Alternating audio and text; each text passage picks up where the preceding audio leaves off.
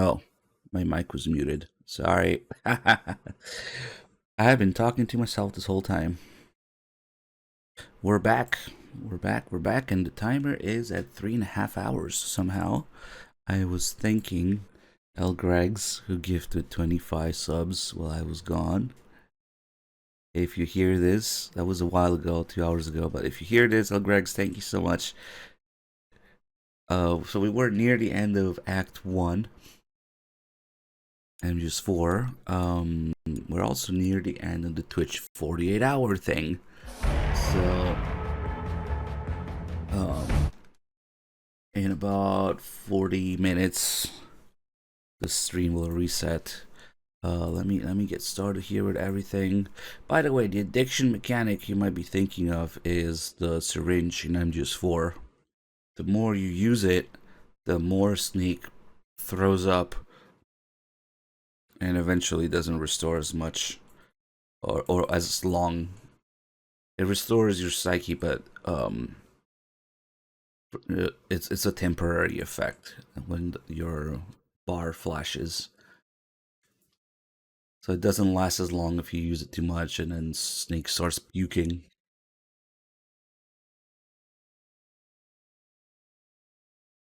I forgot if it resets every. No, I don't think it resets every act. Anyway, we're back. Give me a second to get ready here.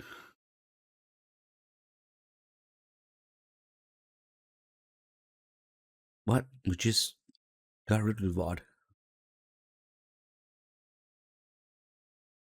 I'm just announcing stuff that we're back here. Twitter, Discord. I usually do this stuff before I stream, but I want to be back.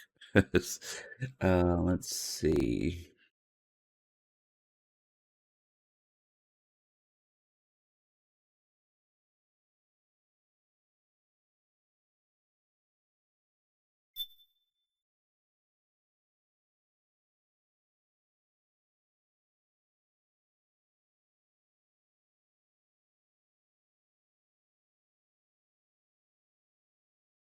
Yeah, it says 47 hours because that's just a Twitch thing. Oh, you meant do I restart the VOD as in the Twitch 48-hour thing? I thought you meant the actual VOD that was playing earlier. No, I'm not gonna move it back because it messes up the timing of it. I'm just gonna let it do its thing. It's also good to see if it comes back on its own or not. It seems to have fixed itself now, but some time ago it was a huge pain in the ass when it wouldn't even come back on its own. Some time ago. Let's see, this is day 11, MGS4, part 2.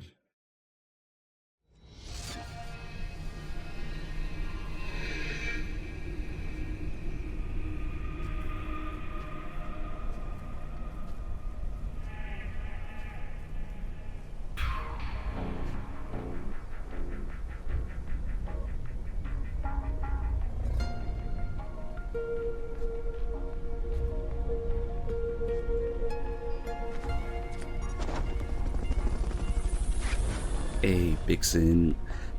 Holy crap, man. Over 10 years. Thank you so much. 121 months.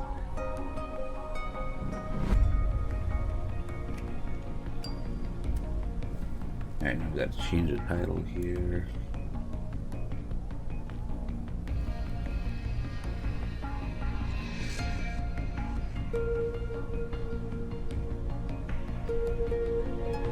Man, this Twitch thing really sucks. They can't just make the VOD 48 hours without killing the stream. It's stupid. And when it does kill the stream, it doesn't always come back for everybody, which is even stupider.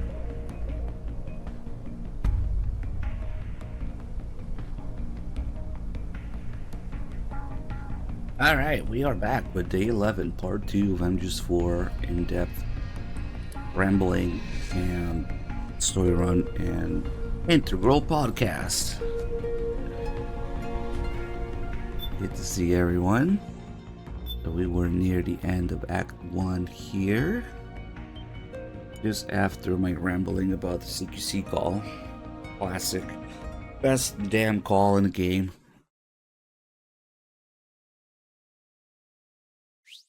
Snake's pissed that Big Boss is the stuff of pop culture now, just like in real life. Crazy buys at Drive-In Shop today. Everything's 20% off. Oh yeah, because whatever day my PS3 thinks it is. It thinks it's April 16th, which is a Wednesday, so we get a little discount. Wednesdays and what, Fridays at the Drive-In store? Nice. Well, we already have all the weapons in this save, so we can only buy ammo and suppressors and stuff.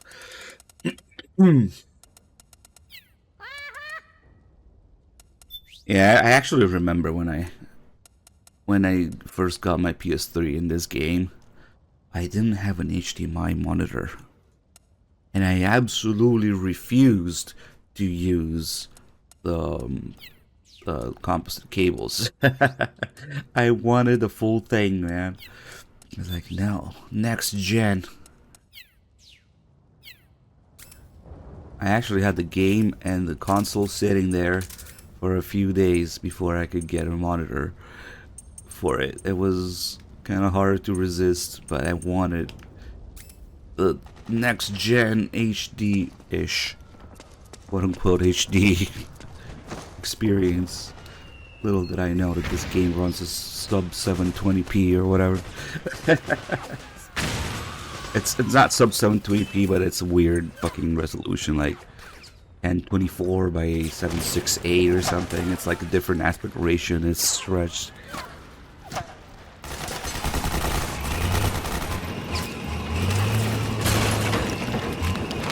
not sure about this little pixel count there. Why would I agree with the retcon story bullshit because of the gameplay? I already like the gameplay. I already love the technical details in MGS4. But those are just two separate aspects. That doesn't mean you can forgive the bullshit that it does story-wise. Just two different things.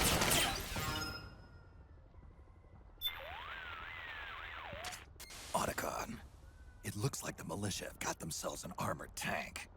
Yup. A BMP-3. It's an old Soviet-designed IFV. Oh, okay, It's never not quite mind. up to MBT defensive standards, but it's got enough armor to protect it against medium-caliber machine gun rounds. I read that wrong, I The guess. militia could use it as a barricade against PMC gunfire.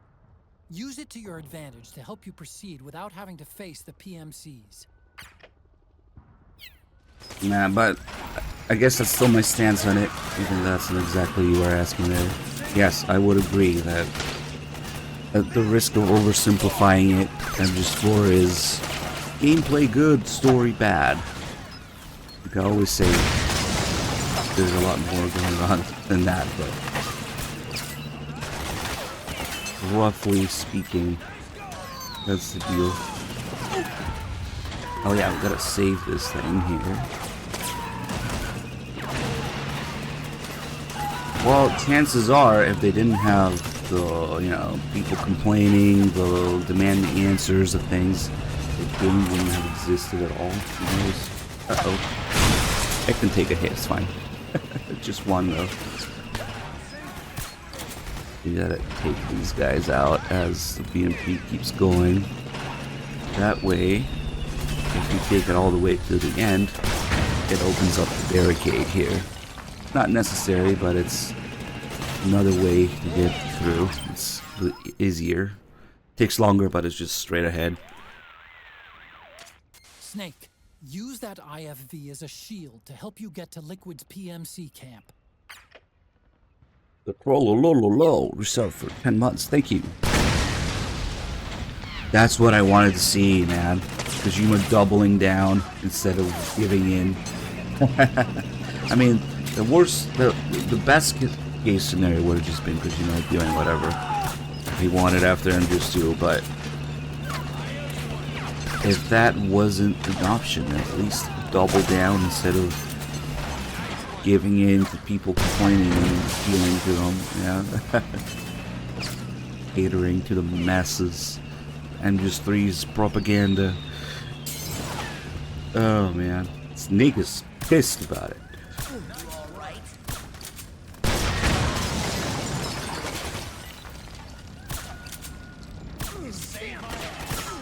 The Patriots were right. Okay, so there's one more guy here. It's unfortunate you can only save a few octo camo patterns, because it would be a lot of fun to look for all of them and save all of them in the menu, but you can't do that. I did save a few unique ones though. There's a few that stand out. They kind of talked about it in the podcast too. Okay, so now that I took the last tank buster out, there's always another javelin that comes out of nowhere here from behind the building. There's nothing you can do about it. Eventually they do take out the tank. But if it reaches the end here, then the barricade, yeah, it's open.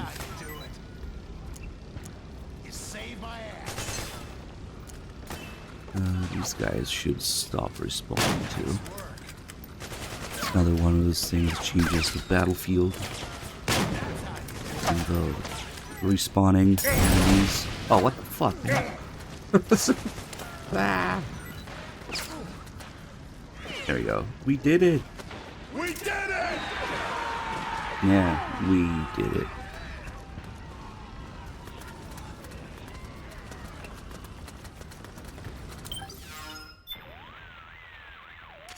Looks like they just took out a BMP-3. It was one of those PMC tank busters. Nice piece of work. I'll say. But now there's one less shield for you to use. Watch out for stray bullets. The enemy's not too discriminating. They're not getting me on a cheap kill. I'll watch my back. You can actually fucking die immediately in this area during the fight. Probably has to do, it usually happens when I'm trying to do the faster method here, running around, so maybe if you stay down, the game is probably scripted not to do it. But this is one of those few areas where you can actually die in one hit from a stray bullet, just like Otacon described. Usually they don't do that much damage in other areas where there's, like the conflict zones are kind of programmed to have random damage over time. It's not really a bullet that's hitting you, but certain areas, yeah, to simulate it, certain areas have damage over time like that. But they don't usually one-shot you like here. I don't know what the deal is. Also, this will be the last we'll see of these militia guys, so we can fuck around with them now. It doesn't matter. We're going to South America after this anyway.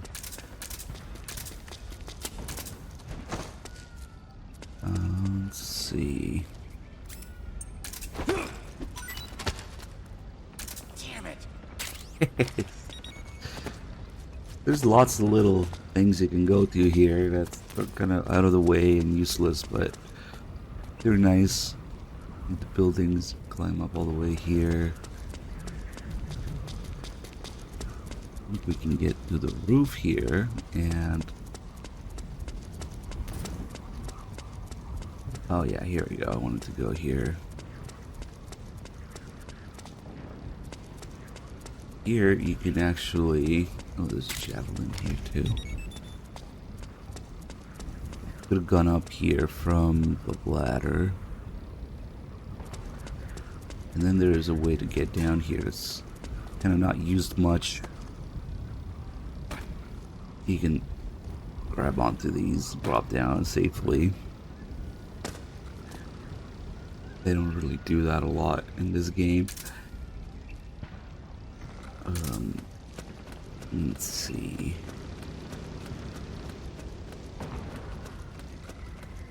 Yeah, sometimes they do these like one-time weird little mechanics and level design things in this game, like the wooden beam you balance on in the statue area, which now reminds me, I forgot to look at the statue's dick and play with it. Damn it. And then you have this thing here with building, and then neck 2 you have the thing where you roll and go into grab immediately into hanging. It's weird. It's also unique.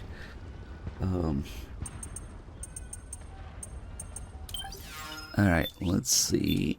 With a little bit of yellow smoke, who wins?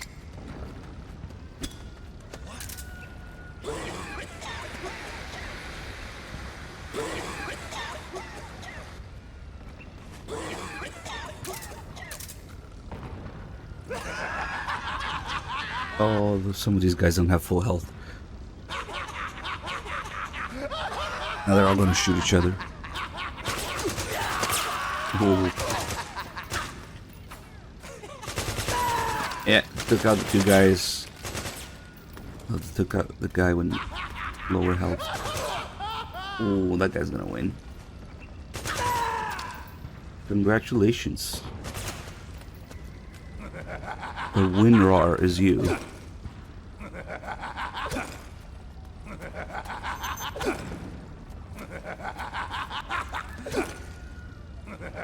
I wonder if I can catch him mid-fall and... Oh, okay, you can do it usually when they pass out from other things. Alright. He won a charge of C4. MGS4 lobby. You know, it's weird that it... I guess they had to do it because of the online thing. In MGS2 you can put C4 on people's back by grabbing them with CQC and then just using the weapon here, but it doesn't work in single player. Damn it. In single player you gotta do it by just standing behind them.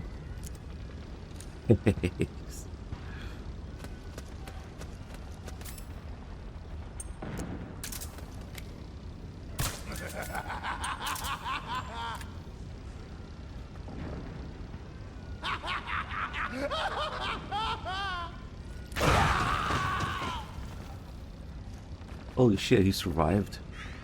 What? You've been hit? Why would you do this? Unfortunately, I got interrupted.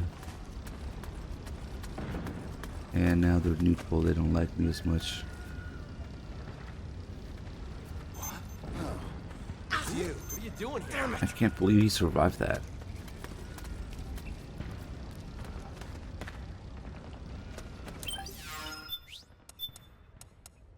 Alright then. Everybody do a little dance.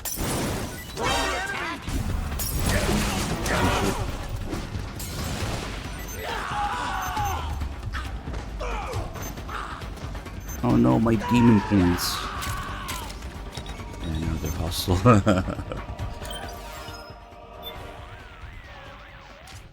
Liquid is in the PMC. Okay. These guys are about to get wrecked by the BMBs anyway. Let's see, what do we want here?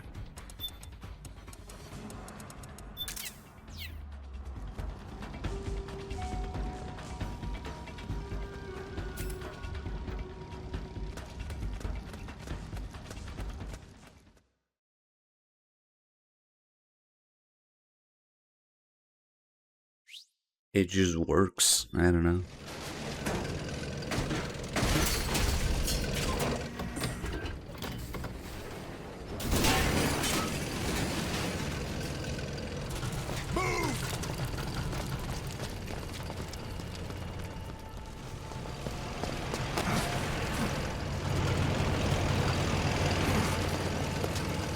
The emotion ammo for the tranquilizer is simply New Game Plus.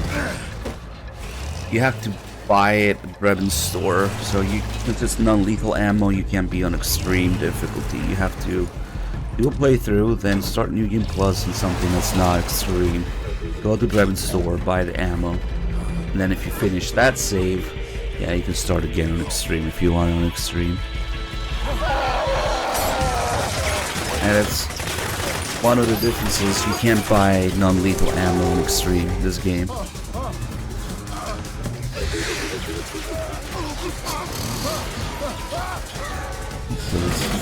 gets aroused sometimes.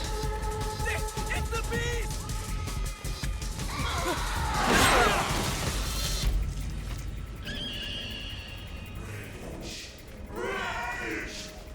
You can get motion gun ammo, tranquilizer gun ammo, you can get smoke grenades, you can get emotion magazines, all with the emotions to them.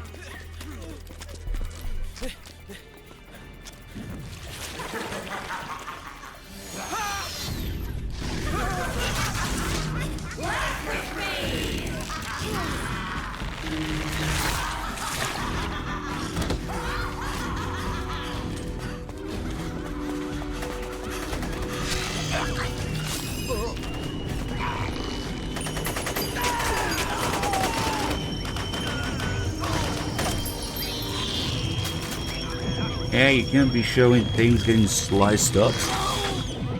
Especially in Japan. They're humans. That's why everybody in Rising is a cyborg. If they're cyborgs, that's okay. Ah, there he is. Is that correct?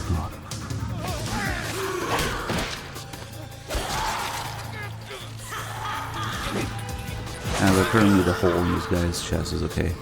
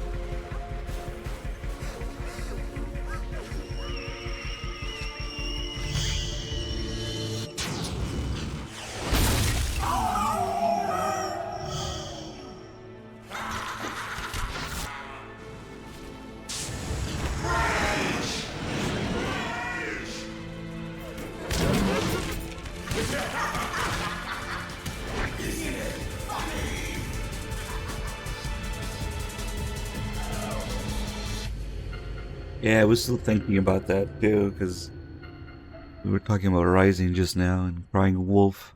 How it was supposed to be Raiden and Crying Wolf at some point. Maybe it was just a placeholder for Blade Wolf, but I think that was before Revengeance.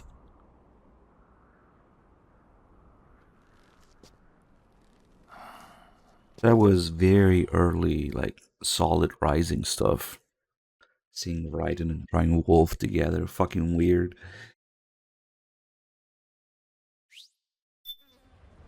He was supposed to ride Crying Wolf. What? Go northwest. Oh my god, Otacon.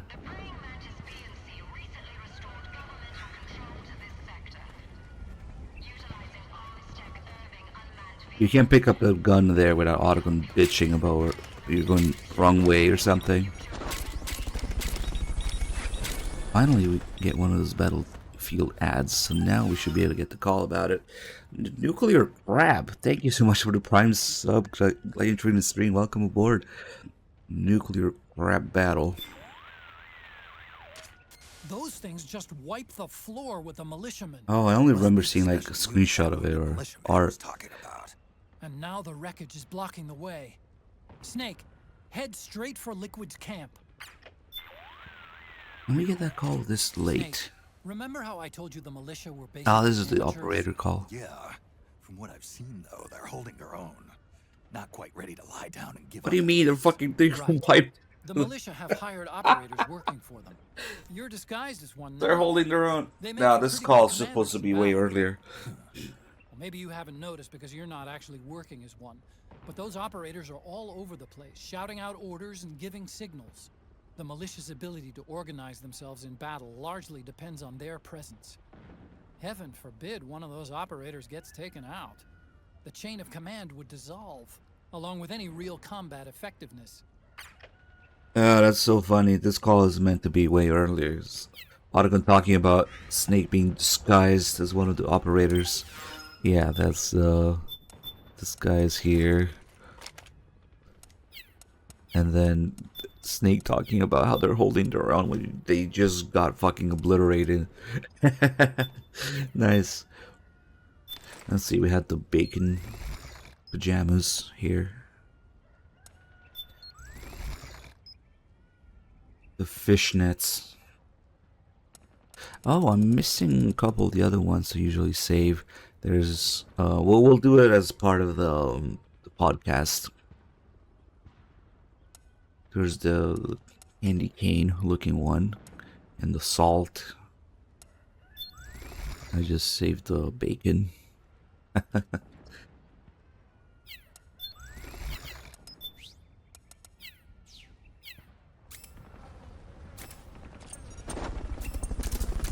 Okay, Battlefield ads call, maybe. Press Ray, thank you so much for the 27 Snake, months. I've been doing some research. No, really? No. Look, those militia are generally made up of volunteers. But they're not just homegrown civvies who've been handed guns and told to fight. It looks like there's a locally based PMC. A small one, but it's there. So the militiamen you're seeing are most likely mercenaries hired by that PMC. So you've got PMCs led by PMCs, fighting PMCs. A real showcase for the war economy. This is the world we live in, Snake. Okay, Eddie, that makes more sense, because that's all I remember seeing. Art, not actual footage of it. Yep. Just a little farther to Liquid's camp. When you're lying on the ground, press the aim button and... Yeah, man, I don't think we can get the Battlefield ads call, even though we just heard one. When your mental condition... Wonder if you can get it in Act 2. Just a little far... Damn it, Autogun, you're an asshole. Just a little... Ah, fuck it. It's probably not there anymore. Just a... Okay. Just a little fart.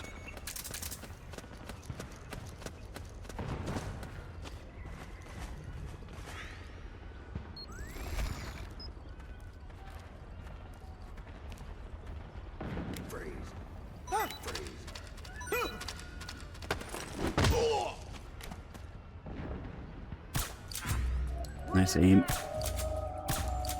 God damn it.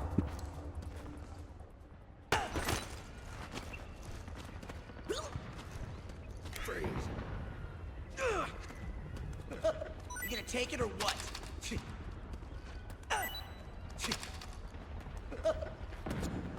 But I'm all out.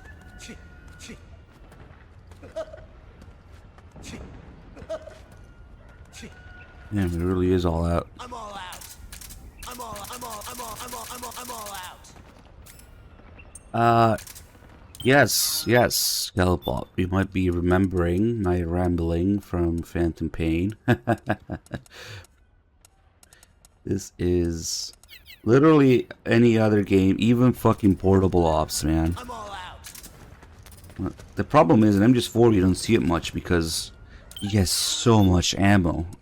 And you get it instantly, you know, that it's hard to actually have an empty gun.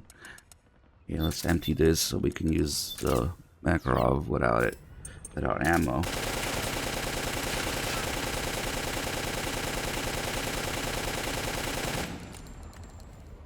If you want to empty something, you can use whatever it shares ammo with.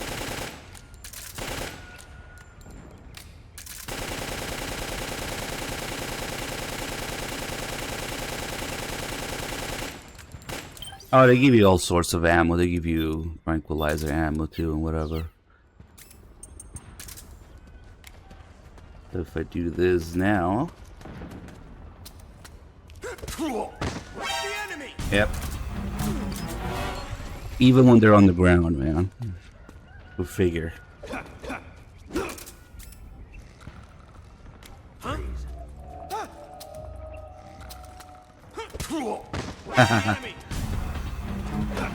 It took a second as it was in the middle of the animation.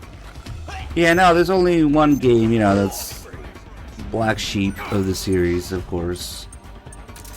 Oh man, now they're actually calling for a real alert. And we'll deal with it.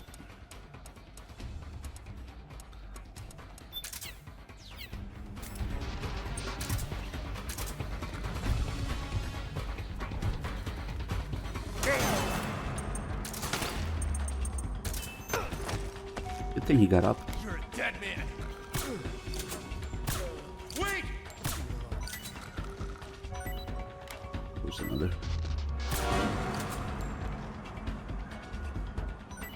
Keep scanning, please understand. Yeah, priorities, man. Shit. And then, oh, since we're here, one thing that wasn't in MGS3 was the holster reload. You're seeing somebody. And you run out. Snake does a holster reload.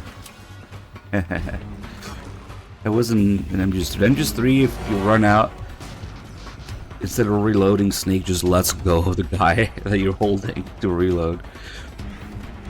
Which is not ideal.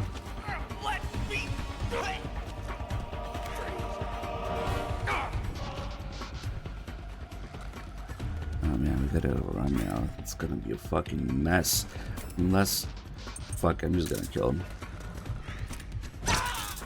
Alright.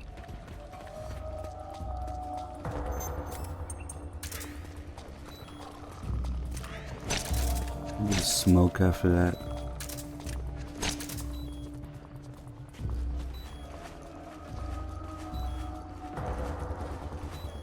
The smoking reduces your health, but increases your psyche and lets stress go down, even if you're in a stressful situation. And normally in the sun, see the stress would be going up. If we smoke, it does matter. Problem is, we have no health now, but whatever. Oh man, I always end up using a ton of ammo here. Oh, that guy's still alive too.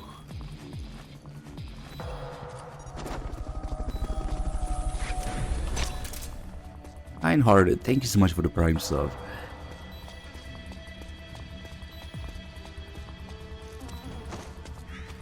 We'll get some more extra ammo here.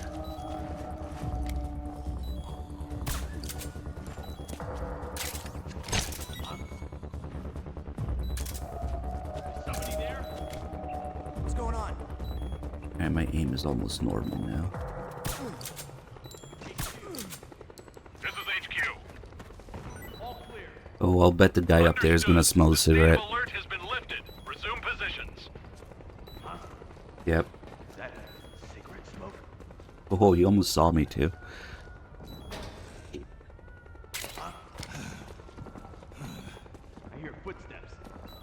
He notices all sorts of things, but he's up there. My imagination. You would have to go around, mess with him.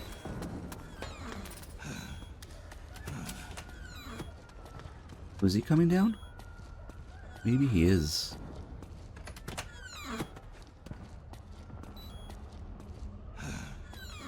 Because you can stink if you spend too much time right in the field in V, but do the enemies notice? Or is it just for the fucking meme shower scene? I highly doubt that the enemies notice in that game when you're stinky. Yep, yet another thing that's gone.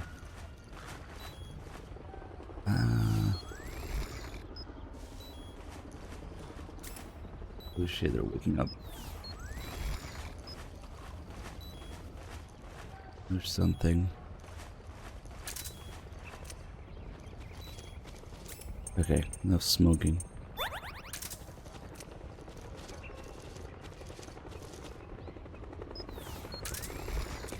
I thought I heard somebody wake up. Fuck it. We made a mess of it because we were messing with the holdups and stuff. But that's okay. Oh, yeah, that guy's up now. Damn it. It's a crime that you can't suppress the 5.7 in this. You can suppress the P90, but it's just kind of bulky. Would have loved to suppress 5.7. Need something with high penetration for Or these helmets.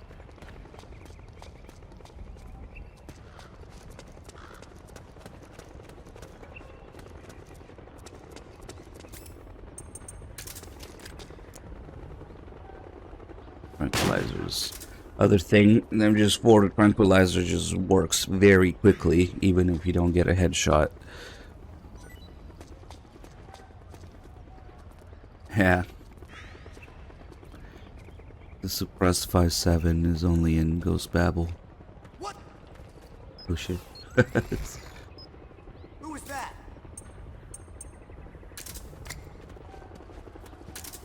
What? Oh, you heard my footsteps. Footsteps. What? Oh, there's another dude there, that's right.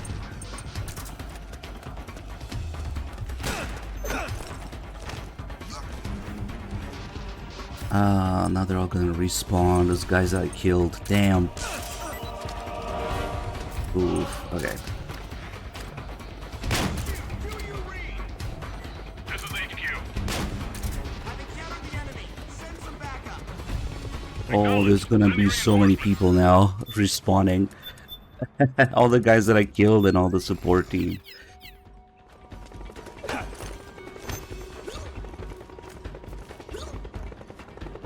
Yep, that's where they are.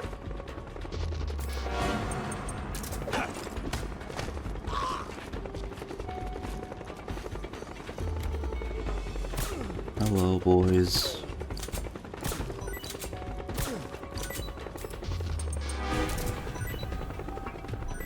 I need to smoke. Smoke in this guy's face. Okay, that wasn't too bad, I guess. There's a weird call here about the geckos on the truck.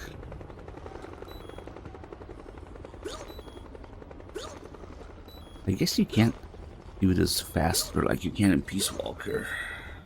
Or even MGS3. And you have to wait for the animation to end. You can choke them faster in Peace Walker. And in 3. If you want to do it that way. Hey, Hearted, it's all good, man. Just being here, just enjoying the stream helps. Are those gecko on that truck? I always pictured gecko as these big, hulking things. But I guess they can fold up pretty small, too. Imagine that. I'll bet I could fit one through my front door if I tried. What do you think? Thinking about redecorating? Oh, come on. You don't think I'm that weird, No refunds. do you? And the Prime sub? What? What a weird fucking call. What?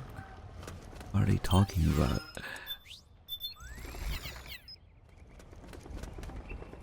And there's still a guy there. Oh, I'm afraid the guy in the tower might wake up soon. Yep. Literally as I said it.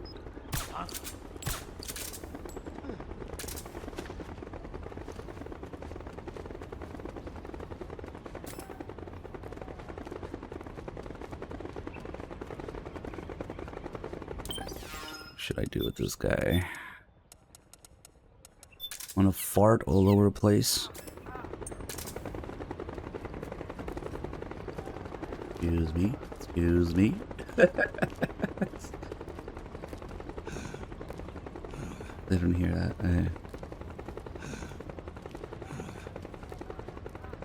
It's like a B&B origin story. We'll make him fart himself to death. Oh shit, who else is waking up? Oh, that's right, there's so many people over there. Here.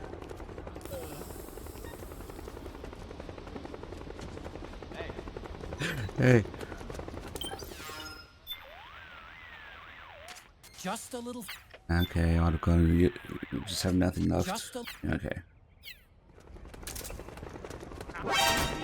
Nope, sorry boys, cutscene.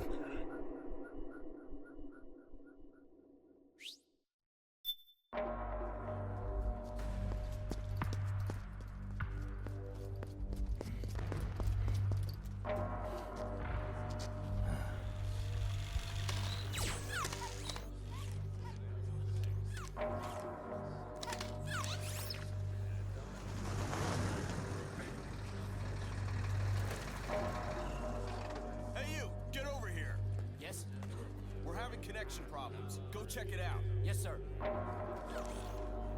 Otacon, wait here.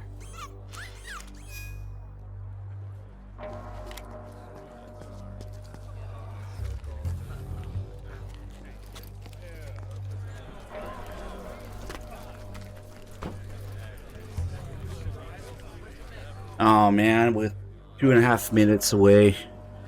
Oh, I need to test something. I knew it was bullshit. Somebody commented on the VOD that if you press R1, the pause menu disappears. Because, you know, I was trying to show things, but the screen gets darker when you pause. I was trying to show things in that cutscene with the box and the gecko. I was checking on the stream earlier, and I saw this guy in the chat being like, if you press R1, the pause menu goes away.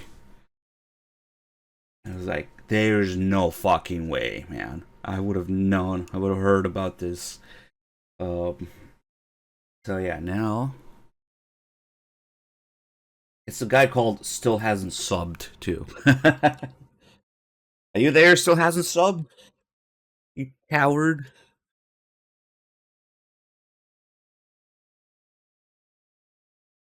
It would have been nice, but no, it's bullshit. Pressing R1 will move the pause menu. Yeah, no. Maybe he's confused, maybe L1.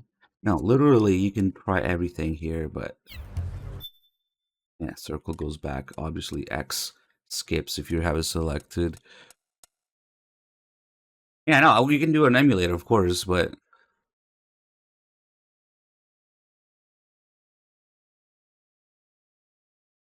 look at this shitter. It was about 2 hours ago.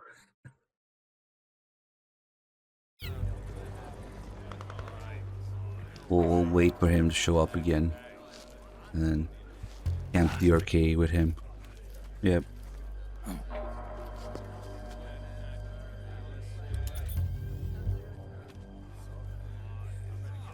Xbox 360 mic. Nice. He'd said Kappa. Yeah, okay.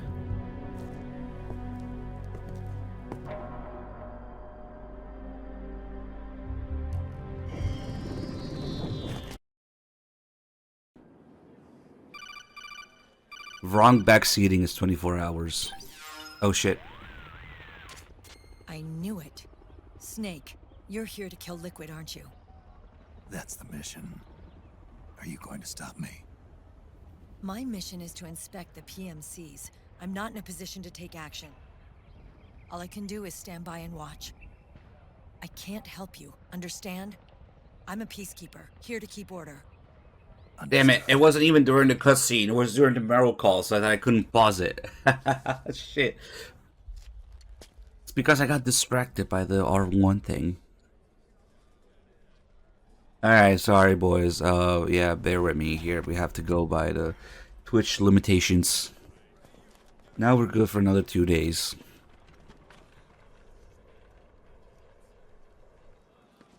God, that is so annoying.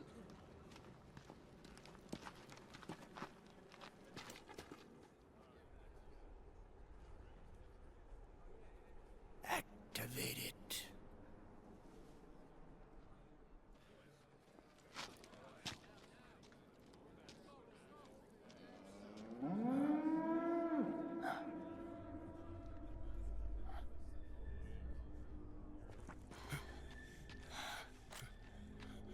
What? What? What?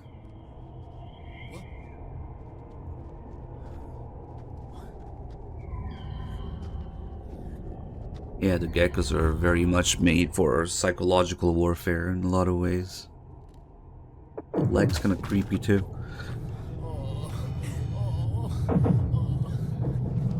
The moo bots. No. MGS fans after Phantom Pain's release.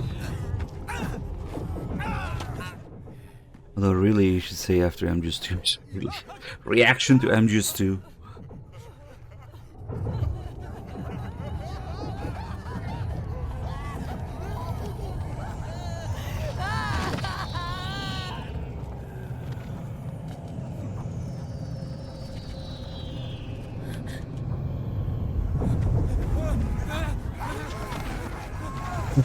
Yeah, guess what? I'm not doing that.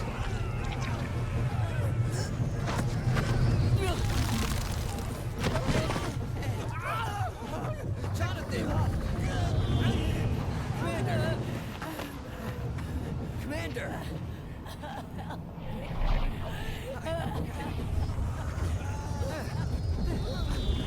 I should be able to zoom in on. Yep.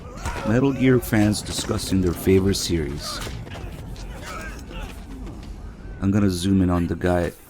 Yeah, smashing his rifle into that guy's nuts. Nice. Don't you think?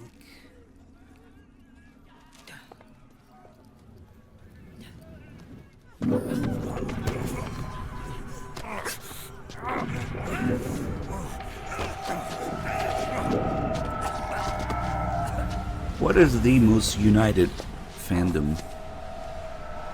Is there such a thing? For any media? Where they all just agree with each other?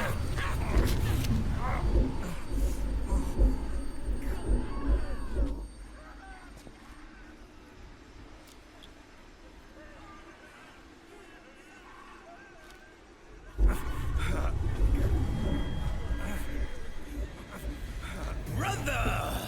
It's been too long. Liquid. Oh, that's right, that's the term, circle jerk. Hold on, I forgot. My butt. Not copies of my butt, after all.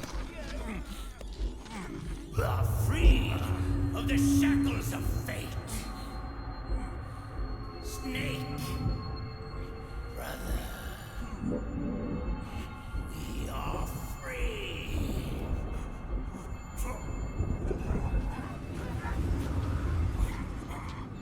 Watch, Snake.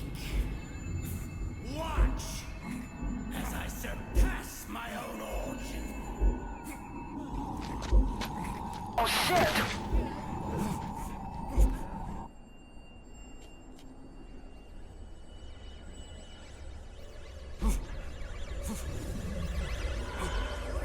Now, actually, Liquid's voice, he's actually using Ocelot's voice, but that was the intended way. We actually got it the intended way in English, and they did it in Japanese because of the voice actors passing away. But in Japanese, he still has Liquid's voice. But then again, Japanese, they don't do like a British accent Japanese, yeah, so.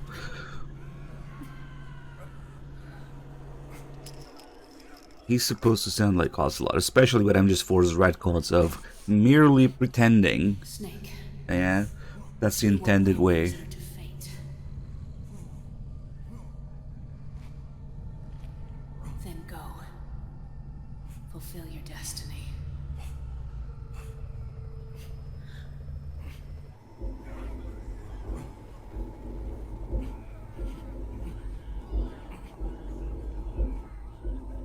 Yeah, I just think that Kojima specifically wanted to avoid accents for some reason.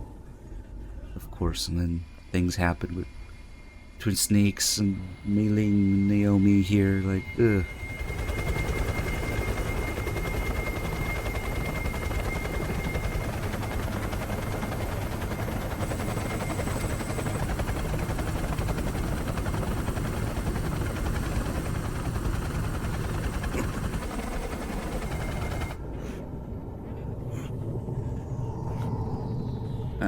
They wouldn't use Liquid's voice with MGS4's explanation of Ocelot merely pretending. They just couldn't do it in Japanese because of voice actors, but we got the intended way in English for MGS4, but not 2. What a kick in the balls. Okay.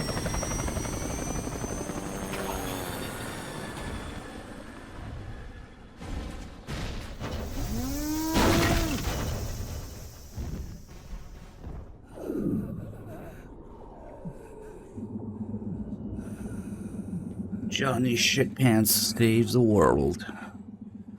Even as early as Act 1. Hey, are you alright? Grab on.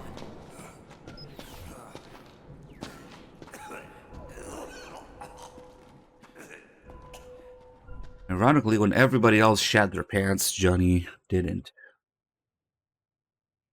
But maybe he probably still had the shit in his pants from earlier, but still. Ishita. Oh man. Okay. Man, what a messy Act 1. Alright. I got my 70 guns, so we're good.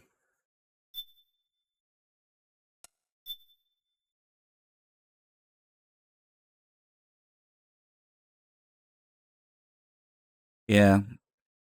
Rebin's injection connects Snake to the system. So he gets all... It doesn't make sense either because Naomi described it as, oh, all the years of guilt, of repressed emotions coming back at once. But Snake's only been in the system for like 2 days. But whatever. He feels really bad about it. 1, 2, 3, 5, 8, 13, 21, 34, 55, 89, 144, 233, 377, 610, 987. Not even. Yeah, Dark Dylan, you're right. 97, Act 1. 95, 84. Only what? A couple hours?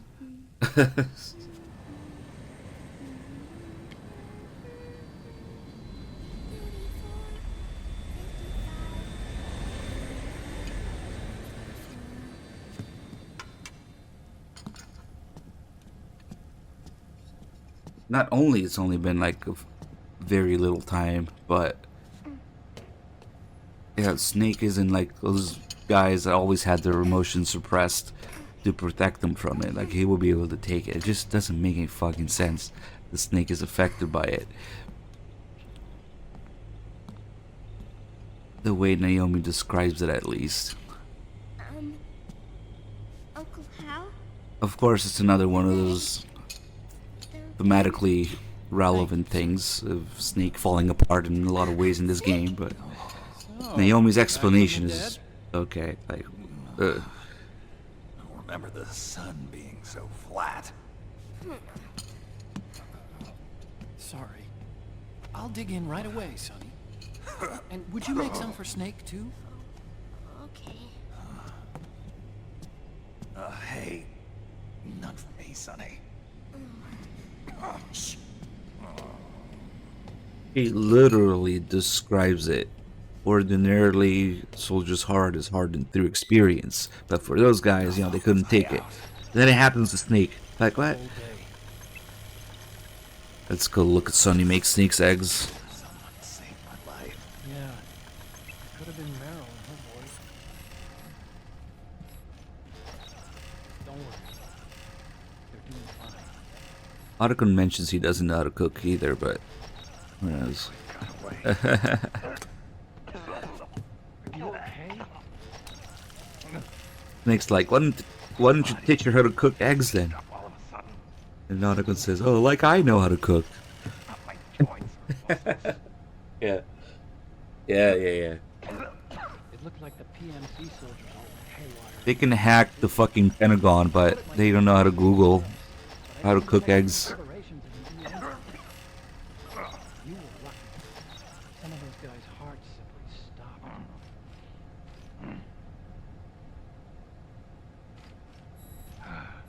She was there. Naomi was at Liquid Side. Otacon, did you... No, it has to be sunny side up. Burned But you're right. Naomi plastic was. egg. Found traces And of her DNA It was funny, she in puts the syringe. cigarette and then she seasons it.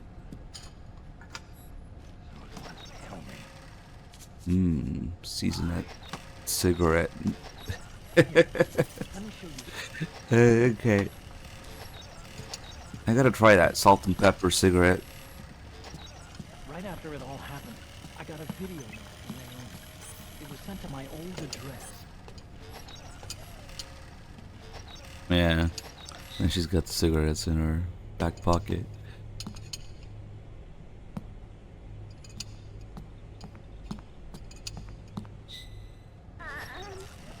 Here you go. Thanks, Sonny. They're delicious. You have to watch your salt sodium intake. You haven't even eaten any.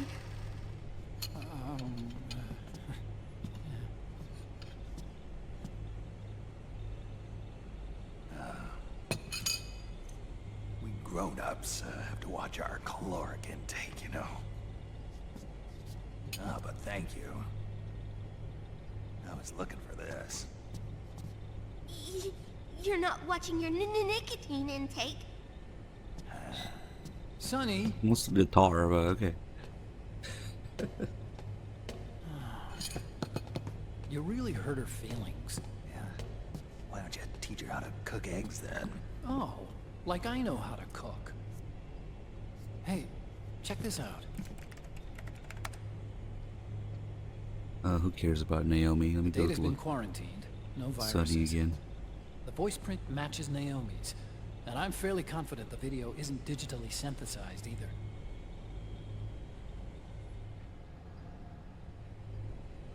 Snake, I'll make this quick. I think Sunny's keeping the good stuff for I'm in herself South here. America. I've been captured and forced to do Yeah, research. Naomi, okay. It's liquid. Now that she gave him shitty eggs, she has the noodles and the PSP for herself. To do that, he needs to analyze the nanomachine structure and find out how to communicate with one another. The nanomachines currently in use by military and PMCs. God, that PSP is incredibly detailed. Their design is derived from that of the first generation, and the basic technology is still the same. First generation. I was the one who created the first generation, a nanomachine colony, part of which was Foxdie. Even got the little slant on the D-pad. I injected it into your body, Snake. The technology used in Foxdie was incorporated, inherited really, by SOP. That's why Liquid has me helping him hijack the system, because I know how Foxdie works. The thing it changes the inside of the noodles when she puts water in it, and then she opens it again. It looks different. It's crazy. To get into the system. Preparations for his insurrection are nearly complete. The PSP, that should have been PSP, but Time whatever. to waste. Snake, hurry. Yeah. Naomi sent her location data in a separate file.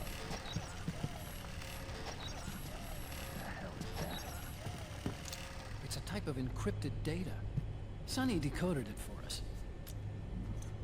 Remember now? This is data from the Subathon radar you used to shadow Moses. I'm guessing Naomi wants us to know the message truly is from her. Sending the map data in Subathon radar format. Pretty clever. And Mei Ling's helping us out from Hawaii.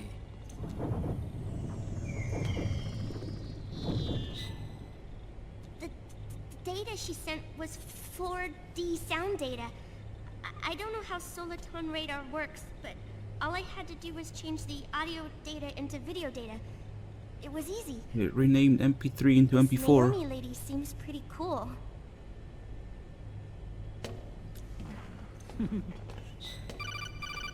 It's Campbell.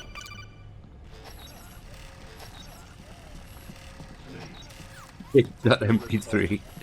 Itch.mp4. 9 years ago, Naomi was detained by the authorities, but someone arranged for her escape. Yeah. I hear they added that to my rap sheet, too. I suspect it was actually Liquid. Wait, Rose. He must have taken her prisoner himself and forced her to do research Much at his better. facility in South America. Chances are, the location Naomi gave us is the site of Liquid's main base. But there's no actual proof. There's an ongoing skirmish between a new regime put into power by PMCs and a rebel army formed by remnants of the old one.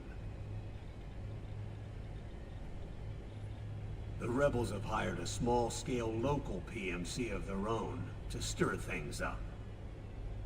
It's the quintessential example of a war economy market. The new regime is still in shambles, so it's really pure moment.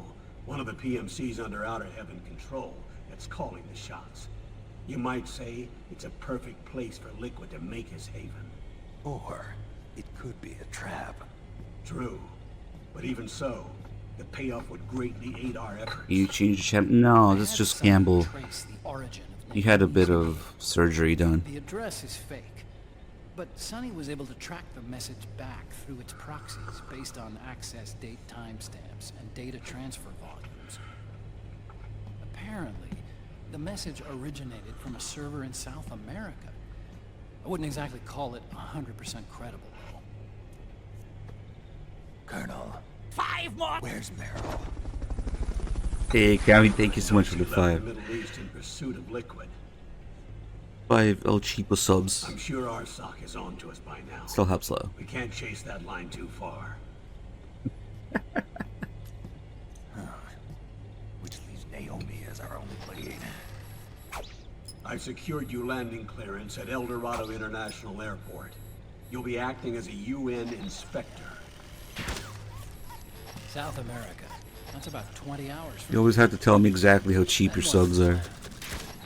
I'll arrange for them to get you a 4x4. The location Naomi gave us, the PMC's base, is in a mountainous region surrounded by forest. You playing Penguin Adventure now? 4x4 to get as close as possible to the PMC security perimeter. From there on, Snake, it'll be a solo sneak. Ah, she just turned it off. Oh, it's the inside of the noodles changing. Yep. All the way to the brim now. Oh, it's at the same time that Campbell gets his food from Rose. Interesting, I never noticed that. Commotion should help you slip into the facility unnoticed. 20 hours until we land. Got it. I'll have a look at the documents. I'll even have a smoke while I still can.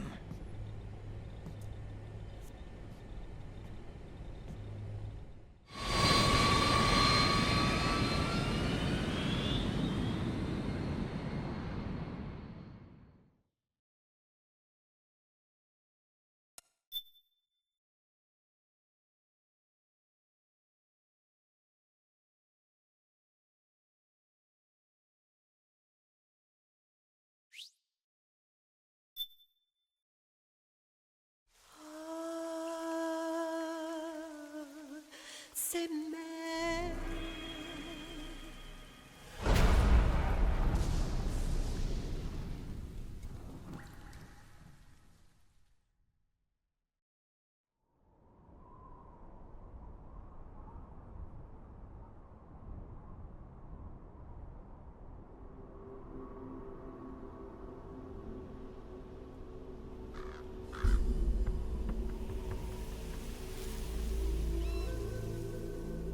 Colonel, how deeply are they involved in all of this? The Patriots, you mean? The data we got from Arsenal Gear was a load of crap. 12 founders who have all been dead for 100 years. Give me a break. We know they exist today. The data we got from Arsenal was a lot of crap. How sad. Control IDs. It fits in with their plans perfectly. The MGS4 was a lot of crap. ID systems, and then using them to manipulate the economy and information flow. For the Patriots, that's the ultimate prize. You might say the Patriots are the embodiment of the war economy. Everything that Solid has feared 5 years ago, it's all come to pass. The Patriots are trying to protect their power, their own interests, by controlling the digital flow of information.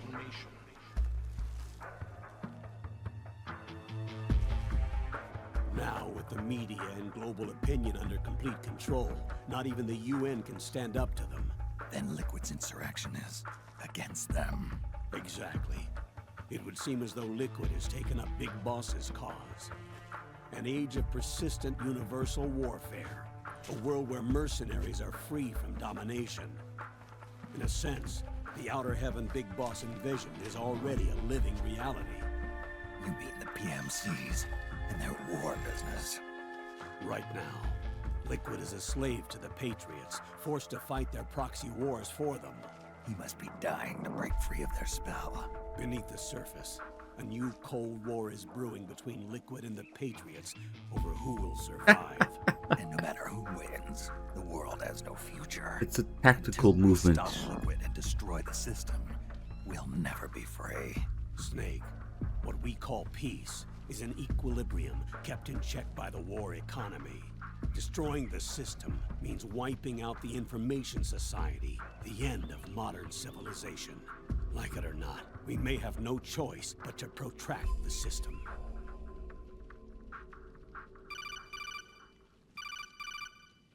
Snake, I guess we need here's that what we email, know huh? about the current battle. Rebel guerrilla units are advancing on the base of the government PMC troops. That base appears to be Liquid's safe house. According to Naomi's data, she's being held prisoner inside the compound. That's where she is. Assuming the data is correct. And one more thing. What now? The government PMC troops have been operating at high altitudes. We have reports that it's starting to upset the balance of the nano-machine control system. Meaning? Meaning the low blood oxygen content seems to have an effect on their nano-machines, giving them a slight edge in battle. Be careful. Steer clear of altitude sickness. Got it. I don't know, man. We have lost the way.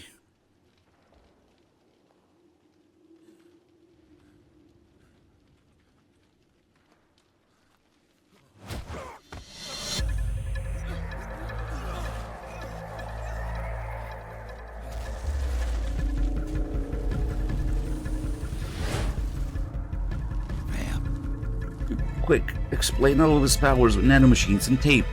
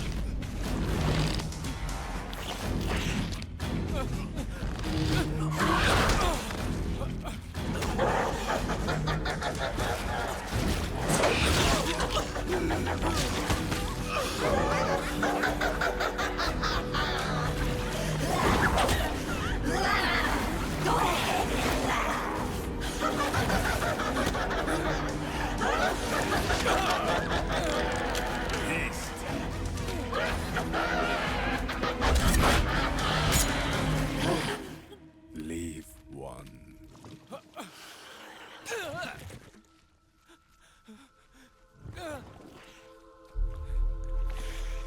Don't forget this face.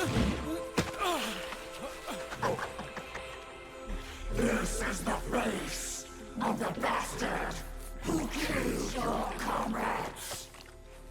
Yeah, they just ignore that he ran on water. They ignore that Emma created GW. You know, just convenience sake. Why not? They ignore that he didn't have those special boosts they were talking about in MGS2.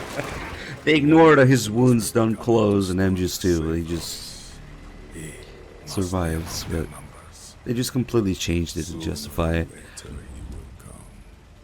Don't let down your guard. An old man with boobs and tentacles attacked me. Alright. Happens every day.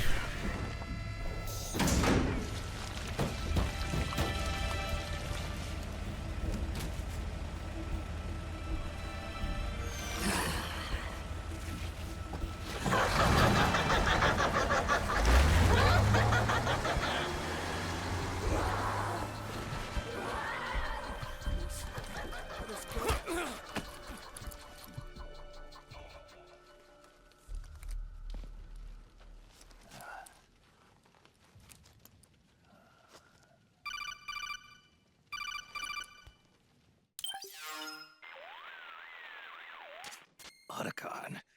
What the hell? That was Vamp. I'm sure of it. I'll never forget that face. Those were PMC soldiers with him. Is he involved in Liquid's plan? We watched him die in Manhattan. Damn it, he won't leave us alone. Snake, could Vamp be immortal? Not a chance. This is the real world, not some fantasy game. I swear, the next time he shows up... Not now, Otacon. Right. I know. Snake, according to satellite... By the way, Mei Ling is blowing some old man, the too. The facility where Naomi's being held is to the north, along a mountain road. I'm sending the location to your map. Mei Ling? What's she up to these days? Taking command of the Missouri, apparently. The Missouri? That's a World War II battleship. The museum contract in Hawaii expired some time ago. I hear it's now being used as a virtual training vessel. No kidding. Not for actual combat training, of course, but rather to get sailors used to seamanship on an analog vessel. Or so I hear. After the mess at Shadow Moses, Mei Ling kinda got put out to pasture. Even so, making captain at her age, that's pretty impressive. Rumor has it she caught the eye of some lecherous old admiral who got her promoted. She always did have a thing for older men. Maybe it's too gross. Higher after all. Thinking of taking a little training on an analog vessel, Snake? No. At this point, I've got no need for any more How do we training. quickly ruin Mei Fair Ling, enough. too? Listen, Snake. Okay. When you get there, remember, the conflict between the PMCs and the rebels has nothing to do with your mission. There's no reason for you to get involved or take sides. That said, creating some sort of impact on the battlefield could produce better conditions for sneaking. The rebels are targeting the facility being used by the PMCs as a base. This is more or less the same spot where Naomi's being held. If you aid the rebels, they might get rid of some of the PMCs and help carve a path for you to sneak in. That freak I just saw, with the tentacles, was it using the same octo-camo system as my suit? Yeah? I thought that technology was of your own design. What? Actually, I kind of based it on some designs Sonny snagged off the net. And the data came from? DARPA? So in other words, we're on equal ground technologically. Sorry, I guess I should have told you. And by the looks of things, they know I'm coming too. Yeah, it could be a trap. Stay Hey, sharp. Bomb Ball, thank you so much for the 62 mods. Imagine Vamp following the guy who killed Fortune. Suddenly caring about Liquid. I don't know. Being loyal to Liquid or Ocelot. Like, I don't know. And maybe Potato Hater is Eva. Eva also hates potatoes. Oh shit, this guy's looking this way. Damn it. Should have double checked.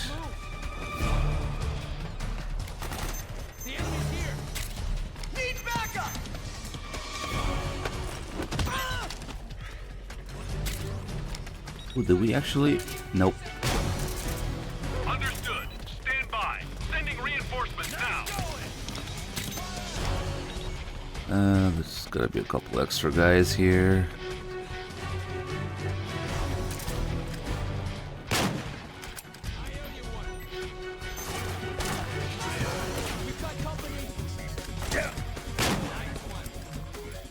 Jeez. We're gonna make a mess of it anyway because Rose is gonna show up. So if you save at least one of these guys, a low store, which you cannot open otherwise, it's actually kind of useful in the first playthrough. You got the twin barrel. You got this is where you get their disguise too.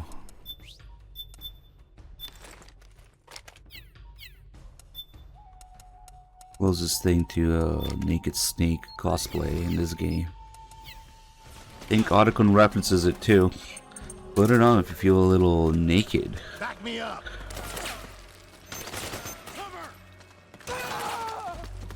Nah.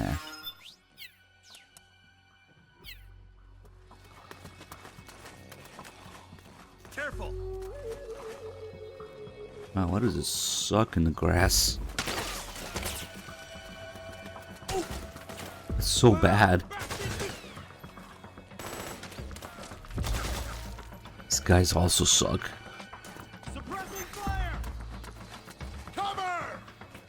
Okay. 86 here. Maybe the little patch of grass just doesn't have the grass ammo. Yeah, it was like a regular terrain. Spread out. Where is this guy? There he is. Nice.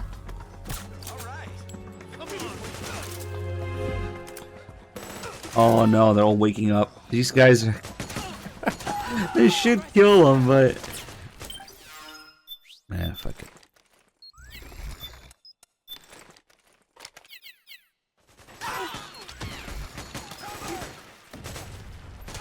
I think they're gonna get their asses handed to them.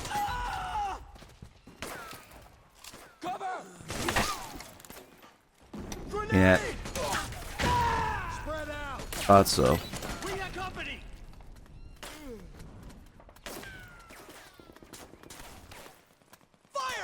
Actually, I want to do something I haven't done in a while. Let's reset here.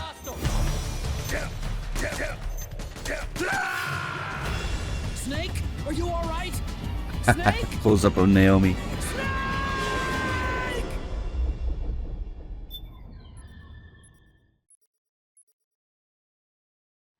If we wait here without interfering with things, they'll slowly execute these guys.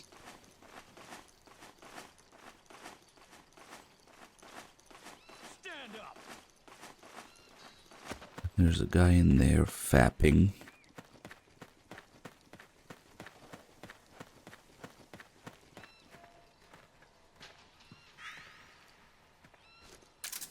March.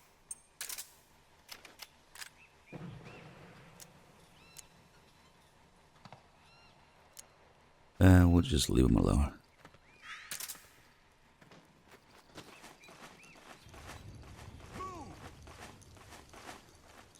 They actually go to a couple different locations to execute these guys, and I think they change. They're random, they're always the same. But maybe it depends on the order, I forget.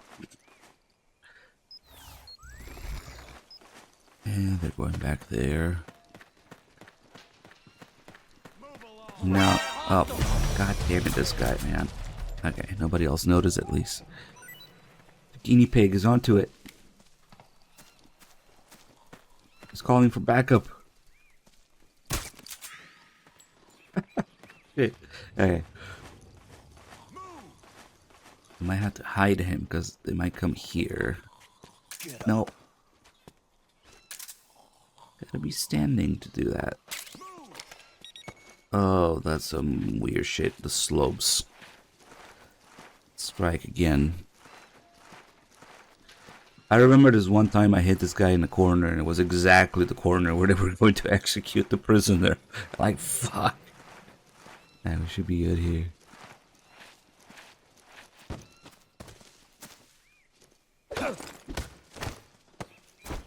Freeze.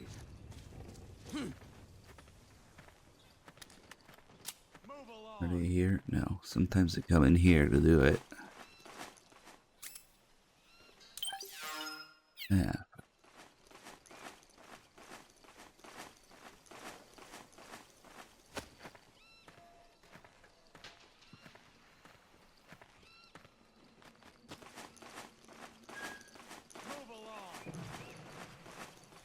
They might be going around here. Oh, missed that one. Oh, I wonder where that spot was. I think they do it here, and they do it on the other side. They're doing a little shed there. Also, since they didn't take down any PMCs from the cutscene with tentacles and boobs, these guys start out hostile. So it actually does work. It's just kind of hard to notice if you start taking down PMCs. It goes away almost immediately.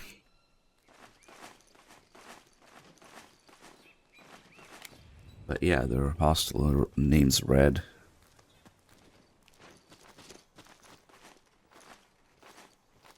Ooh, camel sucks here.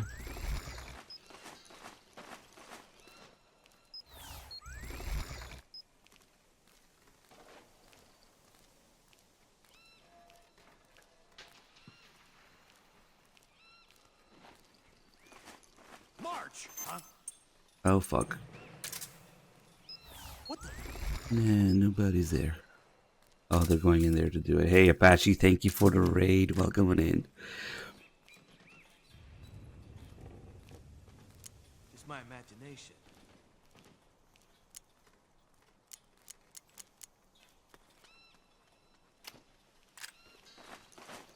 March! Say goodnight. Nice.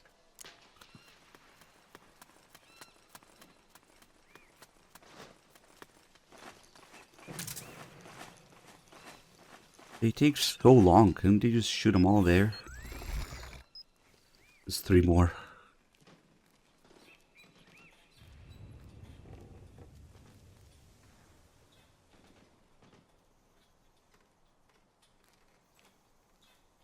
You're up. Stand up.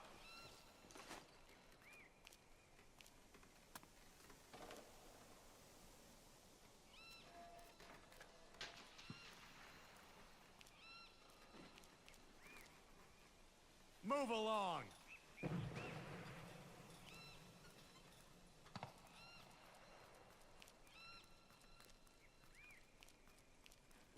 And at that point, you just Move.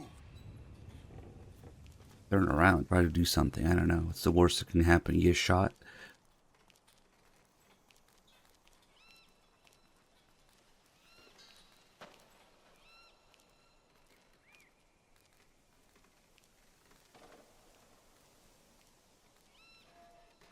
March.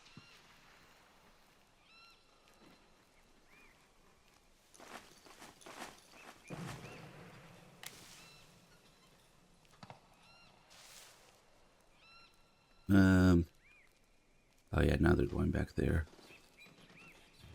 Move.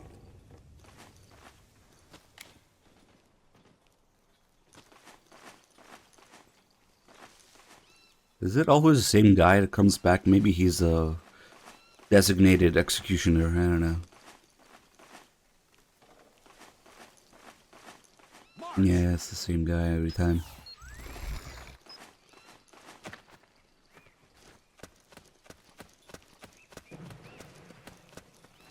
Oh, we should be able to see this one up close. Yep. Move along.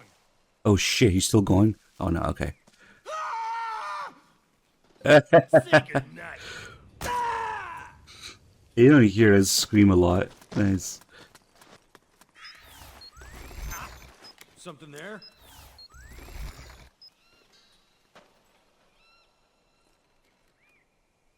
Who's that?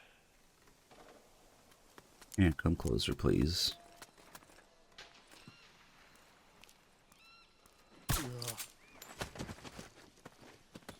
You're up.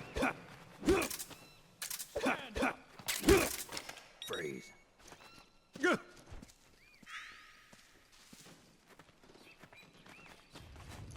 Oh shit, I gotta move him, huh? Maybe. Maybe not, because they already used the spot to execute that guy. Maybe it's okay. They use a different spot every time, so there's like 4 or 5 different spots for it.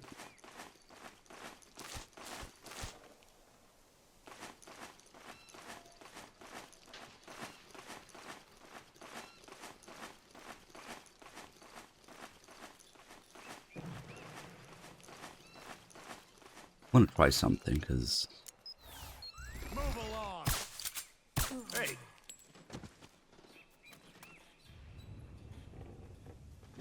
Come on, wake up.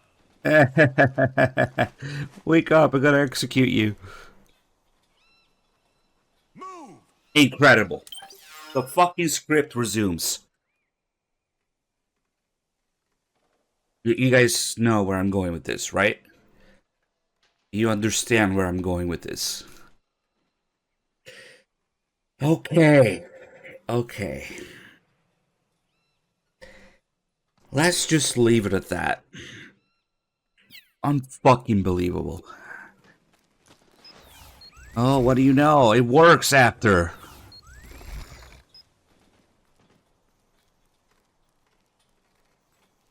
Nah, man.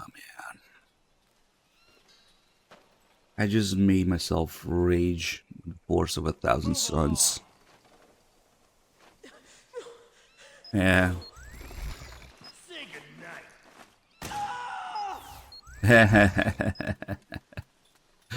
Fucking hell, man.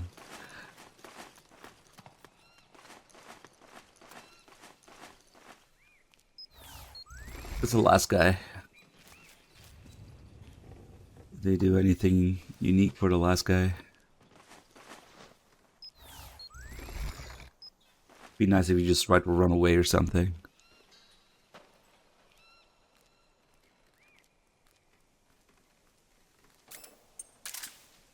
You're up. Stand up. That's quick. That standing up animation, nice. Oh, do they move after the last guy? Maybe these guys. Oh, of course. I did not want to stand up, you know. Just crawling into that thing made me do it. Unfortunate. But okay.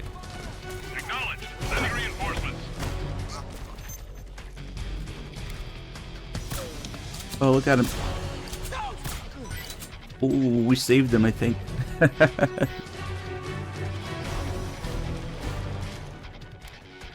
Oh, man, this area is just a pain in the ass sometimes.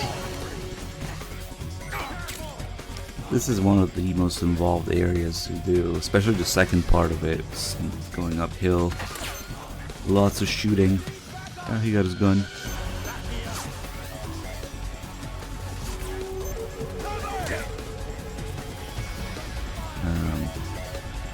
Sorry, I can only shoot tranquilizers.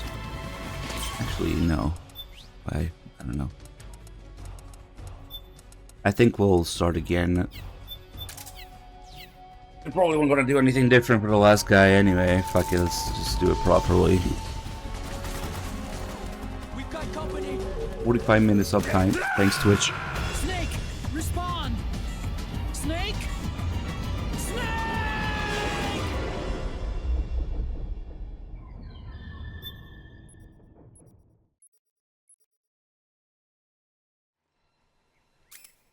Okay, it's just lots of shooting and going uphill. It's to the north.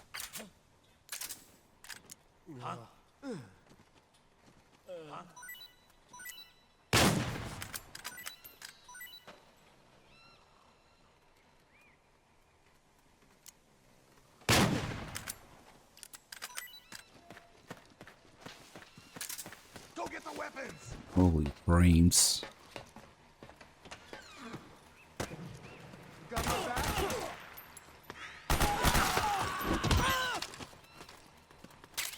There's one more guy here that I usually don't take down, but oh, there he is.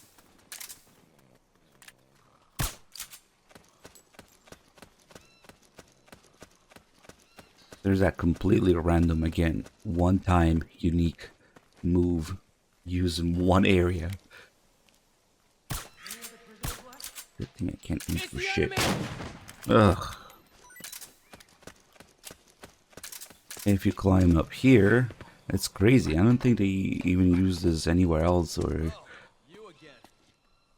see how the roof of the shack is just sticking out a little bit? It's curved. It's because you can do this. It's fucking wild. Roll into hanging. Like, what? And to get this ammo here. Really odd.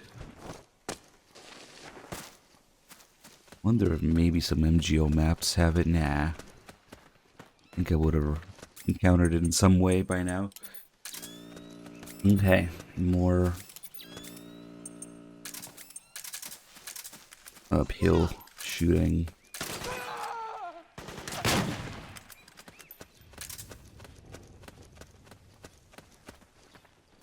fuck are these guys? Oh, okay, the rebels are ahead of schedule because I went to get the ammo. Nice, they actually got someone. What happened? Oh, I hope they don't mess me up here. Damn it.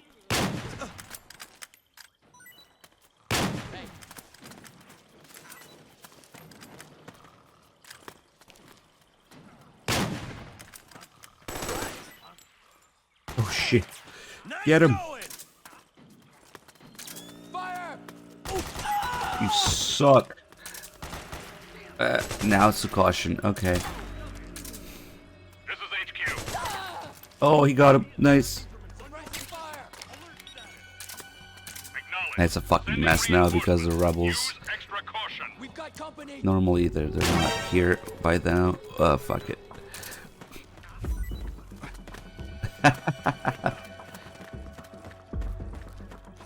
Funny how it's not suspicious unless it's snake shooting.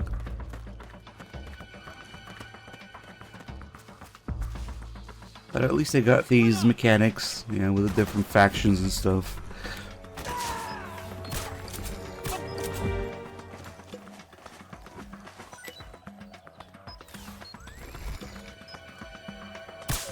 Yeah, always eats through a lot of ammo. And your reward for this is Rose. Oh, that's a good question, Dreadside. I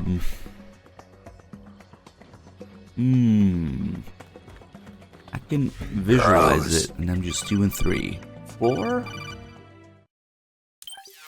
It's not something I usually do, but we can fuck with it a little bit. Here we go. Snake, there's someone I'd like you to meet. A member of the mission staff. A psychological counselor. Psychological counselor? A lot of soldiers can't handle the stress of battle, end up panicking. She'll be useful in helping you understand the mindset of both the PMC and rebel soldiers. She? Rosemary.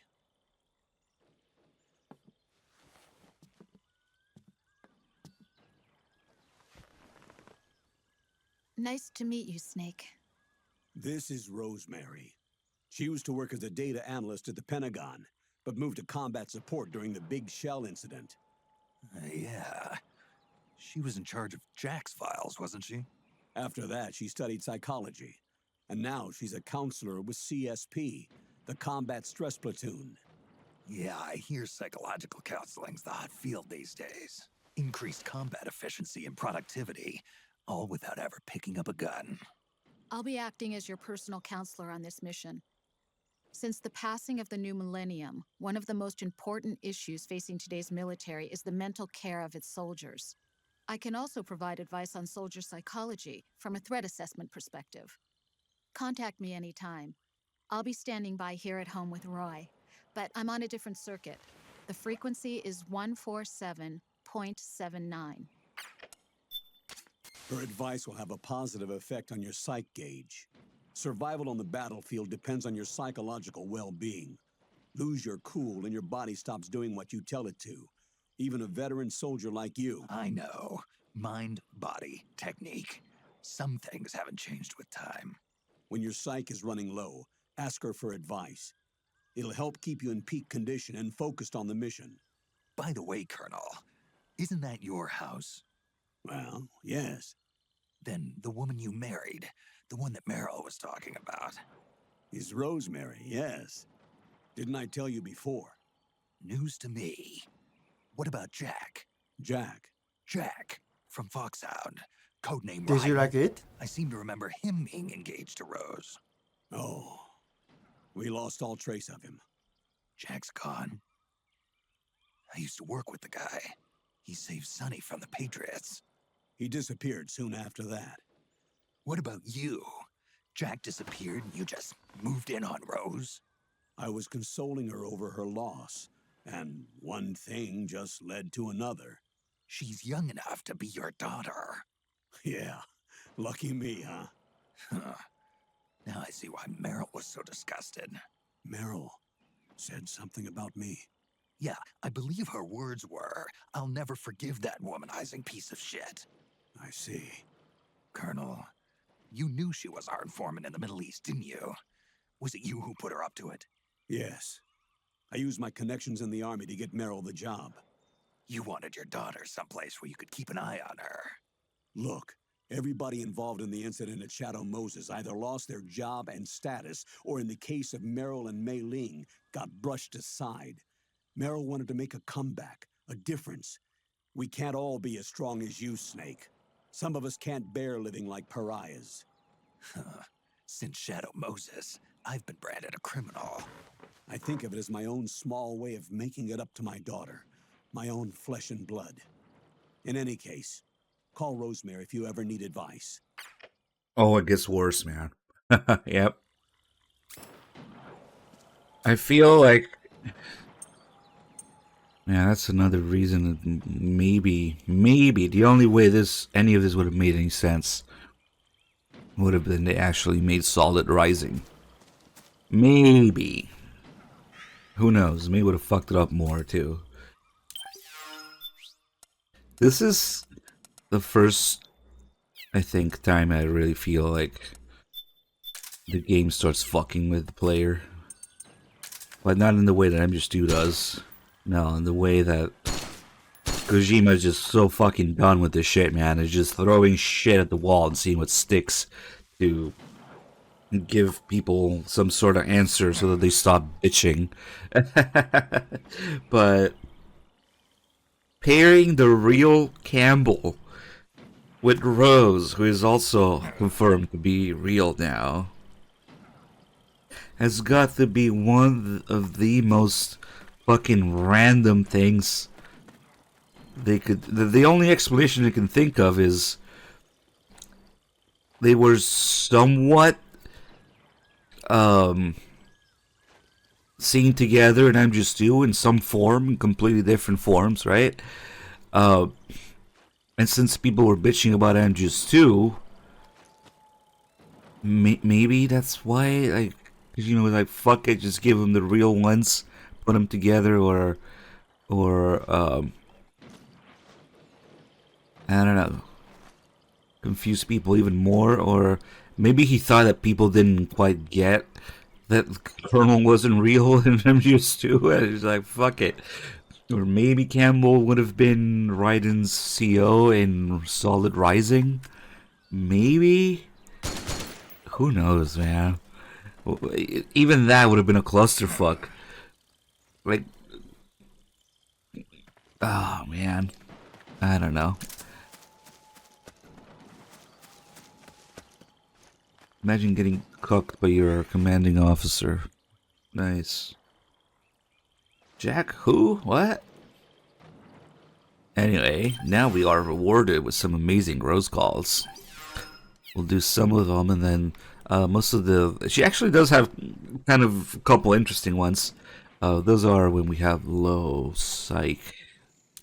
Yep. Wait. Snake, I see you found yourself a uniform from the old regime's army. It's just like the ones the rebels are wearing. Yeah, just my size, too. The rebels are a heck of a lot less likely to shoot at you if you're wearing that uniform. Don't hesitate to put it on if you're feeling a little naked. I'll do that. Of course, you have to act the part, too. Don't forget to play nice. Don't worry. I'll behave. I tried. Ottocon's tits don't move. By Rose. Rose, got a sec? Well, this is a surprise. What's the occasion? I've been having these dreams. Oh, nice. We got the very first call we got as a dream. And suddenly someone shoots me from behind. Or I'm in a gun battle and I get shot through the heart. You've faced being shot at countless times before, haven't you? So? In psychology, dreams are interpreted as messages from your subconscious. They may be trying to tell you that if you keep this up, you'll die like you do in your dreams. So, it's telling me not to repeat the mistakes I've made in my dreams. Okay. I'll have to be more careful when I see enemies with guns. Maybe spend more time sneaking around their backs, especially when there's shooting going on. That sounds like a good plan. Be careful, Snake.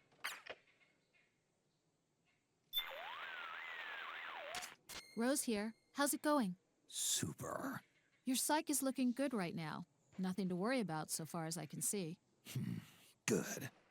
Snake, the gauge below your life gauge is your psych gauge. Yeah, you told me about that. Then you'll hear it again. No, I won't.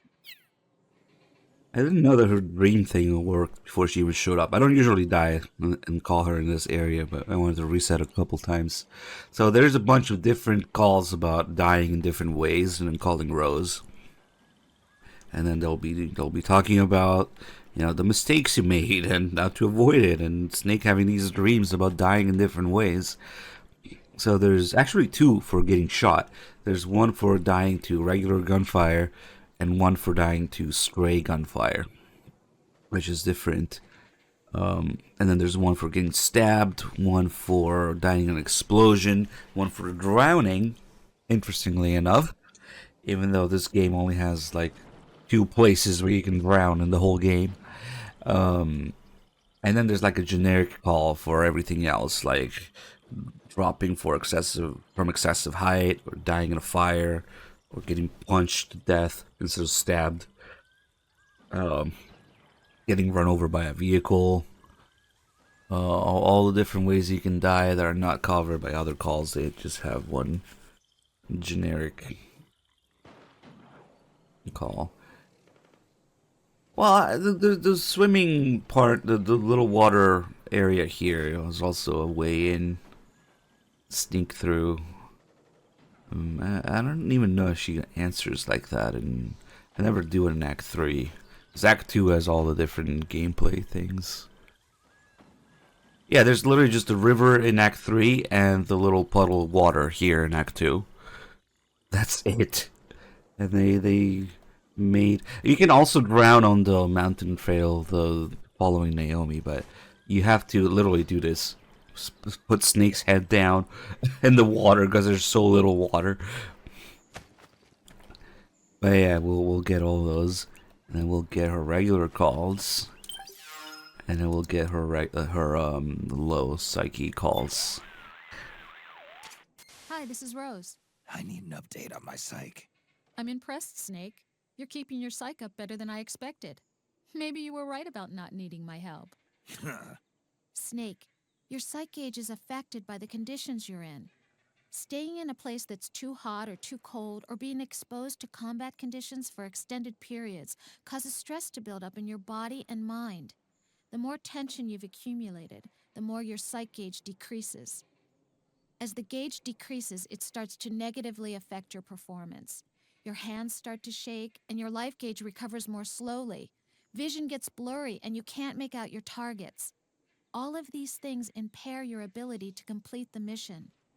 So be sure and keep an eye on your psych gauge at all times. Rose here. How's it going? Here's a good way to think about your psych gauge. Low psych equals high stress. So the best way to replenish your psych gauge is to relieve your stress. Being pursued by the enemy can be a tremendous source of stress. By the same token, staying out of sight and giving your body a rest relieves stress and allows the psych gauge to recover. Find a safe place where you can crouch or lie down and just lay low for a while. Also, just getting out of extreme heat or cold can have a positive effect on the gauge. Pay attention to how the psych gauge moves. Oh, and I'm find paying a stress attention. relief technique that works for you. It's actually the exact opposite of what she says. It's not that low psyche equals high stress. It's high stress equals low psyche. When your stress reaches 50%, that's when your bar starts dropping. So I don't know what they're going on about there. And yeah, she has... I think she has a different outfit for each day of the week. She has different sweater each day of the week. Hi, It's Campbell with stealth camo, replenishes more than just your stamina. playing with her It also tits. helps your psych gauge recover. Since ancient times, military commanders have struggled with the problem of how to secure food for their men. How much soldiers get fed, not to mention how well, has a direct effect on morale. Back when wars were fought between absolute monarchies, the maximum distance an army could travel in a day was limited to the distance from one supply point to the next. The quality of the food is a major factor, too. During World War II, American battleships housed vending machines that were stocked with cigarettes, soft drinks, and ice cream. They called them Gedunk bars.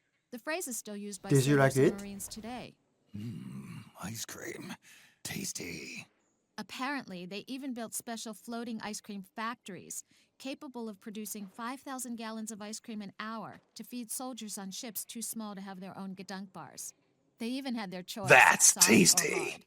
Napoleon once said, "An army moves on its belly." He knew what he was talking about.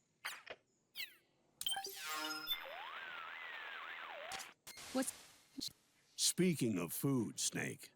Colonel, we're in the middle of something here. Have you ever eaten rations from a country other than the U.S.? Of course I have. The UN recently held a ration swap meet between military attachés from each member state.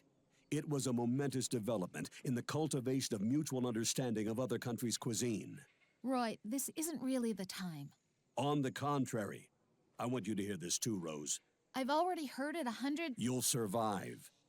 Anyway, Snake, I did a taste test and found that French rations were generally the best. The Italians weren't bad either. And the Japanese stuff was much better than I expected. Really? That's wonderful. But everyone seemed to agree that the worst rations of all were ours. America for the win. All right. So what's your point? Yep, it must be nice to live in a country that knows how to cook. Those French rations, délicieux.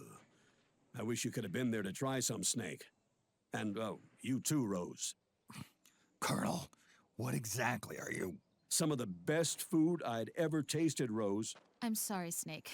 Ever since he went to that swap meet, it's all he can talk about. You think he'd never had a decent meal in his life. No kidding. Wait a minute. Rose, who does the cooking at your house? Me. Roy doesn't... What are you getting at? Nothing. Never mind. Colonel? My sympathies.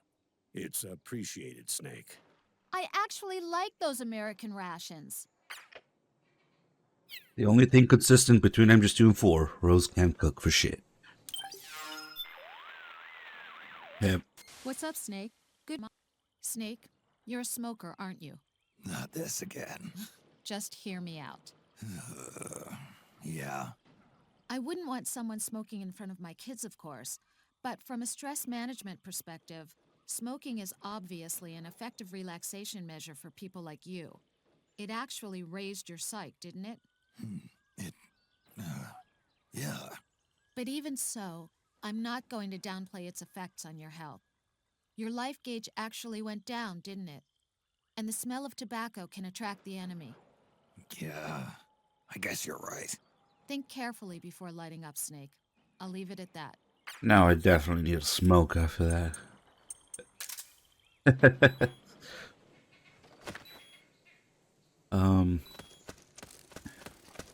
Oh yeah, the next area we have the return of the Integral Podcast.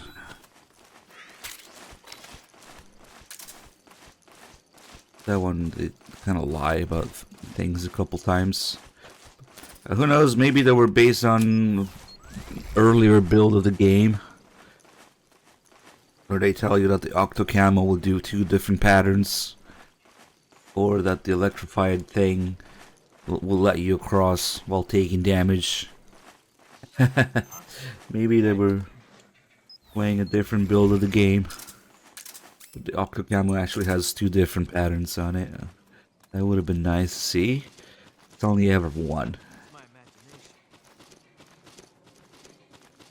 So I was doing it at some point, and maybe they got rid of it. Yeah. Nothing like Sean Icestone's sweet lies.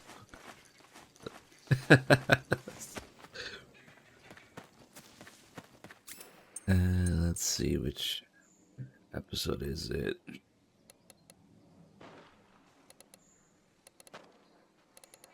My name is Sean Ison, and I will be lying to you about gameplay features today. I started doing this in MGS4, but I got really good at it in Phantom Pain gameplay trailers. Oh, fuck.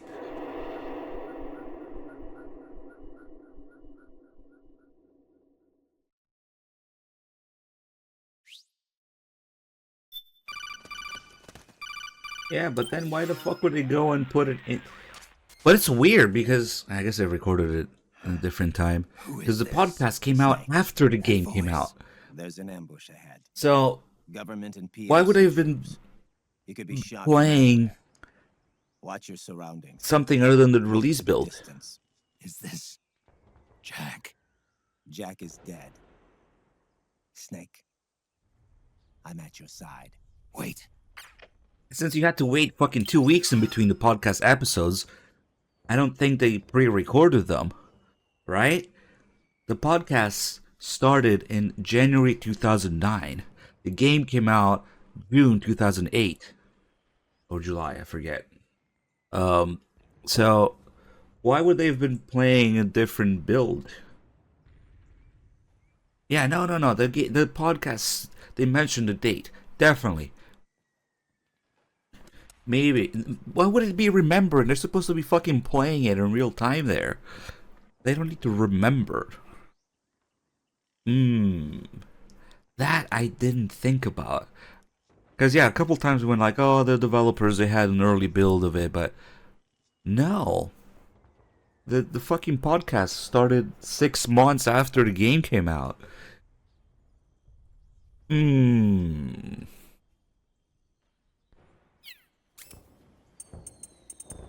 I don't know. I wouldn't be talking about it if it wasn't actually fucking happening in the game, yeah, in front of me as I play it. But whatever. Episode 6. Metal Gear Solid 4. Enjoy this bullshit about Valentine's Day for like 10 minutes before they even get to playing. Broadcasted from Konami HQ in downtown Tokyo, it's the world-renowned Metal Gear Solid 4 Integral Podcast. All right, welcome to episode 4 of the MGS4 Integral Podcast. I am Sean Eystone, and once again, I'm here with Aki Saito. Hi, everyone. And producer Ken Imaizumi. Hello. So, Aki, what do we have in store today? Okay, it's February right now. What's happening in February? February 14th. All right. Ah, Valentine's Day. Yeah. Good topic, Ken. Sean, Ken, you guys might know, but it's totally different in Japan what Valentine is like. So let me just explain the difference. All right. Okay, in Japan, the boys receive the chocolate from girls. Yeah. And I thought this was worldwide. But when I grew up in America, it was totally different. Right. The boys have to give something, right? Chocolate is pretty common. They give chocolate, but it's usually the guy to the girl in most cases. Either that or it's kind of, they exchange presents mutually. Oh, really? Yeah, that happens also. Oh, okay. So it was kind of interesting when I first came to Japan as an exchange student quite a while back. And, I got a bunch of chocolates from all these people. And So you are trying to tell us you are very, very popular. No, I'm just saying it is weird, because, in America, it's always just chocolate to somebody you care about, and it's not that everybody just exchange chocolate as Do you a know formality. why the Japanese Valentines, the girls give the chocolate to the guys? No, actually. Do you know who started with, these custom? No idea. No. That's, Japanese chocolate company started just because they wanted to sell more chocolate. Wow. Okay. So that's another why conspiracy Yeah, here. yeah, That makes sense. Yeah. So in Japan, the boys get anxious during the 11th or 12th or 13th, or especially on Valentine's Day, how many chocolates they get from girls. Right. And the funny thing is, on March 14th, 1 month after Valentine's Day, in Japan, there's a day called White Day.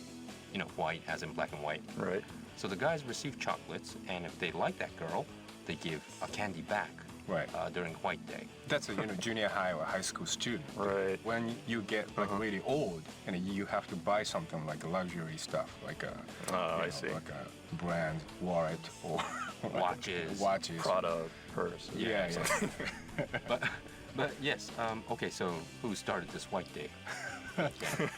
So probably Candy Company started this White Day thing. Well, anyway, well, that's the difference in Valentine's Day.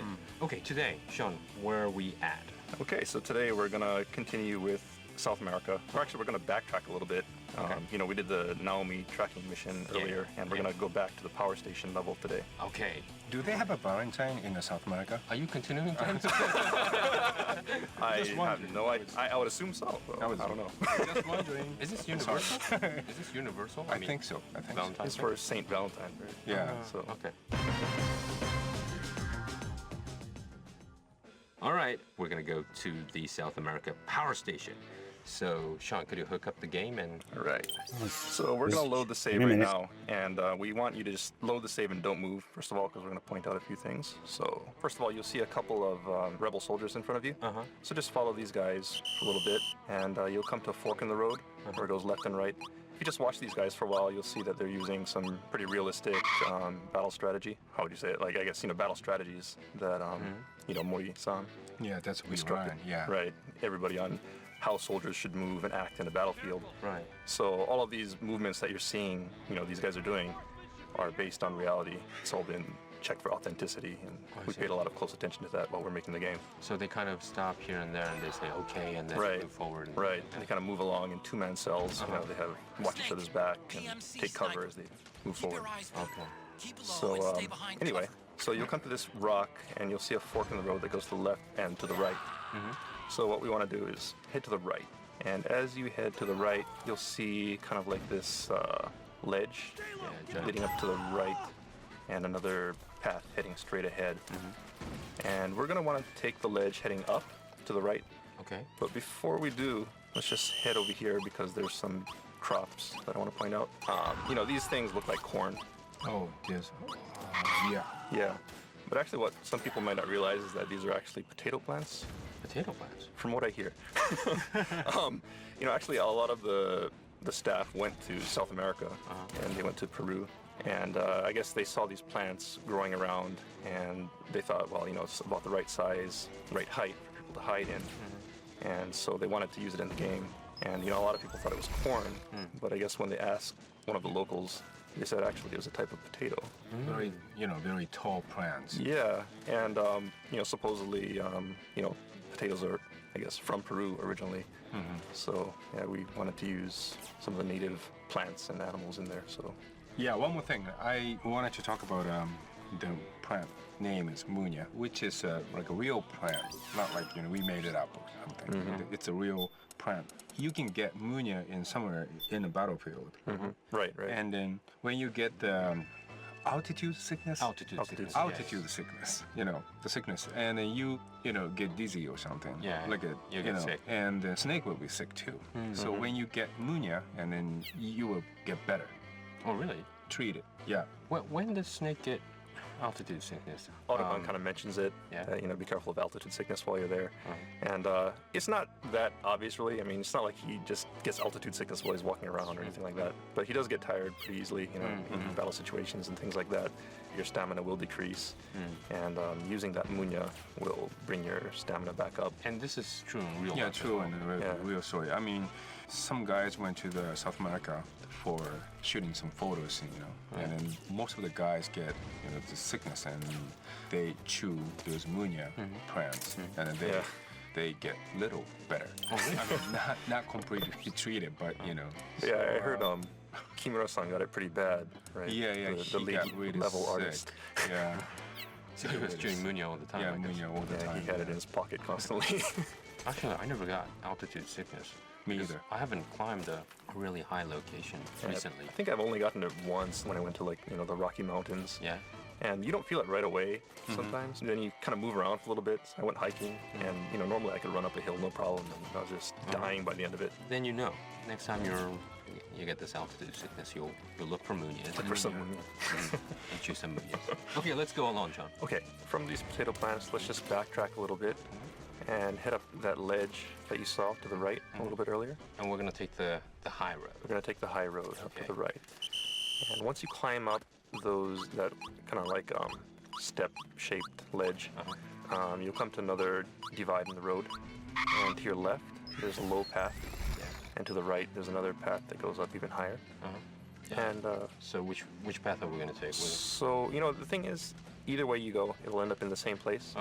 But let's just go ahead and take the high road. Okay, Because up on these, on the right. Up on the boxes and then... So climb up the boxes, then climb up onto the ledge. There'll be a gap. Jump over that.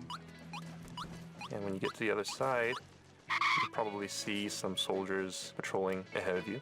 So go ahead and equip your Mark II pistol and try to take them out, put them to sleep without being spotted. Then jump over the next gap, and you'll get to kind of like this, you know, you can either go straight ahead and go down to the road or head to the left. So let's head to the left. And make another jump. Make one more jump. Okay. Okay. And when you get to the other side here, be careful because there are enemies wandering around. A good thing to do is just have your Mark II pistol ready, and if you see any movement, just go ahead and put them to sleep. You'll probably see a guy on your right here. So now you're moving forward. So kind of hide in this grass. Yeah. Take out this guy. And be careful because there are a lot of enemies up here. So once again, you know, if you run into battle, just go ahead and switch your iPod off and take care of the battle first, and then come back. Immediately to your left, you'll see that there's a ledge, and there's some snipers here picking off the rebel soldiers down below. Oh, the corn plant. Yeah, hiding in these corn-type plants. So It just said they're potato take care of plants. these guys. Yeah, just help out the rebels a little bit. Kind of hard to see because of the grass. Two guys there. Yeah, two guys. Two guys. So if you had taken the lower route instead of coming up here, those guys would have sniped you. Yeah. Okay, now it gets a little bit complicated. There are a bunch of paths that you can take. If you look, you'll see like these power lines. And if you look towards the north, that's the direction that we want to head in. So if you look towards the north, there's like a plateau with some boxes on it. Cubes, I guess you could say. Yeah. And what you want to do is head towards that plateau and go to the right of that plateau. Yeah, kind of a, what should we say, a middle path, right? Yeah, more or less the middle path. Yeah. You know, basically you want to be heading north, so take that middle path, and you'll see another soldier, so go ahead and put him to sleep as well. And then you'll come to another split in the road, and there are a couple paths leading to your left, another one more or less straight ahead, and another one to your right. So let's just head straight ahead. From this vantage point, you'll see a billboard towards the, I guess, northeast. So head towards that billboard. And as you run towards that billboard, you'll notice you come to a clearing, and to your left, you'll see the power station and a mortar up on this ledge here. I think we'll be headed for this mortar, actually. Right. So yeah, the goal here is to get to this mortar. You know, this is a really nice vantage point. So I think people should just kind of look around and take in the surroundings. You know, one thing to notice is that this scenery that you're seeing right now is very, very accurate. You know, people from the team actually went down to Peru, went down to South America to get this look. We wanted to make something that was a little bit different from Metal Gear Solid 3. You know, we wanted to have a jungle setting, a forest setting, but not have it be exactly like Metal Gear Solid 3. So, you know, Shin Kawa-san and Kimura-san, the lead level artist, went and looked through a bunch of photos and tried to find what location they wanted to use.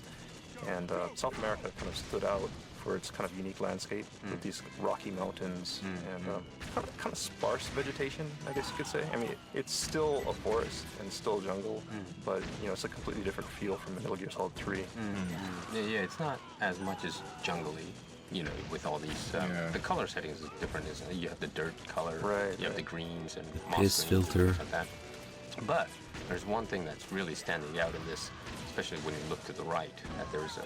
Ken, do you want to explain about this? Oh, the sign? Yeah, the sign. Right next to the tower, there is one sign. There's a PMC sign. The white billboard, right? Yeah, white billboard. White and red? Red, top and bottom, red lines, and that's a PMC sign. And, you know, it does kind of stand out, and that's intentional also, is, you know, we wanted the player to kind of have this feeling of paranoia while they're in the jungle. No matter where they go, PMC is always there, and they're in control of the area. So like in the Middle East where you see, you know, PMC flyers on the walls, we wanted to do something similar in South America. So we went ahead and put these giant billboards in here just to kind of raise the level of paranoia. Yeah, well, who in the world would kind of see this billboard, right? I mean, in the middle of a battlefield. Well, it's for the people who are fighting, right? Yeah, well, but some soldier might gonna, change their mind. Yeah. Join the PMC. Exactly. I see. It's really odd once you notice it. When I played the game for the first time, I didn't really notice at first sight. It was more maybe subliminal, but when you actually see it from the location of the motor, it really stands out. It's really strange because you don't see any advertisement usually in battlefields. I mean, especially in the middle of the jungle. Yeah, if it's an industrial area, that's a different story. But it's really funny. Yeah, no, it's a French PMC, that's why. Ken, Sean, about this area and this part? Well, one interesting story about the mortar itself is, if you press triangle to go ahead and use the mortar, when you're moving it around, you hear kind of this clicking sound that it makes when you rotate it. Yeah. And that was in there from the beginning, and we wanted to do that because the mortar actually makes that sound when you rotate it, so we wanted to keep that. But something that got added later on in the development process was the fact that when Snake gets really tired, he starts swaying around, swaying, and he becomes really unstable. And at the end, we kind of put it in there where whenever he's using any weapon, including the mortar, he'll be weak and unable to hold himself still. And so what happens is he's kind of like, swaying around on this mortar, and the thing is just constantly clicking. Just click, click, click, click, click. So annoying. Yeah, it was very annoying. But the problem was, because it was added late in the development process and nobody really bothered to check this mortar, and it was too late for us to fix it. But luckily, I guess you could say it's luck, the game came back for another reason, and that gave us another chance to go ahead and sneak this fix in. So we went ahead and did that, and now, we got rid of that annoying click, even if Snake is tired. Yes, very, very, very lucky. Oh, so the people will never kind of actually see what was the original. Right, they'll never see that annoying click. Okay, all right. Okay. Okay, so next let's move on down to the power station itself. So to your right, you'll see this fence and a slope leading down. Oh, okay. So let's just follow this slope, sneak along this fence, and head down to the power station.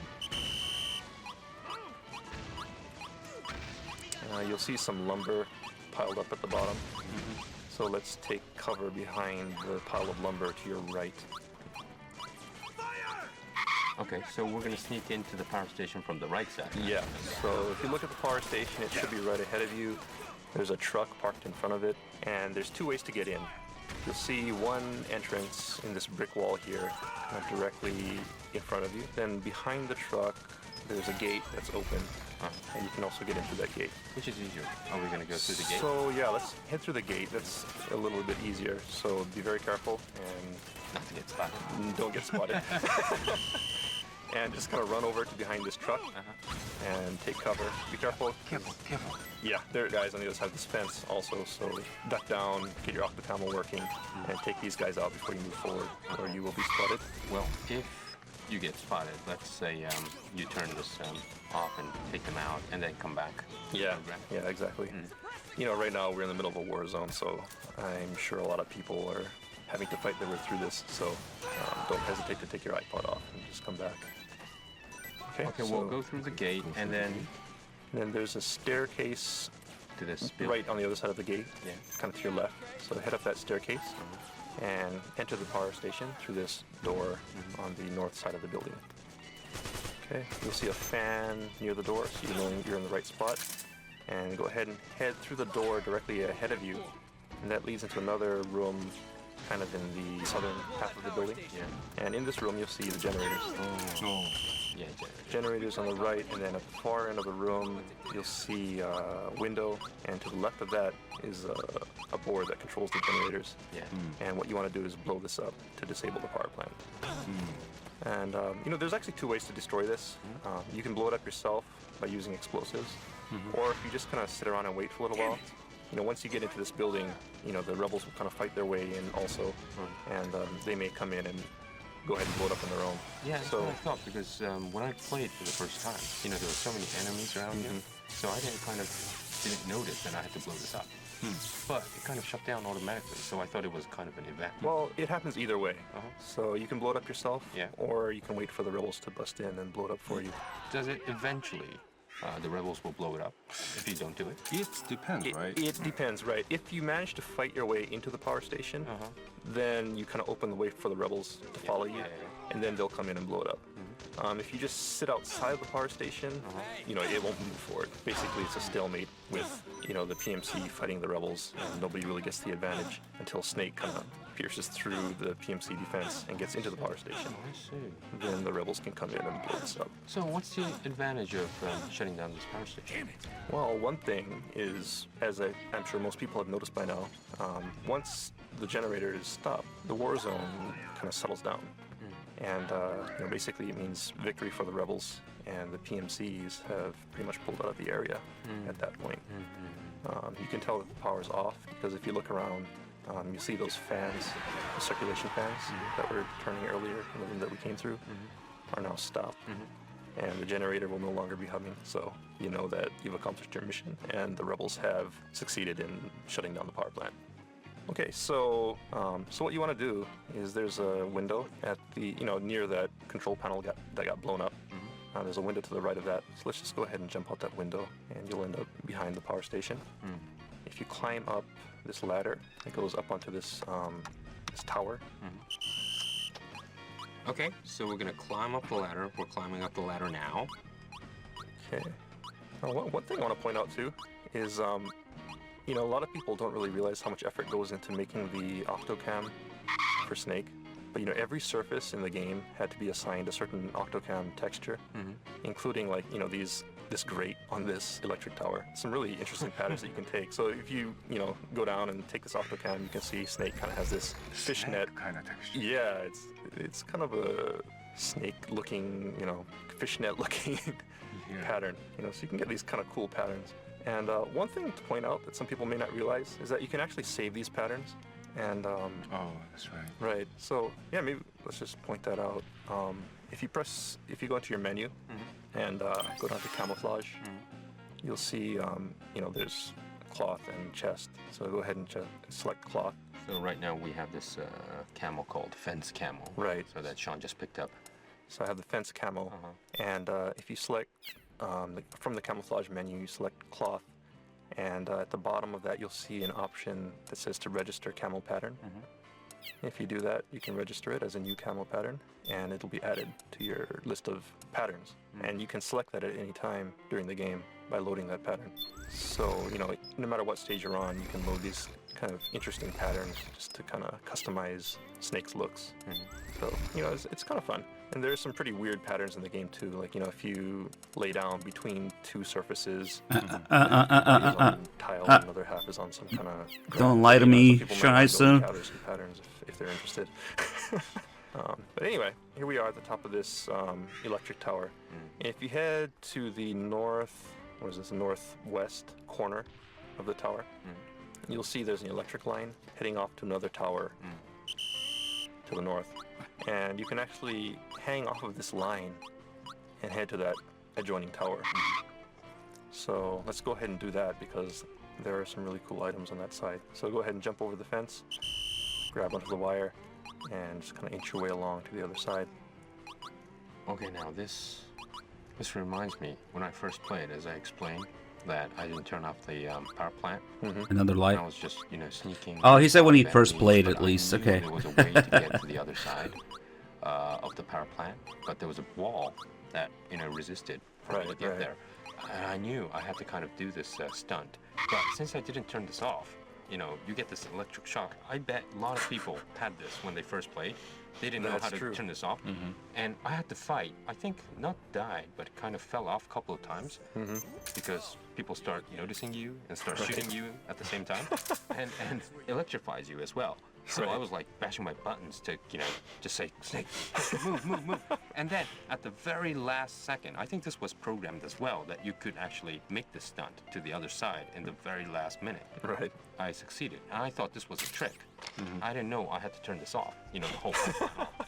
So I did this when I first played it. We have this gorgeous playroom in Kojima Productions. We're actually in this Konami building. And I had the luxury to come in on a Saturday or Sunday. Sunday. To finish the game. And Ken was doing some editing and, you know, work stuff. And I was just constantly playing with Ayako. That was really funny because you guys played through the game like all day. Yeah, because we came in Sunday. We were doing this MGS4 for Europe. and we had to be the product managers.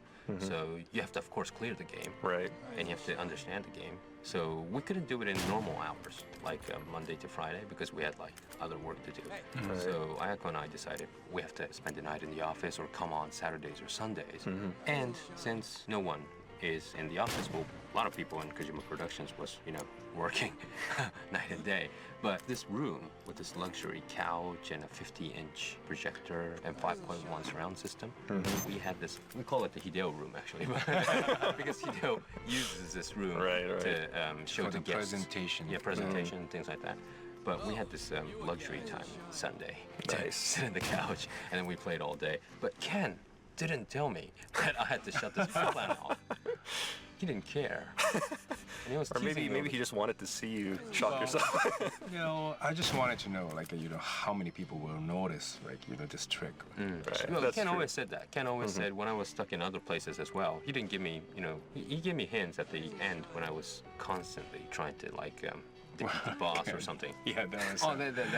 That was Vamp. Vamp. Oh, I couldn't figure this one out.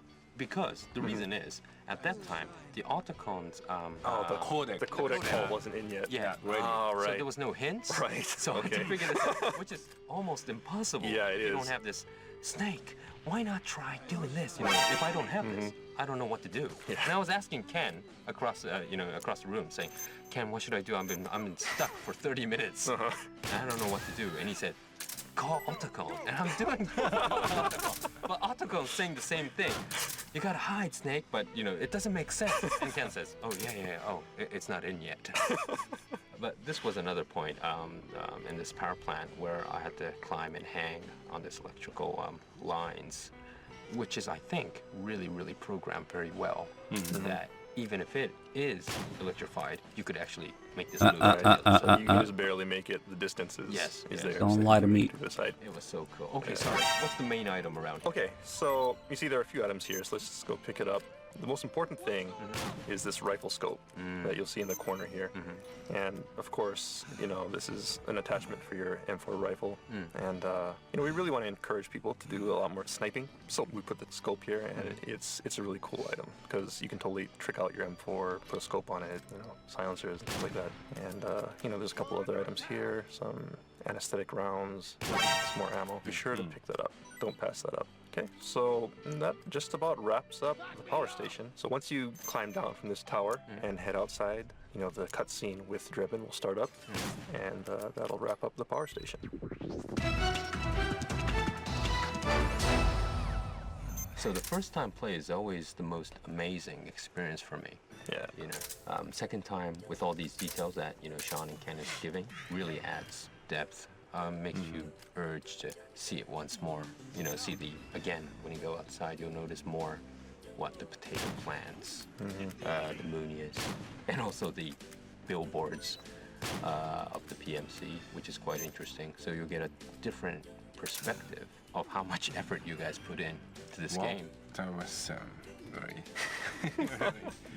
tough. It was tough. We got a lot of deadlines.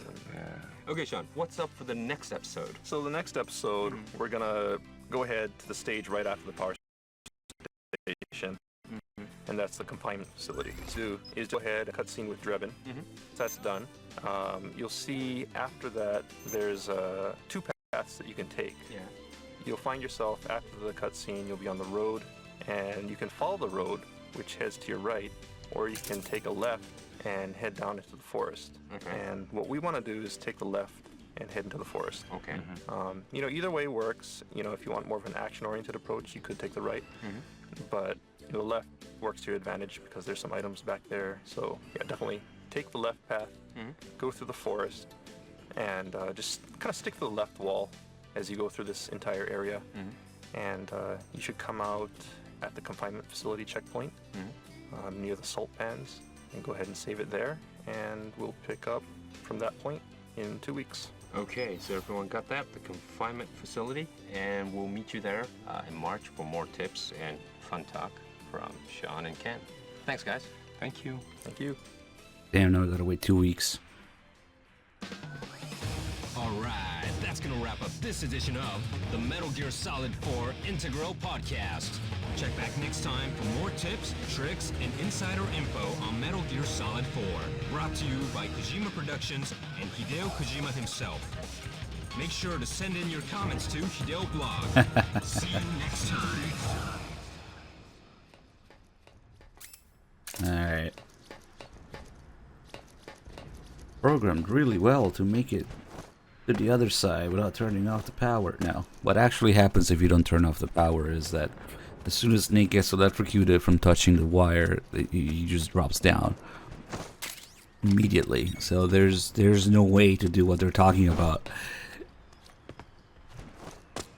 And of course, the Octo Camo never has 2 patterns on it. Like if I want to, oh, do I have the? Okay. You get this pattern, like you can't get half of that pattern. It actually depends on where Snake's dick is. The serve for the Octo Camo is placed on the tip of Snake's dick, I guess. Because as soon as you get on the other pattern here, then it changes. Yeah, it doesn't do that with 2 patterns. Like, why would you lie to me, Sean Easton? I don't know. Seems to be in the habit of doing that, especially later.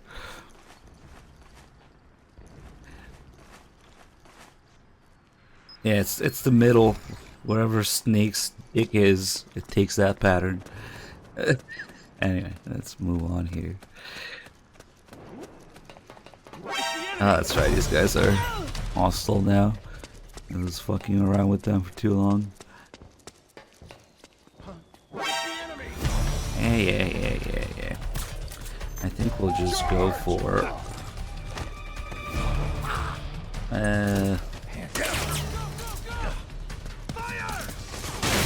Oh shit!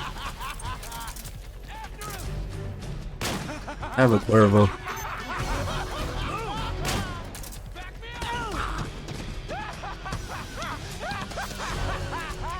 Ah, that's right, I had the fucking laugh rounds.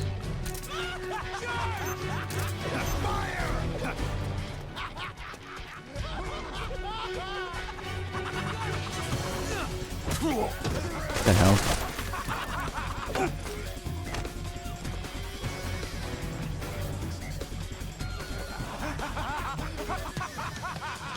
I'm gonna play the game wrong for a bit.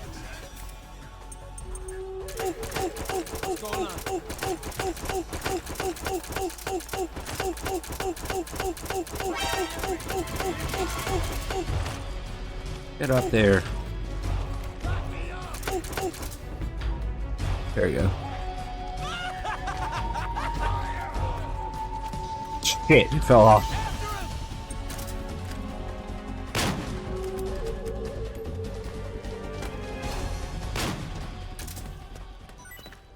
Try that again.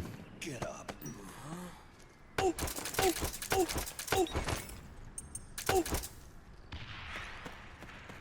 We got a hostile here. It's the enemy.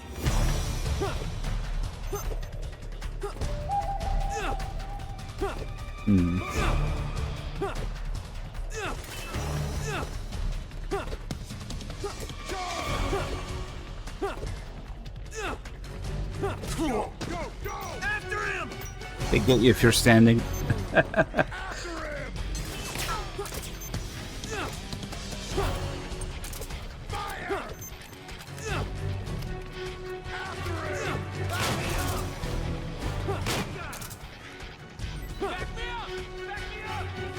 I was gonna say, this game also has a Phantom Pain thing where if there's a soldier in an embarrassing position, they teleport away when you turn the camera. He should teleport, except he's dumb right now. I think because he's trying to run, maybe.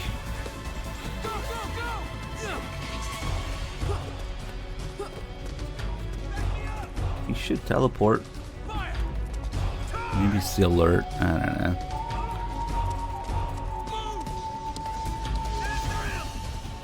God, fucking alert, man. It's so loud. He's not teleporting. Who the hell is it?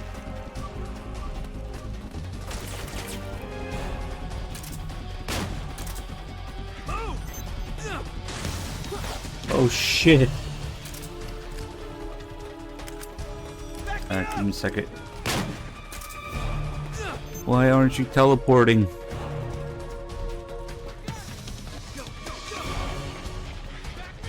Might be because he's trying to move.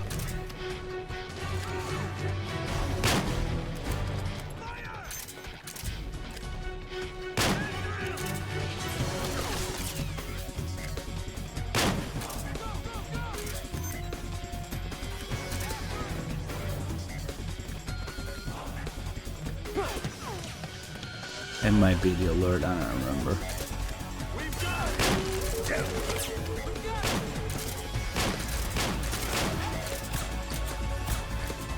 Sleep.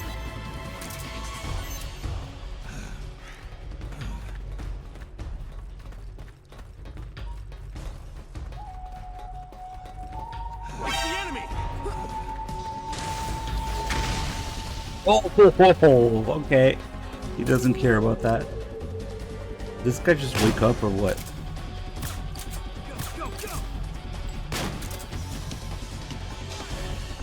Alright.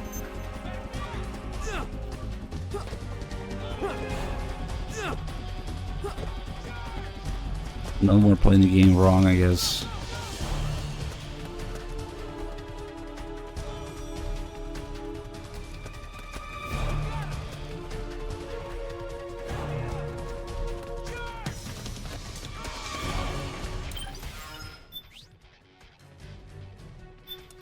Black. You just do this for now. How do you do, fellow rebels? Is it now that maybe? Get up.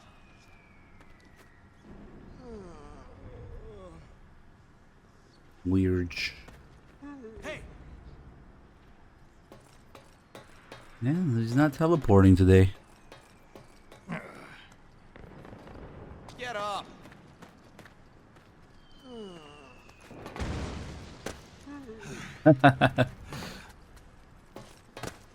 He's trying to run to his assigned area, but So that's where you were. I wonder if he stops because the game thinks he covered that much distance and now he's there. I don't know. No, but then he starts to move again. Oh, now he teleported. There we go. Look away. Maybe the alert was messing with it.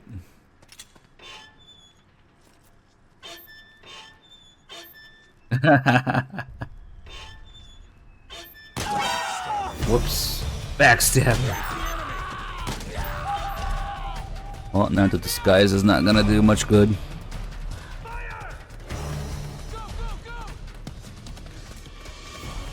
I wonder if they'll remember in the next area. And yeah, let's get the grabbing cutscene here, like they were talking about. Let's see if that call about the PMC Looks like the here. rebels succeeded in shutting down the power station. Now that they've lost one of their bases, the regime troops will be on the defensive. Forget if it's here This is your opportunity to slip through. or after the cutscene, or I can never fucking get it. The battle at the power station seems to have died down a little. Yeah, okay. There should be a call about that exact sign they were talking about. It's been ages since I've been able to get it. I don't know what it is. Maybe you have to be close to it, or looking at it. I don't think looking at it does it. Naomi's lab is to the... Yeah. Naomi's lab... The facility where Naomi... The facility where Naomi... Oh, you know what? We haven't finished Rose's calls. Yeah, I guess we can continue those whenever. Maybe you had to be close to the sign. And then there's two of them. They were only talking about one. Kind of it, whatever. Maybe you had to be close to it.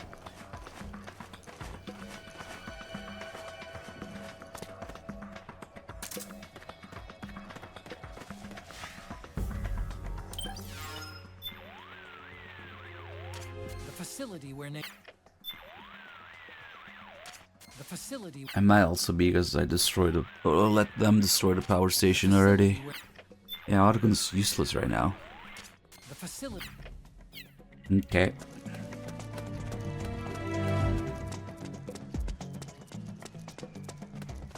There's these two, but I'm pretty sure the cutscene will trigger here. Yep. Yes, 2 frequencies to call in the whole game, I know. Even though during the story you do get calls from other people with their frequencies. You know, the Rat Patrol has Meryl's frequencies. There's Campbell's frequency. There's Mei Ling. Mei Ling has a really brief call in Act 5. It would have been nice to be able to call, I don't know, Drebin about weapons or Sunny about nerd shit. Yeah, I don't know.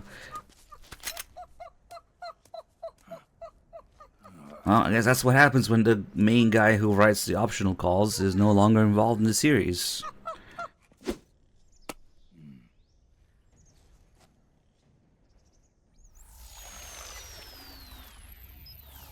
Yo, over here. CQC Apple.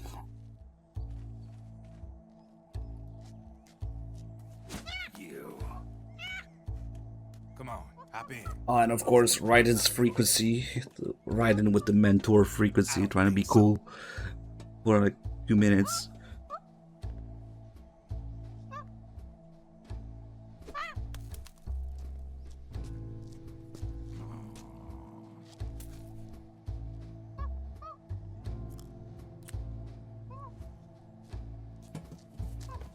We meet again. You've been following me. You seem like an interesting guy, so I decided to check you out. Sit down. A lot of legends about you out there in the intel community, especially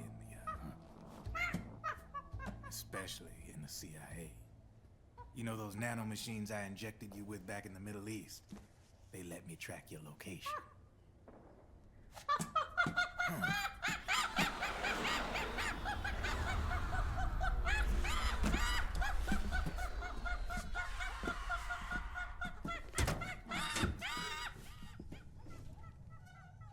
Figures. The B&Bs are here.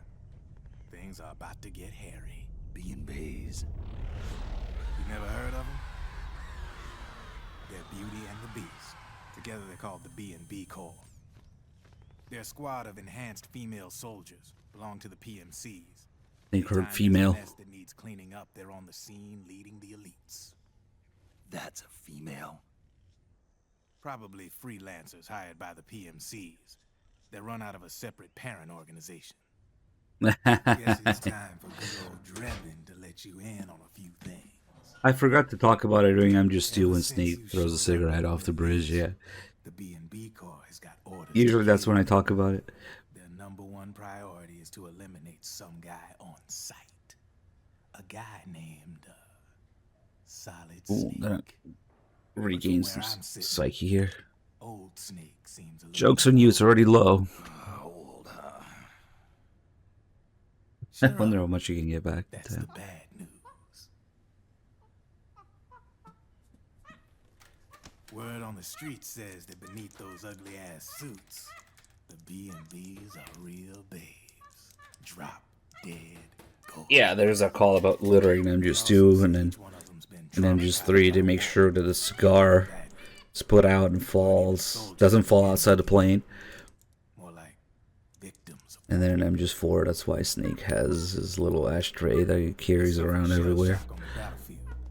Post-traumatic. It damaged their minds pretty much beyond repair. So the only way they could cope with the reality of battle was to become war machines themselves. The remnants of their human side are buried deep within. The beast, that's what you see on the outside. War transforms a snake into beasts.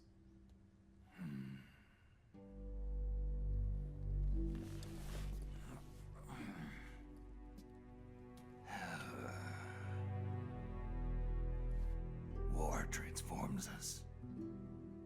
But deep within that shell, something human survives. A fragile, scarred heart. Without a shell to protect it, it's like the yolk of an egg. Word going round is their natural flesh and blood bodies can't survive in the open for more than a few minutes. And they've been convinced that by killing Snake, their minds will be cleansed. They think it's gonna free them from all the pain, and all the fury, and all the sorrow. Holy, I'm just 3 bosses. Dave's pretty much obsessed with killing you. But I'm just 1 need. I'm just 3 emotions. Identified so far. I'm just 2 The one you weapons. just saw was Raging Raven. There's also Laughing Octopus, a master of mimicry, and Crying Wolf. She runs on 4 legs. And finally, the mistress of mind control, Screaming Mantis. Mantis? Yeah, there used to be a guy by that name in the US military. A Russian psychic. He could control people's minds. I guess she inherited the title. She keeps the other B&Bs. What is the deal with that picture, I wonder? Octopus, Raven, Wolf, Mantis. Snake has a flashback of it They're the Snake Hound unit. later in the game. Their sights. Shit. I'd hate to be in your shoes. Drebin. I thought no one was supposed to be able to hack into the system. Are you with the Patriots? No, sir. I ain't no lale-lule. I mean, I'm no patriot. You can say Patriot. I guess that means you're clean, right? The nanomachines I got in me are different from the military kind. No speech restrictions for me. What the hell are these Patriots? Are they human? Not anymore, they ain't. They're the law of this world, created over the course of history. They're what holds this world together, keeps this whole mess in check. We are formless. We are the very discipline and law that Americans invoke so often. The Patriots are America, the world's greatest military power. They are the war economy. Which makes you and me just cogs in a much grander schematic. I mean, someone obviously had to start the whole thing at the beginning, but now their law has taken on a life of its own. A life of its own? Yep. The country, the war economy, it ain't run by people. It's run by the system. No need for high-level decision-making authority. It's all handled by a massive, yet simple information processing system. An AI. It works just like natural law. The world's a much simpler place than most folks realize. Every aspect of the Patriot system is closely monitored by 3 peripheral AIs and a core AI that ties them all together. The SOP system is one part of that. It's all backed up by a foolproof control system. So not even yours truly can sneak inside the Patriots' AIs. What if, hypothetically, someone found a way? If they could fool the IDS. I guess they could use it as a haven to lay low. Haven? You know, like a tax haven. In the internet society, we have net havens, data havens. A haven is someplace where social conventions and the rules of the net don't apply. Back in the 20th century, the super rich would open bank accounts in countries without income tax laws. Not a bad way to evade paying taxes. Now we've got us a society where everybody's DNA and personal info is totally controlled by the nanomachines inside their bodies. Won't be long before people start using havens to escape from ID control. I guess you could say my gun laundering kind of borrows from the haven concept, after a fashion. Even so, good luck finding a way to access the Patriots' AIs from the outside. It's absolutely impossible. No chance in hell. Like I said, There's no breaking into those AIs from the outside. But Liquid's got something in mind. You sure there's no way?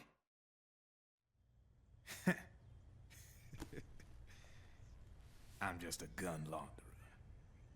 Only reason I'm interested in you is because you start a lot of fires.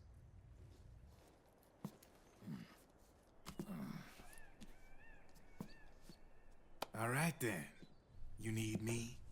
Just give me a ring.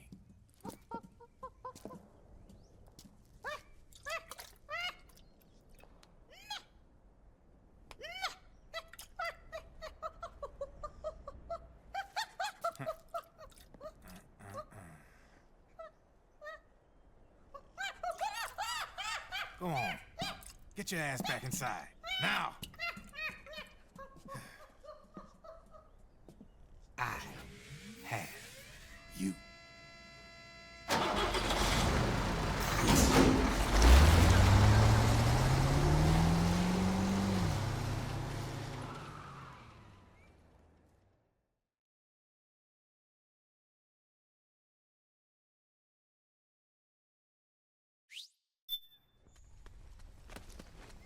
Well, let's see if the disguise works now.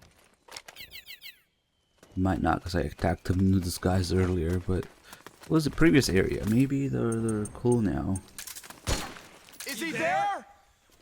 Yep, we're cool. I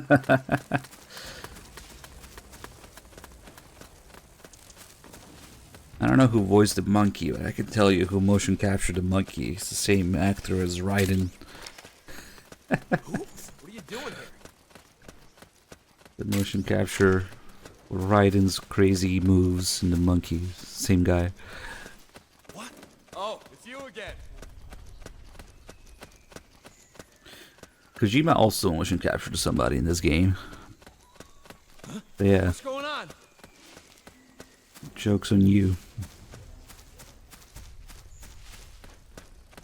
Alright, here we go. The best call ever. Roy was worried. He was Jack's commanding officer. What?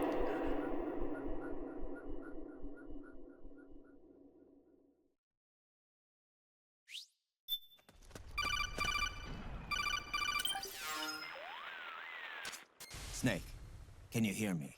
This is Jack, isn't it? I am Raiden. Jack is no more. Where are you now? I'm right beside you. Raiden, where have you been all this time? What have you been doing? On a mission. Finding something. For someone. Finding what? The corpse. Of Big Boss. What? I was asked to do this in exchange for Sonny's location. Liquid? No. The leader of a small resistance group. Her followers call her Matka Pluku. Matka Pluku? Big Mama. It's like a stylized version of the kanji for Raiden, I think. I'm not sure. I remember somebody saying something about that. Ooh, can't wait to play that game. What's going on, Snake? Rose, I just got a call from Raiden. It sounds like he's close by. Jack? Yeah. Did he seem okay? Yeah, as far as I could tell from his voice. Really? That's great. Snake, I have a favor to ask. What? Don't let him know I'm involved in this operation, okay? I think it would be best to just leave him alone for now. What happened between you and Jack? After the Big Shell incident, he became unstable. Memories began to resurface from his childhood when he fought for Solidus in the Liberian Civil War. And in the midst of all of that, the baby we had together, it hadn't even been born yet. Jack slowly stopped coming home. And when he did, he'd be dead drunk, sometimes covered in cuts and bruises. Roy was worried. He was Jack's commanding officer. What? Jack just avoided him. I was all alone. And Roy was so kind to me. He's the one who encouraged me to become a counselor. I know it sounds like I'm making excuses, but I needed to get over it. To move on with my life. I'm worried about him, of course, but I'm also afraid of him. All right. I'll keep my mouth shut. Thank you, Snake's okay with all this. Just, yep, I'll keep my mouth shut. Okay. In what fucking universe was the real Campbell ever at any point involved with Raiden? Okay. And also Raiden's character element. Man. All the characters get destroyed in MGS4, but Raiden specifically, of course, he pays the price for being the protagonist of MGS2 that people complained about. So his design reflects that, the way that the Shinka would put it. Raiden's literal butchering of his character, of his body, is a reflection of the abuse he suffered from the fans' reaction. And that's the lead character designer talking about it. So, yeah, the actual butchering of Raiden's body. There's nothing left of Raiden's body or character. Just his face and his spine, maybe. Anyway, let's do the podcast here. Metal Gear Solid 4 Integral Podcast. Broadcasted from Konami HQ in downtown Tokyo, it's the world-renowned Metal Gear Solid 4 Integral Podcast. All right, everyone, welcome to episode number 5 of the MGS4 Integral Podcast. I'm Sean Eystone, and I am here with Aki Saito. Hi, everyone. And producer Ken Imaizumi. Hello, everyone. All right, today we're going to tackle the confinement facility. Yes. So just go ahead and load the save, which you should have prepared a couple weeks ago. And as soon as you enter, you'll get a call from Raiden. Just go ahead and listen to that call or skip through it, whatever you want. Nothing. And you'll find yourself about the call up on a ledge, and you'll have a beautiful view of these salt pans. Do you guys have salt pan? Ooh, salt, my favorite. Not so common. They have salt mines, but I think not so many salt pans. I'm from Hawaii, and they kind of do a similar thing with the seawater. They kind of, have the tide come in, and they have the seawater trapped in kind of like a pond, and then they let it dry and take the salt off of it. But I'm not sure if they have that in the mainland U.S. It's kind of funny how this ended up in here because, originally the crew that went to South America, this salt pan area wasn't on their tour originally. Yeah. And they were supposed to go somewhere else that day, but for various reasons they couldn't go on the tour they intended to go on, and the tour guide suggested they come to this salt pan area and took them on a tour there. And, the group went there and saw this scenery and thought, wow, this is really great. We want to put this in the game. And so here it is. It's really, looks pretty beautiful because, these white thing, the salt thing, it looks so real. Well, at first I didn't know what it was. When I came into the stage, I didn't know what they were because, I was so anxious proceeding forward, actually. But when you take a good view, well, actually, I think a lot of people did, but, traveled around here, up on the salt pans here and there, made you kind of look again, look twice. I mean, at first, I thought they were like kind of huts. Kind of like burrow, kind of like a living underground kind of thing? Well, during elementary school, I had this class where of Native Americans. No, the Incas. Incas, and we kind of clay modeled these houses and huts that was made of mud, and this kind of reminded me. Oh, okay. The house? Yeah, houses and things like that. So I thought it was like that. But actually, it isn't because the height is so. As a house, it's just too small. Right. That's true. Well, one thing about the height, actually, is that when they actually went to these salt pans, they were actually much higher. But when we wanted to put them into the game, they were a little bit too high because it's just too easy to hide. And so the game didn't really hold up. So actually, the height was intentionally lowered a little bit to make you have to kind of crouch and hide as you proceed through the area. But, since you mentioned the Inca thing, actually these salt pans, according to the tour guide, have been around since pre-Inca times. Oh, really? So it is, an old tradition in Peru where, the native people do this. There's like an underwater stream, and they irrigate it into these salt flats. So the water that comes out from underground, of course, is full of salt, and then they let it dry in these pans, and that's where they got their salt from. I see. Well, yeah, it definitely kind of reminded me of that elementary school art class that I had. Enough about salt. So, Sean, where are we going to head? All right, so if you proceed down the slope a little bit,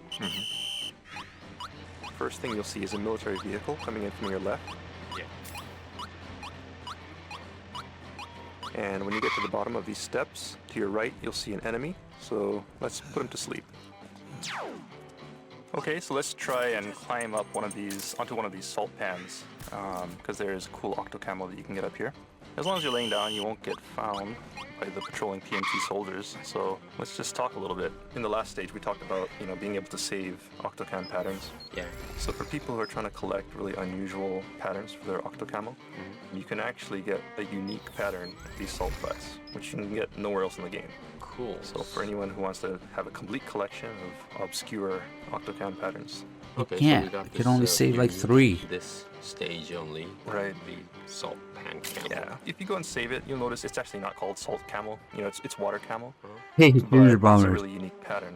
Thank you for $5 bucks. Basically, the different camouflage. Yeah, if you'd done this in, like, water camo. we can still kill Meryl in Act 5, I guess, or Act 1. It's called the same thing. I did kill her The textures a are all bunch different. in They're all unique. Act 1. depending on, where you took the sample. This definitely doesn't look like water.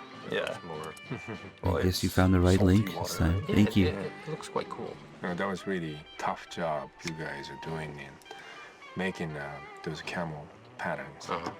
That was really hard because they make the background graphics and they make all kinds of those camel patterns.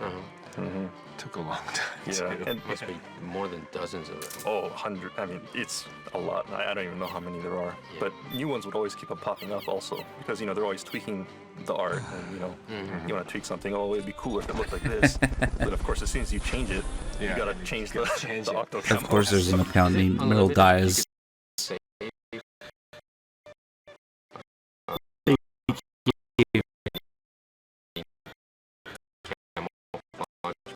I think we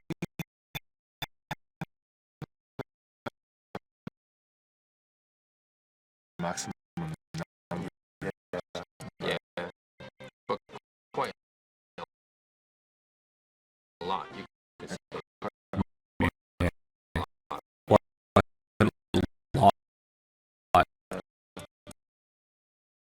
3. Where are we? So we're gonna go to. Where are we heading? Okay. You'll see the road a little bit further down this ledge. And this actually hooks up to the road that you saw earlier. Now, you could take 2 routes here. When you come down to this road, you could head to the right, which kind of goes, I guess, to the east, like to the northeast. Or you could take the left. If you take the right path, it'll head to the confinement facility, which is a pretty big facility.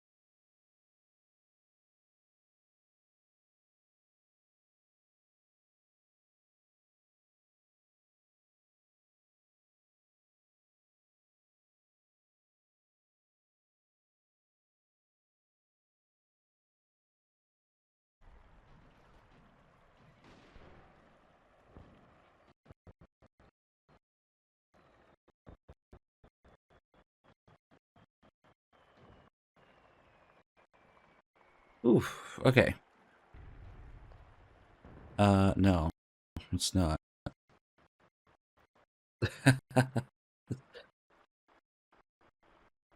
I thought it would be good now, but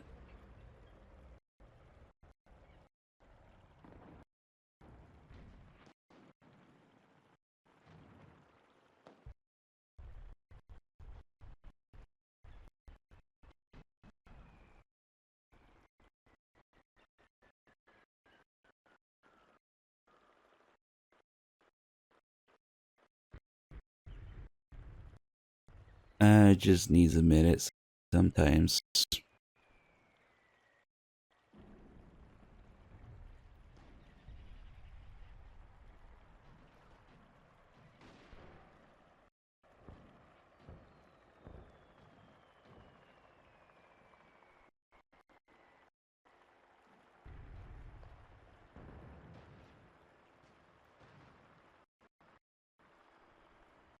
God damn it, dude.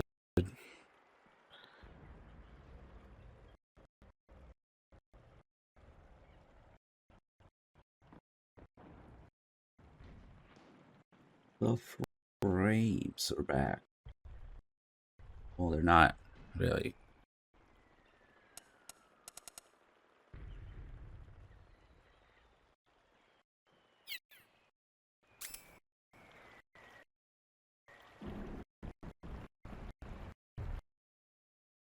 Yeah, beautiful.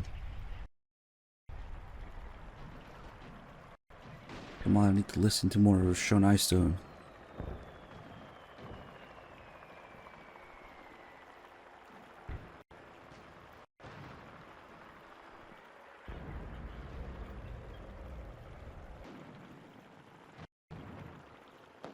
Potato quality yet, maybe.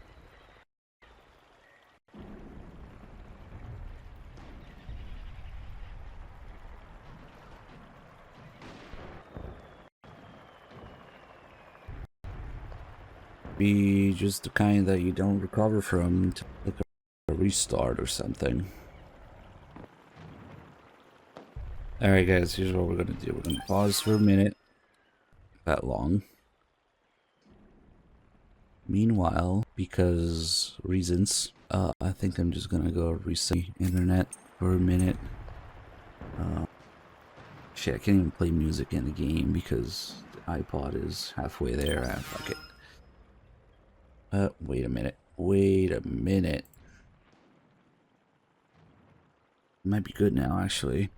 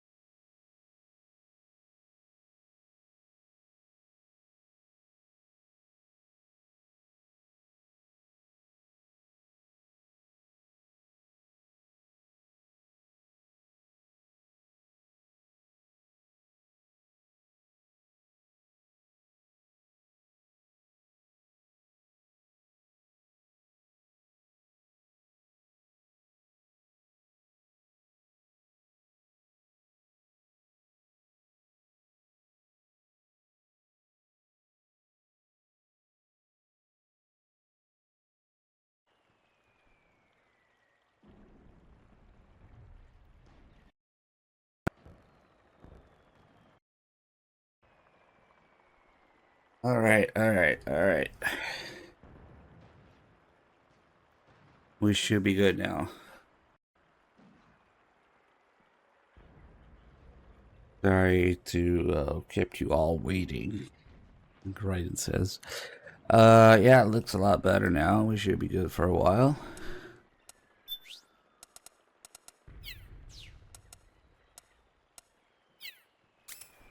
Left path, and kind of stick to these salt flats, these salt pans. You can head up to a smaller facility where some POWs are being held and help them escape. It's kind of a shortcut. So let's head to the left because it's the sneakier route and there's some pretty cool items in that direction. Okay, let's go. All right. So stick to the top of these salt pans. Don't go down the road. Just kind of sneak along here in a crouched position. You'll see the guys here, so be careful not to draw attention to yourself. If you are spotted, just go ahead and put them to sleep. Okay, so proceed onward. Sticking to the left. It's kind of a small corridor. Yeah, you'll kind of go. There's like an archway. Yeah. Just head through ways. So we're proceeding through this corridor of salt pans on your right, and also there's some salt pans on the left top, right? Yeah, kind of up the hill. There's a lot of salt pans, and it just kind of cascades down the hill towards the bottom. Okay. So we just want to stick to the high road here. Don't take the lower road. You'll see some enemies patrolling down there. So you can go ahead and put them to sleep. Okay, so we take the road alongside this fence? Yeah, there's a wooden fence, and it heads up behind another one of these billboards. Okay, we'll stop once we hit the green. Yeah. The green. Yeah.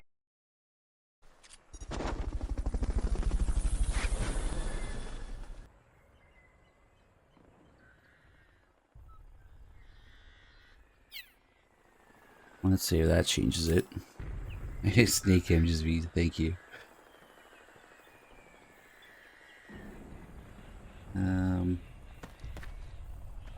You got any of them frames?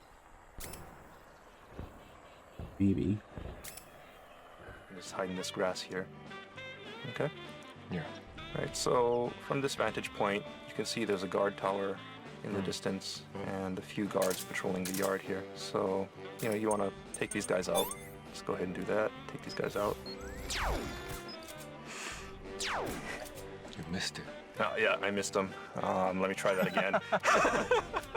It's a little too far. Yeah, it's pretty far. If you're using a sniper rifle, you can probably get this guy. But if you're using your Mark II pistol, it's a little hard to hit him. But yeah, just go ahead and take these guys out. Okay. And then where do we? So we're gonna go to. Where are we heading? Okay, so now you want to head down the hill. There's a shack on your left. Yeah. And you'll see there are some POWs in that shack. Yeah. And so we want to free these guys. Okay. And keep on going until you hit this truck. Okay. When you get to the truck, turn to your left, and you'll see a couple of enemies.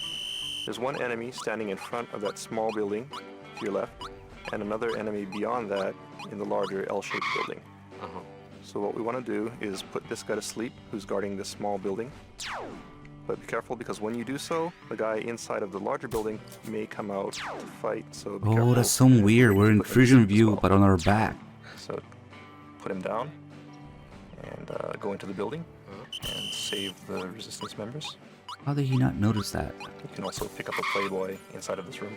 Okay? Yeah. Alright, so now let's head back outside. So That's go fucking outside weird. of this small building. Then as soon as you exit the door, turn to your left. You'll see the larger building straight ahead of you. So let's head that way. You should be heading west. And head forward until you hit the wall of this large building. When you do, just follow the wall around the corner. You should be heading to your left. And then when you round the corner on your right, you'll see a door. So let's head in through that door. Okay.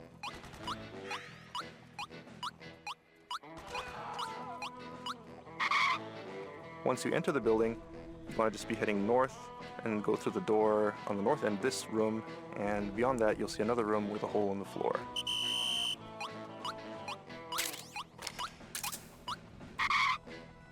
Yeah, this broken hole. Yeah. And near that, you'll find a very cool item, the VSS silenced sniper rifle, which is a very useful item. So go ahead and pick that up. And there's also a stun grenade and a bunch of other stuff here.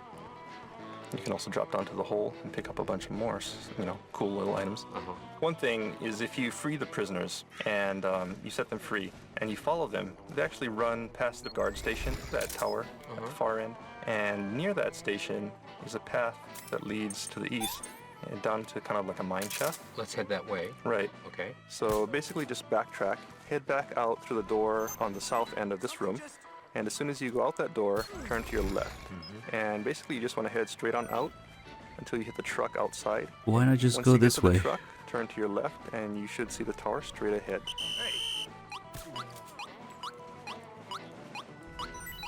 So if you head that way, you'll see this mine shaft.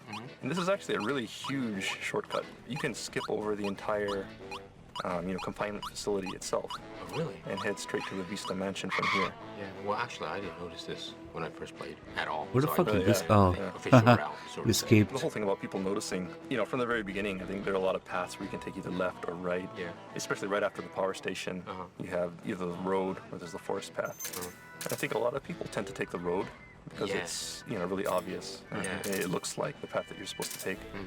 And for people who take that path, they may not even see the salt pans at all.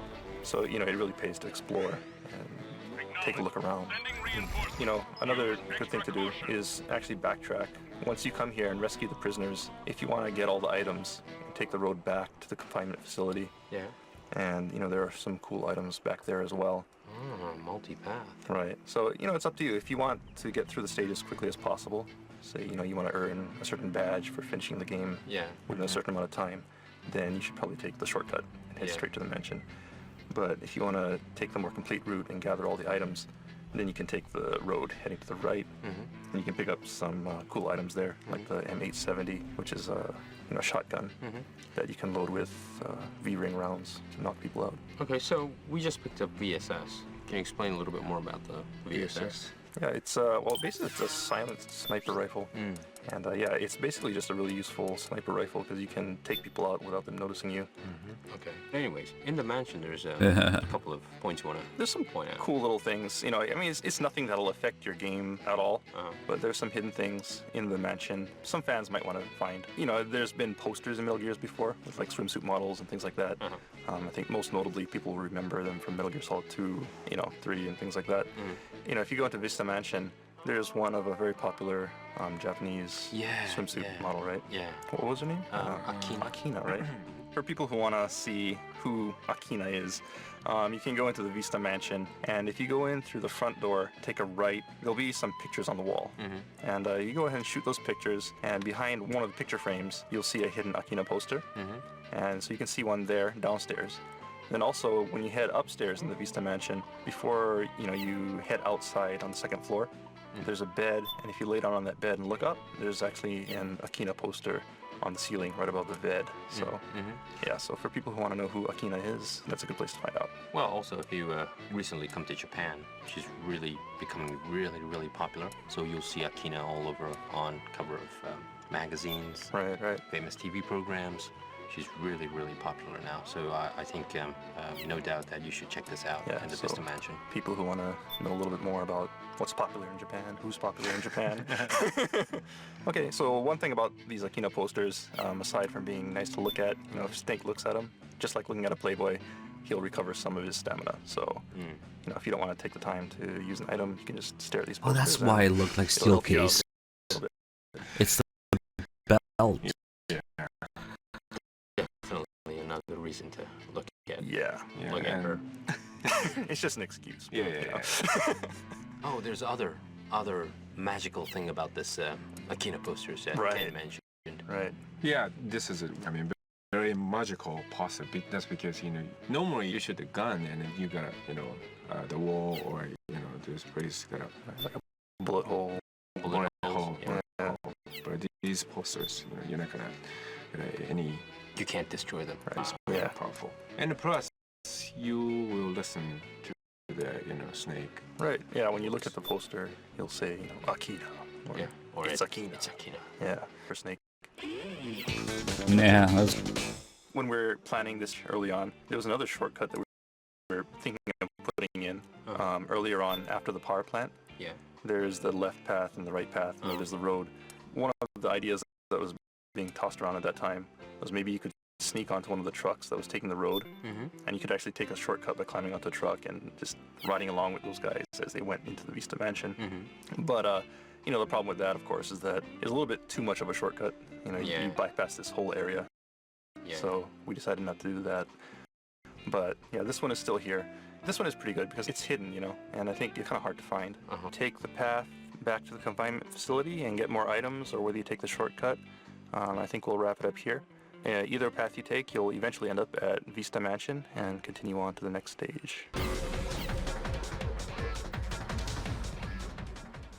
Well, I kind of noticed, Sean, Ken, that there's differences. Of course, Japanese and English phrases are different. This is HQ. Like names. Yeah, names like is different. Pronounced differently. Right. From Japanese, a famous one is probably Naomi. Right. In America, most people would probably say Naomi. Naomi? Right, Naomi. Okay, so Naomi and Naomi, most Japanese or people in Kojima Productions probably just pronounce it Naomi, which is a very Japanese way of saying. Others like Otacon. Right. So the team members always say. And there's a sea breeze in the background. American people say Otacon. Otacon. Right. You know, like some character names are totally different. Like the character name from the Street Fighter 2, you know, Ryu. Is a Ryu, right? Right. Ryu in English and Ryu in Japanese. Yeah. So do you guys have a problem to pronounce, you know, like Ryu sound? I actually did. You know, before I learned Japanese, you know, I played Street Fighter and stuff, and I always said Ryu. Oh, really? Ryu. It's just because in English, when you write R-Y-U, that's what you would say. You know, there's no Ryu sound in English. Oh. You know? Okay. And so, like, unless you speak to somebody who speaks Japanese, or you listen to an example, I don't think anybody would think of pronouncing R-Y-U as Ryu. Oh. They would always say Ryu. Because that's the way it would be pronounced. You know, one that's a big problem is actually Raiden. Because, you know, in Metal Gear, from the very beginning, there's voice acting, so they know it's Raiden. But most people, when they see Raiden written, they think it's Raiden. And so, like, in other games, there have actually been characters named Raiden. Oh, the fighting game, right? Like Mortal Kombat. Mortal Kombat, yeah. And most people always said Raiden. Or even, like, the old shooting game, you know, Raiden. Right? People would always say Raiden. Yeah. So I think for Metal Gear, it's not so much a problem. Voice acting, people can hear, you know, the correct pronunciation. Okay, that's another Kojima production terminology.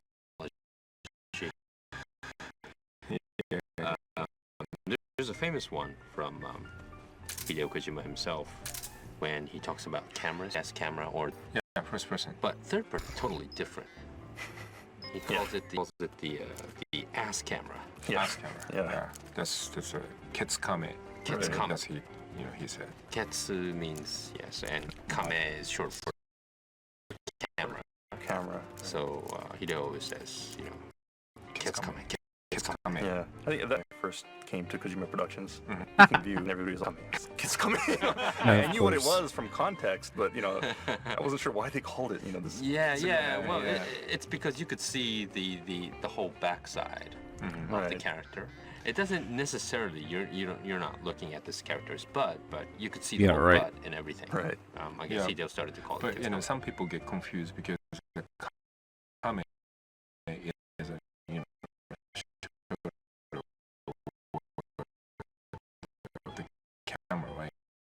know, the kame is also the turtle. Yeah, that's right, turtle. Japanese, so ass, turtle. Yeah, I don't want to know. It's another one, and also a lot of people get confused about how we say the cutscenes. Oh yeah, that I actually mix up a lot. Yeah. I always say it the Japanese way, which is this demo, but most people say cutscene. Yeah. You know, and if you say demo, a lot of people are going to think it's like a demo of the game, like a trial version. Version. Yeah. Okay, what do we have planned for episode 6? Okay, episode 6, we're going to jump to Europe. and we're gonna do the stalking mission. Yes. Which is one of my favorite sequences in the entire game. That is a very controversial. It's a very divisive stage. Yes. So make sure you tune in next time. So where's our meeting point? Okay, so we'll just start from the beginning of the stage, basically. So go ahead and get to Eastern Europe, and you're gonna have to track the resistance member as soon as you exit the train station, and we'll pick up from there. Okay. See you at the right after demo. Right. Yeah. After that demo ends. That means cutscenes. Okay, thanks guys. See you next time. See ya. Bye. Actually, we're going back and forth, so the next one is after Octopus. The Metal Gear Solid 4 Integral Podcast. Check back next time for more tips, tricks, and insider info on Metal Gear Solid 4. Brought to you by Kojima Productions and Hideo Kojima himself. Make sure to send in your comments to Hideo Blog. See you next time. Yeah, you can still get the DLC, you just have to look up the DNS for it. It's the Save MGO guys also have a solution for DLCs. You change the DNS address in your PS3 and download it that way from different servers. You shouldn't even need to hack your PS3 or anything. Metal Gear Solid 4 Oh Jesus.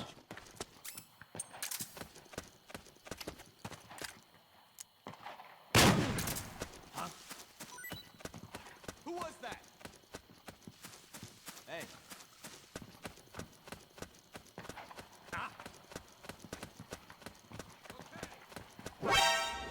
Nice.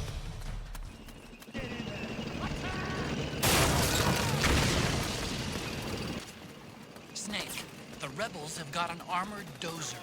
They're probably going to use it to bust their way into the mansion. Give it some cover and it might get you inside the Alright, we're gonna sit right here. Go, go, go!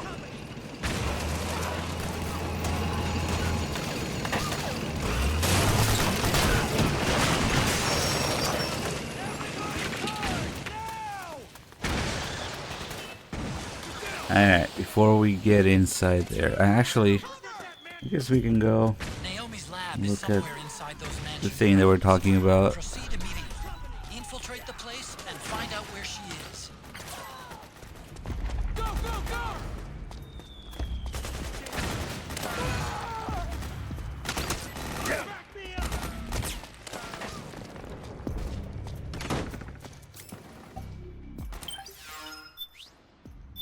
Some sort of grenade thingy. Okay. Kill them all! Below! Let's go!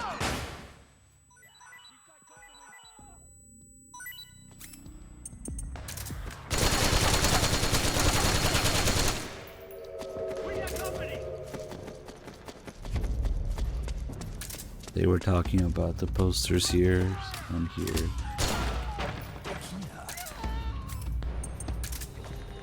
And there's one upstairs. Now, before we move on, we're gonna get all those calls with Rose about the different ways of dying. Because if we... It should shoot up Snake's psyche here if... Let's see. Take a nap. Then wake up and fap. Wait.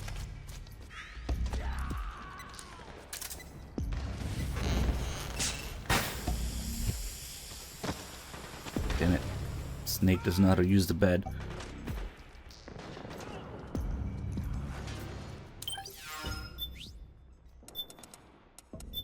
Just woke up. Time for a fap.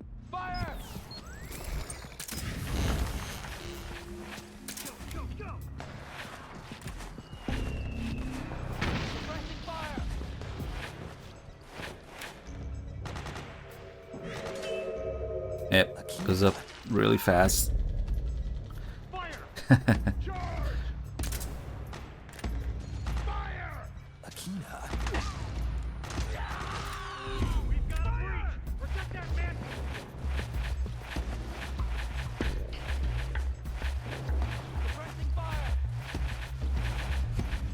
What is that sound?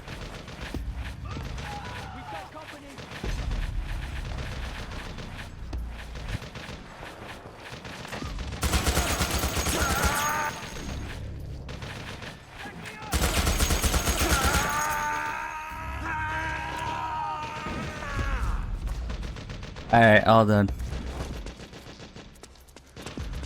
Let's go get that checkpoint and the death related calls.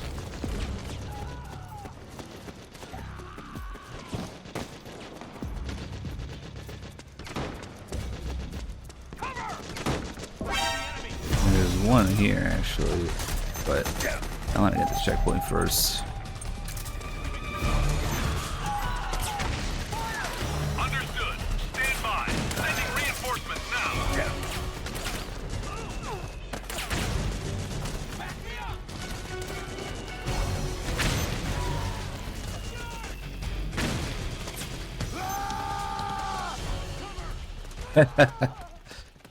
Alright, we're gonna be dying in all sorts of different ways here. Get calls.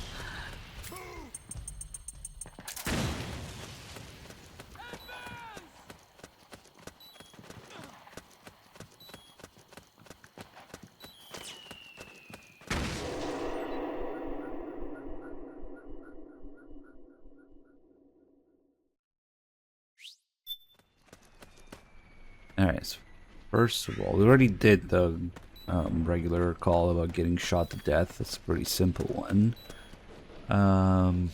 Those guys don't have knives. Now let's do the explosion one. So, same thing.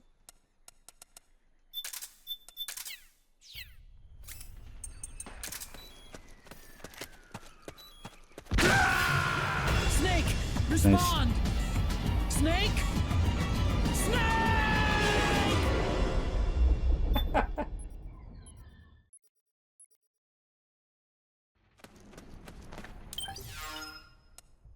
Well, a good way to start understanding these games, like I always say, is start looking up the keyword for each game. Gene, meme, scene, and sense. You really want to understand what's going on. Basically, it's all about what Kojima was going through at the time. And then the series becoming about itself, basically. Rose, you there? There's something I wanted to ask you. You're not hurt, are you? Hurt? What are you talking about? Nothing. Just making sure. Forget I asked. What's the matter? I was catching a few minutes of shut-eye, and I had a dream. A dream where you were in an explosion. It seemed so real, I couldn't help but get a little worried. Relax, I'm alive. Death by explosion, huh? It's true. One blast and I'm off to meet my maker. Not all explosives are the stationary bomb type. For example, if you hear a pin being pulled out of a grenade, you know what's coming next. You need to be aware of these things. Yeah, I'll make a point of it. Thanks for looking out for me, Rose. Don't mention it. Alright, now, if we keep going this way, we can drown.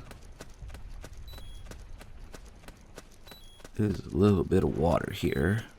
This game actually has water and swimming mechanics and drowning. And a call about it. Imagine.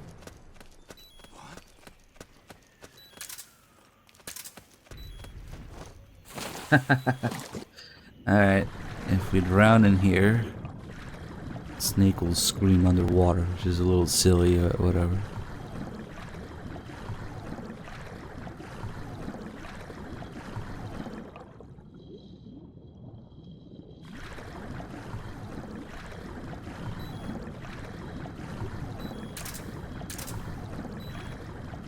Can't smoke my cigarettes underwater? Damn.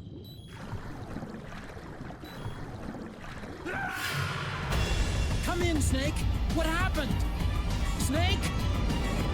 Snake!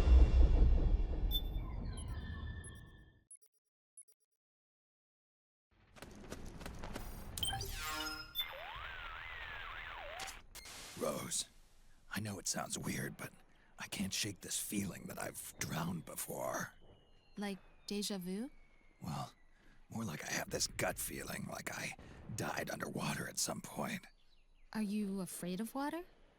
I'm not afraid of anything. Then I wonder what it could be. Except now it feels like I'm more aware than ever of drowning. I'm paying more attention to my O2 gauge and coming up for air more regularly. That's a good thing then. As long as you're aware of that danger and how to avoid it, you'll be able to respond more effectively to real-life crises. You're right. No more risky underwater maneuvers for me. Good to hear it, Snake. That's what we're all hoping for. That you'll finish the mission and come home safely. Oh, yeah. That'd be nice. Anyway, sorry to bother you. Not at all. You can call me anytime, Snake. Missed opportunity to reference tanker there. Yeah. No more swimming puddles. Let's do a little something before we do the next one. I'm gonna get the checkpoint and save. Because Rose has different sweaters for each day of the week. So if I save and quit here,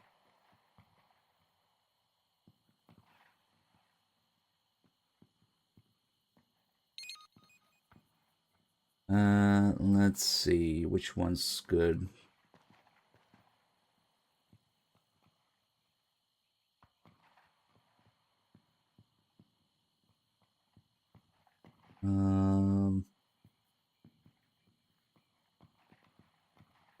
We want the one with cleavage. Which is it? It's the Friday one. Of course, the cleavage is the Friday one. Alright. So right now she's wearing this, whatever. Okay. If we quit, change the date to Friday. My PS3's date is just all over the place. I think it's April 16th right now, which is a Wednesday. So if I change it to the 18th, which is a Friday, and then we call it Rose again.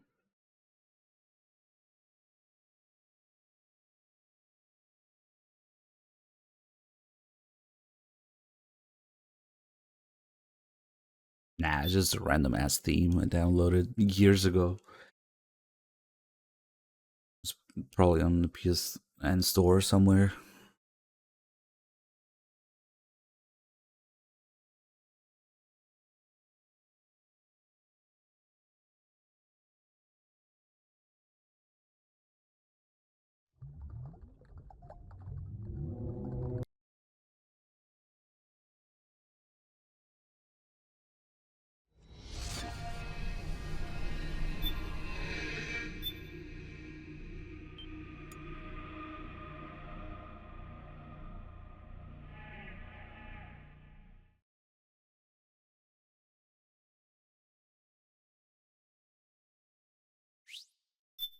Alright, we should see some cleavage now when we call it Rose.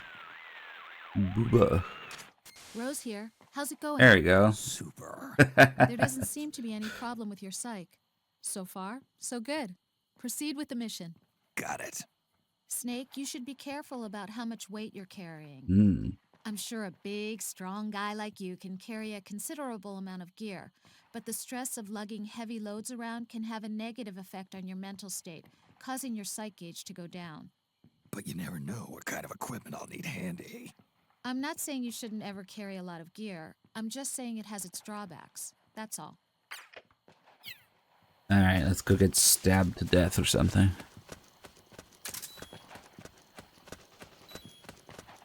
Now, only the PMC guys have knives. The rebels just punch you if you disarm them. Did you like it? So I gotta find one of these guys and get knifed to death.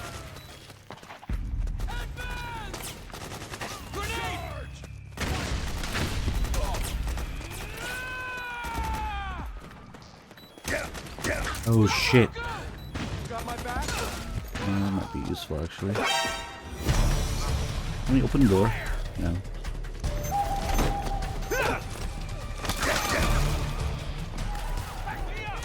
Alright. Oh, fuck! He died. Damn it. Give me one more. Oh, perfect. These guys are back.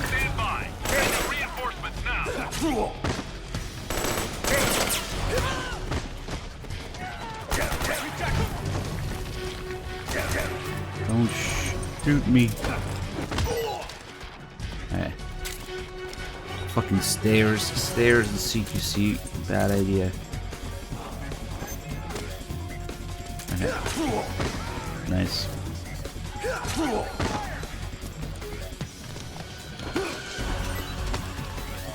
One gun, one sidearm, and that's it. And there's another guy. Okay, now we can get shanked to death. They don't have infinite handguns. Shit game. Alright. Snake, what's wrong? Answer me, please! Snake? Snake!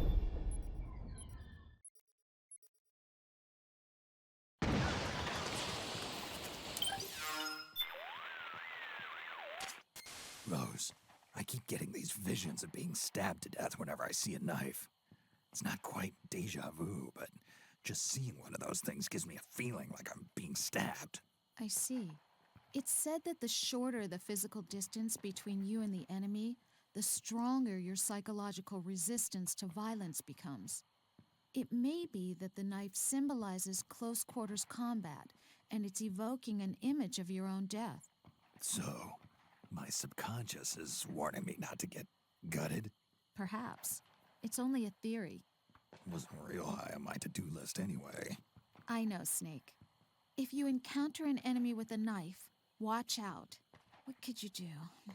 Let's see. You could avoid standing directly in front of them, or roll to the side, or step back to avoid a close quarters attack. I know it must sound funny for me to be giving you this kind of advice. No, it's good advice.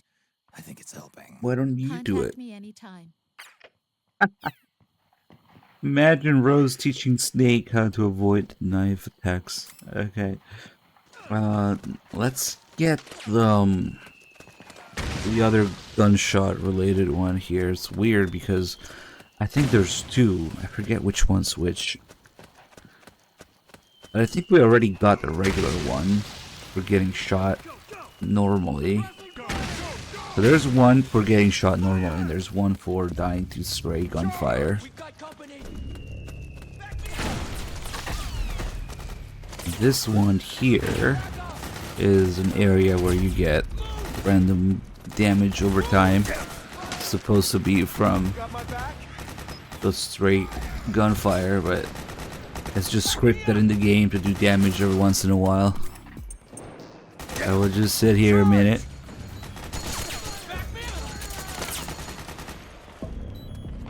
And stop regenerating.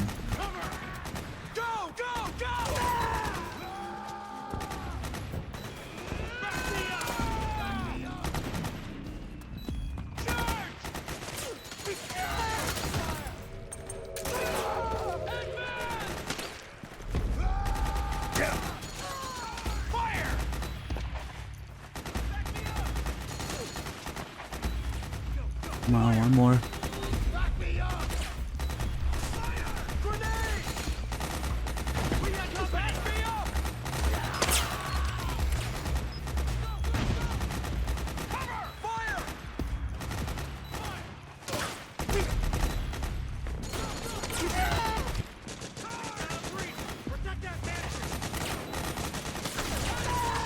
Oh, that guy's jamming.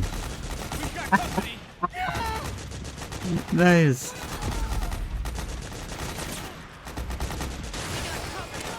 One more. Oh shit, now that might actually shoot me for real. Oh, that. Damn it. Oh, it's taking so long.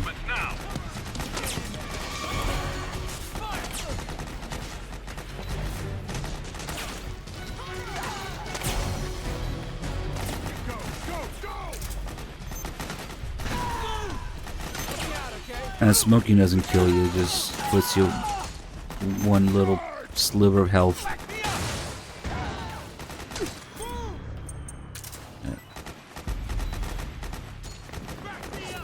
Might die from the gunfire while we're smoking here. It's taking a minute. I don't know what. Come on.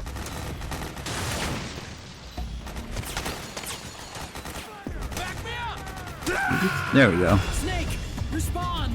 See the strings on Snake there too? From Screaming Mantis.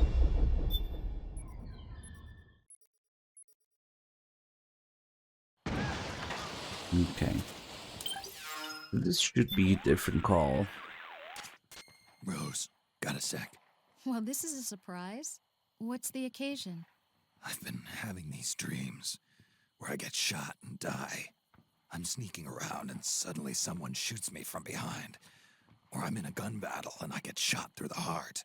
You've faced being shot at countless times before, haven't you? So? In psychology, dreams are interpreted as messages from your subconscious. They may be trying to tell you that if you keep this up, you'll die like you do in your dreams. So, it's telling me not to repeat the mistakes I've made in my dreams. Okay. I'll have to be more careful when I see enemies with guns. Maybe spend more time sneaking around This is their the one we backs, got already. especially when there's shooting going on. That sounds like a good plan. Be careful, They're Snake. very similar calls because they both talk about getting shot to death, but... And I didn't realize for a while, actually, that there's two of them. Hold on, now if I just get shot by somebody on purpose... It should give me a different call.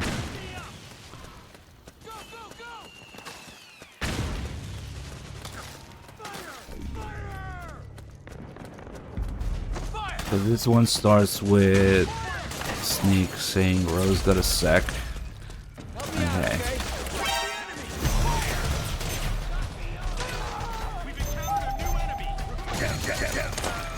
Understood. Stand by. Snake, what happened? Snake? Snake!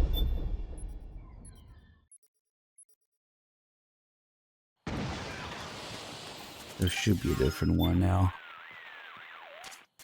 Rose, What? Well, this is a surprise. Wait, what the fuck? Maybe I didn't die from straight gunfire last time. It was something else. No, why do we get the same one again? I'm sure there was two. It was just... Maybe the cigarettes fucked with it. You can see the Screaming Mantis' strings on Snake because it's implied that the reason you died is because you were being controlled. She made you do something, caused your death, yeah? Even from the very beginning of the game. Oh, we can do this here. We can change to the camo that doubles damage received. Alright. Oh yeah, oh yeah.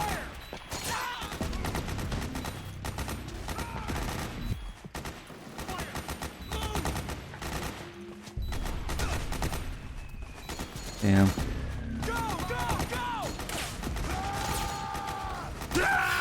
Okay. It's a pretty good spot to see the strings too, because it's darker in the shade. Okay. Rose, got a sec? Why do I keep getting the same fucking call? These dreams. It's in battle and I get shot through the... Maybe it's because, no. Hold on. Maybe it's not the straight gunfire that does it, but it's dying in an area where an active conflict that does it versus getting shot while you're sneaking around. I thought it was a straight gunfire that does it, but I think it's the difference between being a battle zone and just regular sneaking and getting shot. That might be it. Piss this guy off.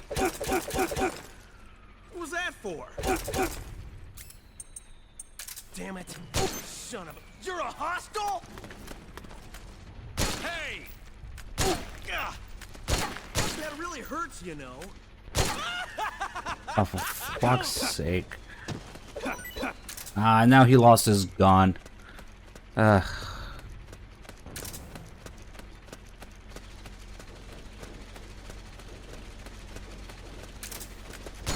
What's going on? Damn it.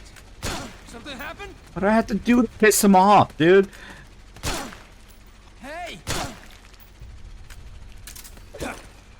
You mind explaining? Oh my god. You mind explaining? Friend, damn it! The enemy's here! Fuck, of course, now he falls asleep. Ah, couldn't have shot him with the tranquilizer.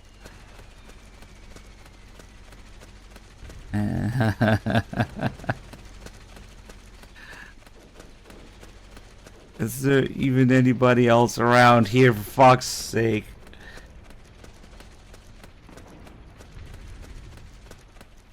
Oh my god, I just want somebody to shoot me.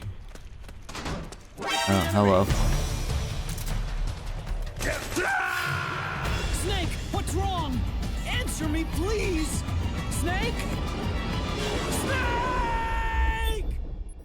Took such a long time to piss him off. Hey.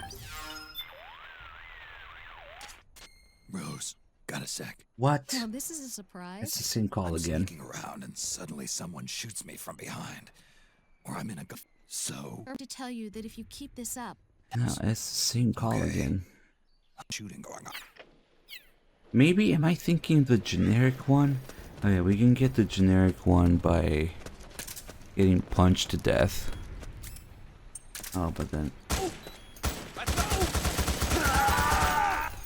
Nice.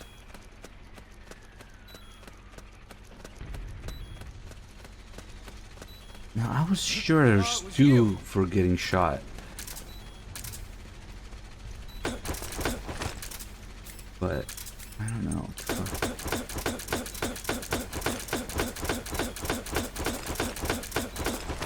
Oh, this will definitely give him whatever emotion he has now.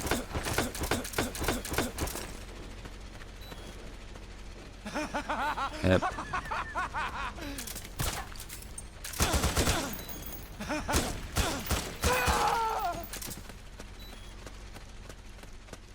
Good thing there's a guy inside here.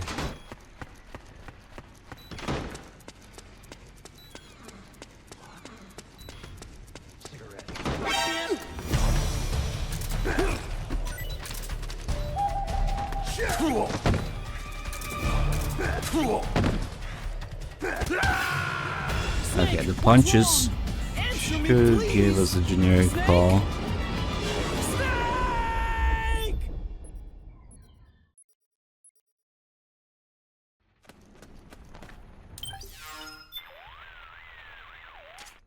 Rose, I feel kind of dumb bringing this up, but...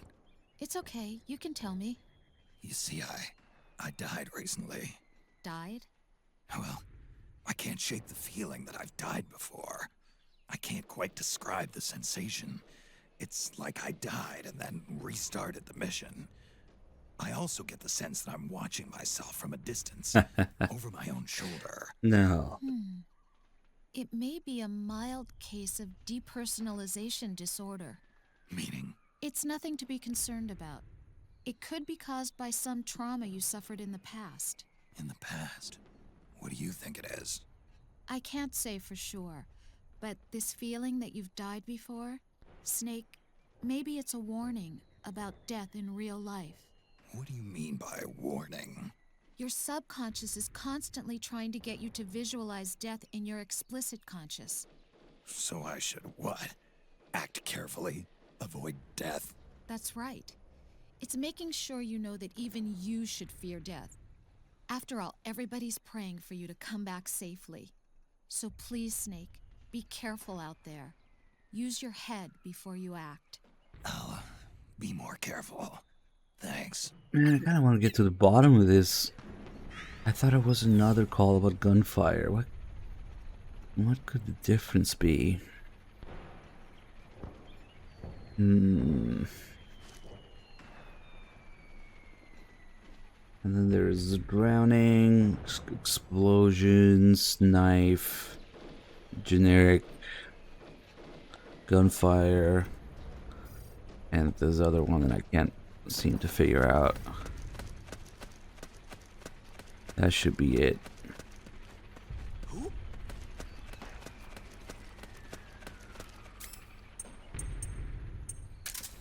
What was that for? Damn it.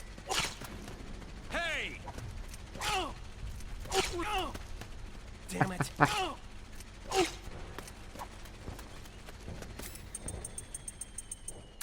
He doesn't seem to really care much. Hey! Son of a... You're a hostile?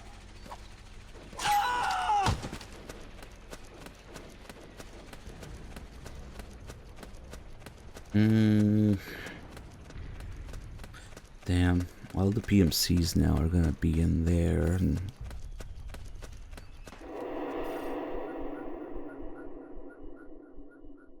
dropping from excessive height, getting punched, or dying in a fire, or getting run over by a vehicle. All of those are the same generic call.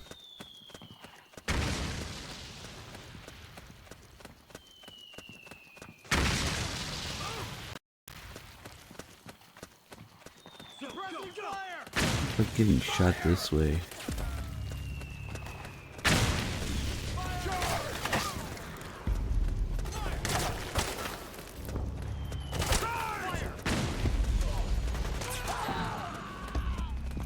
No wonder if there's because what they do in these calls, and they kind of give you gameplay tips to avoid dying the same way again, right? So what if we die from gun placement?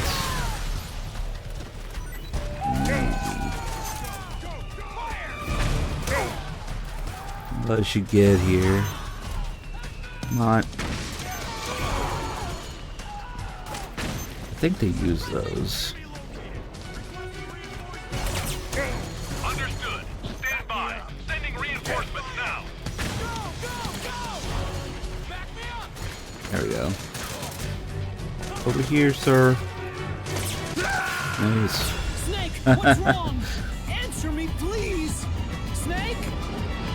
Snake!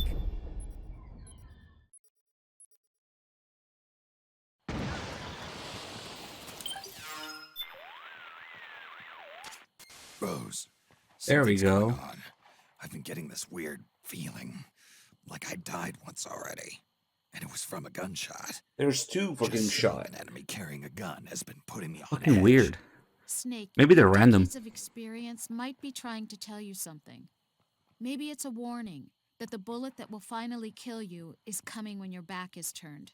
Tell me, what would you do if you saw a teammate engaging in risky behavior? Say, recklessly charging the enemy or letting their mind wander in the middle of a firefight. I'd tell him not to get himself or me killed. Well, think of it this way. There's another you inside your subconscious that's telling you the same thing. I see. Get back to the basics. Use the right stick to look for the enemy. Move cautiously and stay out of sight. I should start listening to my other me. Exactly. Take care of yourself out there, Snake. So in this case, we got it from getting shot with the mounted machine gun, but I always thought it was stray gunfire versus direct gunfire, because in the other one, he just kind of talks about it being sudden while he's sneaking around.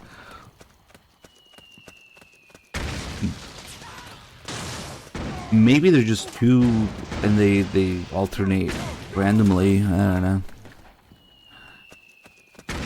But I think that's all of them now.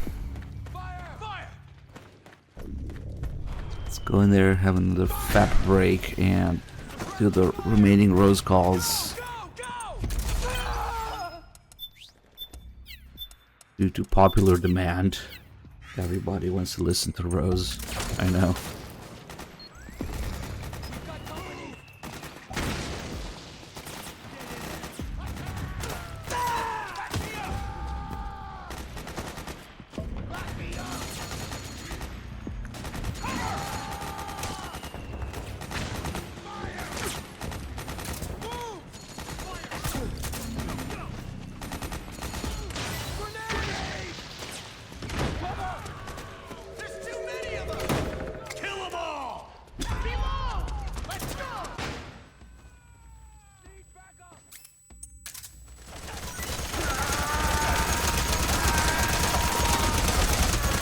Stealth.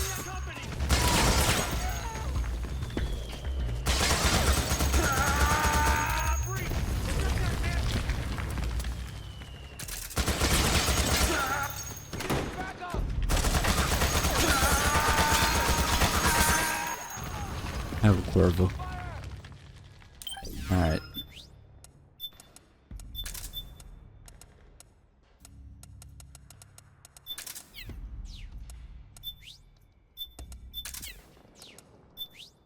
You see, it's been a long day for Snake.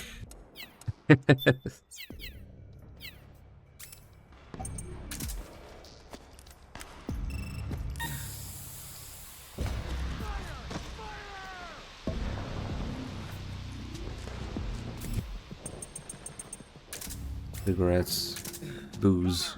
Oh shit. I woke up so quick that the smoke was still there. Nice.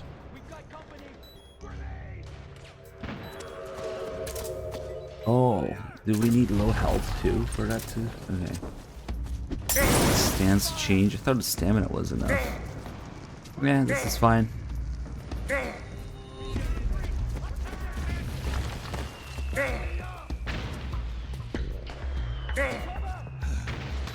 Ugh, here we go. Ugh. I had a long day at work. Oh, fuck.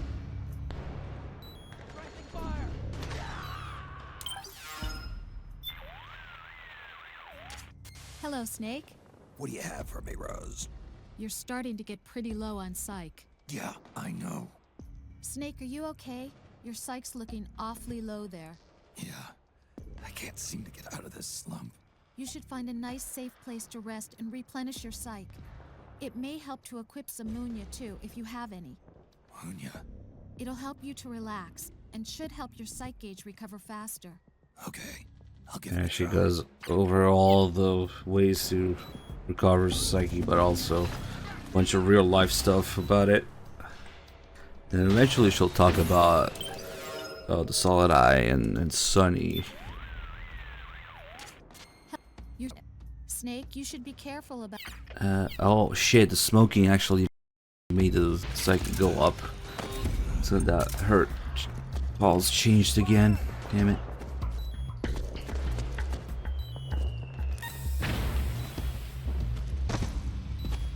Nice.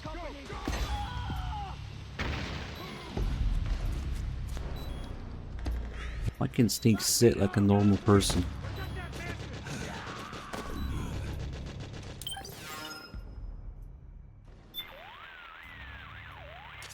Yes, Snake? Just here for my checkup. Your psych is in bad shape. Snake, what makes you tense? You. Stressors, the factors that cause stress, can be divided into several types. They can be psychological, social, biological, chemical, or physical. In battlefield terms, that corresponds to the presence of enemies, the battlefield environment, biological and chemical weapons, and physical wounds and hunger caused by combat. Any of these factors can cause stress to build up. So you need to pay attention not only to your health, but also to your psyche, especially when engaged in combat.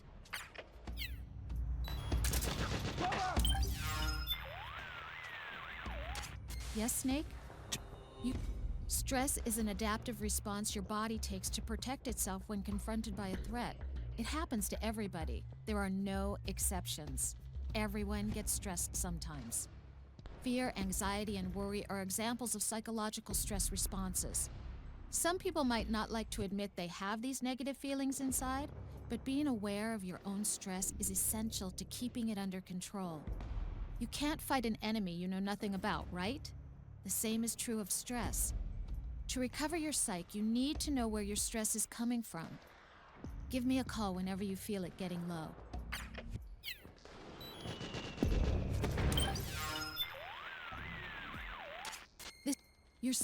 In order to effectively manage your stress, you first need to assess it. Think about what happens to people when they get tense. Some people feel more tired than usual. Others experience stronger emotions or exhibit incoherent behavior or become dependent on things like alcohol or tobacco. Tobacco, huh? Some experience insomnia, depression, or have trouble concentrating. Others find themselves feeling apathetic, mentally drained. Everyone has their own way of reacting to stress. The important thing is to get a feel for what effect stress has on you. Pay attention to your psych gauge to learn what sort of situation causes it to go down.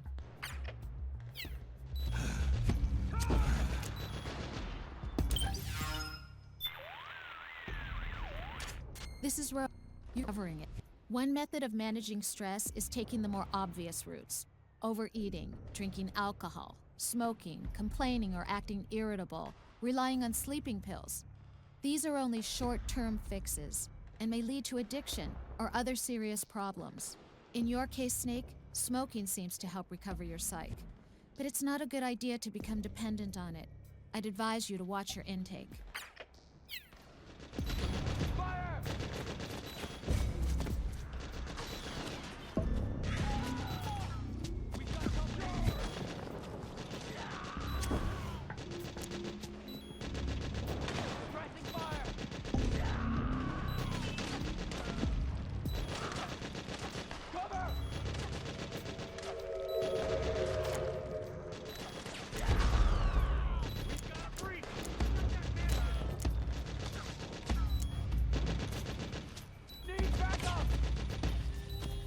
Wait a minute, I think I just found a better fapping animation in MGS4. This is revolutionary.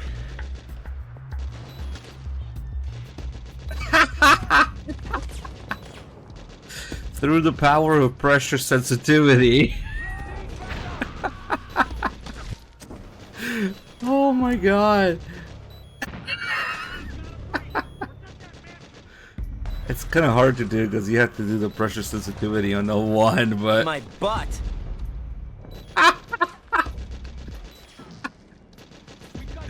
Did you hey, like it? you'd never be able to do this on a modern console with no pressure sensitivity on L1.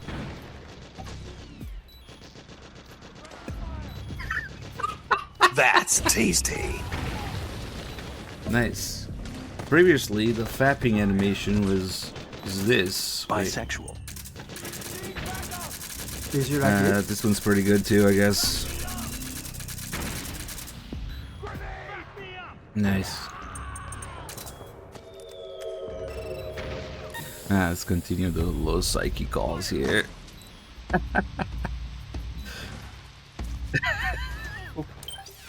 We have gone too far, yes. Yes, Snake?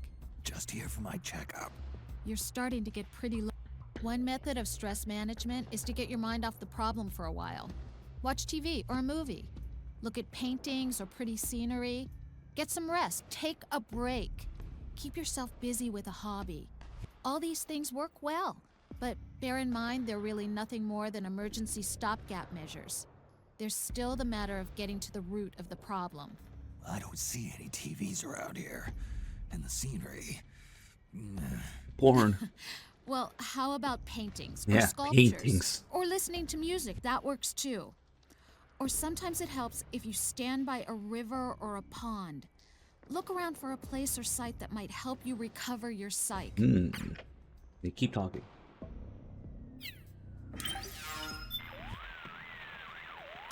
Hi, the best methods for managing stress are comprehensive methods.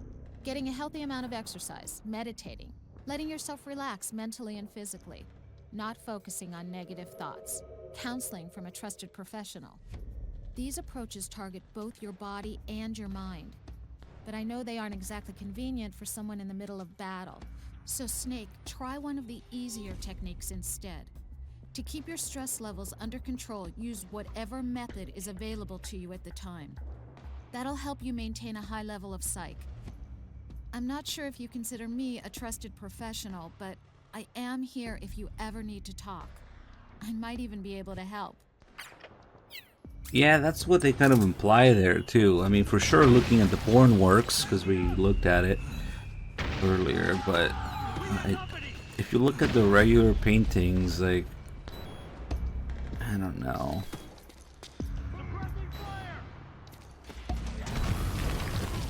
Ooh, it's such a pretty base. It makes me want to get my mood up like that. Nah.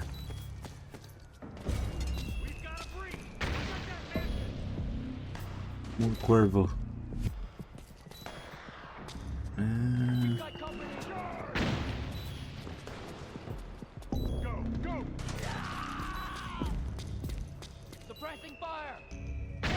Doesn't really seem to do much.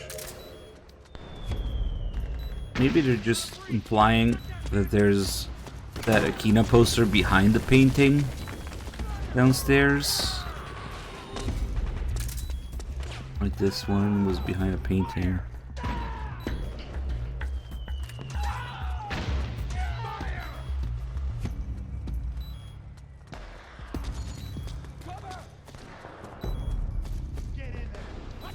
If you look at Akina, it just shoots up like crazy when it registers.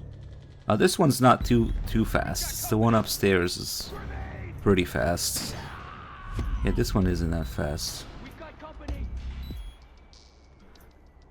But it's still noticeable. We Call of Metal Gear duty now.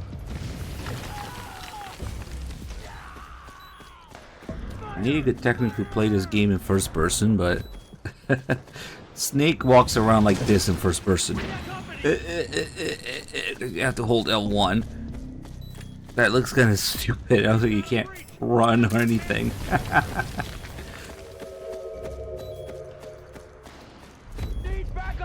And then I guess you can't really do it if you want to switch weapons. You have to leave first person.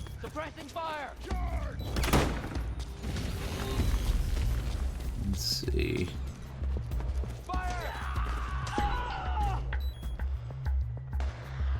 Maybe you already used it up. Oh wait, you might be onto something. This one's also slow. Is it the line down that does it?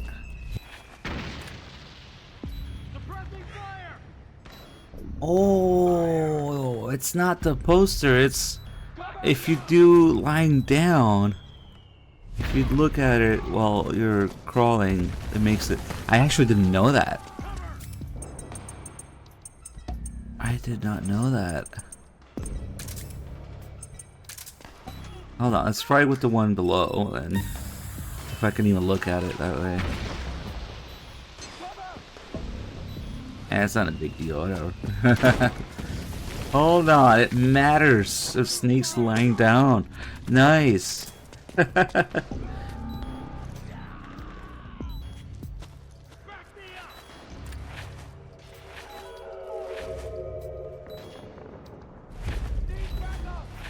On.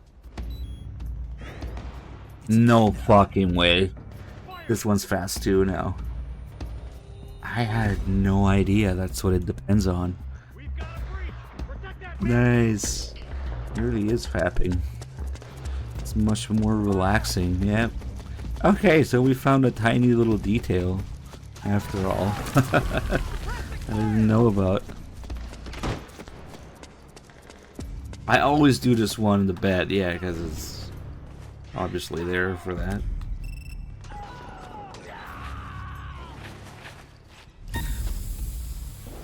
Man, I would pay good money to go to sleep like that. Push button, go to sleep immediately. Fuck.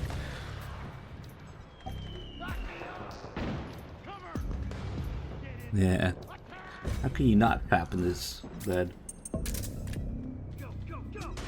So what about crouching then? Is it like halfway?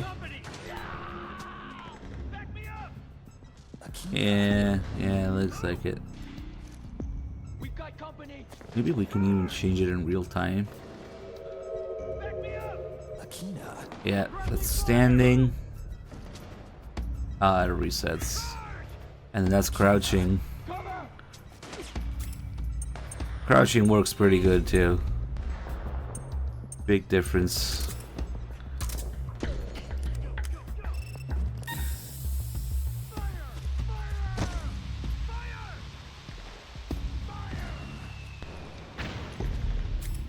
And then of course they had the Playboy here too. Nice.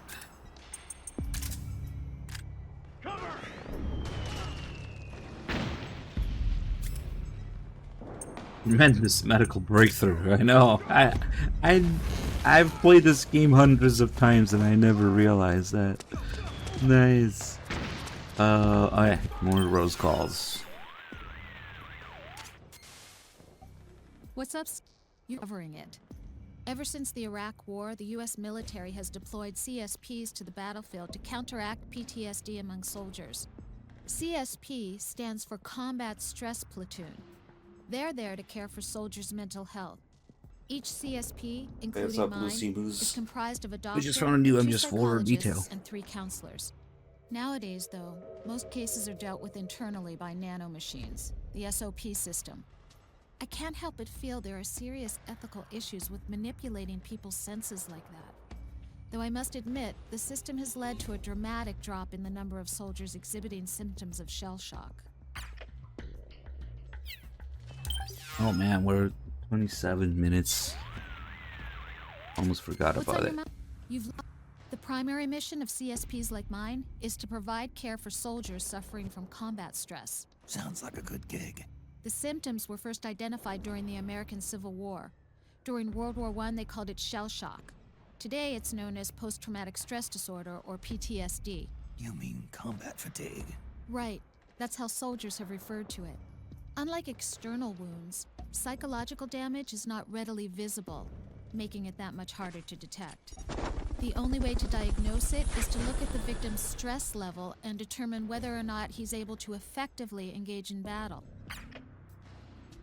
Symmetry Breaker with the Prime sub, thank you.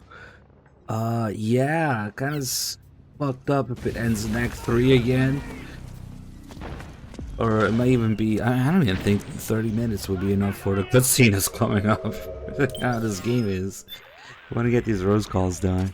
Oh, hi, in some cases, Ah, soldiers man. display symptoms of PTSD. 2 MGS4 and immediately 1 after Peace Walker. undergoing a traumatic Subathon experience. killed. When these symptoms persist for more than 2 days, it's referred to as ASD, or acute stress disorder. When they last for more than a month, it's called PTSD. I have no idea. Left Lonely untreated, Geekers. ASD can develop into PTSD. I figured so Dog it needs to be found taken out care of as through quickly as possible. people telling him If in something chat. stressful happens to you, let me know right away. Like, you would know if you've been unsubbed accidentally, right? So, I don't know.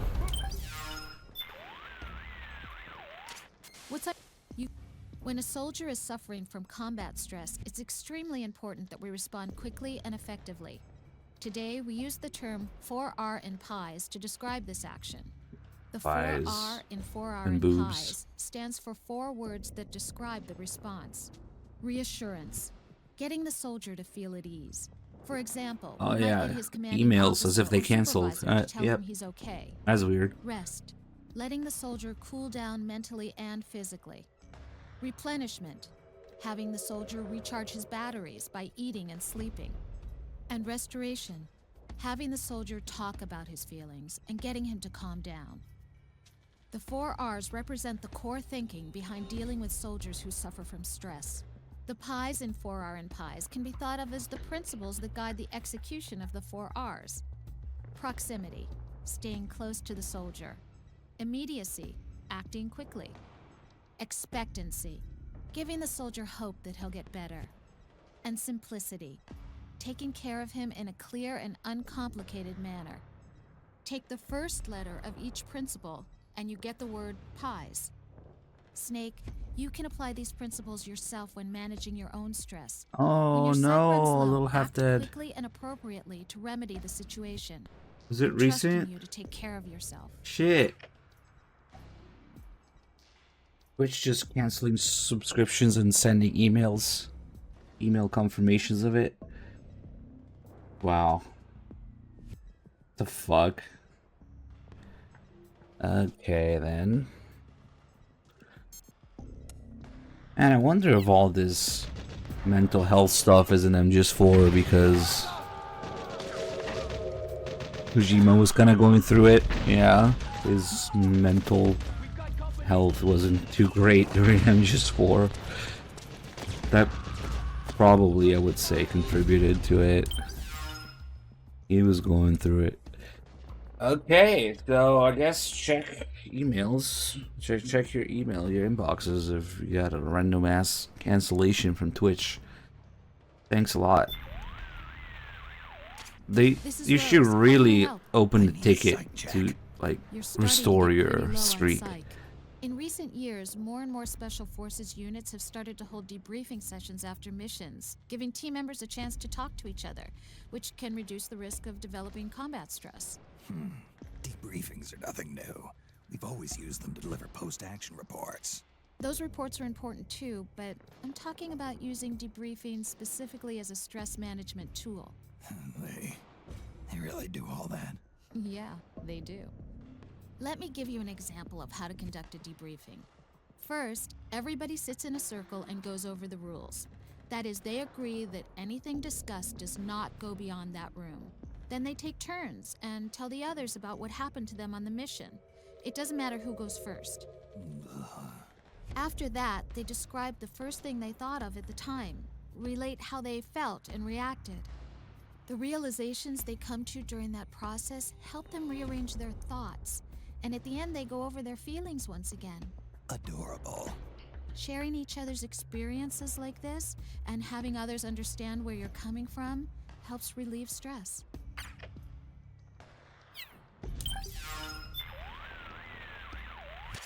Hello, Snake. There's actually a term for these debriefings where everybody gets together and talks after the mission. They're called CISDs, Critical Incident Stress Debriefings. CISDs have become popular as a stress management technique among firefighters and others involved in disaster relief. They say being at a disaster site is just like being on a battlefield. The stress you endure is as serious as a soldier's. So the concept of CIS developed at around the same time the term PTSD first began to appear. Now, military and police organizations are starting to pick up on CISD. It's proving just as effective at dealing with stress among soldiers as it is among firefighters. Of course, for Kojima, his battlefield was a development. You've lost quite a bit of... Right. Rose, don't some types of people get stressed more easily than others? That's a good point. Go-getters for one, serious types also. Studies have shown that this type of person is more prone to stress. Lately, they've been doing physiological screenings through blood tests to determine which types of people suffer the most psychological stress in combat. The results are used to help determine which units soldiers should be assigned to. In a way, it's just another kind of threat management. You can tell that much from blood? Well, I wouldn't stake my reputation on it, but you could say there's kind of a trend. Some experts even claim that some genes may make people more susceptible to fear. Kind of like the flip side of soldier genes. Right. Soldier genes. What? You're covering it. You're the boss. Rose, how do I keep my psyche from going down? Isn't there a way to develop resistance to stress?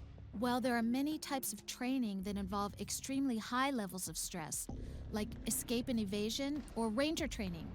But what you need is to focus on managing the stress as it accumulates. It's not healthy to let it build up inside. No matter how big the cup, keep pouring water into it, and eventually it's gonna overflow. Snake, you have to dump some of that water out once in a while. Here's what you need to know. The best way for us to confront combat stress is not to train ourselves to resist it, but to train ourselves to recognize internalized stress early on and release it. Recognize it. In your case, you can assess your stress level by looking at your psych gauge.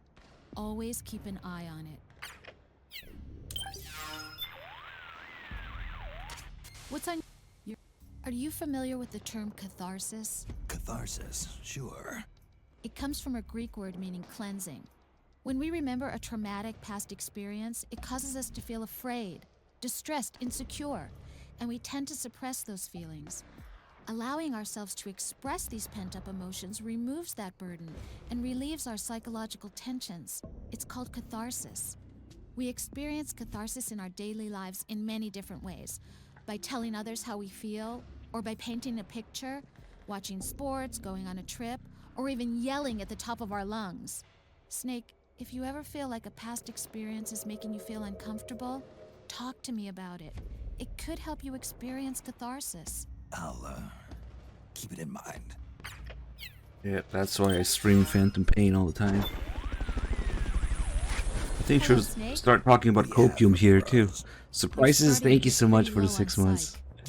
The process we use to prevent or relieve stress is called coping. Quick, more There are copium. 2 basic types, problem-focused and emotion-focused. The first type targets the stress factors themselves, while the second works to alleviate the suffering caused by that stress.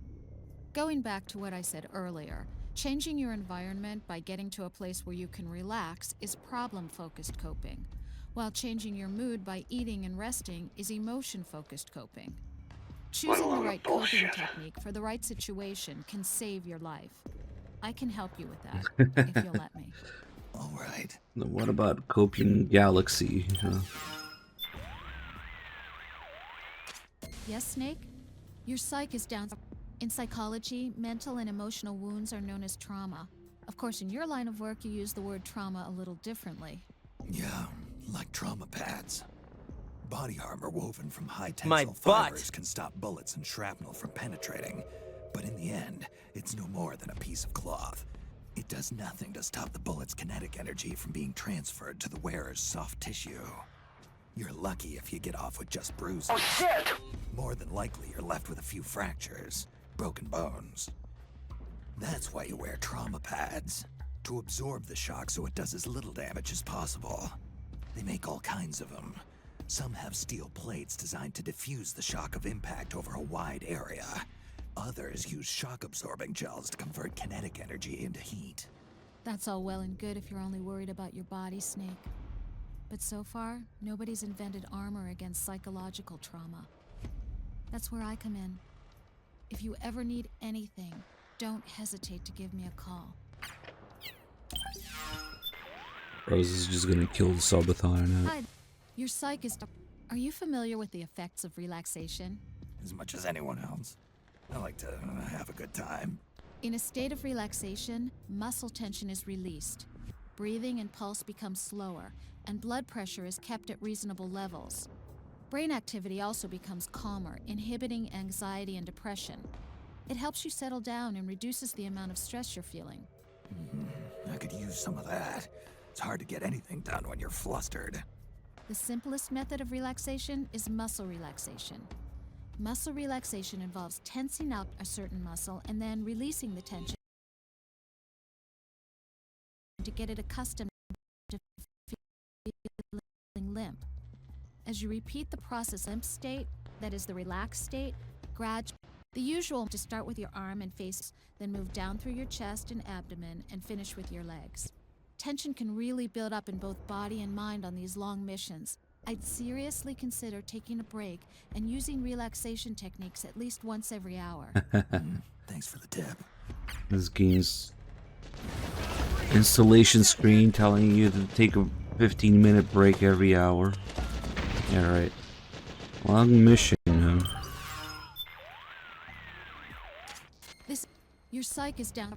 One technique you can use to relax is autogenic training. That's the guy who always says he's naked. Self-suggestion. What? That's an improvement. It's a behavioral therapy in which you regulate both mind and body by changing their respective states. You assume a relaxed position and think of a formula that expresses your body's sense of weight and temperature. You then chant this formula in your mind until your body feels as if it's actually experiencing that state. Once you've mastered one formula, you move on to the next. In repeating this process, your body gradually transitions toward the state expressed in the formula, and eventually, you learn to regulate body and mind. I've heard something like that before. A guy from the New Zealand SAS told me about it. When it's cold outside but too dangerous to build a fire, they look at a picture of a fire instead. Said it made their bodies feel warmer. You know, it's just another form of self-suggestion. If you think something hard enough, you can produce actual physiological changes in your body. They may have come up with that themselves through science, but I suspect they had a little help from a psychologist. Kinda like you. Yeah, kind of like me. So we just look at a picture of a good game while we play Phantom Pain and pretend it's a better game. Look at a picture of MGS1 and playing Twin Snakes. We counselors often talk about stress assessments. I understand you soldiers have your own type of assessment. Threat assessment. Right. An accurate evaluation of your opponent before you take action. That makes sense. Incorporating enemy psychology into your threat assessment and management enables you to locate, evade, and engage the enemy more efficiently. Not only does it give you an advantage, it helps you seize the initiative on the battlefield as a whole. For someone in your situation, it's absolutely essential to remain sensitive to the enemy's psychological state, to their emotions.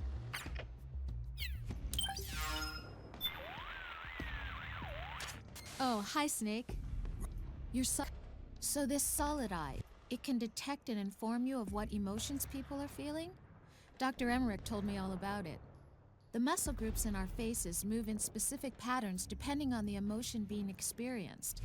There's been a lot of research done on this, and the theory is being applied by intelligence and law enforcement agencies.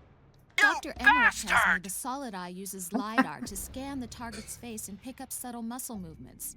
And it picks up other physical reactions as well, like the way blood flows to the legs when we're afraid, or concentrates in the upper body when we get angry. Changes in pulse rate, skin temperature, sweat secretion. It takes all this information and calculates people's emotions with amazing accuracy. No kidding. And here I thought it was all smoke and mirrors. Our emotions have a significant impact on how we act. Knowing how people feel gives you a strategic edge. It must process data in much the same way as the nanomachines in SOP. I have to say, even speaking as a psychologist, your friend has developed quite a reliable system. There'll be a call about Sunny next. Need some? You've lost the little girl you have with you, Sunny, right? Yeah. She's got a bit of a stutter, doesn't she? Yeah, she's been like that as long as I've known her. Any idea why? There are a lot of underlying factors, but at the risk of oversimplifying, Remember all the tranquilizers you had, Snake? the possibility that living in isolation from the outside world is placing her under a lot of stress. Stress? Sunny chooses not to go outside. It's what she wants. It's what she thinks she wants. Sooner or later, she's going to have to breathe the outside air. Ew, She can that's... outside through a window, but it's never going to be the same as reaching out and touching the real world. I know. Jack rescued Sunny from the Patriots, and you and Dr. Emmerich are taking care of her. But she hasn't been saved yet. Look, we're only trying to do what Sunny wants. What do you want me to do? Let her know she's not alone. The outside world is full of pain and suffering. You need to let Sunny know that you'll always be there for her. She's still just a little girl. Show her some sympathy once in a while, okay? Yeah, sure. Greatest idea with less than a year left to live, maybe, but okay. Don't worry, Sonny, I'll always be there for you, Dad. Oops. Good work. You're as good as they said. In order to effectively manage, I think about what's her emotion. She's repeating stuff now. The Sunny call is the last call of her low psyche calls, at least. Hey, Little Half Dead, thank you for the gift of sub to literally worst user.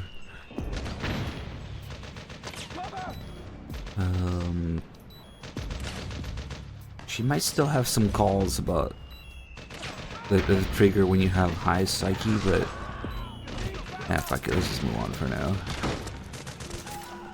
We'll do it in our suit here.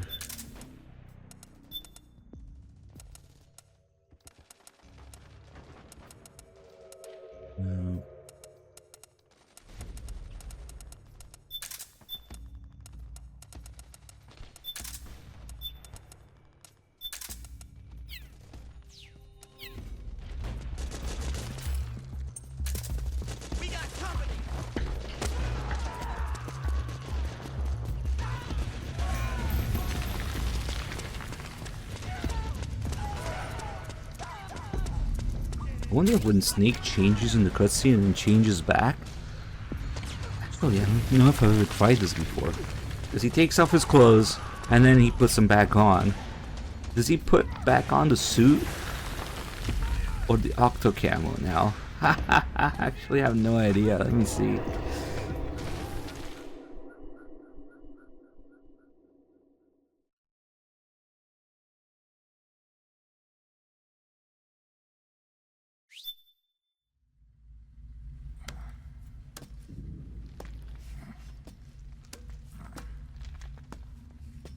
Yeah, but might just barely. I don't know. Depends on the edging.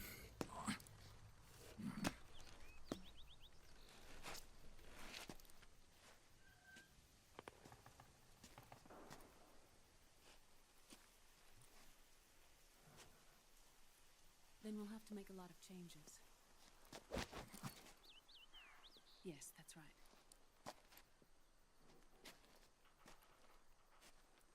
We'll need another go at it. That won't be a problem. Uh-huh. Yes. I've taken care of it.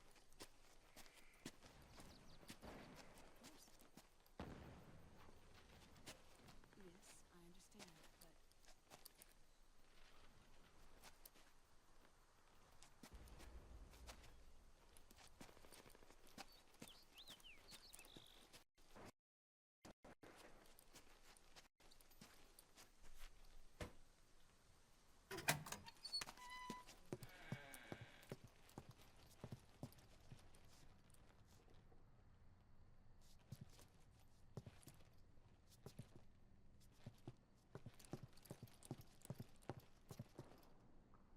Yes, the next test.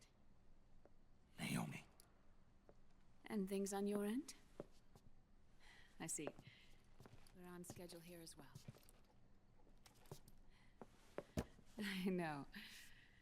Me too. Until then.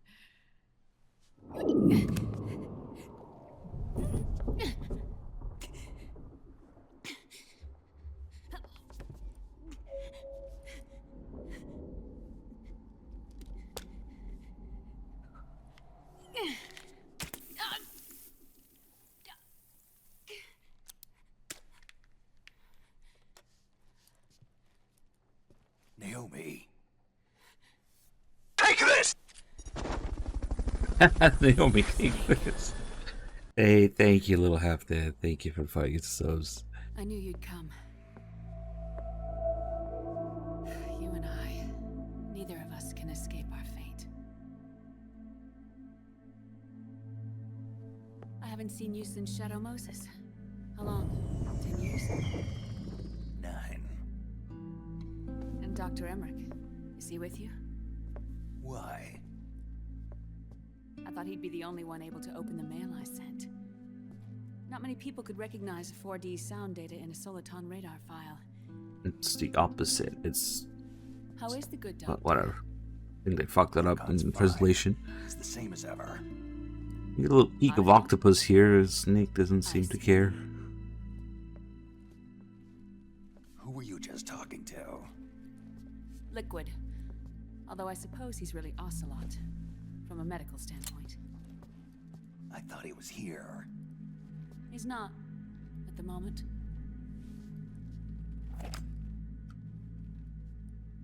Where are all the guards? They know I won't escape. I'm powerless to resist.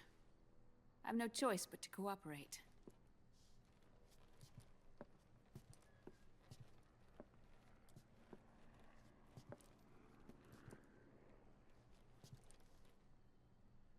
Naomi, what happened in the Middle East?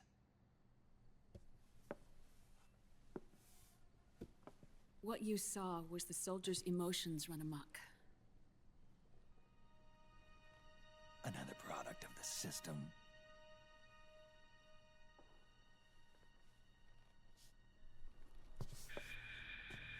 You don't trust me? I'm not sure yet. And if I answer your question? Let's hear it first. Liquid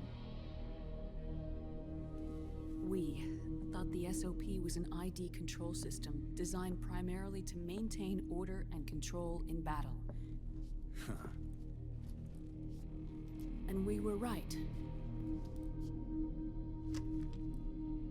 But only partially.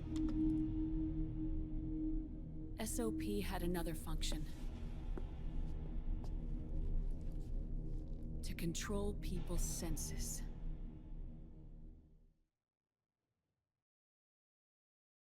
The nanomachines inside soldiers' bodies adapt to different conditions, promoting the release of neurotransmitters, hormones, and stimulants, giving them an edge in battle. They can create an artificial combat high by releasing endorphins at the same time a soldier kills an enemy. Or they can suppress hormones to neutralize the soldier's emotions, prevent them from panicking and engaging in friendly fire or needless massacres. It's all controlled by the system's core AI. It artificially controls the soldier's pain, emotion, senses, in other words, the essence of his being. The skyrocketing demands of the war economy have fueled the demand for more soldiers and more fighting.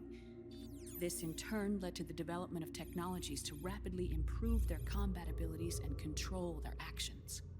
The system ensures a steady supply of battle-optimized soldiers at a minimum of cost. But you, of all people, must understand, Snake, that unlike combat technique, a soldier's senses can't be taught. They must be earned through experience. Does this have something to do with that test of yours? The goal was to release the soldiers' nanomachines from the system, but we didn't know about the mental control. And the nanomachines went berserk? No. Our test was a success. At least it confirmed our hypothesis at the time. Just as we predicted, the nanomachines stopped functioning, and the PMC soldiers were freed from the grips of the system. But the moment the system stopped, all the pain and fury and sorrow, all the trauma and stress, all the hatred, regret, guilt, all the sensations that had been suppressed were unleashed within their hearts. Their memories, unlike their senses, weren't erased. Each enemy soldier they'd killed, each lost comrade, each threat of violence against the innocent, every act of war they'd committed was etched firmly in their hearts. In suppressing the user's mind, the nanomachines exact a heavy burden on his heart. The user's body rejects the nanomachines. This reaction must then be suppressed with drugs. Before the user knows it, his mind is in complete shambles. Snake, remember Frank? Frank Yeager. Gray Fox. They twisted his body for their experiments and nullified his broken heart with nanomachines. SOP has taken it even further and applied it to living human beings. The sins of war these soldiers carried inside them returned to assault them in the form of unimaginable shell shock. The meaning in the system may have changed, but the battlefield hasn't. Until that point, war was like a game to them. And then suddenly, reality came crashing down.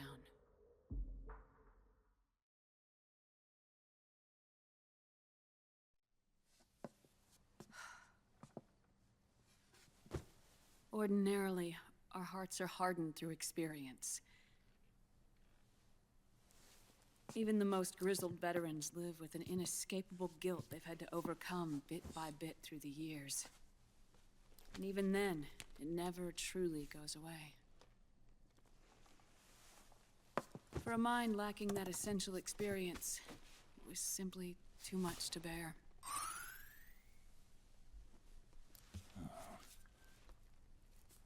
But what about me?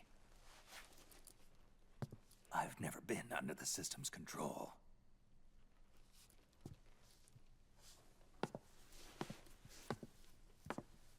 That's why I want to examine your body. You need to know too.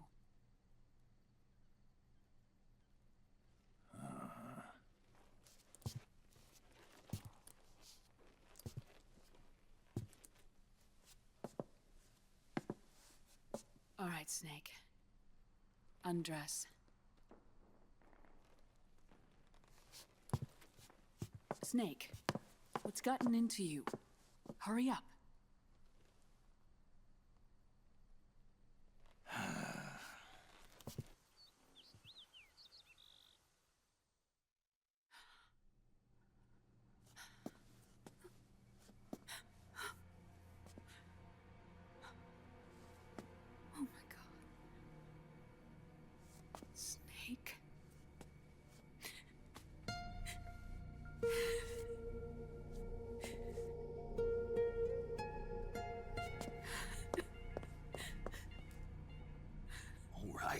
Let's just get this over with.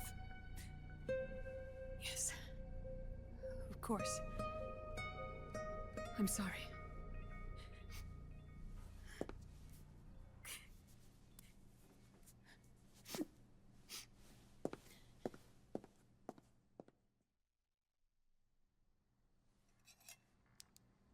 Snake, do you remember what I told you in my video mail about the first generation of nanomachines? The ones you stuck me with at Moses. Yes. The nanomachines are recharged by your body heat. They won't stop functioning until they're all extracted. Or until you do. Most of them were lost through bleeding and excretion, but around 30% still remain inside your body, attached to your cells. I'm not finished yet. The first generation were never ID registered, so they don't react in the same way as the SOP nanomachines. Ready? But they may be interfering with your body and with your heart. So, does the aging have something to do with Fox die too? No. Your telomeres were intentionally set up to be short, regardless of the age of the original. One of the genes that inhibit reproduction and aging, the Clotho gene, was intentionally mutated as well.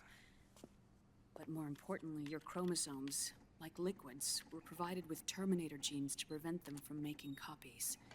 Why? Your clones created for one purpose: war.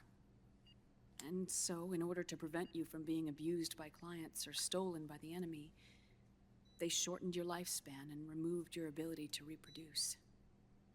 It was a safety device to ensure that the seed of Big Boss didn't end up in the hands of others. The reason you're aging so rapidly isn't because of disease, faulty research, or Fox die. It's how you were born. It's your natural lifespan.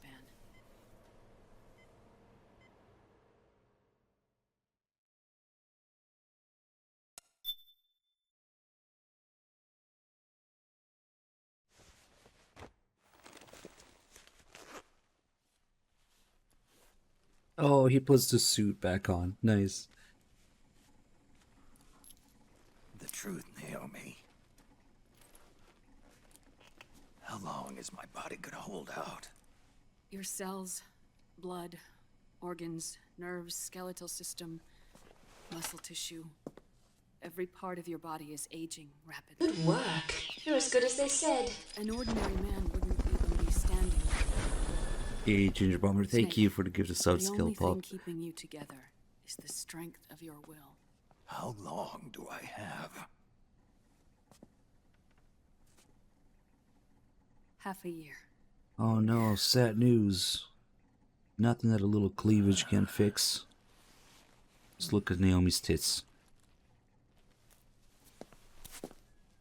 Don't.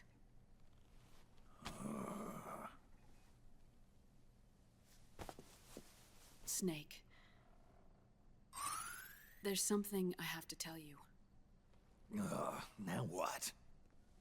You and I both know your body is approaching its limit. But when I said half a year, I wasn't talking about your lifespan. What do you mean? We can't get rid of the Fox dye in your body completely. At this point, it's circulating within you like a normal virus. Yeah, so? Listen to me. Fox dye only kills its victims when the infected person's genetic code fully matches the genetic sequence programmed into the virus's receptors. In other words, it only attacks targets with specific genes. I know. That's what killed the AT president. And Liquid. Yes. And at the same time, it's set up to protect those not designated as targets from the virus's harmful effects. Here, I'll show you.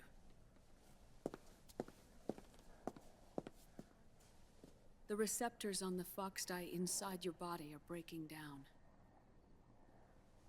The rapid aging process is changing the environment within your body. As a result, the virus is starting to mutate. The viruses on the left are fox dye in its original form. The ones on the right I took from your body. They're already mutated. The receptors, they're wearing down. Meaning? This mutated version of fox dye could activate even if the infected person's genetic pattern doesn't perfectly match the receptors.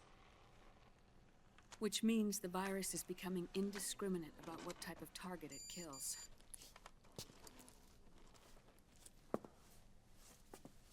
Ever since Shadow Moses, fox dye has been breeding continuously in the nanomachine colony inside your body and dispersing into the air.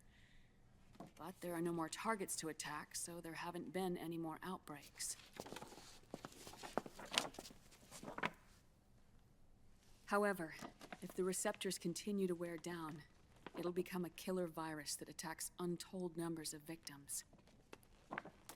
What if we kill them all? Remove them from the body?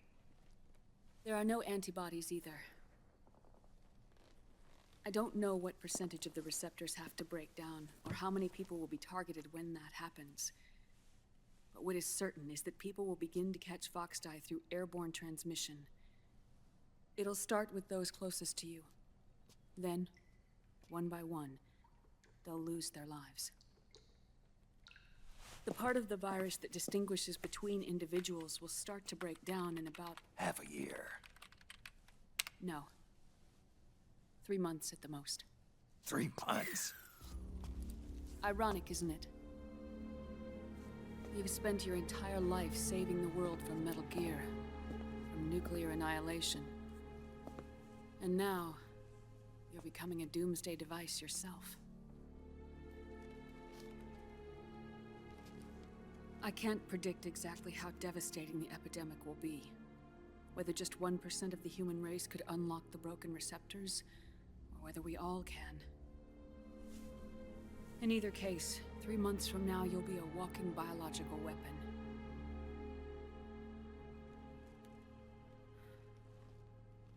If it were up to me, you'd be quarantined already.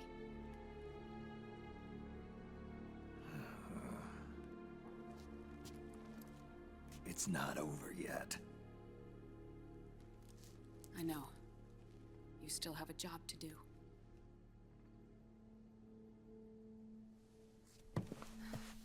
You have 3 months. Still enough time to think once all of this is done with.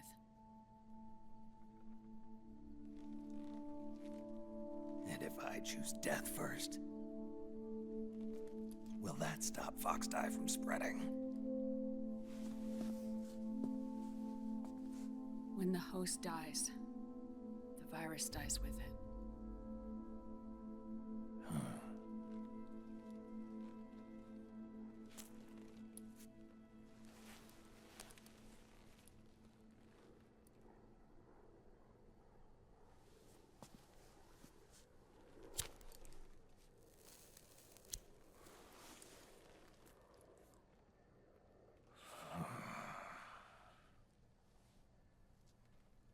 Snake, tell me one more thing.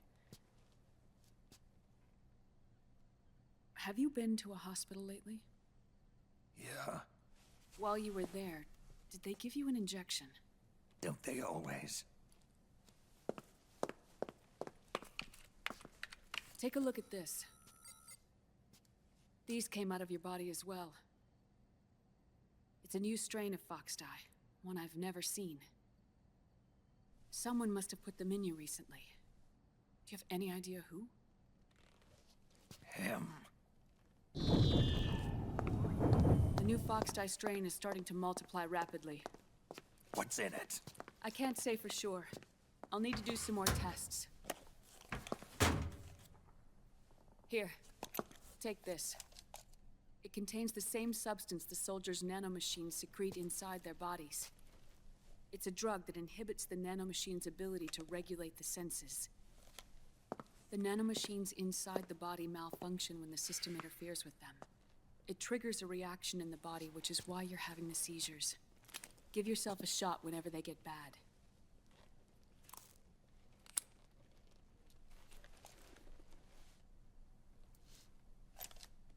It's potent, so use it sparingly. unless you want to end up an invalid. It may restore your psyche for a short while, but use it too often and the amount restored will start to decrease.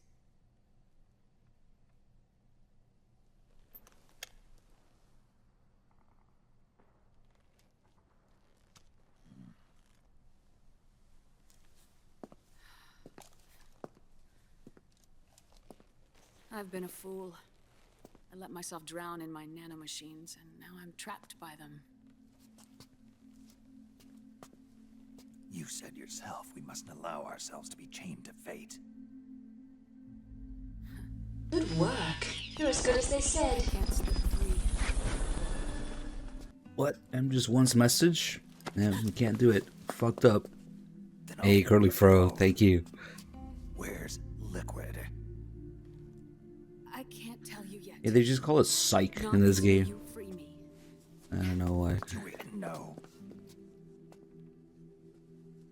Liquid left here last night. Where was he headed?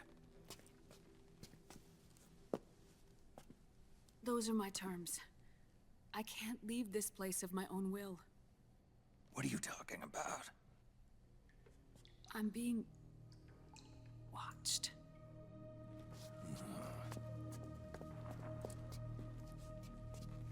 Liquid has altered his plan. Removing the system will only cause his army to collapse from within. So he's chosen to seize control instead. Liquid's objective is to hijack the SOP system. He'll use it to create the ultimate army of perfect soldiers and launch his insurrection against the Patriots. There's a name for his new plan. He calls it Guns of the Patriots. No. Guns of the Patriots. Credits.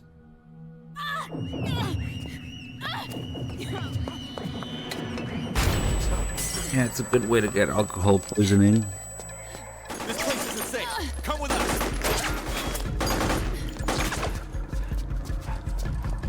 This way.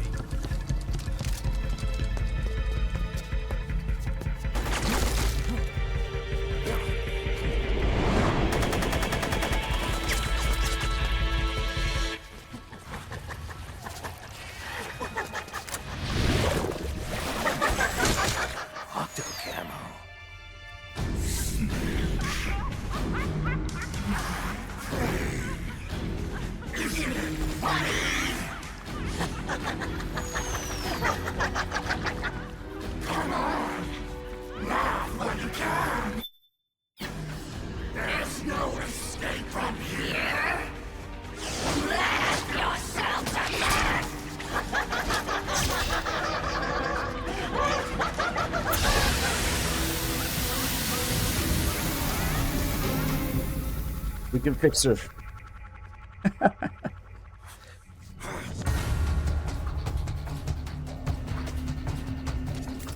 You're surrounded, Snake.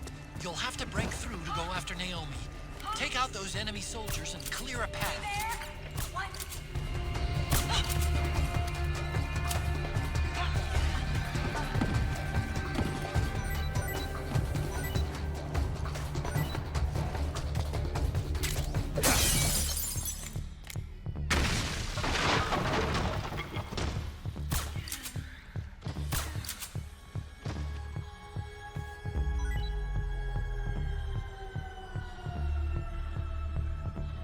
Frog sleep party.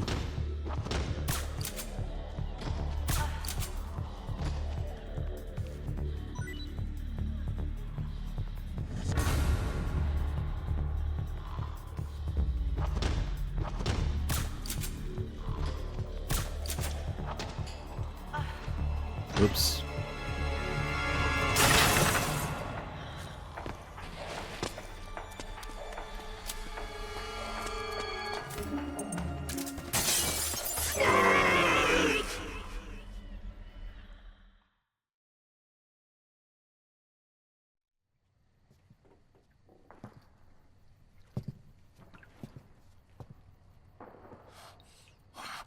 It still doesn't count as a kill, but yeah, they die when they fall like that. It's kind of their problem though. If you worry about kills in your score, it doesn't matter.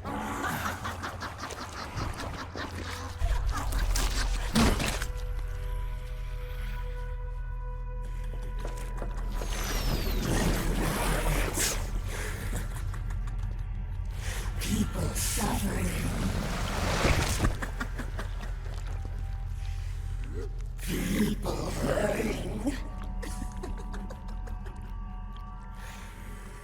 People dying. It's all so fucking hysterical. The first F-bomb in English in the series. Laugh with me. Yeah, sure.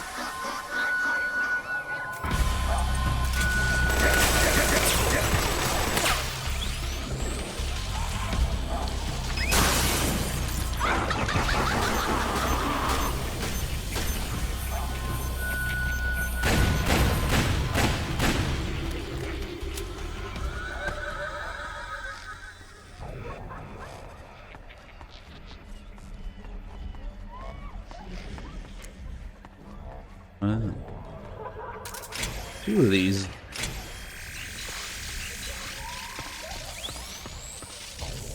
Just you try and find me. Yes, this thing definitely needs B90 magazines.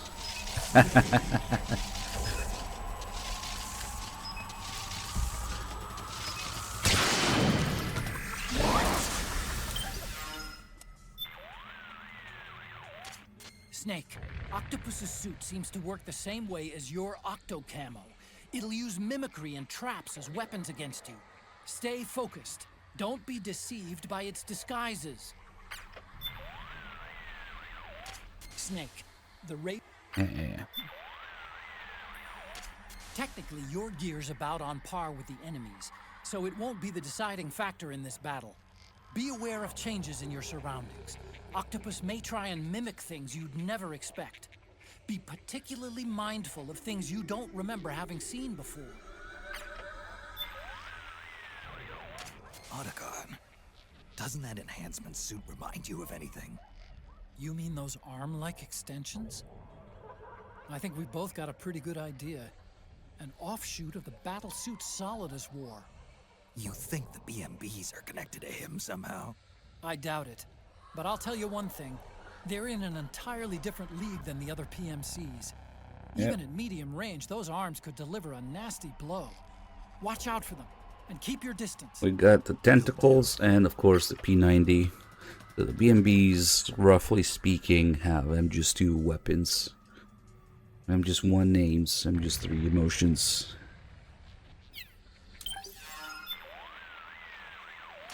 Snake. Now the giant Mark II should show up. Snake. Yep, I hear it. Snake, come here. Oh, it's my friend Otacon. Of course, I'll follow you. This way, Snake. Oh, you should have been more careful. Oh. Otacon, what the hell were you thinking sending me over there? Hold on a minute. I didn't tell you to go anywhere. Thanks a lot. I just got nailed by a trap. Are you trying to get me killed? Now, wait a second, Snake. This was a mistake. Otacon wouldn't do that. Let's try again. This way, Snake. Not very smart, are we? Something's fishy here. Something's fishy here. Someone keeps calling you, but it's not me. Octopus. Think about what she can do. No. It's a fake. It sure is possible. Watch out, Snake. It's possible, but who knows? Yeah, it might be a mistake. Let's make sure. This way, Snake. Wait, maybe. Oh, you should have been more careful. Snake, you've got to be more careful. Those are traps laid by Octopus. Use your head, man. Imagine getting this call naturally. I feel bad if anybody got it like regularly playing. Like, use your head, man. Something's fishy here. That beast seems to laugh at everything. At this point, no matter what you say to her, she'll only respond one way. Okay, I can fix her. Resemble those seen in Ganser syndrome. It's a type of dissociative disorder characterized by irrelevant responses to the situation at hand. It often manifests itself in soldiers under extreme battlefield stress. You mean she's not having a good time out here? I doubt it. I'm starting to wonder if she might not have some kind of deep-seated psychological trauma. Alright. Guess it was her after all. Also, if we take out our own... Oh, fuck it. If we take the real Mark II out...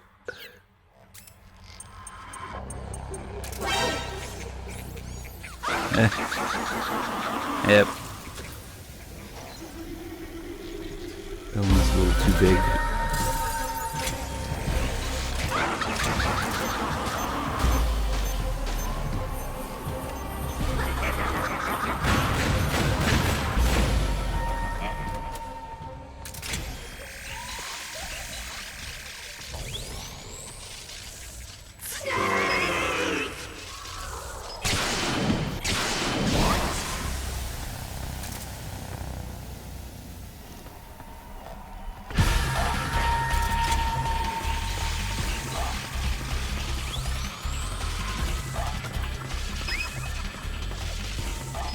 Get back here.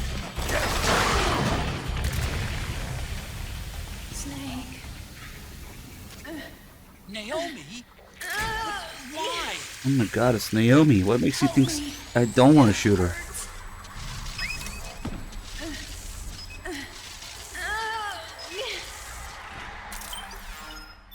I wonder if there's any calls about it.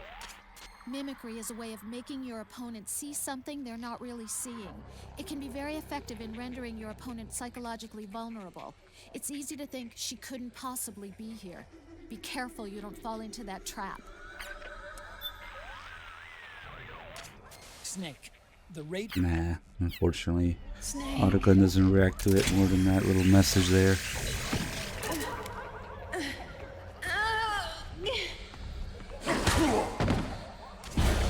It's another mimic! Oh shit, it hurts.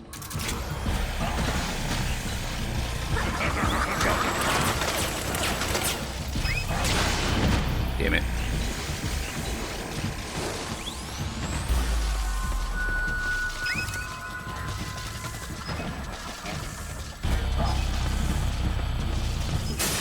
I'm not sure charging this thing is a pain.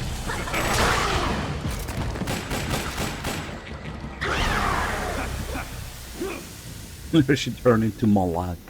I would never shoot Malak.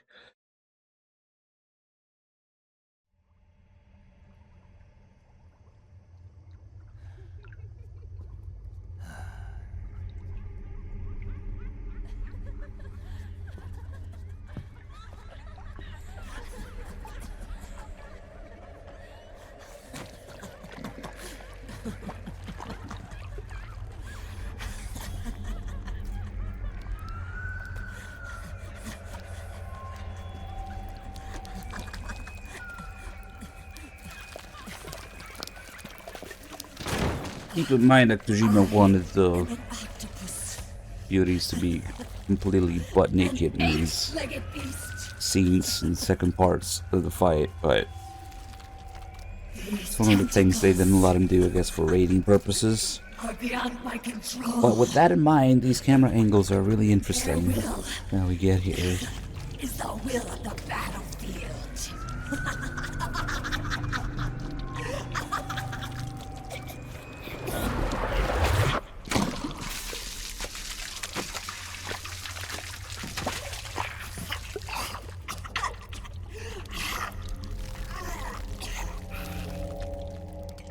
Funny. So funny. It's all so funny. No. It's not funny.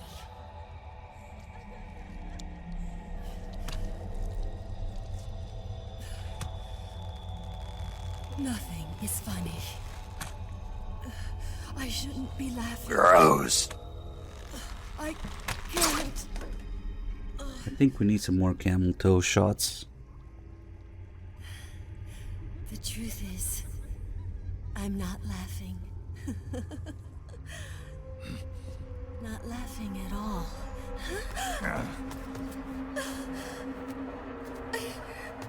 I shouldn't be laughing. I'm scared. I'm really scared.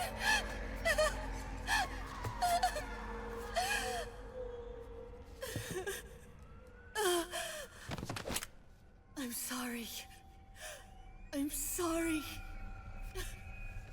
So sorry I laughed. I'm sorry. My butt! I won't laugh anymore. I can't. Alright, now it gets weird. I don't want to. Actually, it gets even weirder in this other stage we get to here.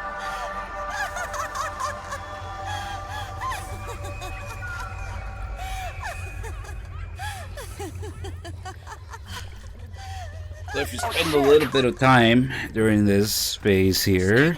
She's shed her suit. Oh, these are her attacks. Watch out. You know.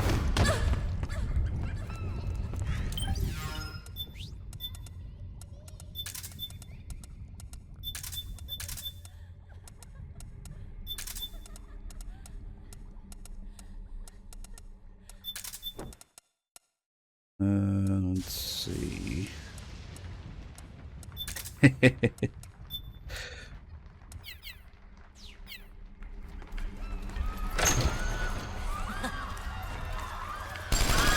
Let's get her down on the floor.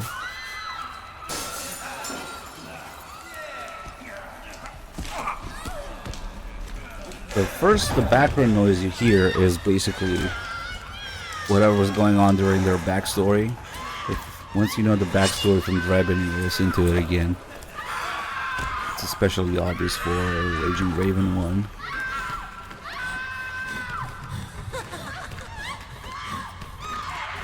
But yeah, if we just spend a couple minutes here doing irrelevant things.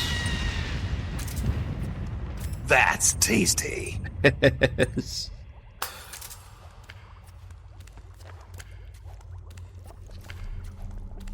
Where is she?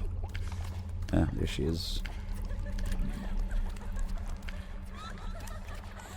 Jima is so proud to turn real-life models into game characters. Yep.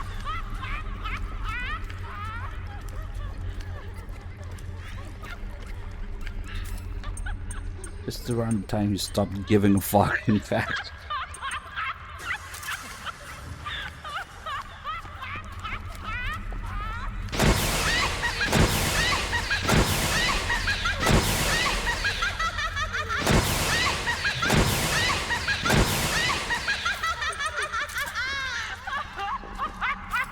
I want to test my new fapping method for this. We haven't done this yet.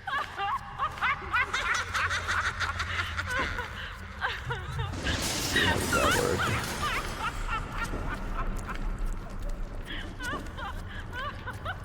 Like this.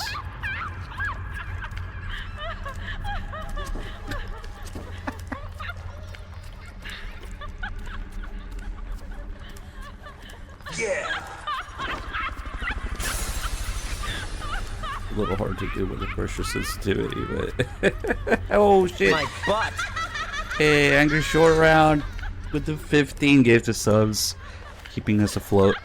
These very important boss fights here. So thank you so much, man. What's the insertion method?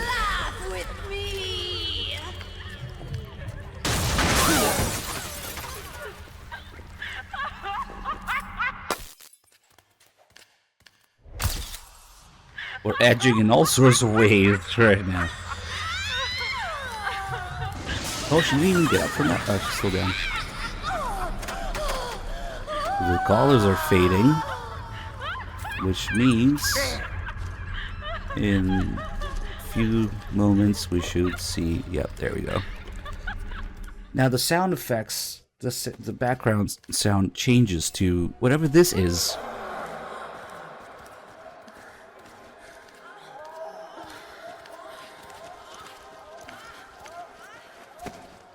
I really need to ask the sound director what the message was here, what the purpose is of this. See, here's the thing. You might think I'm being silly doing those animations and making it look all horny and whatnot, but the truth is, even the intended animations and sounds for this are like this. I mean, this is the intended attack. Right. Okay. Bisexual. And we'll make her dance a little bit. Just open porn in a different tab. It's easier to explain.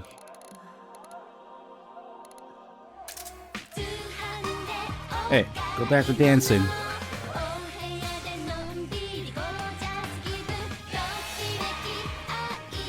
Did you like it?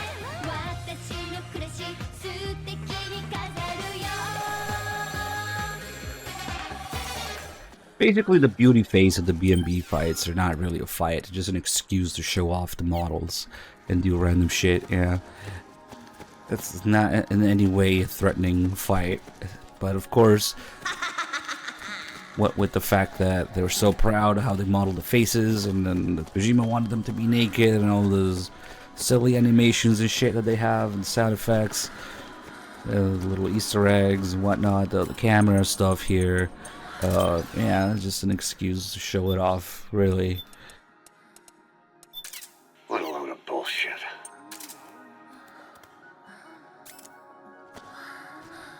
I like the second player mode for the camera in this game. Smart idea. I already had different poses too.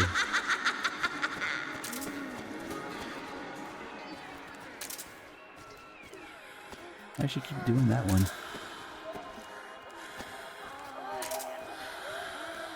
Alright, she's just doing this one for now. And then remember the thing Drebin was talking about? Their natural flesh and blood bodies can't survive in the open more than a few minutes. That's what that timer is. These fucking sound effects. What the fuck, man? Oh, now she's doing the other stuff. Yeah, no, that's not creepy at all. Maybe she only does it first person. That's the best one. Ah. Alright. Let's finish it.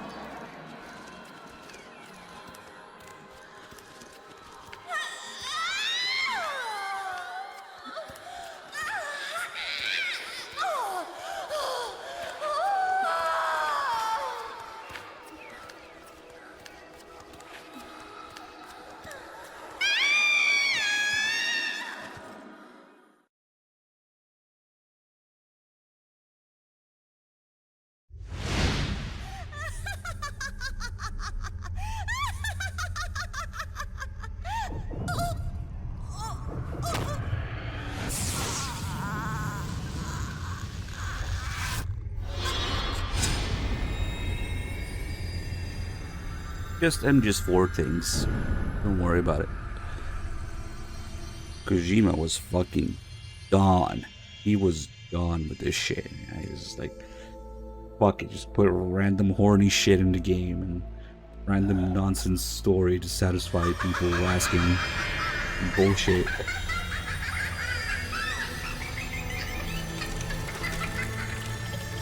MGS4 is by far the horniest game in the series.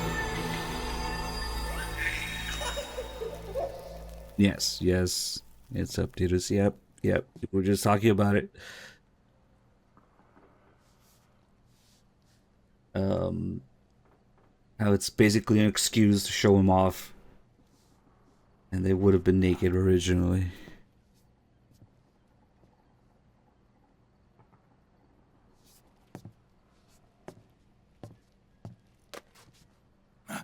Kojima was done with this shit. Fuck it.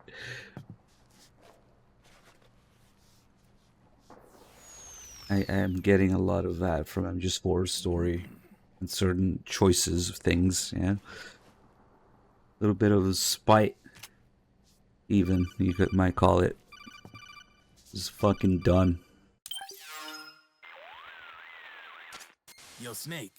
Looking good today. Draven, what do you want? That's cold, man. And here I was about to tell my very best customer about face camo. Face camo? That camo skull cap you just picked up from Tentacle's shell. It utilizes the same kind of technology as your Octo camo suit. Using the two together can get you even better results. I'd hang on to it if I was you. Doesn't fit. It's not my size. Snake says this, but even on new game, you can put it on right away here. I wonder if it's something the patch changed in 2012. Ain't you got a buddy who specializes in that kind of thing? Somebody's done their homework. Hey, it's my job. Is that the real reason you injected me with those nanomachines? To spy on me? I prefer the term customer data management myself. Draven. Relax. It's strictly confidential. I ain't gonna share it with anybody. Then what did you mix a virus in with the nanomachines for? Virus?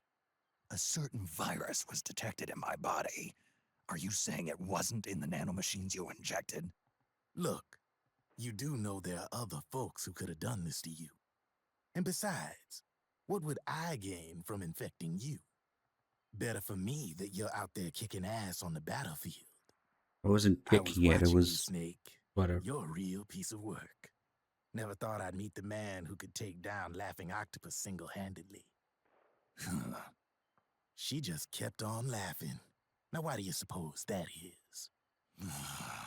Something in her past. You got it. She's from a village in Scandinavia. Little seaside hamlet known to all the locals as the Devil's Village. Place wasn't known for devils, though. It was known for octopus. See, this was one of the few places in Europe where they ate octopus customarily. Anyway, there's this cult of crazies who for some reason hate the village with a passion. Then, when she was just a teenager, things get bad. These nutcases get their hands on some weapons and attack the village. Overnight, her sleepy little fishing town becomes a war zone. They round up all the villagers and execute them one by one. Except for that girl. They had something else planned for her. Something a whole lot worse than dying. Calling her the devil's child, they forced her to do the kind of thing you'd expect from one of Lucifer's own. After they made her torture her family and friends, they made her kill them. The whole time they were forcing her to laugh, howl like some sort of demon. Like she was enjoying it. What was she gonna do? Say no? They'd kill her too. So she let fear take control and did exactly as they told her. She butchered the bodies of the ones she loved and laughed while she did it. And as she bathed in their blood, it gradually turned from deep red to jet black. To her, it looked like the ink of an octopus. The experience scarred her deep. Ever since then, she hasn't stopped laughing. Only, that ain't really laughter. Why are you telling me this? You expect me to feel sorry for her? No. I know you got no room for that stuff in your world. And besides, this is war. Right? In a way, though, I guess it was the right thing to do. What was? Fighting you cleansed her mind. All right, enough chit-chat. There's other beasts out there in them woods. Watch your back.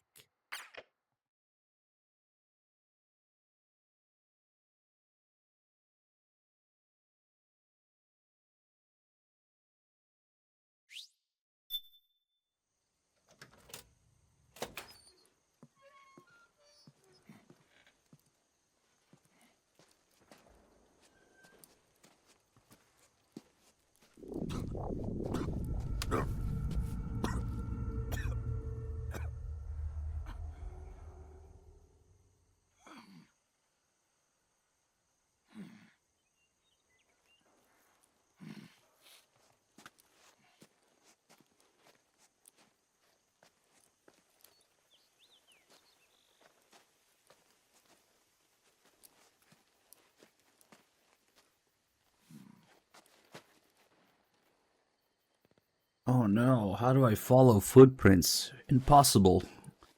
I don't know how. I need Raiden to tell me.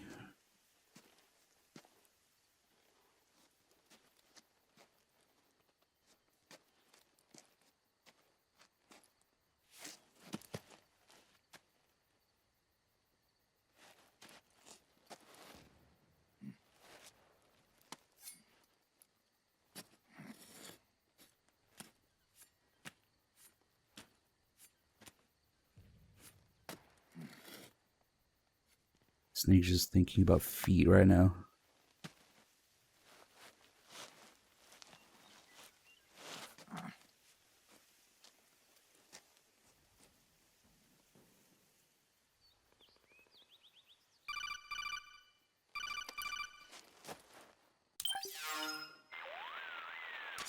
Snake, have you lost sight of the target?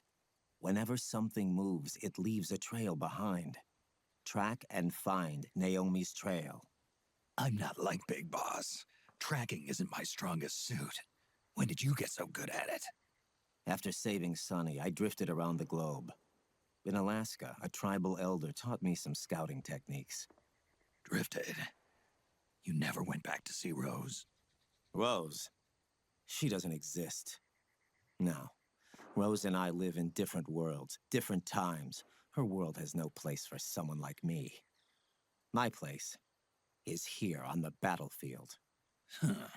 Listen, Snake. Scouting is based on the principles of hunting. There are two fundamentals: awareness and tracking. Awareness? Awareness refers to locating a trail by paying careful attention to your surroundings. Tracking means to follow that trail. Your target's trail could be footprints, a branch they broke along the way, bent grass trampled underfoot. You need to feel for clues using all your senses: sound, smell, touch, the direction of the wind. Watch how the animals move. Listen for unusual bird calls. These are signs that someone may be disrupting the environment nearby. You sound like a ninja. Exactly. Ninja are the ultimate scouts. If your enemy is a skilled scout, they'll be doing the same thing. You may be the hunter, but you are also the hunted. To avoid enemy detection, move slowly, little by little. Don't disturb the air around you. Try to make as little noise as possible. Your pursuers will be doing the same, trying to sneak up on you without a sound. If you can't pick up the trail with your naked eye, switch the solid eye to infrared mode. That will enable you to see Naomi's footprints and any enemies lying in ambush. Switch the solid eye to infrared. Got it. But the sound it makes while engaged could end up giving your position away. So don't leave it on for too long. All right. Listen to your heart. Trust your senses as much as you can. And you will find Naomi's trail. I'll give it a shot. Yeah, shut up. Stop trying to be cool, Raiden. Snake, follow Naomi's trail. You shut up too, Otacon. Everybody shut the fuck up. It's time for the Integral Podcast. Neo7, thank you for the 21 months. Let's see. This is this one, I Metal think. Gear Solid 4 Integral Podcast. Broadcasted from Konami HQ in downtown Tokyo, it's the world-renowned Metal Gear Solid 4 Integral Podcast. World-renowned. Hello everyone, welcome to the second episode of the Metal Gear Solid 4 Integral Podcast. I'm here with Aki Saito. Hi everyone. And producer Kenichiro Imaizumi. Hi. Hi, okay, this is our second episode. And just to... we gotta remind everyone what we're gonna do today, actually. Okay, today we're gonna do the mountain trail. Okay. In South America. So everyone should have prepared their staves ahead of time, as we announced last time. And go ahead and load that up, and we'll guide you through this mountain trail stage. Okay. Just one note that I want to make before we begin is that, you know, we discussed it last time. While you're doing this stage, you won't be able to have your iPod equipped while you use the solid eye. So you won't be able to use night vision and things like that.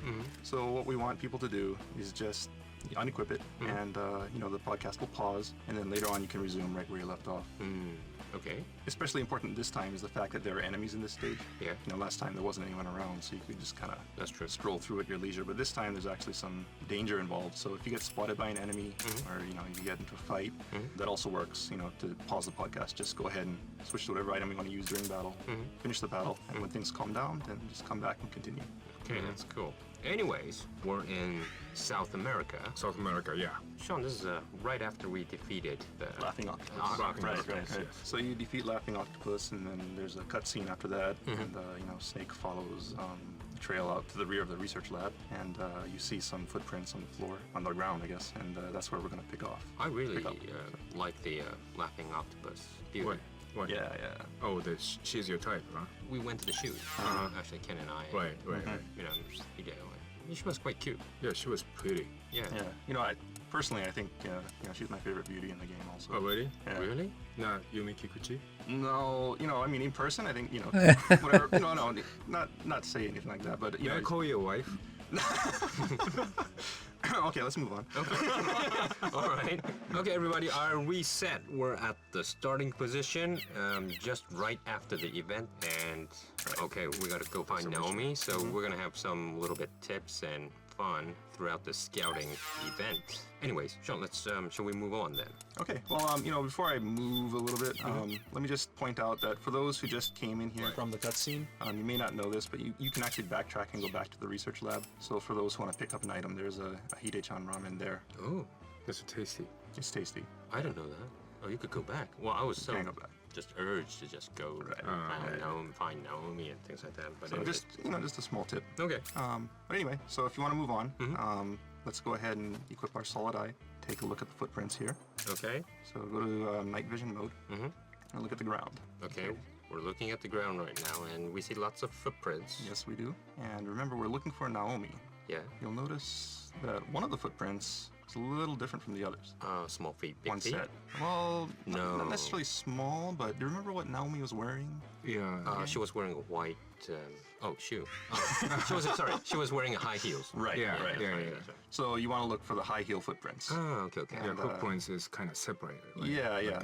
And it's kind of like a, you know, smaller than the normal footprints, kind of like a little triangle. Triangular shape. Yeah, there's one here. Yeah. So those are the ones that you want to follow. And basically that's the gameplay, you know, throughout this stage, is you follow these footprints and try to find Naomi.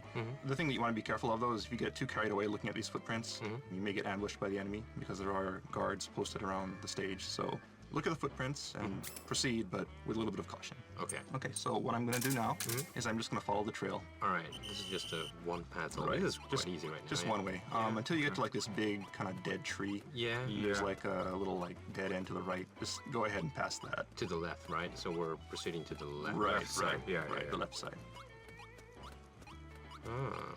Okay. Oh my god, how will I ever follow the footprints now? Opens up. Now, if you look at the ground here, you'll see that the footprints kind of vanish. Yeah. But that doesn't mean you can't track. Oh, really? Because if you look closely, you'll see that actually some of this grass It's the sunlight. pushed over. And The big trampled. stress go up. So if you ever lose footprints, just look for the trampled grass, and that'll tell you which way to go. Oh, I see. So you don't have to use the night vision to see this. Right. actually. Well, yeah, the grass. Oh You can my see god, I within just the treat you like an idiot. And, you know, the normal grass, the color is a little different too. A little different, yeah. Yeah. It's like when you trample grass, it kind of gets a little green and smushed. Yeah, kind of yellowish, brownish, Right, kind of. right, Yeah, right. I see. So this is a basic scouting technique. Right. Wow. Scouting We come here and technique. it kind of opens up a little at this point. You'll hear, you know, a codec coming in from Otacon. So, you know, if you look at the footprints here, you should be able to see the correct route. You know, you see the footprints, and you see Naomi's footprints heading off to the left, which is the correct route. But for now, we're going to head to the right because there's something here that I want to show you. Sean, could you, go back to the point where we were? Okay. There were several paths. How many passes are there from Okay, here? so you come up. Yeah, from the grass. There's a huge huge boulder in the center here. Yeah, that's right. This huge rock, yeah. Yeah. So the left is the correct path. The right actually leads to that dead end that we saw earlier. Oh, I see. It's like a little drop off. Yeah. So what you want to do is take the center path. Okay, let's go to the center path. Okay. Yeah, you'll see a single set of footprints heading in that direction. Okay, got it. So go ahead and follow that. Okay, let's go there. You'll come across some trampled grass. Maybe you'll see an item in the distance. And when you get to this bend, just kind of slow down a little bit because there is someone on the other side. And when you get there, just stop for a minute. Don't get too close. What is he doing? Okay, so we see someone here. Yeah. And what is he doing? I hear water. Water. Yes. He's peeing, Ken. Yeah, I know. You know, ever since, you know, like the original Metal Gear, it's always been a tradition to have somebody peeing somewhere. Peeing somebody, right? Why is it? Yeah. It's very natural. Very natural. Just in this game. Add more realism. But anyways, we're taking some sort of distance and just watching this guy pee, but I noticed that he's not, like, stopping. Yeah, he'll just pee forever, basically. Well, yeah, he has a huge tank. He drank way too much beer. Yeah. Cool. Yeah. The thing I want to point out is that just look at this detail and listen to that sound. You know, you can hear him. It just sounds like he's having such a wonderful time peeing. You know, like and the stream just looks so realistic. You know, and you know what boggles the mind is that we actually had to make all of this. You did the motion capture and everything. Put all the we had to make the motions and put the effects for this water stream and sound effects and. Wow. A lot of effort went into making this guy, this P look really good. This real PS3 stuff. Oh, yeah. Real PS3. We can do like PSP. True. Okay. So as long as we, keep this distance? Yeah, as long as you keep a distance, he'll keep on peeing for all eternity. If you go ahead and cross the bridge, he'll stop peeing. And that's just to keep people from looking at him from the front using like a sniper rifle or something like that. Seeing something that they shouldn't be seeing. Oh, yeah. I get it.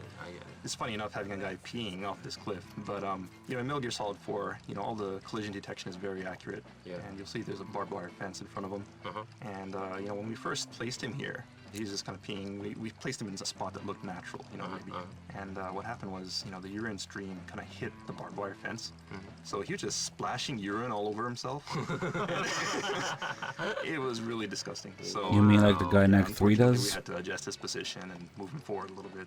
But in any case, enough about that. Okay. I think we have been talking about a pee thing for 5 minutes or something. Yeah. But this is important, Ken. This is really important. I mean, real PS3 historical. Yeah. P, Metal Gear Solid. Okay, now, Sean, you're gonna take this guy out with an MK2, right? So go ahead and equip your MK2 and go to sleep. And what we want to get here is some really tasty items. Yeah. Of course, he's holding an M60E4. But more importantly, the item he was next to is a foregrip B. Oh. Yes. And this is a very useful item. Very, very useful. So people should not just dash off and follow Naomi, but see this P guy. Exactly. As entertaining as it is, there's a purpose for coming here. And that's to get that foregrip B, because it really stabilizes your machine guns, reduces recoil. Very useful. So now you're going back? Okay. So now I'm going to backtrack. So just go ahead and go back the way you came, out towards, the boulder. All right, then we're going to head the correct path, right? Yeah. So, you'll see some boxes off. I guess, when you come in from this angle, it's to your right. And that's the correct way to go. Okay. If you're ever lost, just equip the solid eye, look down at the ground, and you'll see Naomi's footprints. So follow that, and you'll come to a bridge. Very beautiful bridge. Yeah. You can see this nice river here. Oh, that was where we were, actually. Right. Yeah. So if From you look distance on the right. Yeah. So if you look to the right, you can see, her sleeping friend over there. Yeah. Let's just move on. Okay. You'll see some boxes at the far end of the bridge, so just sneak up to those boxes. Right. There is an enemy on the other side of this bridge, so be careful. Don't get spotted. Just, kind of wait till you can see him. Yeah. There's Mark II ready. Oh, there he is. He's there. He's coming from the right. And just, put him to sleep. Okay. Okay. Well, yeah. Well, this is another location where there's a lot of paths. Yeah. So there's a lot of paths here. Really easy to get lost. There's one to the left, and the boulder. second, right, passing that big boulder. And there's the second path from this left. And then how many more? And then, there's one kind of towards the center, and there's like a branch, kind of like a gate-looking thing over it. And then there's another one here to the right. Wow. Well, so many tracks. So many tracks, yeah. And if you look, you'll see the correct path is actually to the right. And by the way, if you have your solid eye equipped, you can see some graffiti on these rocks. Oh, wow. I mean, you can see it with the naked eye as well, but it's a lot easier. Sure. All right, now, which way do we go? Which path do we take? Okay, so the correct path is to the right. Yeah. But let's go straight ahead. Take the center path with this kind of gate thing over it. Yeah, the wooden kind of gate on the top right. Yeah, okay. There's something there that I want to point out. So let's just head straight on. Old ATV, thank you for the 94 months. Past the gate, and we're... Okay, so you'll come to a shack here. Don't just go running in because there is a soldier in there, and you'll alert him. So just kind of stop when you have a good view of it. Yeah. And if you look in front of the building, you'll see this kind of white board. Yeah. Yeah. Now, it's written in Japanese, so I think a lot of people maybe had no idea what this is. Well, yeah, this is for testing your eyesight. You have to actually say the right or the left or down where the circle is cut. I see. So it's a circle, and the part that's missing, you have to say left, right, down. Yeah. Oh, that's interesting. Because in America, we just letters on a board, and you just kind of read. They'll randomly choose letters from the top line, the second line, and you keep on going down. It gets smaller and smaller as you go down. Well, this is the same way. Right. I just find it kind of interesting that they use circles rather than just Japanese characters or something like that. But actually, there are some letters on here, right? Japanese characters. Yes. The center line, so to say, reads Metal Gear Solid Metal Gear Solid 4, meaning Metal Gear Solid 4. So for the trivia buffs out there, there's a little hidden message here. Yeah, it says the title in Japanese. Right. Cool. And this serves another purpose also. If you equip your night vision and look down at the ground, you'll see that actually there are a set of footprints on the ground that it looks a little bit more worn, a little highlighted. Right. Yeah. And that's actually the correct position to stand in when you look at this thing. So if you stand at that position. The distance, right? Right. Yeah. And equip first-person view, then you can test your eyesight. Maybe. Oh, cool. Test your monitor. How good is your monitor? Are you using standard resolution? 720. I have really bad eyesight. Or whether or not you need glasses in real life. God, really, I can't really see from here. Okay, anyway. Okay. Just a little bit of trivia. So before we move on, let's just go ahead and take a look at this shack here. Be careful though, because there is a soldier in this building. Inside? Inside. So what you want to do is just kind of sneak up, don't make any sound, and sneak up to below this window. There's a doorway, and there's a window to the right of the doorway. So Sean is right now, going to the right side of the building, right? Oh, you're going through the window? Yeah. Okay. Did you hear that? Yeah, he said, "You never spot me." Right. So, it's just kind of, this guy is laying a trap for you, and he's really confident in his ambush abilities. He's kind of boasting to himself there. All right. But, it's just kind of to point out that, there are places like that in the game where, we have certain scripted events, and if you're really sneaky, then you can hear lines or see things that maybe you wouldn't see if you just ran through. So keep an eye out for that kind of stuff. So now we're gonna go back? Right, so let's head back to the open area. So let's go back to the open area, back through this gate. One more time. And one more time, and we're in this open area. So make sure there's actually a soldier. So make sure you don't get spotted here. Right. Be careful. Just go ahead and put that guy to sleep if he's woken up. So we head off. This time you'll see a bunch of boxes. We came through earlier, and the correct route was to the right, next to these boxes. So let's just go ahead and take that route. Okay, let's go to this correct route. Then shall we walk a little bit up this route? Yes. Okay, we walk to this route. So there's a lot of grasses that are, leading the way. Yeah. Trampled grass. Trampled grass leading the way to the correct way, and just kind of stop when you get to the end of that grassy area. Okay. Yeah. There'll be a kind of open area at the end of that. Yeah. What's that? It's a handkerchief. You think that could be Naomi's? Kind of a purple, light blue, light purple hanky. Yeah. Okay. Couple like I'm trying to okay. explain to the people and make sure that, you know, everyone's following what we're doing as well. Yeah. Okay, Ken? I mean, so we're right in front of handkerchief. Right in front of handkerchief. Stop right here. And Sean, let's take a look around. Anything? Because there's lots of path leading. Yeah, right. There are a lot of paths here, and there's also a sniper, so be careful. Where's the sniper? The sniper, if you're looking at the handkerchief, just look straight ahead. There's kind of like a stair. Yeah, there's like kind of like an old trail leading up. Yeah. And at the very top of that, there's a sniper. Oh yeah. Kind of looking off to the right. So be careful not to be spotted by him. In addition, you'll see a trail leading to your left. Another one going straight ahead. And another one to the right. Okay. And where are we gonna go? We're gonna. Okay. So first of all, let's look at this sniper and see where he's looking. He seems to be looking to the right. If you use your solid eye, of course, you can see the path where you're supposed to go. But there's something I want to show you. So let's just follow this guy's line of sight. You know, what is he looking at here?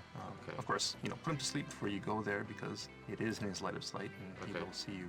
So let's put him to sleep. Okay. Yeah, sleep. And he was watching the right direction, so I want everyone to turn to that direction, which is actually just looking at the right path, isn't it? Yes, it is. Let's head up to this right path then. Okay, so you walk down the path a little ways, and you'll hear Otacon. Yeah. Calling in. So make sure you stop when you hear Otacon calls in. And turn right. And turn to your right. And you see this pink thing, item, which Otacon was talking about. Yeah, he's kind of freaking out about. Yes. Ken, what is this? This pink item. Are you going to make me say that? Oh, I mean, sure. Yeah, what is this? This is called bra. A bra? Yeah. Wow. Pink bra. Pink bra. Yeah. So, Sean. No. Okay, we're going very slowly in this track and we're like stopping, but most of the people will probably find us. Exactly. Well, the idea was to have this bra here, so that people coming down the path will maybe see the bra. And kind of like stop here. Right. They'll get kind of excited, maybe run over there. Like, oh, what is that? Check it out. And while they're doing that, they will get shot from behind by our sniper. Oh, I see. That was the idea. But unfortunately, the bra is a little bit hard to see. So I think a lot of people actually just kind of ran through this area and heard Otacon freaking out like, and they're just like, that's Otacon's problem. But yes, he is freaking out about this bra here. So he knew about this, yeah. Yeah, he has very good vision. He saw the handkerchief. He sees the bra. So. Cool. So this is Naomi's bra. Yeah. It may or may not. We're trying to make the player think that it's Naomi's bra. One of the things that was in the game. He doesn't wear one. One of the ideas that was floating around anyway was that enemy soldiers are leaving these pieces of clothing around to intentionally lead you on the wrong trail. And you'd follow, the trail of clothing, and at the end of the stage, there'd be a naked female soldier there. Of course. That's a cool idea. But for various reasons, that was cut. Okay. Let's move on then. All right. So we go to this path, past this bra. So let's just keep on moving ahead. Through this. There's some trampled grass. And be careful because there is. So I want to see something. Okay, Sean now kind of ducked down and he's crouching. Right. Let's try another route. You'll hear Otacon saying, "Let's try another route." Yeah. Because this actually isn't the correct route. Oh, the correct route so would stop be there. Right. Yeah. Up to your left, but we're gonna stop at the end of the grass here. Okay. And you'll see some enemy soldier. Make sure you stay low, crouch down, so he doesn't spot you. Stay in the grass and just kind of put this guy to sleep. Okay. And then there's kind of like a ruined house, a brick kind of thing, and you see someone inside that. Yeah, and he seems to be doing something there. Yeah. Wow. He's found something, right? Let's just put him to sleep. He's preoccupied with his business, but if he notices us, it'll be inconvenient. So let's just put him to sleep. Okay. All right. And then we go. Well, where are you heading? You're heading to the right side of this building. Right. Let's just go around to the back of the building because there is a little treat hidden behind here. Oh, okay. Let's go to the back and stop here to pick up an RPG. Yep.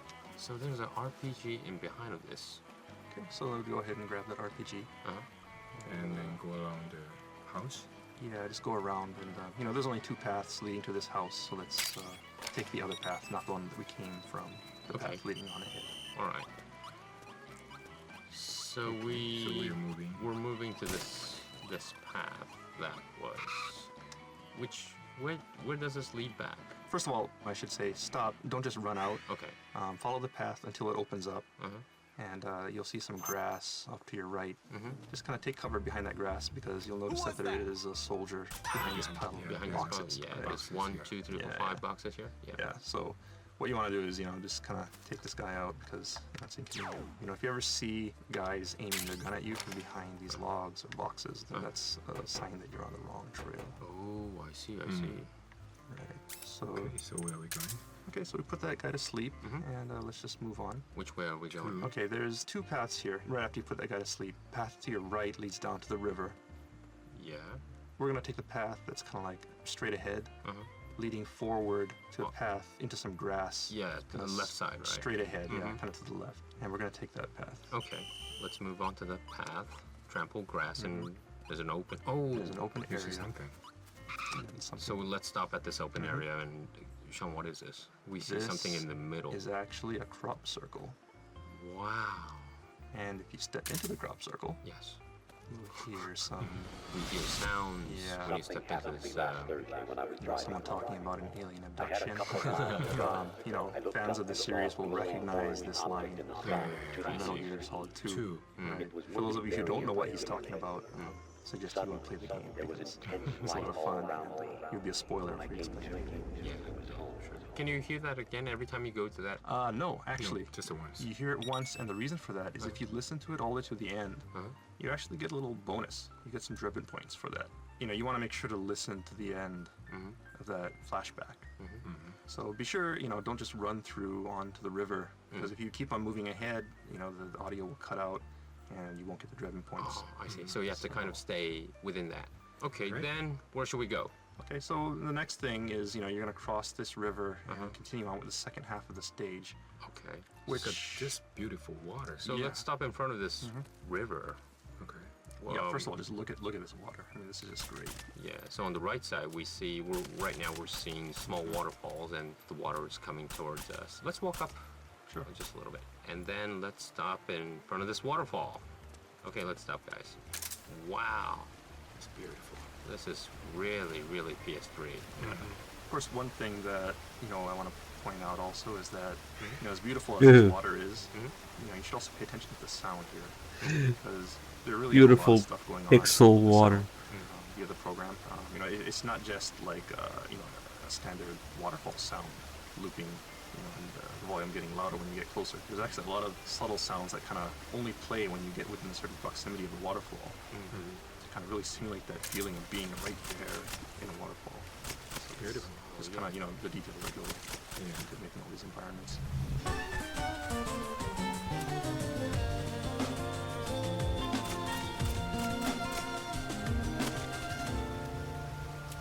So how is the graphics, or like South American graphics? This, background graphics. Well, do you feel like you are in South America? Well, Ken, I have to be frank, I've never been to South America before. But all of this, the path, and also this water area, this beautiful water and falls, and the track we've been taking is really like you're in kind of this area of course, definitely not Japan, definitely not Europe. This is really somewhere you don't want to go just by yourself. Right. Some of the team members went to Peru. Yeah. And they took lots of pictures. Yeah. And they stayed there like a whole week or something. This whole atmosphere is probably created because the team members went to Peru. Right.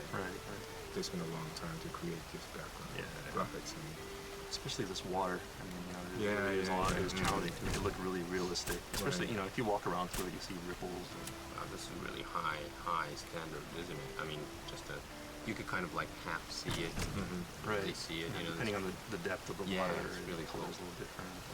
It's good.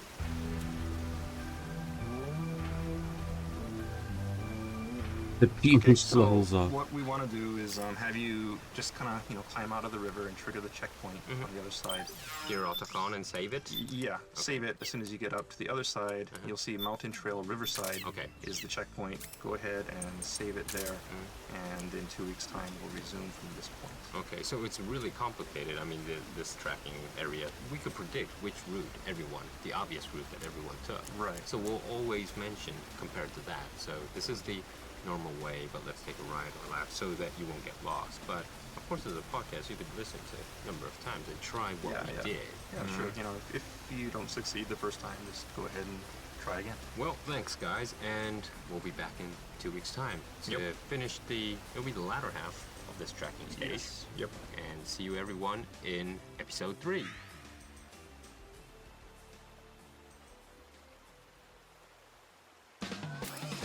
Alright, that's gonna wrap up this edition of You want the Metal Gear stress and Solid fun? 4 Integral Podcast.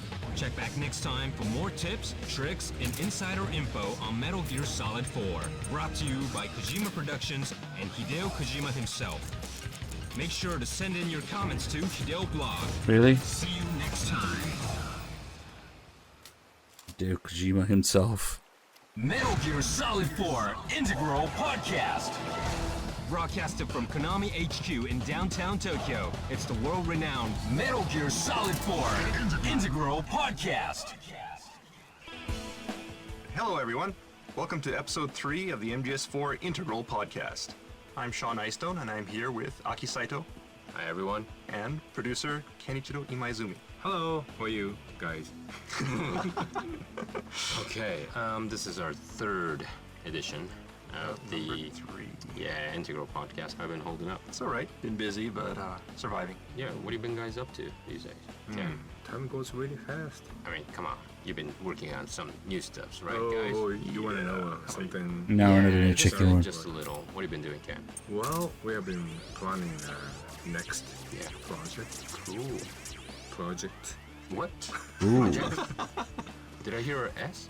Peace Walker Rising. Wow. Okay. And Sean, you're quite busy as well. Yeah. Not a lot of pre-production, that kind of thing. Wow. Yeah. I think all the listeners are wondering what, Kojima Productions up to these days. And, I'm planning another European trip. Already? Yeah. And I think maybe Spain. Spain? Yeah, you're coming with me, Ken. It's my country. Not your It's your people. Yeah.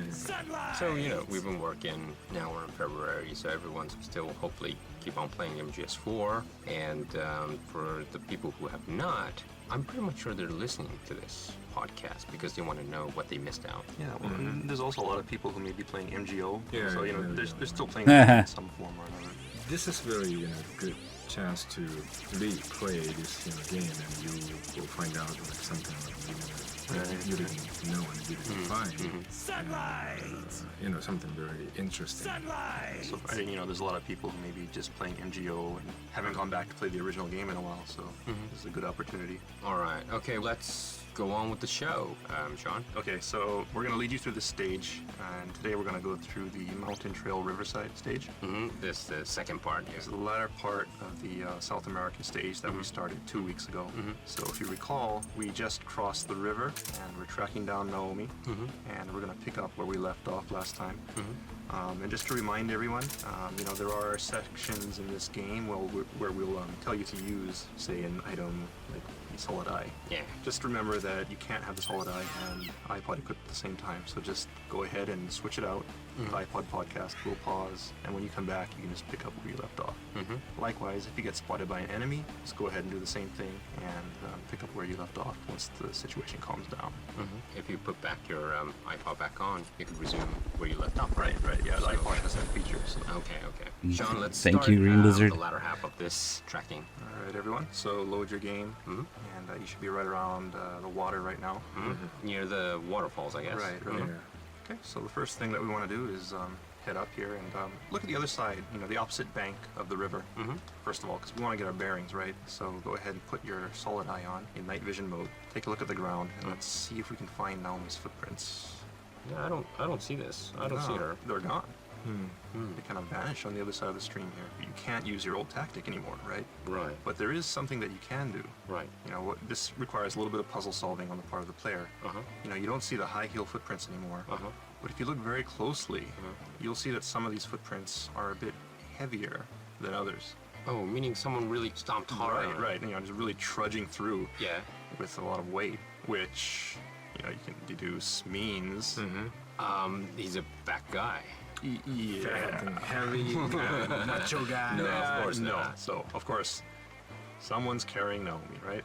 So, you know, the idea being they came into the river, you know, they carried Naomi across, brought her up on the other side, you know, possibly to keep her from getting wet, possibly just to trick Snake.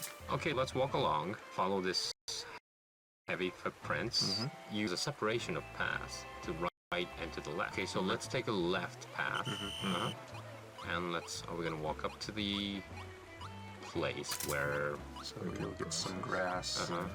So go ahead and go through the grass. So this grass technique still works, right? Yeah, the grass technique works. Okay, so you come to this kind of wide open area. Yeah. So if you look right, you'll see, especially if you have the solid eye, there is a Haven Trooper laying in wait. And switch off your solid eye, actually, because these troopers have actually had a lot of training. And, you know, Haven Troopers can detect your solid eye if you have it on. So put that Haven Trooper to sleep. Okay. Okay, Sean, where do we head next? We took her to sleep. Right. And then what we want to do is take the path that's next to that one. To the left one, yeah, right. yeah. So let's take the left path. Let's go walk up ahead. There's some rocks and more grass. Rocks and grass, and we're walking up this way, yeah? And you'll hear something.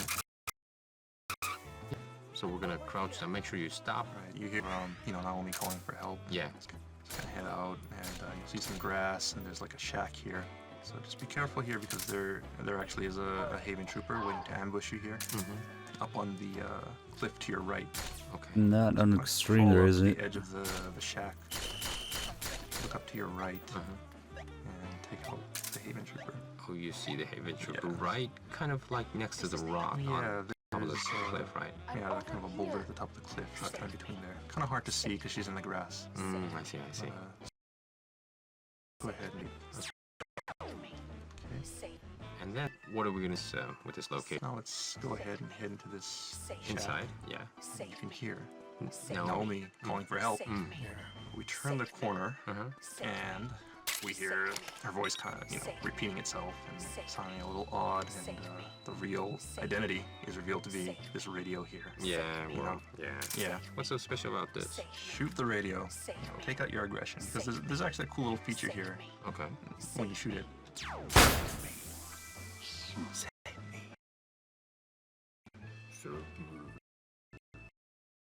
Yeah. So there's some really cool sound processing going on here. Tone kind of falls and slows down and stops. You know, originally this isn't going to be in here because it's you know, to do. We had a really tight schedule. Yeah. Everybody was pulling all nighters, and you know, we're like, oh, we want the radio, and you know, people were just like, no, you know, they say, no, we don't have time for that. But the programmer responsible for this radio really wanted to put it in also, and so he went ahead and did it anyway, you know, when nobody really was paying attention. And, you know, one day we came in and destroyed the radio, and found out that this feature was in there, and of course, everyone was happy. So, cool. Just to point out that it's all being done right. It's not an audio system. Oh, right. So he let via the program. Cool. Right. All right. So we go out of this shack. And then where do we go next? Okay, let's just head right back to where we came from. Okay. So go back to that wide open area. So that we came. So then from the shack, it's the right side. And of course, we won't hear Naomi anymore. Right. And then we're in this open area. And where should we go? Okay. So your big, wide, open area. I think ahead of you, there's going to be a tree to your left, kind of like a dead of a tree to your right. Yeah. So kind of, you know, between there. I guess the easiest way to do this is go up to that dead tree to your right. Look down at the ground using, and you'll see Naomi's footprints heading to the right. So follow this way this time? Right. So this time we're going to follow Naomi's footprints. Okay, got it. All right, let's follow Naomi's footprints and through the again. And it's probably a good time to switch off your solid eye if you have it on. Okay. Why is that? There is another Haven Trooper. Haven Trooper. Trooper up ahead. They will notice. Yeah. Okay, so let's go slowly from here into this, you know, shadowy, dark kind of, and also bright on the left. Stop. Stop? When you get to the end of this kind of narrow corridor, kind of a dark, shadowy area, there's like an arch up ahead. Okay. You'll see an arch to your right, and directly to your left, there's a Haven Trooper in the tree. Yeah. So, you know, if you'd gone the other path, of course, she would be waiting to shoot you. But since we followed Naomi's footprints, we got the jump on her. So go ahead and put her to sleep from behind. There you go. Okay. Right. And now, I think it's a good to explain a little something that maybe some people aren't aware of regarding ways that you can get items from enemies. It's kind of more of an advanced test. Some people may not be aware of it, but you can actually hold enemies up by drawing your gun on them from behind and do a body check to get from them. Okay, well, we're gonna try that. Right. So let's try that using the Haven Trooper. And the reason for that is that I want to point out there are variations to this body check pattern. Cool. Okay. To do this easily, we put the Haven Trooper to sleep. To easily hold her up, go next to her and wake her up. So crouch down, press triangle.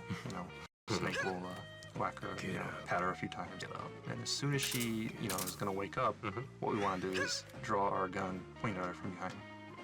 And hands up. Right, just say hands up. Right, okay. She'll hold her hands up. And I think, a lot of people just kind of stop here. They're afraid to lower their weapon because they think, the enemy's going to turn around and attack them. But actually, you have some leeway here. They won't try to attack you for quite some time. So you can go ahead and lower your weapon and come around to the front. And close to them, you'll see an icon come up on screen. Yeah, triangle. Triangle, right. So if you press that, you can go into a body check. You'll see symbols come up on screen every once in a while. Just press the triangle. And she will speak. Right, she will be speaking. You can do this, as much time as you want. Just keep pressing triangle. She'll be some interesting voice effects. You'll hear here. And of course, and at a check, if it's a male opponent, he'll do his thing.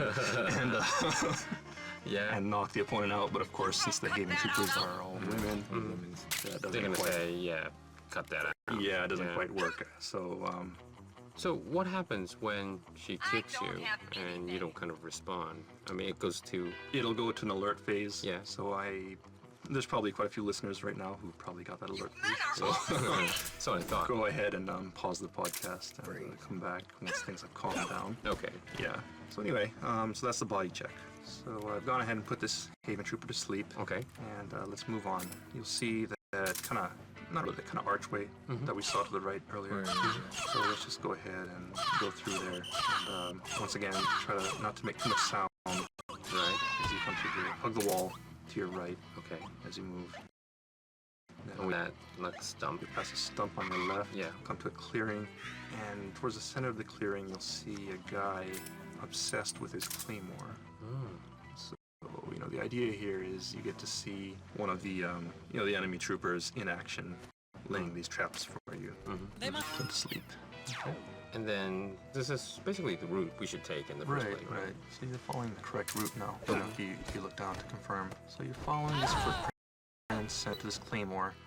But then something odd happens right after you pass this kind of dead area where the claymore is. And you'll notice that you'll see a very odd set of prints. Wow. Heading up to your left. Yes. Okay. I'll make sure you solid eye and have night vision, and you'll see. Check onto your solid eye and have night vision, and you'll see what these are like hands. Yeah, handprints, right? Yeah. Every time. Yeah. So someone, for reasons unknown, was walking on their hands, doing a handstand, and walking up to this path to the left. What, are we gonna follow this? And yeah, let's just go ahead and follow it. Okay. Because there's something kind of cool at the end. The podcast is just quiet. It's annoying. Maybe there's somebody up here. Maybe it's Naomi. There's Naomi doing handstands. No, you see a bunch of hands. Handprints, I guess, right? Yeah. It's like the Walk of Fame thing. Right, exactly. Right. Wow, I recognize this signature. Yeah. You're familiar with this. We saw so many times. Yes, you did. Fun card, thank A you. lot of people might come here and wonder, what is this thing? Is it a trap or something? But there's nothing to worry about. It's just here as a little treat for the fans. I see. Yeah, something like a Billy memorial. And there's some items you can get here too. There's a ration. And the Hidechan ramen. Hidechan ramen. Now think about it. I don't think we ever really explained what Hidechan ramen is. Hidechan ramen. Yes, we did. What is it? Ah, you mean that way? Right. Yeah. Well, as you Kojima is Hideo Kojima. Right. And Hideo is kind of sometimes long for a Japanese. Big A lot of juicy. Japanese like to shorten life. Like for instance, everyone calls me, but my official name is Akiyoshi. Aki. So Hideo, well, it's not that long, but you kind of make nicknames. Hide-chan. Chan is used for like girls or small kids, show expression of cuteness and things like that. So does that say, you know, Hideo Kojima is cute? I mean, maybe, you know, he used to be called Hide-chan, maybe his friend. And, or mentors. Yeah, mentors. I see. So that's why maybe he used the Hide-chan. Japanese podcast is a Hide-chan radio, right? Right. So Hideo channel radio. So they have like a little crossover between that. Right. The play on words. Yeah. That's what Hide-chan ramen is all about. Cool. But where we found this Walk of Fame kind of, you know, the handprints, this is not the correct route, right? No. Okay. So just go ahead and follow the path you came from and go back to that wide open area. And be careful, just in case the guy you put to sleep earlier, who was obsessed with his app, might have woken up. So put this guy to sleep. Okay. So you look around. Bumping, riding, backseating. See that, yes, you know, there is still a set of height heading off to the left. And you will think, well, that's the correct route. I'll go ahead and hit to the left. But if you did that, you would actually be going the wrong way. And the reason is that, you know, compared to the high heel prints earlier, you'll notice that the high heel prints that come after this Claymore mine are actually deeper, more defined. Yeah. And that you know, a heavier person has been wearing these high heel shoes. And at the same time, near these heavier high heel footprints, you see a heavier pair of normal footprints heading off to your right. So, you know, they're trying to play with your head here, you know, trick you into following the high heel footprints to the left, and actually Naomi went off to the right. I see. And that high heel is heading towards the left? Yeah. Of course not. This not is the trick. correct route. Yes, Right. If you head that, you'll actually find a pair of high heel, you know, a high heel shoe there, you know, kind of saying, oh, this is a trap. Okay. Where are we gonna go, Sean? We're gonna go to the path now? Just go ahead, correct path. All these heavy footprints to your right. So now we are on the grass part. You're in a grassy part, and be careful. You know, there might be enemies lurking around. So make sure you proceed very cautiously, cardboard slowly. box. You'll pick up a cardboard box on the right, and then what? Yeah, there's like an archway. Okay, stop and check this point out. Between the grass, at one point you'll see the heavy footprints, and then you'll see Naomi's footprints again. So detailed. At that point, they put her down. All right, so let's just keep on going. Okay. Slow down when you get to the end of this narrow path here. Brings up is okay, stop here. Patrolling outside, so go ahead and stop. Be sure not to get spotted by that guy. There's a bunch of it's kind of chaos. Okay, yeah, it is. But we should just follow the footprint, the high heel footprints of Naomi. Okay. So same strategy, just follow Naomi's footprints. Okay. Head off to the left. We're following Naomi's footprint, and we have to stop once we see this gap because there's a soldier there. Right. Yeah. There's a guy patrolling here, so be careful. We entered this kind of open, sunny area now, and then where do we go? If you ever come to a split in the road and you don't know where to go, just look down and look for Naomi's footprints. So we see that it kind of goes off to the right here. Okay. So let's go to the right. Okay. And there is a soldier. Okay. Okay.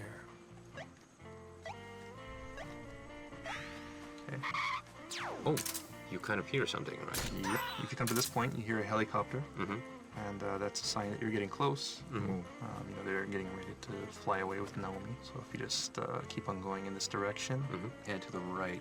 Be careful because there is a soldier patrolling here. Between right, there's some trees here. You missed him. Yeah, I missed his head, but he's down. Okay. So, yeah, just follow these footprints and then head off to the right. And you'll see that they converge into this narrow... Yeah, but all of a sudden, this is almost like more footprints as Otacon says. Yeah. Because to your left, there's it's kind of like a mine shaft-looking passageway. Okay. And that'll lead you out and into the next event. The one about Act 3 is Interesting. So, Sean, No the advice is everyone should definitely take the insight other path on and check what's happening. Right. There's always a best way to get to the stage, right? There's always little clues left, you know, there to show you the fastest way. Like, you know, back in Advent Palace, it's the sleep mines and things like that. And, you know, there's always a fastest way to get through the stage, but it's not necessarily always the way you want to take because there are hidden things and surprises, you know, items that you may want to pick up. So definitely encourage people to explore. Yeah, the guy peeing. Oh, that was 2 weeks ago. It's more. What did we find? Pictures. Yeah. Well, if people really didn't know about, pretty much a lot of people. Well, people, you know, of course, you know, signatures. So they'll notice. Yeah, hopefully. You know, his signature is not too hard to read either. So right. It's a very highlighted in the middle and quite big. Yeah. Very funny thing is, Hideo's signature is the same when he made the, you know, the sign when he was like a little, and then, you know, he's still using the same. Signature. Oh, really? Yeah, because last time I talked to him and he showed me something like when he was like junior high or something. He wrote the novel, some story or something, and he signed on a paper, and that was same sign. Except for the signature. Well, he always actually writes the year, right? Because he wants to know when he signed it, and that's sometimes really, really handy for us when we see something and we know when he came and when he signed and things like that. But I guess he was predicting that he was going to be this famous when he was like what? In middle school? Maybe he's psychic or something. Cool, but not a psychic, but you know. Well, he had ambition, right? He knew he wanted to do something. Right.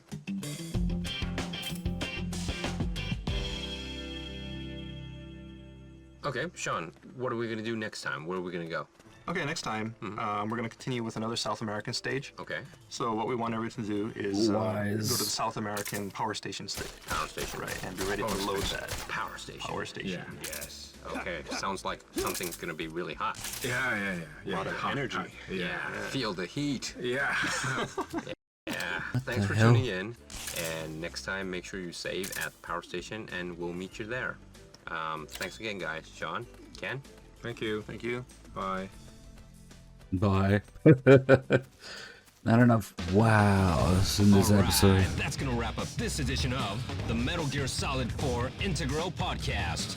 Check back next time for more tips, tricks, and insider info on Metal Gear Solid 4. Brought to you by Kojima Productions and Hideo Kojima himself. Make sure to send in your comments to Hideo Blog. See you next time.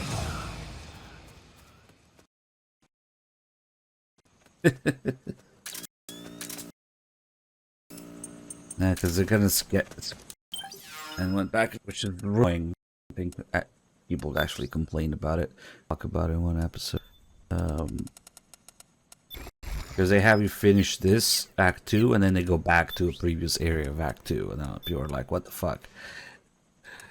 But now the next one in Act 3 has some insider info on the beauty of game journalists playtesting things. It's worth it just for that story alone. Holy shit. The journalist mode.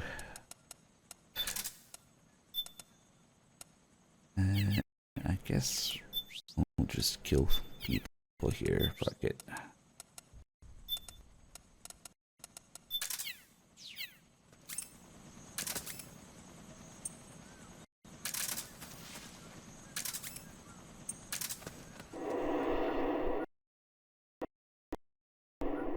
Yeah, of course, it fucking wastes a lot of time talking about random shit. But there's some good info mixed in there sometimes. I don't know if they're doing it on purpose. Yeah, they're trying to be funny, entertaining.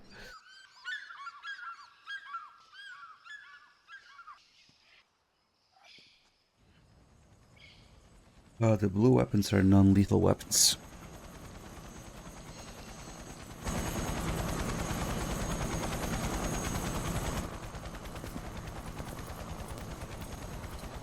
Naomi never wore a bra. Otacon, it's Vamp. I'm sure of it. Yeah, and they're taking Naomi away.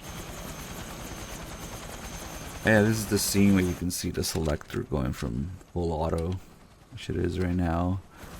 Snake switches to semi-auto to shoot vamp.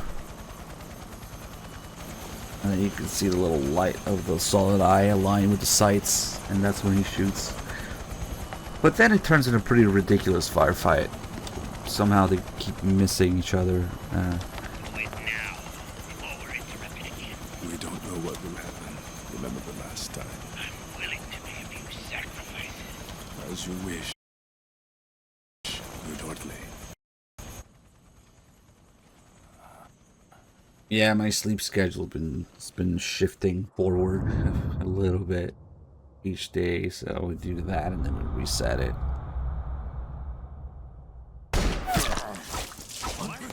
Kind of like a typewriter. If that makes any sense.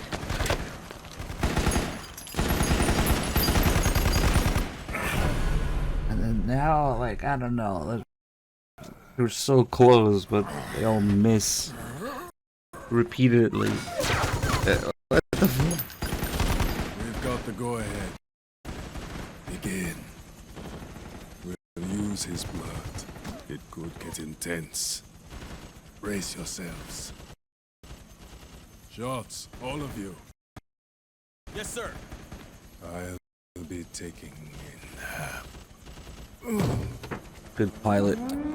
Waiting for Naomi to jump off here.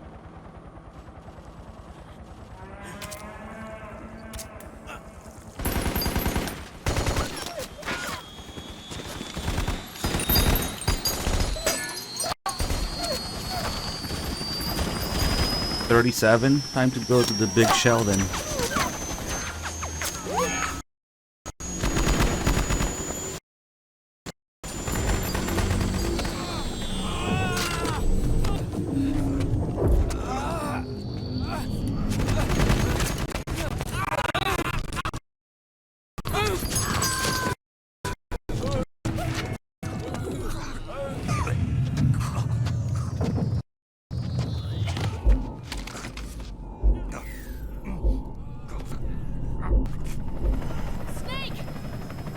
Spawn is another freaking license in this game, of course.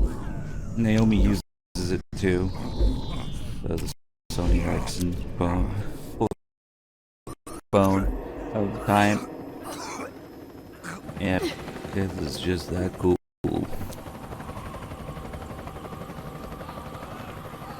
Injection bubble. The emotional controls aren't stable enough yet.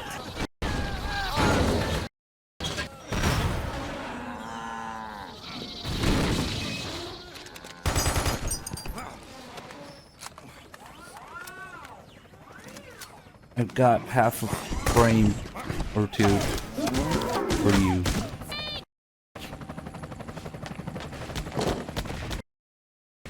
Hey, I guess upload is hard.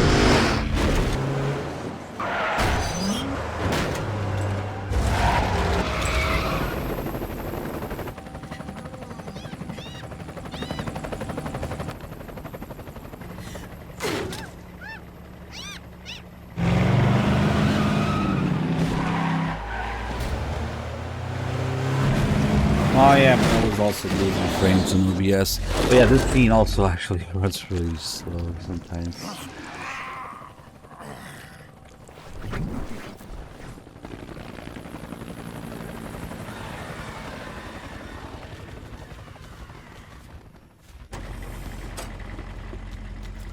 Need a lift?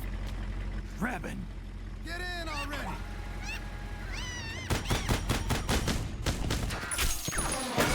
If he can do that with a machine gun, why does Snake have to use it?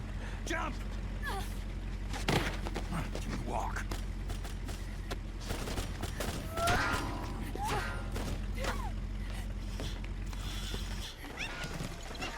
It's gonna be a bumpy ride! Yeah, sure, yeah, there's no exit one in that. When you see it heal up, it's not how it works for them, just do whatever.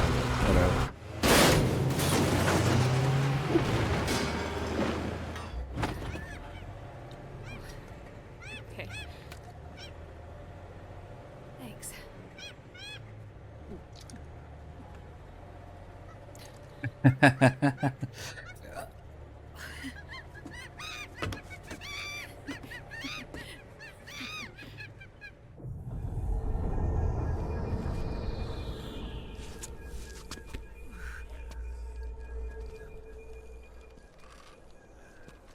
Oh, time to get politically fictionalized.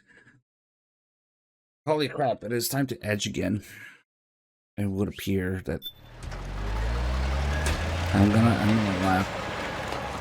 Act 3 kills it, like last time. Snake, I'm bringing the chopper to the other side of the market up ahead. That's as close as I can get. You've got to make it to the market somehow. Snake, to fire the machine gun, stand next to it and press the action button. Then use the right stick to aim and press the attack. Not that kind of edging, although I guess why not? Whatever.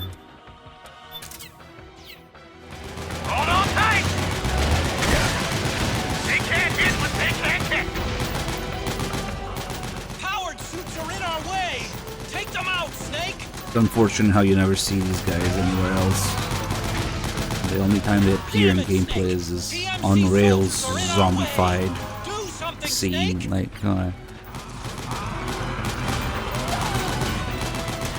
the boss really did invent edging. He taught Snake how to fap. Alright, we're good to go. It's a well-documented fact.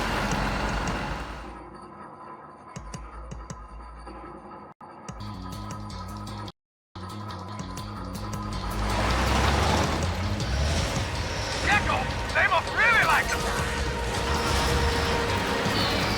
Hey, do something.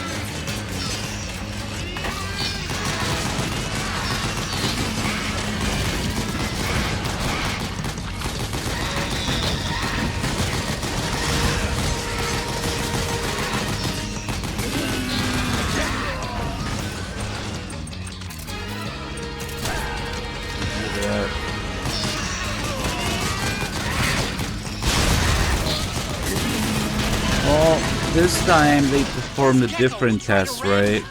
Don't let them get too close. Which, yeah, they shouldn't really. Because first they tested Lipid's DNA, then they tested Solid Snake's DNA. Immediately after Naomi got it. And that's the result of that? I don't know. And it is, but why is it different? Different PMC, maybe that's why. These guys are French, they're weird.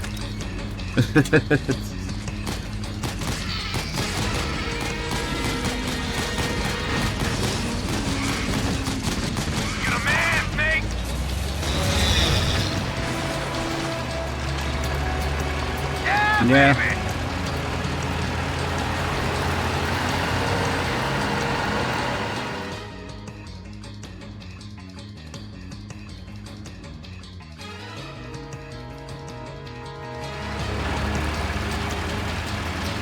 Oh, shit! Got an MGS on our ass. MGS, you say.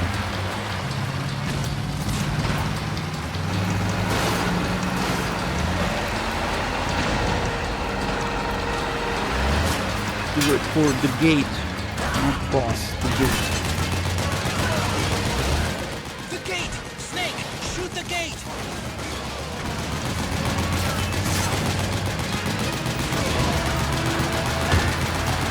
Snake, you gotta do something about that MGS!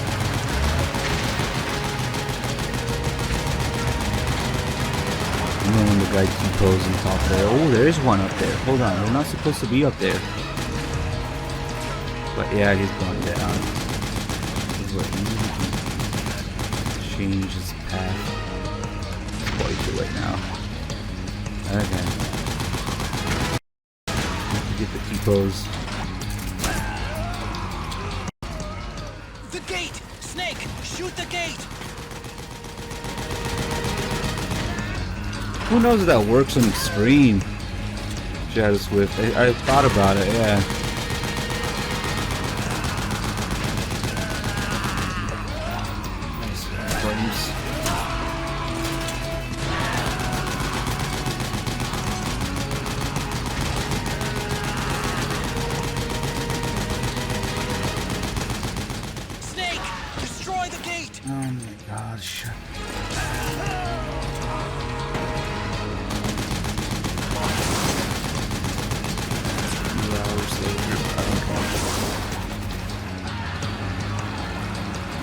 gauge solid.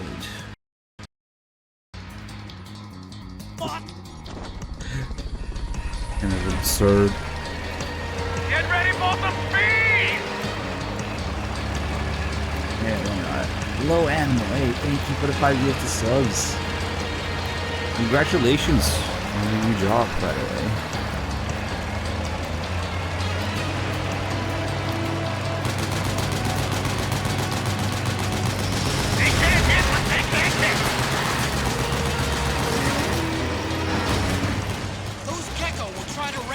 This way we might be able to kill it in Act 3 now.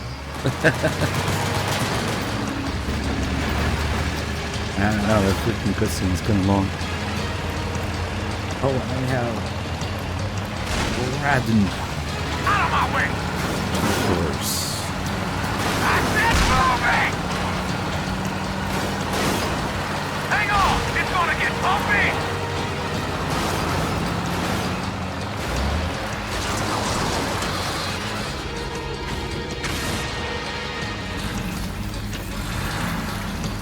Up front!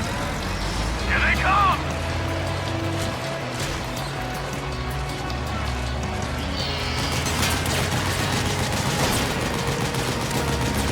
Hold on tight!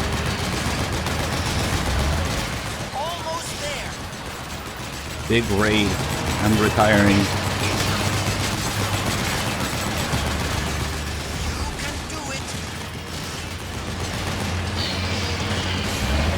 Don't fall off!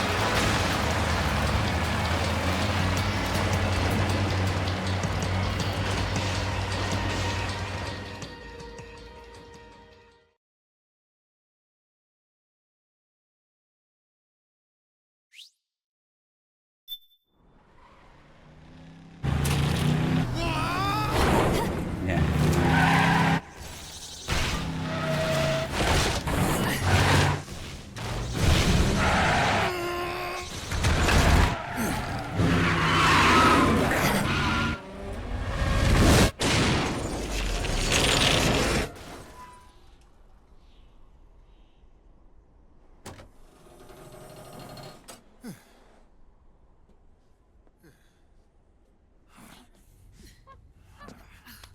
Come on, Naomi. Almost time, boys.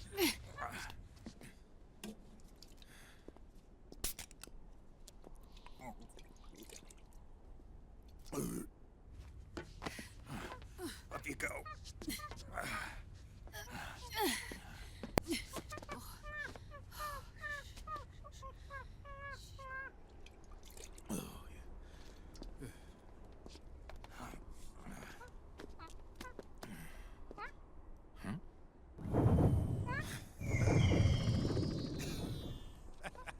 Wonder what the deal is with that picture.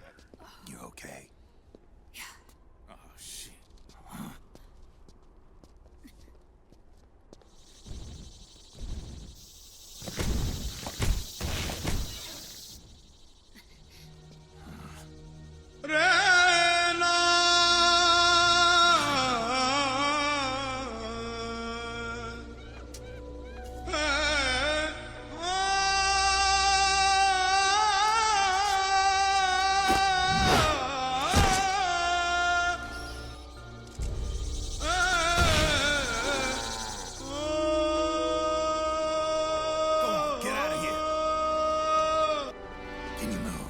Yes.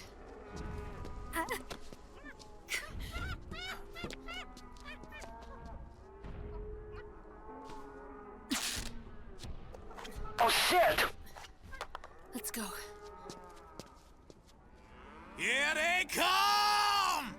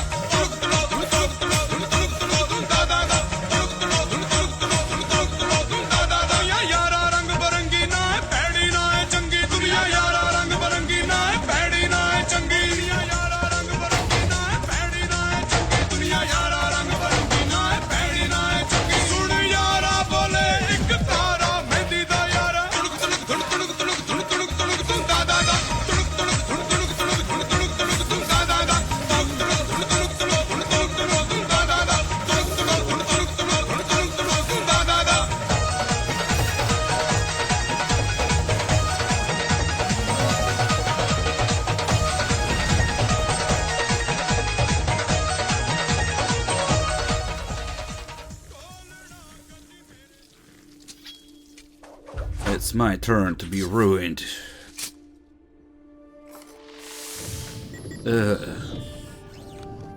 Snake, it's my turn to protect you.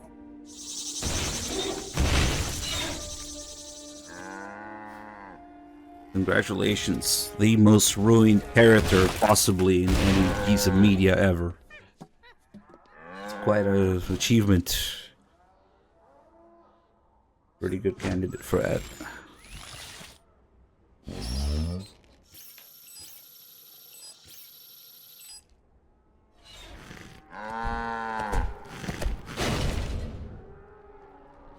Snake, I'm setting the chopper down at the market square. Hurry! Wow, Raiden's so cool now, huh? Go on ahead.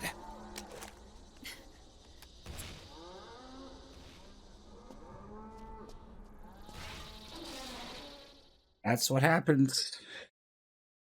Thanks to people's reaction to MGS2. Gonna make Raiden cool now. Try to save face, but really butcher his character again, as Shinkawa said. I'm actually really happy that he said that, because it's like objectively wrong to like Raiden in MGS4. Holy shit, Zero with the 5,000 bits. Thank you so much. And it's not over yet. There's more. Not to spoil anything, but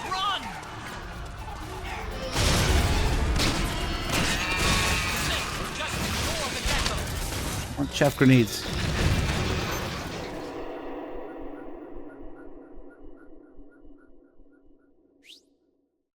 Shinkawa was just like, I had to butcher this character as a representation of abuse and reaction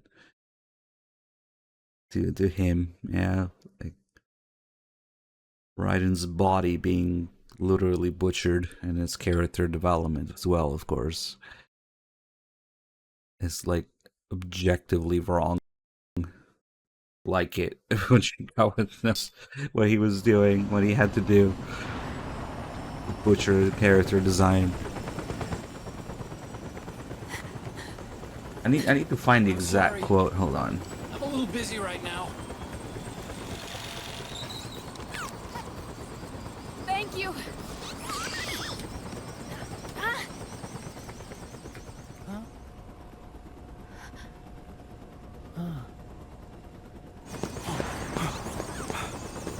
Don't forget the Mark II. I feel like we should have a command for it.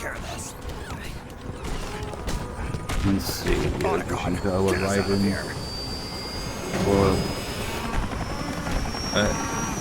Where's Raiden? Still fighting.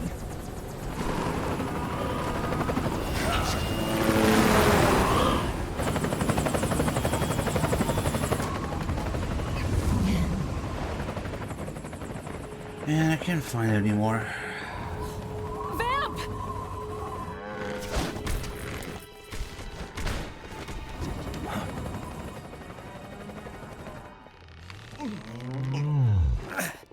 Raiden. Nice.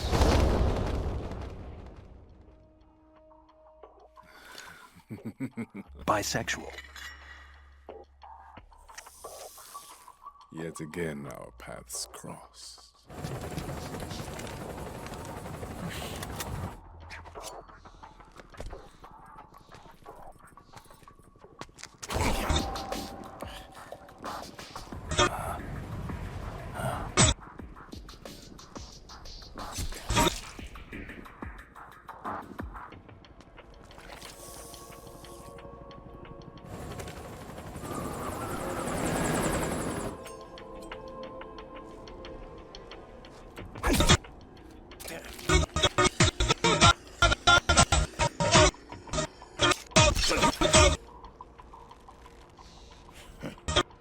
You too, immortal. No. I just don't fear death.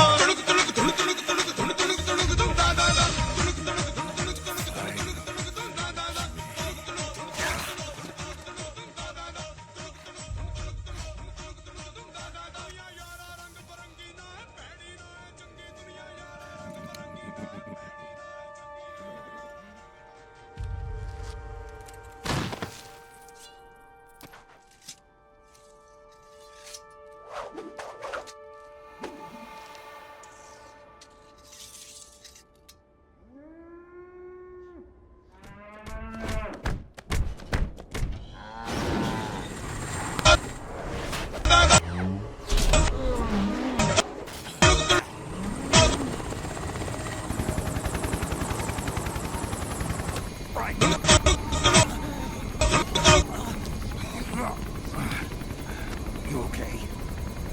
Fine. What is this? You're nuts! You're...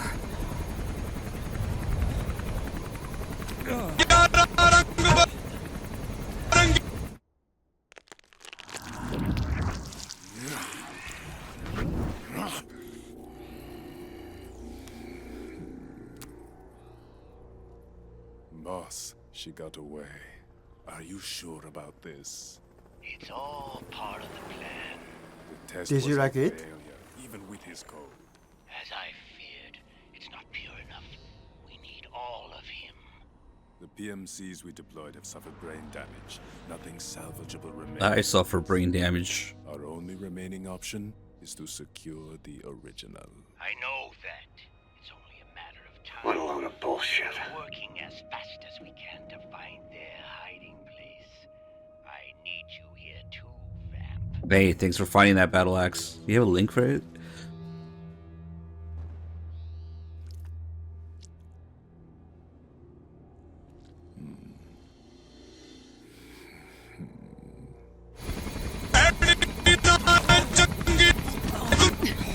Hang in there! Bam. He's got to be immortal. No, he's not immortal at all. It was my design that caused his body to heal. Huh? What do you mean? The nanomachines in his body cause his wounds to close and heal at an accelerated rate. Someone took the basic nanomachine technology I once researched and perfected it. In a sense, I'm responsible for Vamp. He's one of my sins. Does your body have the same nanomachines? I brought a monster into this world. And I too am... Hold him down!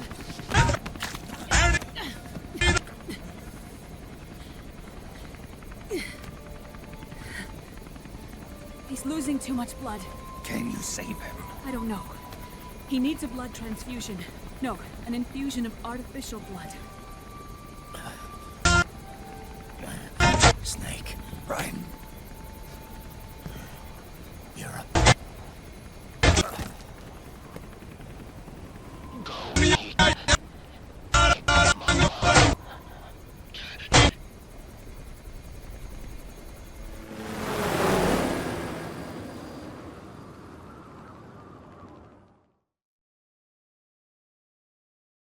He needs more seagull shit from MGS2 to survive.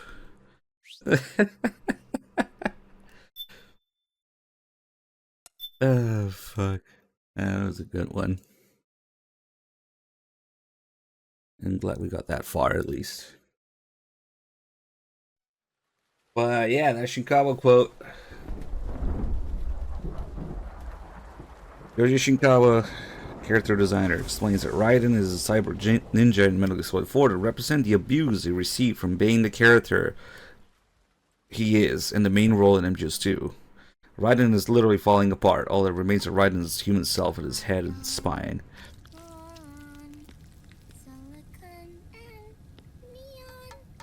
That's how it... Well, it isn't uncommon for developers to directly listen to fans. It's always nice to hear about it. He has gone through a lot since he was shown in MGS2. We never predicted this kind of thing would happen after showing Raiden in MGS2. The fans abuse.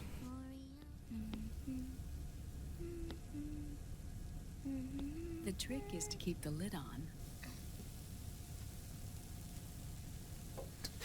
The story in that thing is gonna hit or miss, though. You like cooking, don't you? It simplified the thing about Raiden, the first paragraph. Ah, well. Is my sunny side up? But that's basically what it is. When it turns out good, it means something good is gonna happen. Oh. So that's why you don't cook them over easy.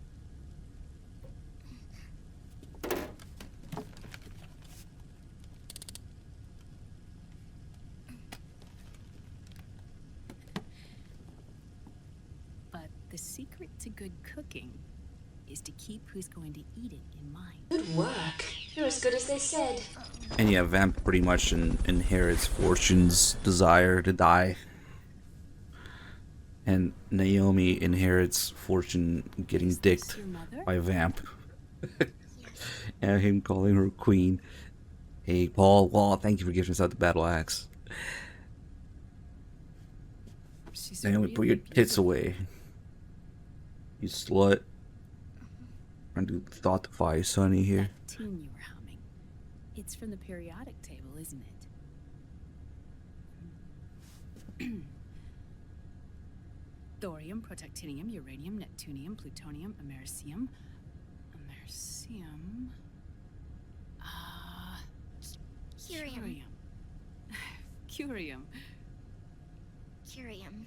That's it. Curium.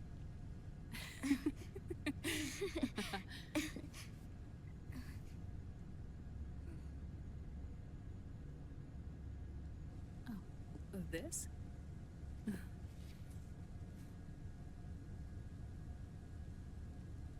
May I?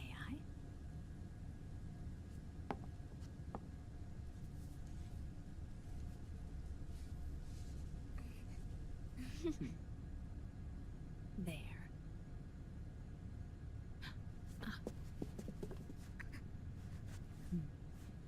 See, Sonny? Us girls have to look our best.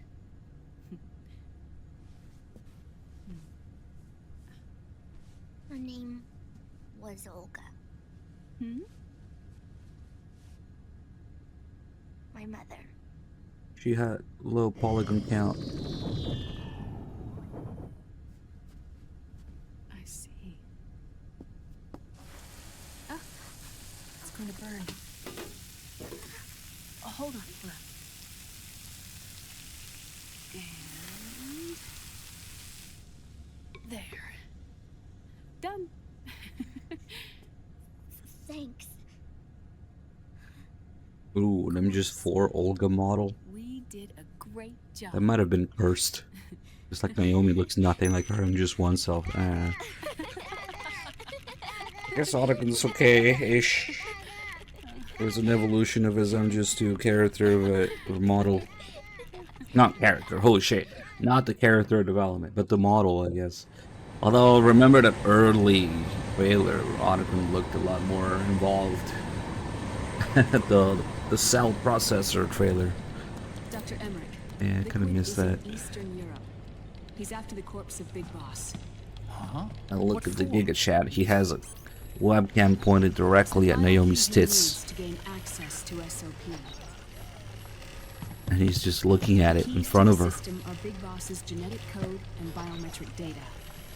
Without them, Eastern Europe mentioned that webcam Wait, pointed at Naomi's what's tits. Liquid been doing all this time?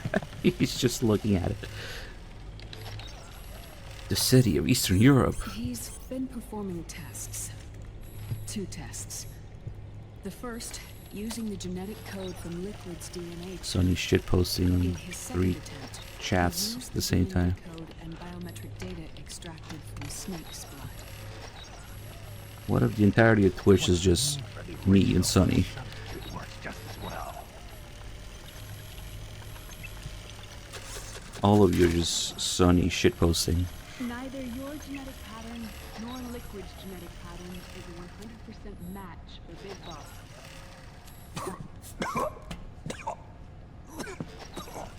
Sonny's a Reddit saying Great Fox's venom. What do you mean we don't match? Sonny single-handedly types all the posts and never be game over.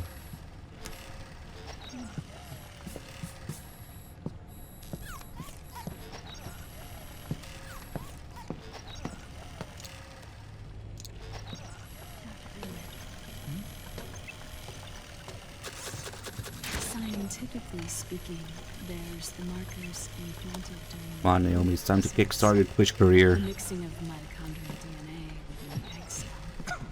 The intentionally altered Terminator genes, scientifically speaking. Both you and Liquid are as similar to Big Boss as you could possibly be, but you're still different. Different? Yes. So that's what Liquid was talking about. We're not copies of our father, after all. Which is why they created Solidus. But Solidus is dead. Listen carefully, Snake. This is the most important part.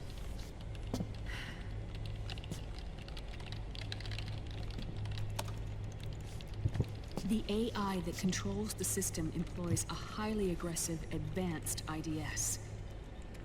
It uses a special code to inspect all data and commands circulating within the network.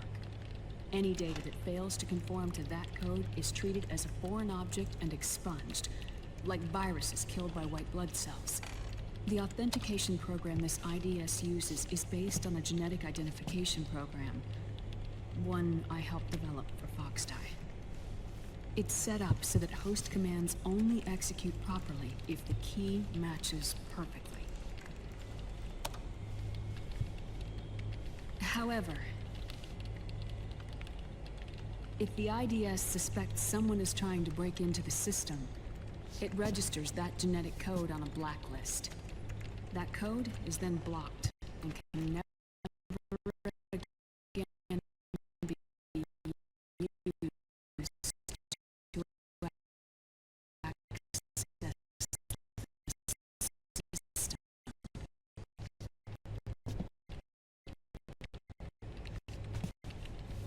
So, if you're going to use a substitute, you need to find a new genetic access code with each new trial. So when Liquid accessed the system in the Middle East and South America, it was only a test. I can't believe this. Snake and Big Boss don't have the same genetic code? Strictly speaking, Snake and Liquid aren't the same either.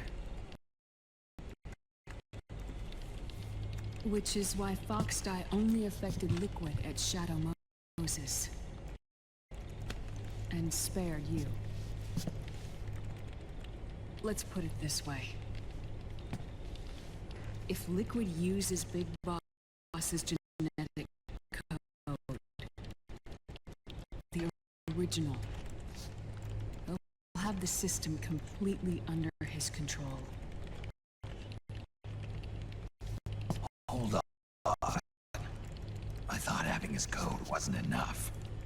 You need his biometric data at the same time. Right. And Big Boss is already dead.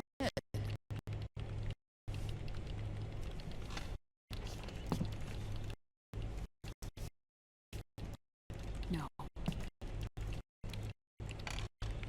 He's alive. Big Boss is alive. His body is. Or rather, What a load of bullshit. His cells. That's impossible.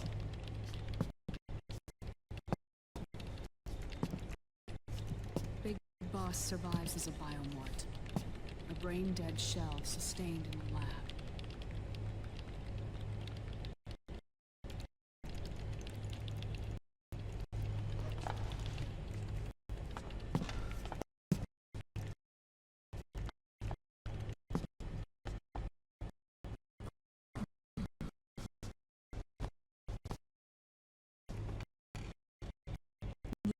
Liquid has already left for Europe in search of Big Boss's body. Right from the start, he knew his experiment in South America wasn't going to work. Europe, huh?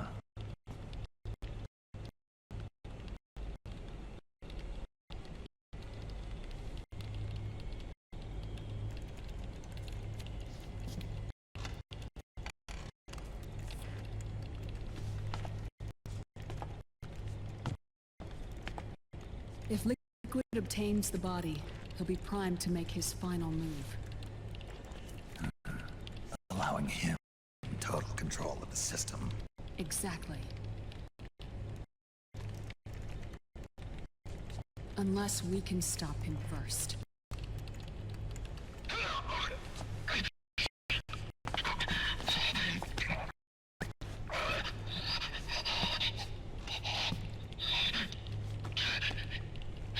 Oh.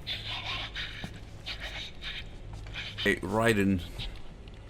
Damn it. This is a bad one again. Just give it a second, see if it has. Yeah, I've brought my hole for now. Let's here.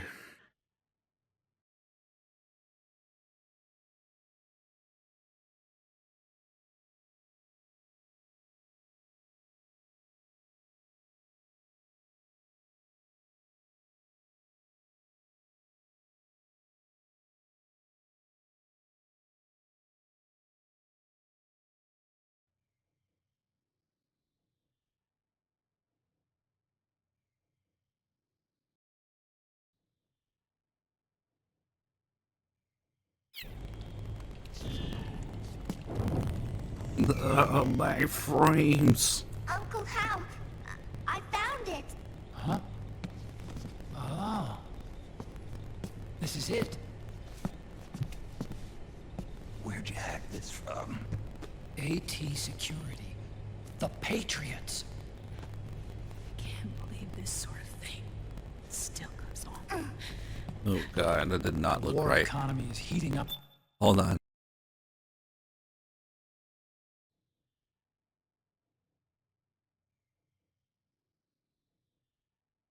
The R&D race.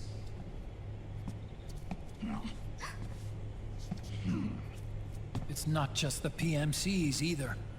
Every corporation tethered to the military-industrial complex is losing its sense of morality. And it's us science-holics who are doing their dirty work for them. Not Corporations? Morality? What? Can we make Jack better? I don't know.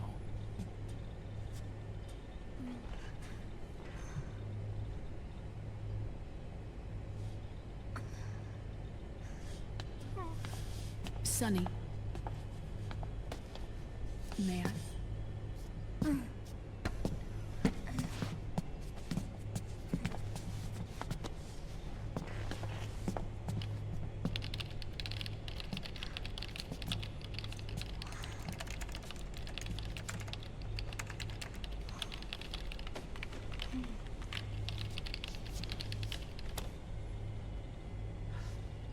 It's no use. There's nothing we can do here. Hmm? What do you mean? Look at this.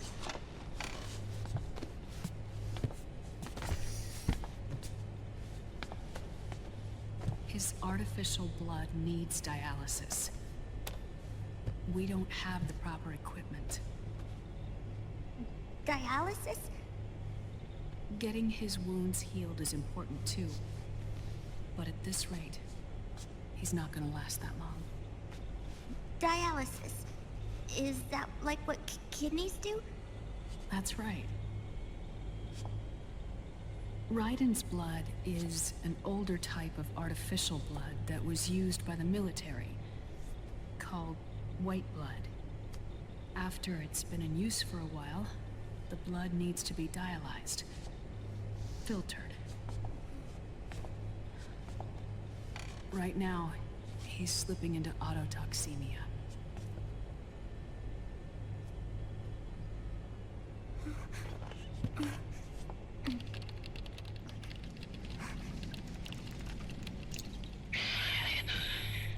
It's there.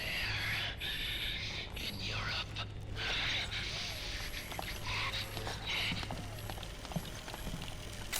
What do you mean? Eastern Europe. They have equipment Whoa. that can heal me there. Geek Squad, we apologize for the inconvenience. Same place Liquid went. Holy shit, dude. $69.42. Nice.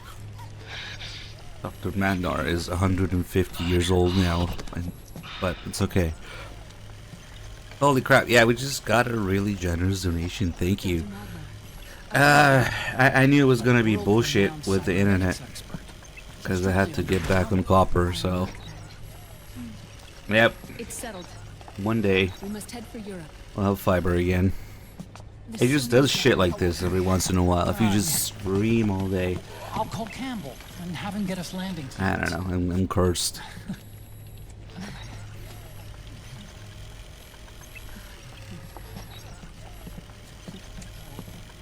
Oh, Snake! Where are you going? I'm gonna be spewing out poison soon enough anyway. What's one more smoke gonna hurt? What kidney? I don't know. This is a no-smoking flight. Joke's on you, Sonny. I'm regaining psyche here. Ugh.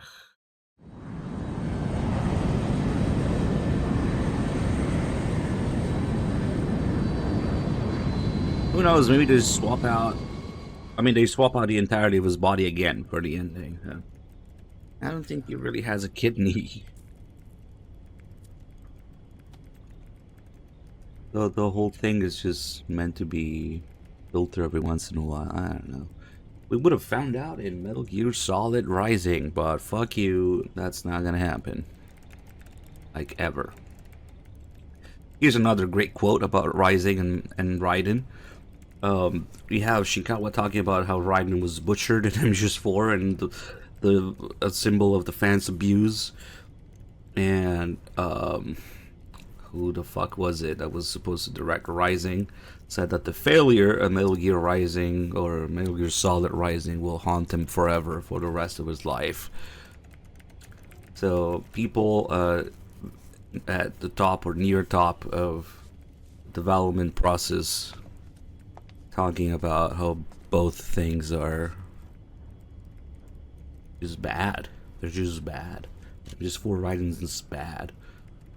Rising turning into what it turned into is bad. But whatever. If we get bad humans in here or somebody who knows the exact quote, that's basically what they said. The failure will haunt them forever. It's just bad. Who is this? What happened? Oh, her? That's my sister. Really? I never knew you had a sister. For a moment, I thought she might have been your girlfriend. No, I don't have a... Emma was a brilliant programmer. I don't know if it was Coricado or... She wrote the worm that who destroyed the fuck? Arsenal Gear AI. Chuyo Murata? I don't know. One of those people involved in either the directing or the gameplay programming that just completely destroyed the point of No, MGS Rising. for you to be sorry for, or me. I used to be an anime otaku. Oh. So that's where Otacon comes from. I was always fascinated by sci-fi anime. That's what got me into this line of work. It's too bad reality wasn't so simple.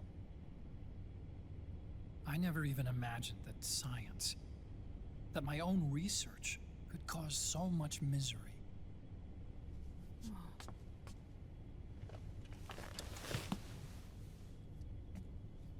I mean, it's not like us science holics or Satanists or anything. But even when we've got the best of intentions, we end up being used by others for evil. Dr. Emmerich, You see this? Sonny helped me build it. Really? Sonny helped build this? We built it using top-secret docs and patents dug up from intranets at a bunch of research labs. To tell you the truth, I think she's better at it than I am. But she's just a child. This is when Naomi realizes that she originally got here to get Otacon's help, right? But this is when she realizes that Sonny is gonna help her. Assumed it was you. So she had her little USB necklace. She's got the Fox Alive program in there.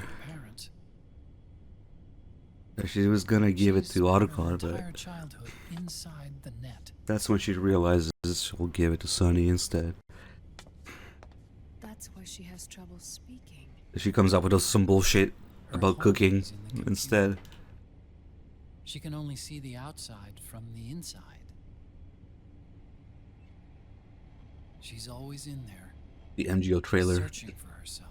screenshot there in the top Searching for her left. family. Nice. She's trying to find out who she is and where she's going. Oh, just like Naomi and MGS1. Yeah. Searching for herself and her family. She believes she can find the answers inside a machine hooked up to the world. She spends every day inside the net, exploring. For Sunny, this is home. No, it shouldn't be like that. What? It's time you let her go outside. What are you talking about? She hasn't even been born yet. She's still in the womb. She needs to live a real life. But Sunny's never shown any interest in leaving the Nomad. Frankly, I'm worried about letting her go out there.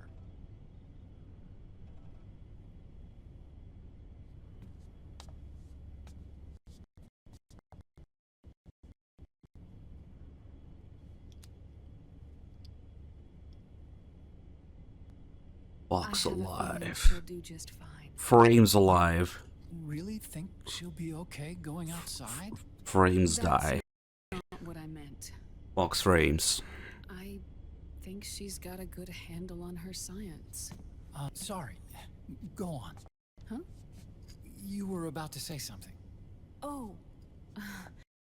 Right. Would you mind if I helped Sunny with her cooking? Oh, of course not. Go ahead. But, about all we've got on board besides military... No. Leave them off. It makes you look handsome. You think so?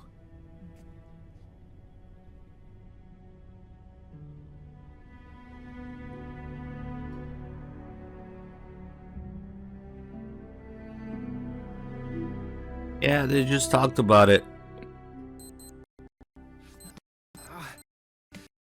Yeah, There's also that call with Rose about it. Dr. Emmerich? Huh? Is it okay to sleep in there? Is it okay to frame in there? Well, Dr. Emmerich,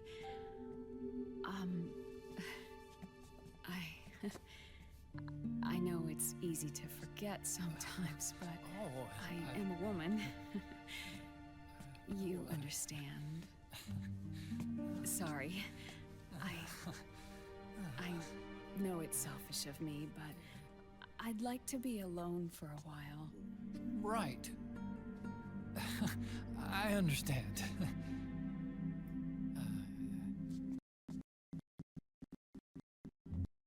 I'll show you in. Thank you.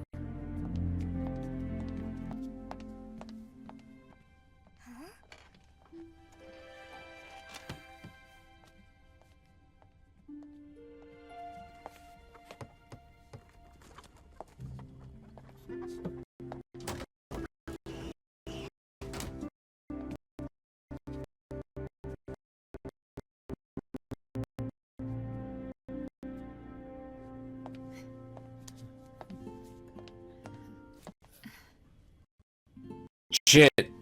Sorry. Heaven's door.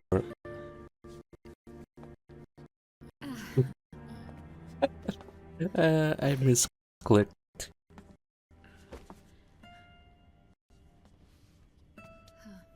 It was only a Good night, delete. I think you're good. Yeah.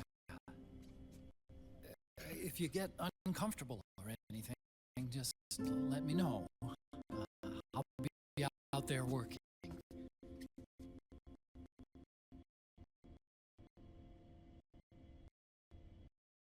We had the unfortunate timing of being under my cursor when I was trying to tab into the thing. Oh, the frames are bad. Call me Hal. Good night. Dude.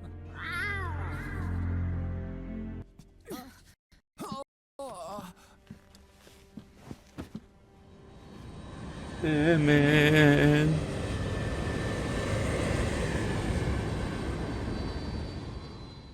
Hold on, this is a save point here. Nice. You've been equipped with a stick for this mission.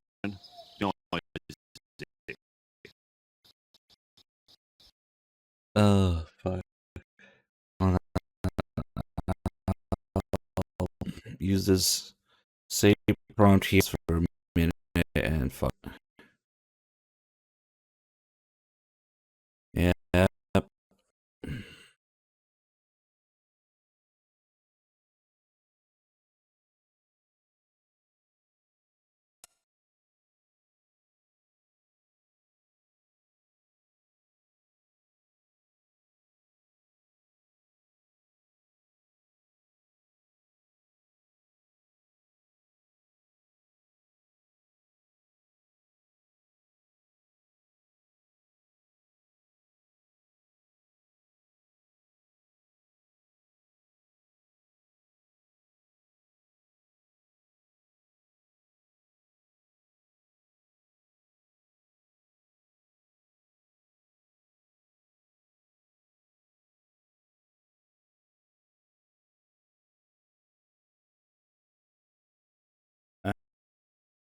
Okay.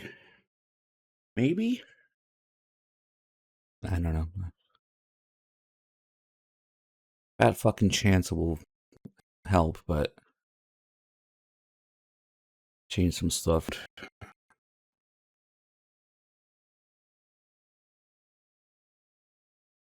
Okay. Sorry, guys. So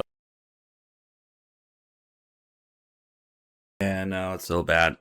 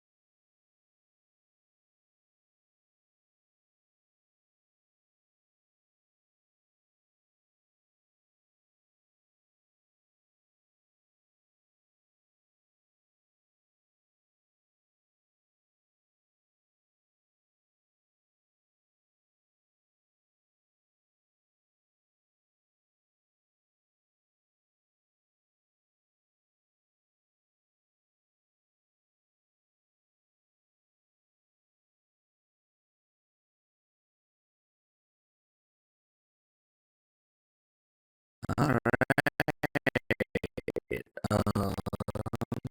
Okay.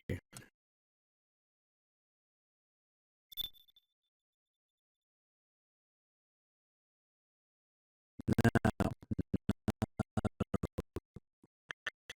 okay.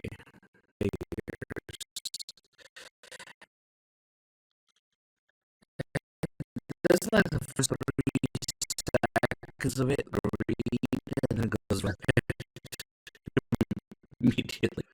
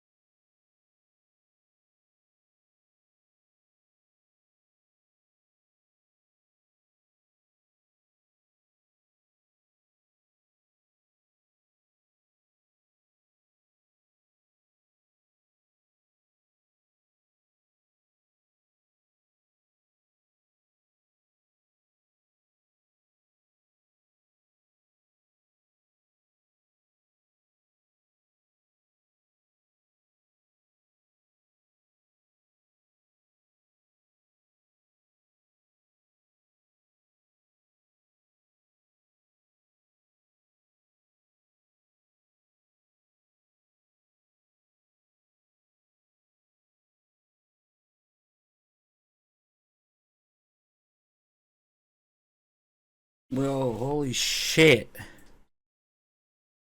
Whoa, okay. I think we're back. Holy crap, that was embarrassing.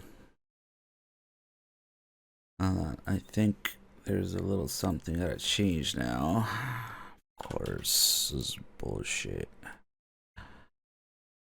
Ah, damn it.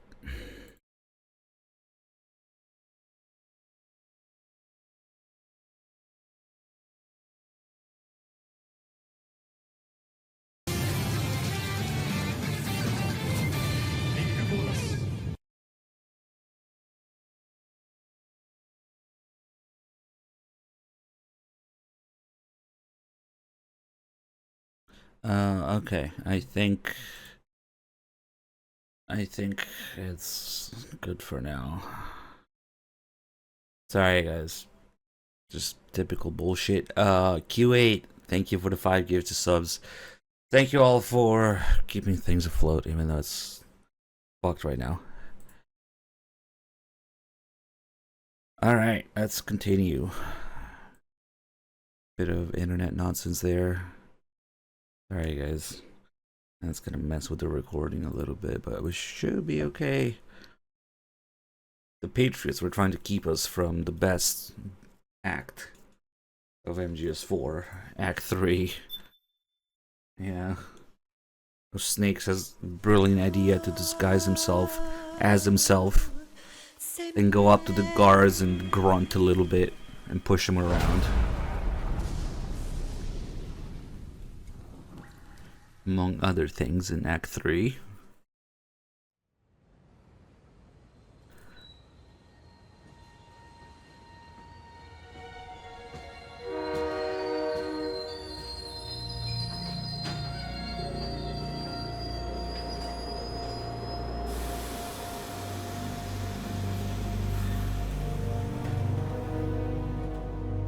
Snake, a national state of emergency has been declared in an effort to root out the local resistance.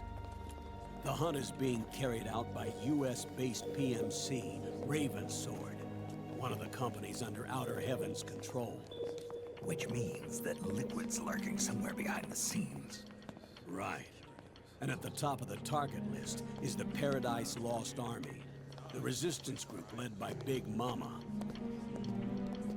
Snake, you'll be infiltrating the region where they are believed to house their base of operations. It looks as if the PMCs moved swiftly, cutting off Big Mama and company's escape routes. They should still be hiding somewhere in that area. Big Boss's corpse is bound to be with them. You've been added to the PMC's blacklist, so you're going to have to lie about your identity to get in. I've provided you with a way to evade the checkpoints. Make contact with the resistance and find Big Mama. This is our last chance. We must reach Big Boss's body before they do.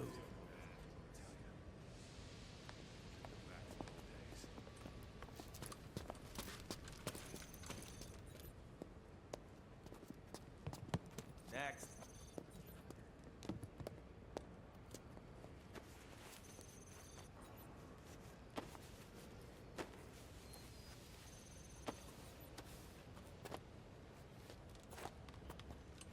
Next.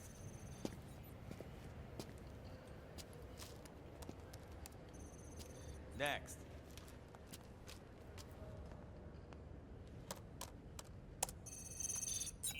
Next.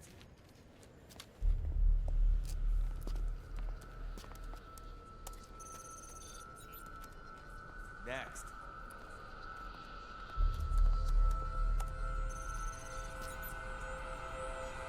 Next. Said next. You. Get your ass in the machine. Hey, are you deaf? Take him away.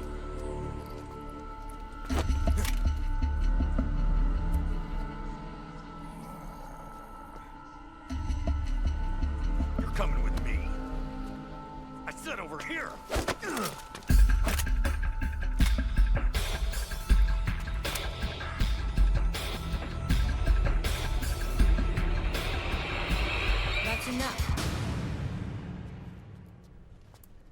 I'll take him from here. But... We've been looking for this man.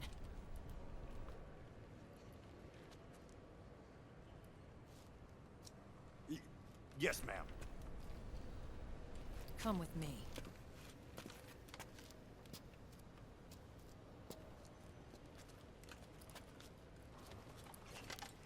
Next.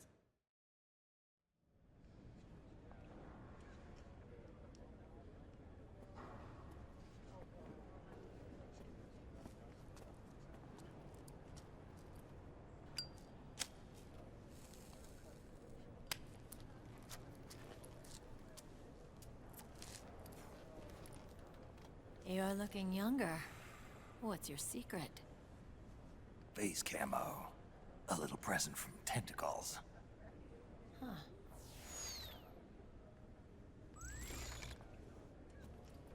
The PMCs sure seem to know you well enough. You may not believe it, but I'm in charge of overseeing all PMC activity. Having connections can still open doors. You alone? Snake! Hey, Snake! Over here! Hey, Snake! What is wrong with that guy?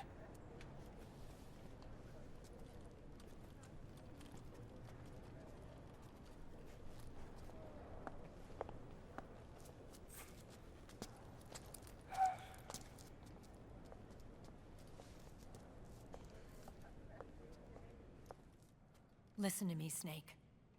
After reporting what happened in the Middle East to my superiors, I wrote up a threat assessment.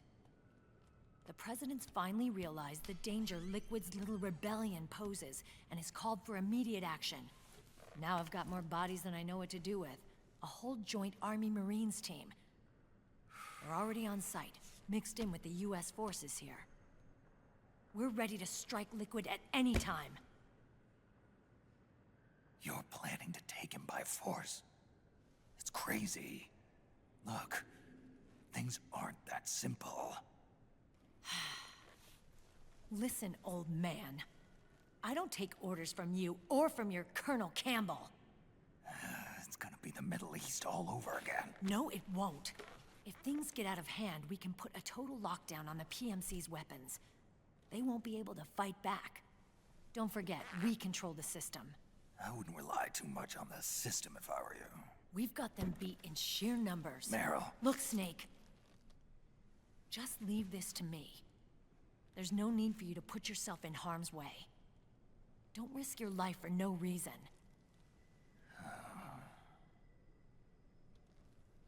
Snake. What you're trying to do, it's not a mission. I know. It's not justice. It's a hired hit. If you know, then...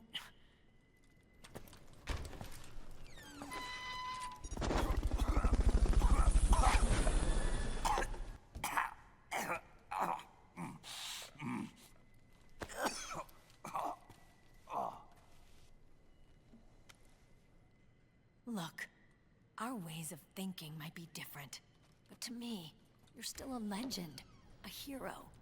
I know all about the things you did when you were young. It was what kept me going. I can't bear to watch you die over something so pointless. Don't worry about me. Old soldiers never die.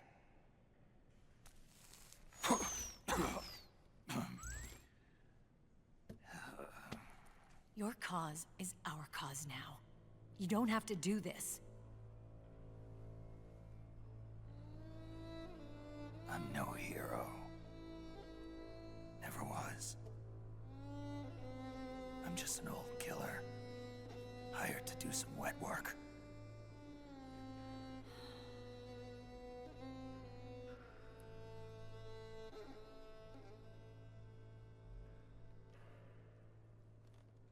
Fine. Then we'll just have to catch him. Before you do.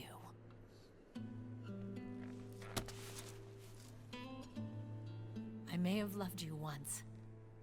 But now you're just too damn senile to face the truth. wake up and face reality. Old Snake. And stay out of our way.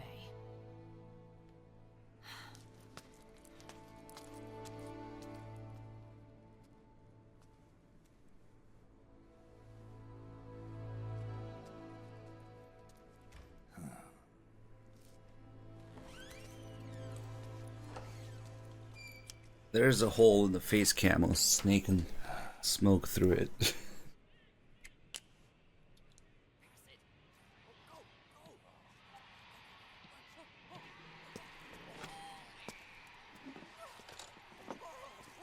If you just equip the face camo by itself and the cigarettes, it just pokes out of it. I don't know. Don't worry about it.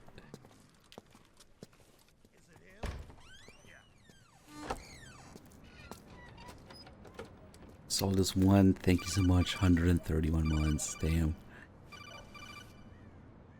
I can't wait to murder the resistance guy over and over. Otacon, they've seen this face too. Yeah, it might have been added to the PMC's blacklist as well. And Meryl was acting kind of strange. Things are going to get hairy once the American suppression troops get here. We'd better get to Big Boss's corpse, and fast. But first, we've got to find Big Mama. Snake, let's go over what we know so far. The streets are under curfew. The only people you'll find out there now are PMC soldiers and members of the Resistance. Yeah, I thought it looked a little too quiet to be a tourist attraction. The Resistance members are scheduled to convene at Big Mama's hideout. So our best course of action is to follow their lead. When you find the Resistance, tail them. Let them lead you to Big Mama. But how exactly am I supposed to find this Resistance? The PMCs have laid a dragnet for Resistance members that covers the entire town. They're using SOP to notify each other by radio of any info collected during their searches. By intercepting those signals, you should be able to reach the Resistance members' locations in real time. Intercept their communications? How do I do that? I've provided you with a new device for just that purpose. To hijack PMC communications, open the item window and select the Signal Interceptor. The interceptor constantly monitors PMC voice and data transmissions. When you've got the Signal Interceptor equipped and you hear the PMC's chatter about the Resistance, check your map. It should display the location. Got it. Oh, and Snake, I think we've found a way to treat Raiden. Really? Yeah, we got in touch with Dr. Madnar. Naomi and Sonny are on their way now. They'll be all right on their own? They're a few clicks north of where you are now. It's a non-combat zone, so there won't be any checkpoints. There's even a dialysis machine. It'll take some time, but I think he'll be okay. Good. Anyway, you need to hurry and make contact with Big Mama. I got it. If Liquid gets his hands on that corpse, it's all over. Follow the Resistance's lead. Nah.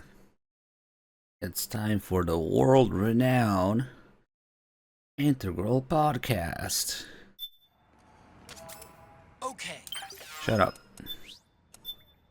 Put on some, I don't know, Otacon face. Perfect.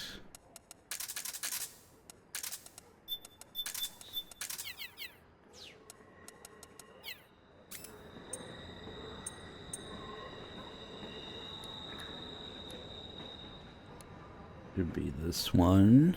Metal Gear Solid 4 Integral Podcast. Broadcasted from Konami HQ in downtown Tokyo, it's the world-renowned Metal Gear Solid 4 Integral Podcast. Alright, hello everyone, and welcome to episode number 6 of the MGS4 Integral Podcast. Once again, I am Sean Eystone, and I am here with Aki Saito. Hi everyone. And producer Ken Imaizumi. Hello everyone. Okay, so, Aki. Yes. Where are we today? We promised to meet up at the Eastern Europe stage. Right. And basically, Sean, what are we going to do today? Okay, so today we're going to pick up in Eastern Europe, and this is right after the cutscene ends where Snake comes out of the train station. And we're going to play the section where you're following the Resistance member through Eastern Europe and trying to find the Resistance hideout. However, to make it interesting, I know that everyone has cleared this stage already, basically. Right. You know, more or less. So this time, we're going to try to be as like tour guides of the stage. Yeah, kind of pointing out different parts of the town and, you know, what happened here, you know, what went into making this part of the town. You know, interesting things to see around the Midtown area. So it might be a little bit tricky because we will not be following the Resistance member. Yeah, we'll make sure we'll update where we are. Yeah, exactly. And So what we're talking about. So people will have to follow instructions very closely this time because it is very easy to get lost here. Okay. The roads are very complicated. All right, Sean, let's get started then. All right. Okay, so first thing you'll notice is the atmosphere here. You'll notice all this mist, a slight drizzle coming down from the sky. Also the sound of the train in the background.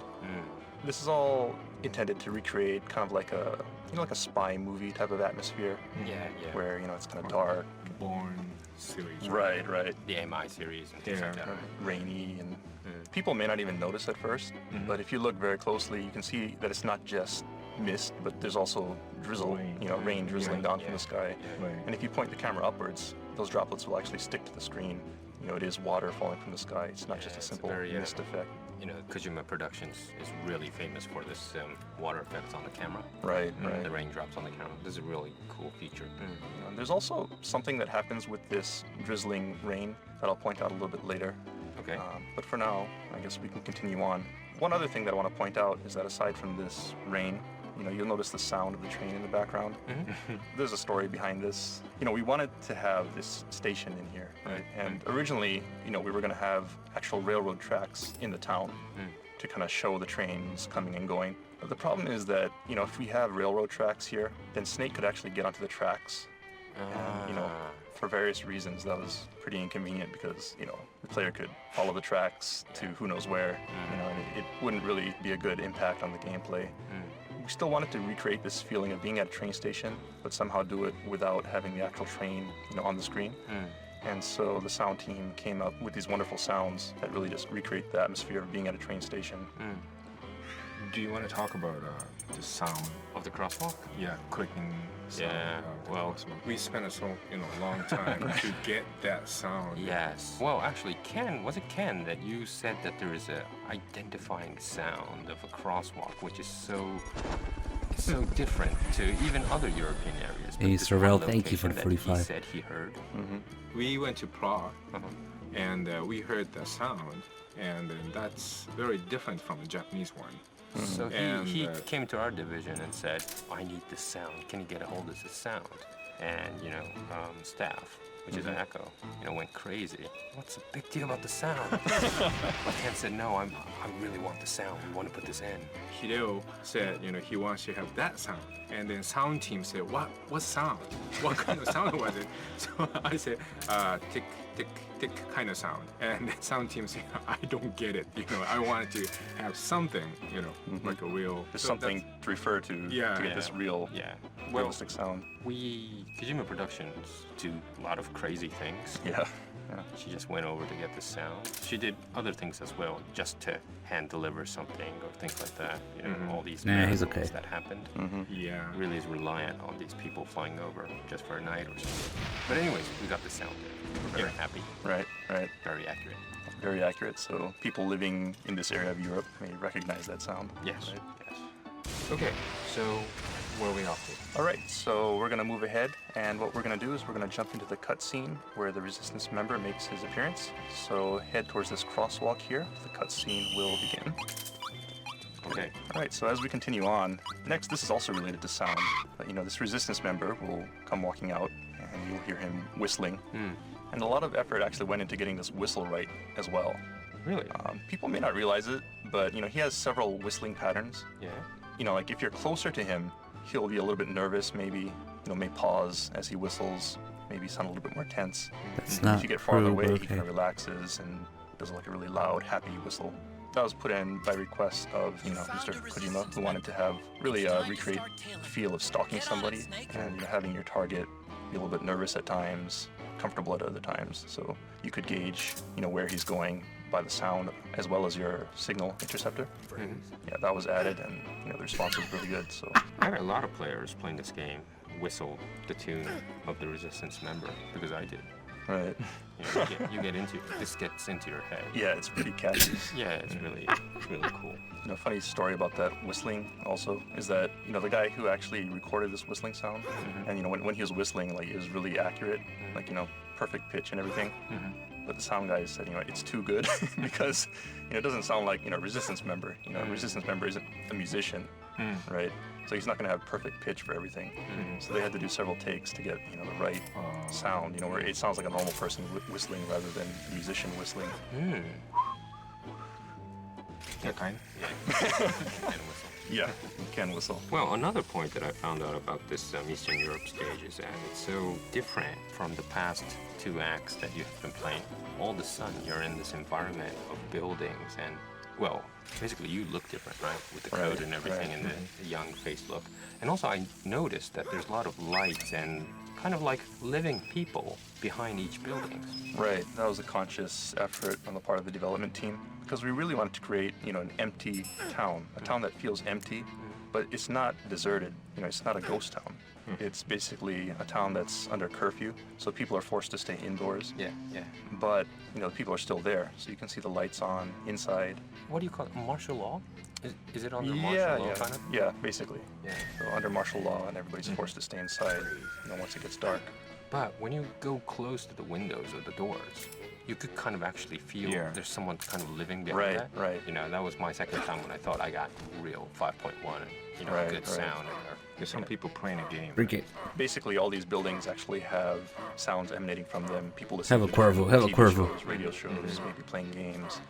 And there actually is somebody playing the original MSX version of Metal Gear in here as well. Cool. So point that out a little bit later. Okay. All right. Well, of course, as you know, the real way you're supposed to play through this stage is to follow the Resistance member.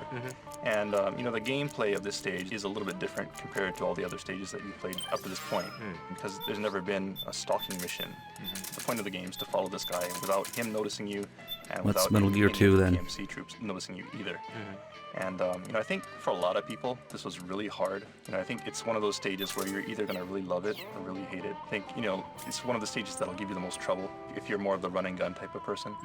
But there is, you know, actually like a hidden thing that you can do to make it a little bit easier that some people may not know about is if you manage to put, you know, Laughing Beauty to sleep in the previous stage and you use that Laughing Beauty face camouflage, you can actually walk through the town pretty freely. Oh, really? Yeah. You know, a lot of people do that. They'll switch back to the Octocam and, you know, kind of like sneak through, hiding in the corners and things like that. But if you want to take the opposite route and keep this coat on, put on the face cam with the Beauty's face cam, you can actually walk pretty freely through the town. And when the PMC guards notice you, as long as you're not doing anything really suspicious, then maybe they'll tell you to stop and they'll come up and look at you and then they'll let you pass. Oh, really? So for people who are having a hard time, you know, getting through the stage, that's something they may want to try. Cool. Okay, so Sean, why don't you introduce us the route you're going to take this time? All right. So that the players could try to kind of have that route in their head. Okay, so I think most players probably followed the Resistance member and went through the park, you know, with the guy peeing in the park and heading. That's tasty. But there's also a route that's probably less known, and it goes along the river that runs through this stage. Yeah. You follow the canals, and you get to the same point at the end, but it's a less traveled route. So I think today we're going to take that route and introduce people to places in the stage that they may not have seen before. Okay. All right. So the first thing we want to do is I gotta after you kill come him out later. from this starting point, you want to head to that point where the Resistance member came out from. Okay, so it's kind of to the northwest, and you'll see it's basically, you know, a dead end. And so people may be wondering, you know, well, where did this Resistance member come from? You know, did he just suddenly appear?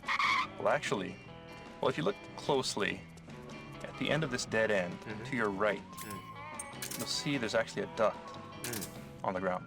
Yeah. And it heads to the north. You know, the idea is that this is actually where the Resistance member came from. And Except he he comes from this corner. Eastern Europe to gather materials. Actually said they saw a lot of like little ducts like this under the building. Yeah. And so they definitely wanted to put that in there somewhere. And so they decided to use it here to explain where the Resistance member came from. And so what we're going to do is we're going to crawl into this duct and head north. Okay. Basically what you want to do as you go through this duct is just head straight ahead. Just keep on heading north. You can see the exit on the other side. If you go a little to your right, there's also an item in here. So you can pick up a PSS, which is, of course, a handgun. It's not a very great handgun, but the thing is you can sell it for a lot of money. So people who are gathering Drebin points, if you pick that up, I think you can get like 5,000 Drebin points. Oh, so wow. For people who want to pick that up, they can go ahead and do it. Okay. Otherwise, just head on straight through and come out the other side of the duct. And when you do, be careful, because there's a guard on your left on the other side of this yellow car. Okay, so let's just put him to sleep. And then if you put this guy to sleep, the thing a lot of people may not realize also is that the resistance member will change their course depending on which guards are awake and which ones are sleeping. If you disable this guard, the resistance member will actually take an alternate route, and rather than going to the park, will head towards the river. Oh, I see. In any case, we're not going to wait for the resistance member today. So let's just head to the north. Basically where you put this guy to sleep, take the slope that heads up towards the north. Slopes? A van on the right. Right. There's going to be a van on your right, so head up that slope. Okay. So head up this slope. And the van on the right. You pass the van on your right, and also a trash can. Red and a car. red car. Then it kind of splits, but you want to take the right path that heads towards the park. Okay. Then when you get to this intersection, you want to take a left. Okay. And as you follow this left path, keep an eye on your left-hand side, and you'll see an open door. Yeah. Yeah, it's like a big double-gated door that's open. And so we want to head in here. Oh. Okay, so we're going to head into this load, and I believe this is the first time we've ever gone into a load. Okay. To the Integral podcast. Okay. It's a big event. Load. Okay. Load. So count down. Shall we count down? All right. Yeah. Everyone ready to load? Get ready, everybody. Okay. Here we go. 3, 2, 1, go! Doesn't work because the thing plays back a couple seconds again. 3, 2, 1, go!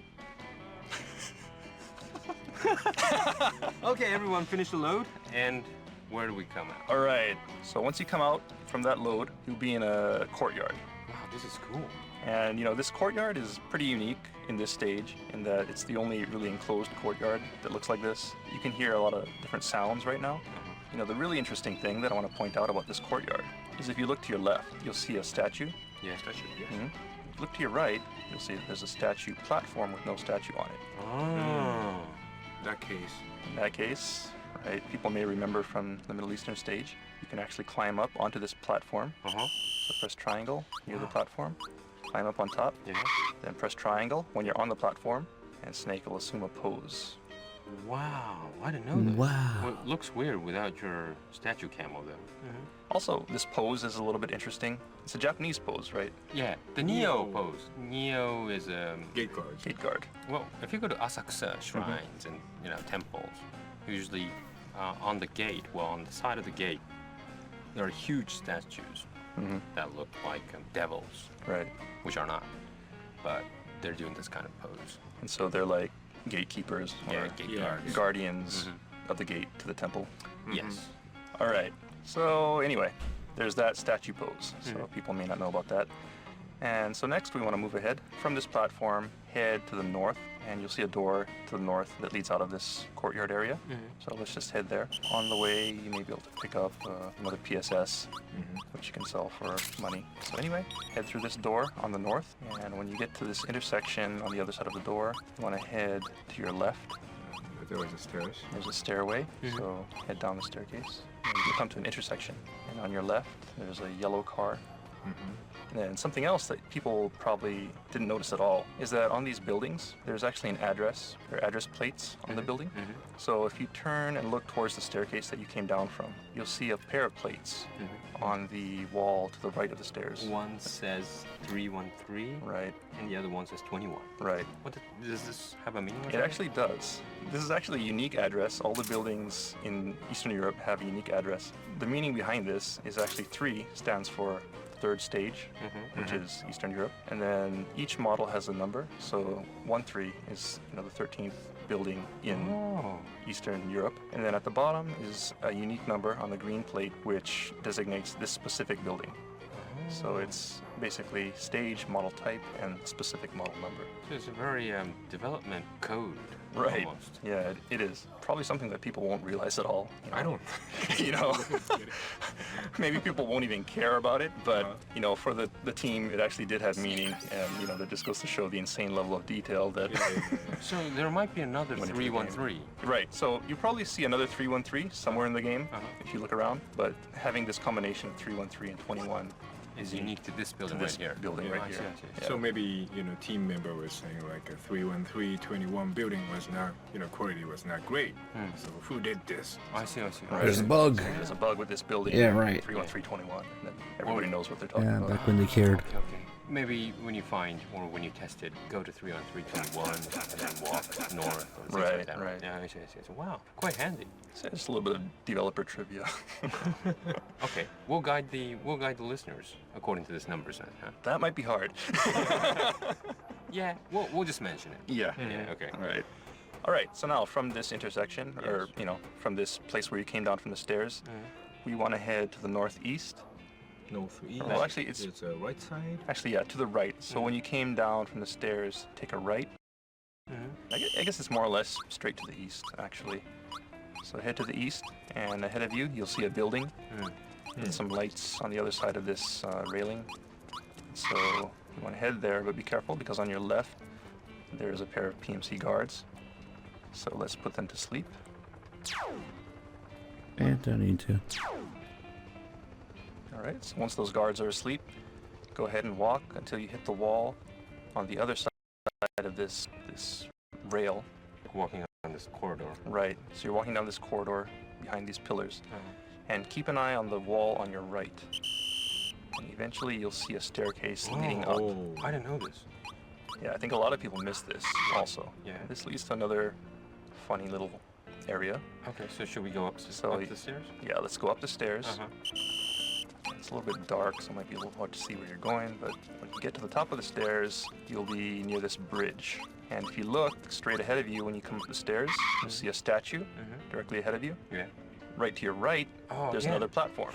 Without a statue. Without a statue, which means it's another point where you can jump on and assume another silly pose. There's a second place where you could do this. Yeah, so let's go ahead and go up onto the platform and press triangle. What's this pose this time? This pose is just a silly pose. You know, basically we have a lot of different types of poses in the game, a lot of serious poses, you know, based off of real statues and things like that. But the director, Mr. Kojima, wanted to have just some really silly poses in there also. So this was put in there. And one other thing to point out is as you're taking this pose, to your right, you'll see ahead of you there's another Minami Akina poster. Oh, our favorite Akina. Right. Yeah, Akina. The most powerful poster. Yeah, your favorite, right? No, the most powerful poster in this MGS4. Invincible. Yeah. Invincible poster. Almighty Akina poster. Wow. All right. So that's another point that players may not be aware of. So next, let's move on. And what we're going to do from this point is head towards the canal. Okay. Looking at Akina's posters, we take a left. Right. And we're going to cross this bridge. And you should be heading roughly north to the northwest. And as you proceed, you'll hear a helicopter up above. And that means you're heading in the right direction. And you're going down the kind of a slope this down time. a slope, and then you'll come to a intersection, and you'll see the helicopter with its searchlight looking for you. So be careful not to be spotted by the searchlight. And from here, take a left. Searchlight. Find something nearby to hide behind. Stay out of Sneak light. along. Be careful because there are PMC patrols here. As you proceed, you'll see a bunch of signs like a cafe.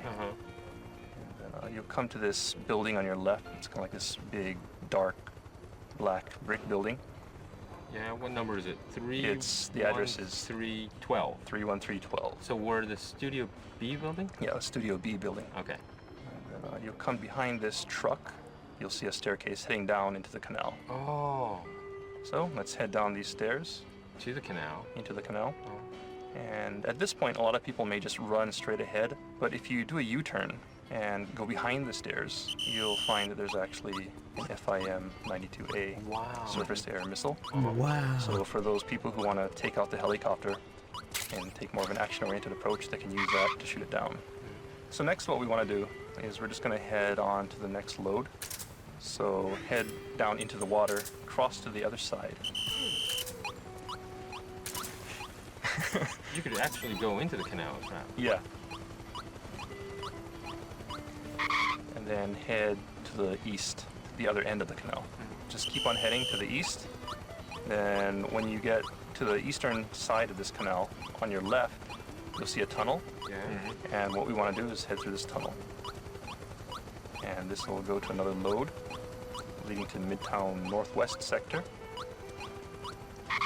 So jump into that load. Load. Another load phase.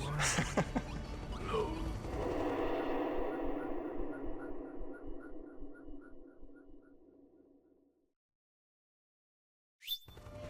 Alright, so you jump into the load and you come out the other side. Okay, now I want to point out something about the mist and the drizzling rain. Remember at the beginning of the stage I said there was another little secret pertaining to that mist? No. And if you go into first-person view right now and just kind of look around, you'll notice that it's no longer drizzling. Oh, it stops. Right, it actually stops, and it's very gradual. As you proceed to the stage, it slowly gets, you know, clearer. Very and clearer. gradual. That's why we Finally, needed the loading after 20 screen. minutes or so, you have clear weather, and it's no longer raining. So that's something else that people may not have noticed, is that, you know, the weather does change in real time. Okay, so in any case, I think we'll stop here. So go ahead and save on the other side of this tunnel where we came out from the load, and we'll pick up here in 2 weeks' time and cover the later half of the Eastern Europe stalking mission.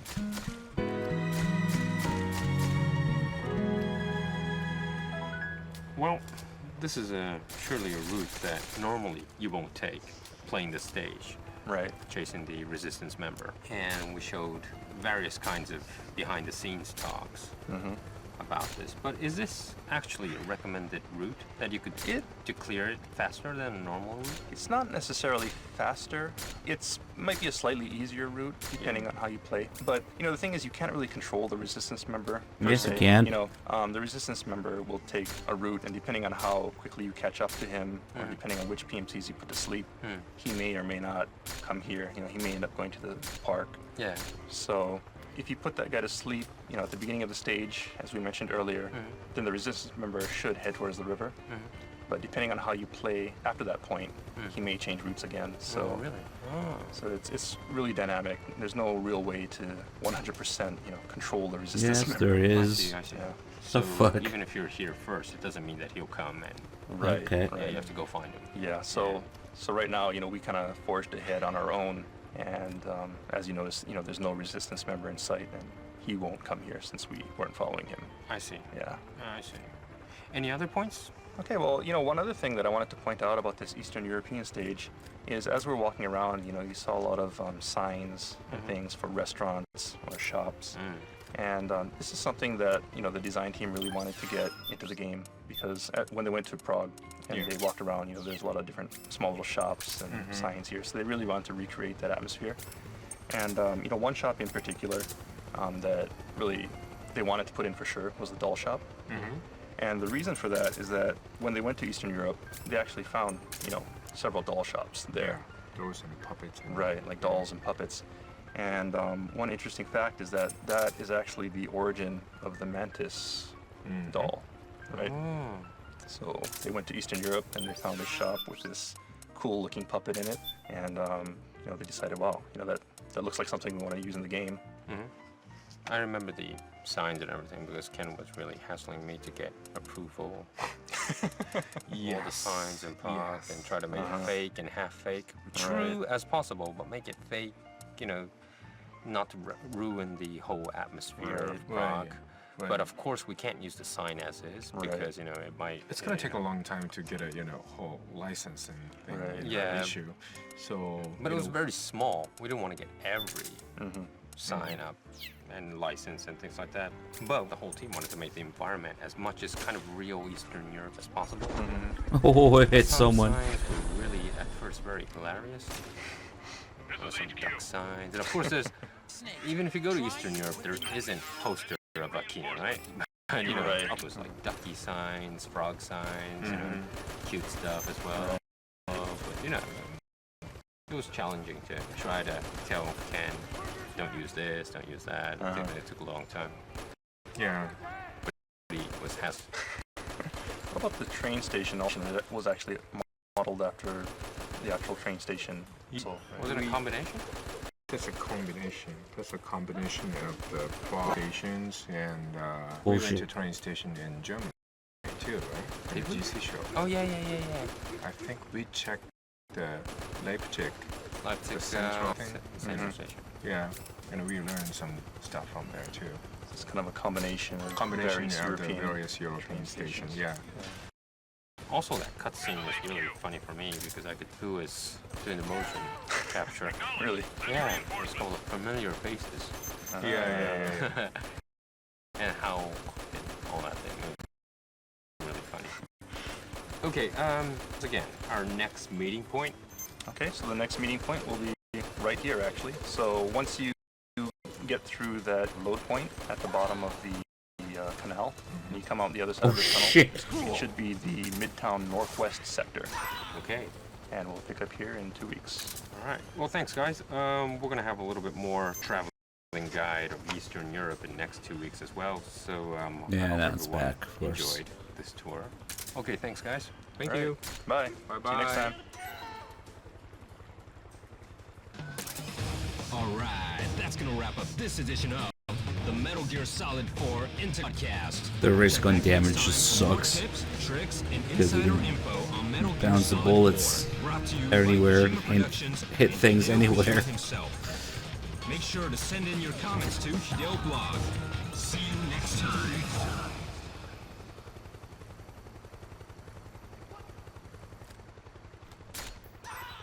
Metal Gear Solid 4 Integral Podcast. Broadcasted from Konami HQ in downtown Tokyo, it's the world-renowned Metal Gear Solid 4 Integral Podcast. Okay, everybody, welcome to episode number 7 of the MGS4 Integral Podcast. Yo, Rex of the Gear 2. Thank you. And Kenny Maizumi. 7. Hello. And my name is Sean Eystone. And today we're continuing at the Eastern Europe Midtown stage. And we're continuing from 2 weeks ago at the Midtown Northwest sector. So you should have just... Why are you whistling? Well, this is a whistle session, remember? They're supposed to follow the whistle. Do you remember, my mother has always told me, don't whistle during nighttime. Yeah. There's this kind of a famous kind of saying that don't whistle outside at night in Japan because snakes will come out. Snakes will come out? Really? Yeah. Not solid snake, right? No. I don't know why, because we don't see snakes in Tokyo. Not so much. But my mom, Ken's mom as well, every mom will say, don't whistle at night. So that's like a common thing for Japanese parents to say to their kids. Right. Yeah. Like, if you whistle at night, snakes will come out. Yeah. Interesting. Do you have same thing? I'm not sure about America, but in Hawaii we have something similar, where if you whistle at night, we say spirits will come out. So it's not good to whistle at night. That's more scary. Yeah, but in movies and things like that, right? Like a musical movie. Well, yeah, I think there are a lot of scenes in movies and stuff where people are whistling at night. So in the mainland U.S., whistling at night isn't really a bad thing, I think, for most Americans anyway. Well, don't worry. I think it's more of a Hawaii thing. Well, even in Japan, a lot of people whistle at night. Doesn't really matter too much. Anyways, nothing to do with Eastern Europe. Well, let's go. It's the Chapter 2 gun. We're in the actual canal? Yeah, so right now we're in the canal. You should have just come through that load point that we went through a couple weeks ago. And you just came out from the tunnel. And you'll hear the helicopter up above you. And last week we introduced that there was a surface-to-air missile that you could use to shoot down the helicopter. But for those of you who want to get through the stage without actually, killing anybody or causing a lot of damage, what you can do is you can actually equip a silenced sniper rifle, such as the VSS, which we picked up in South America a few weeks ago. And what you want to do is aim at the searchlight of the helicopter.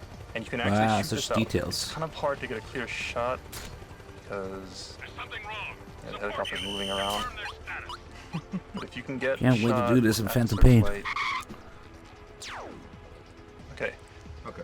So it may take several tries, but if you can get a clear shot at the searchlight, you can actually knock it out. Wow. Wow. I didn't know this.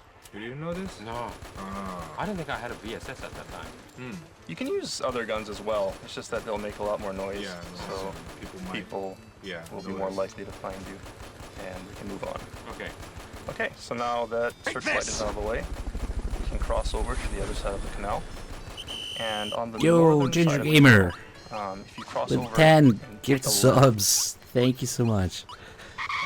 now, you know, even if you use a silent sniper rifle, there's a good chance that We you know, got some people Ginger may come Gamer because you may and trigger Ginger a Bomber caution phase. in So here. just go ahead and put them to sleep. And proceed to the left. You'll I made see a ladder. Fucking mess of it with the race gun. Hopefully they're all dead. And No, what we're they're gonna not do is all we're of gonna them. climb up this ladder. Still the caution.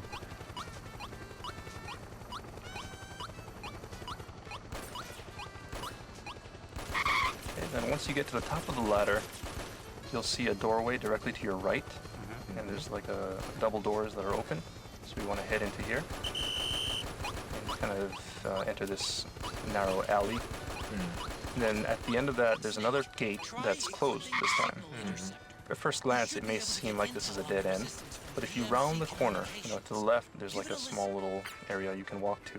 If you go to your left and look at the wall behind the door, there's actually a little hole here that you can crouch down and go through.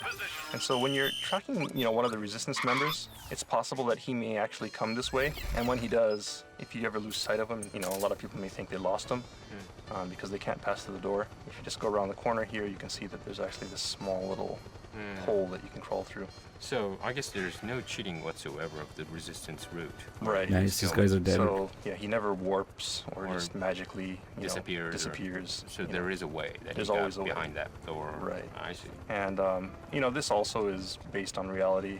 According to the design team, you know, when they went to Eastern Europe, they actually saw this type of weird hole in the wall. Weird. Well, they didn't know what it was for. You know, it's just kind of there. It's not a door. You know, it's too small for a normal person to pass through without crouching. But Nice. he was there. And so, The race you know, gun it kinda killed struck that them as guy over there. unusual, and they wanted That's to change the crazy. game because of that. And so here it is. Right, so what we're going to do is we're going to crouch down and head through this hole, but use caution because once you get out on the other side, there are a couple of PMC guards on your left. So as soon as you pass through the hole, turn to your left, and then look to the north, and you'll see a pair of PMC guards in the street. Not anymore. So let's just go ahead and put these guys to sleep. Okay, and then once those guys are asleep, you can head out to the street and then look to the left. You should be facing north. You'll see a staircase heading up. Okay. And to the right of that is a trash can. A green trash can. Right. Yeah. And so, you know, people may not remember that there are trash cans in the game, you know, because the last one that you saw was probably in the Middle East. Yeah. Act 1. Right. So, you know, you went through all of South America without ever seeing one, but you come to Eastern Europe and once again we have trash cans. So if you're ever spotted and you need to find a place to hide, you can always climb to one of these trash cans. All right. But these are definitely different looking than the Middle East ones. Yeah, and that's something too. You know, they were actually modeled after European trash cans, also, so different from the Middle Eastern trash cans. All right. So next, what we want to do is head up the stairs that are to the left of that trash can. And when you get to the top of the stairs, take a left. Yeah, you're on kind of a balcony kind of. Right. Yeah. And you'll see another set of stairs going down on the other side of this balcony. So head down these stairs. And then when you get to the bottom of the stairs, you'll see on your left-hand side, well, there's a bench, and then there's a bookstore display case. Yeah. So what we want to point out is actually in this bookstore display case. If you go into first-person view and look at this display case, you may notice some things that most people probably missed. In the bottom right-hand corner, you'll see someone who probably looks familiar. Well, it's really low res, so maybe you don't recognize him, but that's actually Otacon. You can kind of see from his profile. Another thing that, you know, like really hardcore trivia buffs may get a kick out of is that one of the development team is actually featured on one of these books as well. So if you look at the center row above Otacon and count to the fourth book from the right, the cover to this book features our lead artist, Negishi-san. Oh, this small book, kind of. Yeah, it's kind of like a small book. I can't believe they want people to look so at this. From the right, And it's kind of like a blurry photo of someone standing there. He's actually holding a drink and drinking. It's really hard to see. Wow. But you know, for the really crazy trivia buffs, this is actually our lead artist. But this is very, very rare. Yeah, it's a rare very trivia, but you know, who will be happy about it? Well, a lot of fans, a lot of Metal Gear Solid fans are. But you know, they don't even know what kind of face. Yeah, that's true. Well, that's true. But this Like is you can maybe see his his face. family will be happy about this. You know, my dad is on. Actually, maybe his family will not even notice this picture. You know, the funny thing is, Negi-san himself didn't notice this picture. You know, the artist who actually made this stage kind of told him that he was actually in the stage. And well, you know, we have to find some like pictures for the books. You know.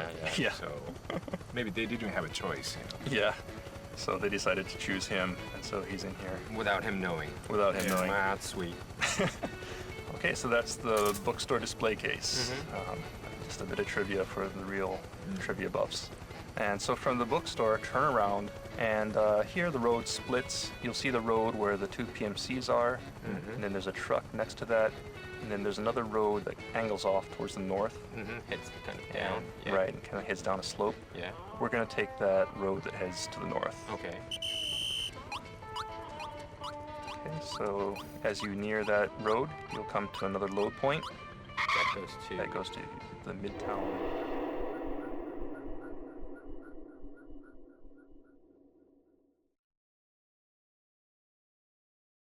Here, and we'll see you on the other side of the load. Okay, we're in the Midtown North sector. All right, so you come out in the Midtown North sector, and as soon as you come out, you'll see a couple streets ahead of you, one kind of angling off to the left, and another one to the right. So take the one that heads to your right. And as you walk forward, you'll see an alley on your right, near this Golden Fish restaurant. Oh, it's a restaurant. Golden Fish. Wow, sounds Golden yummy. Piss restaurant. Take a right near the Golden Fish. And we're gonna enter this? And we're gonna enter this little alley here. Follow the alley. It kind of turns to your left and then comes to intersection here. And what you want to do is take a left at this intersection. You see straight ahead, you can see the front of a van. And when you get to the street, just stop here for a second. You know, people may recognize this area as where, you know, if you follow the resistance member, you know, there would be vehicle patrols around this area. You need to kind of hide. And, you know, just kind of to offer a little bit of advice to people who are playing this. If you want to hide really quickly, the best way to hide on the stage is actually to use the cardboard box or the barrel. And, you know, the reason for that, of course, is you can lay down on the ground and you can absorb the camouflage pattern, but it takes time, right? But if you use the barrel, you can quickly jump in and out. You can have a much easier time while you're trying to avoid these vehicle patrols. And one other thing about these vehicle patrols that it's kind of funny. During development, you know, we had the vehicle patrols going on, and of course there's the PMCs patrolling the street. And what was really hard was to keep these vehicle patrols from actually hitting the patrolling PMCs. Because, you know, the vehicles would just come charging down the road. The PMCs would be walking, and bam, they'd be hit, you know. And so we had to come up with ways to keep that from happening. And, you know, at one point we figured, okay, I think we kind of got it. You know, the vehicles will stop and, you know, they won't run over the guy or whatever. But there's actually ways that you can get around that. If you put one of the PMC patrols to sleep, you know, they'll go to sleep, and they'll be on the side of the road. And, you know, the vehicle patrol will come up beside him, and they'll tell him to wake up or something like that, right? It's like, oh, what are you doing? You know, wake up. And, you know, what'll happen is if that PMC guard's post is on the other side of the street, he'll wake up and say, oh my God, I gotta get back to my post.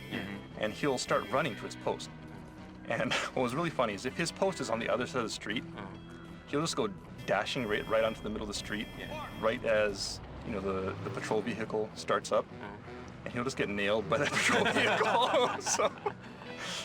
Wow. Okay, so maybe some lucky guys might have seen the scene. Maybe. I mean, it's really hard to get it. Oh, really? I would like to see The that. situation just has to work out perfectly. But it's pretty funny. If you can Are the beast thanks for the 11 months? If you wake up and No. you know, if you dash across the street, Yeah, I'm not playing Fortnite. It's an What the fuck? accident, right? I mean, you know, he's in a rush to get back to his post. Well, that's cool. Yeah. It's not a I bug know until a one certain thing, game. But that's not the Europe stage. I know something in the Middle East. It's really funny. You know, That gets run over? No, not that one. Like you know, do you guys know there's some snipers on the building, 3rd floor? Yeah. You know, like you sneak on the building and you put a Playboy magazine, you know, right side of the, you know, the sniper. The sniper will look at the, you know, Playboy magazine and he started shooting the gun. And it's really funny because he was like, He's looking at the magazine. He's looking at the magazine and shooting the guns, and he's so, you know, genius. He's that good. Yeah. Cool. All right. You know, one other thing that kind of stands out while you're standing at this intersection is if you look straight ahead, there's a manhole in the street leading down to the sewers. And this is kind of a painful story to tell, but you know, originally there actually you actually were able to go into these manholes and go down into the sewer. Yeah. So, you know, the idea was while you're tracking this resistance member, sometimes he'll crawl into these manholes and you'll have to follow him down and crawl through the sewer, things like that. But unfortunately, for various reasons, you know, for gameplay reasons, for camera reasons, for VRAM reasons, and just, you know, time limitation, we had to take that out. All right, then where do we head next? All right, so from this manhole, you're facing the manhole. What you want to do is turn to your right and head down the street. You'll see a parking sign in the distance, as well as a van parked next to that parking sign. And so what you want to do is head up onto the sidewalk, go past that parking sign, and keep an eye on your right. And you'll see a staircase heading up on your right. So let's just head up this staircase. And when you get to the top of the staircase, on your right, there's a door that leads to this small little empty lot. Kind of a garden. Right, kind of like a garden. And, you know, people may recognize this place when they're tracking the resistance member. This is where the resistance member, of course, ducked into this door and changed into his PMC uniform. Yeah. You know, one thing about that, I think a lot of people probably didn't realize at that time, and a lot of the team actually didn't realize until later, is that when he changes his uniform, it's actually not identical to the other PMC soldiers. If you look really closely, you can see that his helmet is actually just slightly different from the other PMC. You know, the character designer, the character artist who was making, you know, the resistance guys, when he was making these characters, he wanted to just add a little variation in there, you know, just to say that, yeah, he has a PMC uniform, but he's not a real PMC, so his uniform doesn't exactly match with with everyone else's uniform. So for people who are very attentive, you may have noticed that. For those who didn't, next time you play, try and take a look at his helmet. Okay. What's next in our tour? You know, actually, in the last program, we mentioned that you could listen at the doors to houses and hear, you know, sounds coming from the inside of the house. So what I'm going to do now is take you to one of those houses and point out something that's kind of cool. So from here, head back outside and back down the stairs that we came from. You should be heading north. Then on your right, you'll see a pair of PMC soldiers standing next to a barrel. If you're the violent type, you could go ahead and blow up that barrel. Otherwise, you can just go ahead and put these guys to sleep.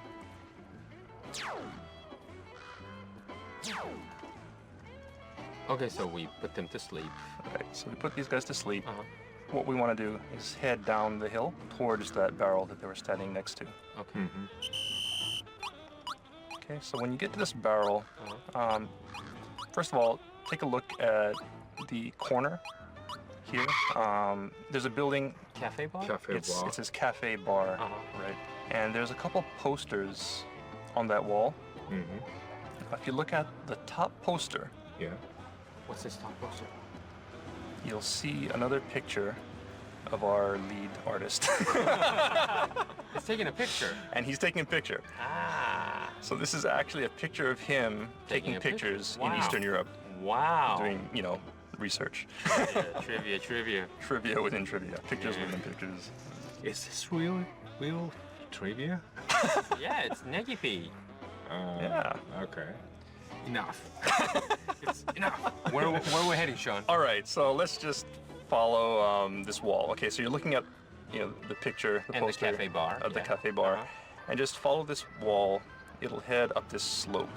To the left. To the left. Of the Yeah, poster, follow yeah. to the left of the poster, and kind of head up this slope. Okay. And you should be heading kind of to the northwest. All right. So walk up the slope, but slow down as you get to the top of the slope. Because on your left you'll see 3 PMC soldiers. Wow. 3 facing away from you. Yes. Okay. So let's just go ahead and put these guys to sleep.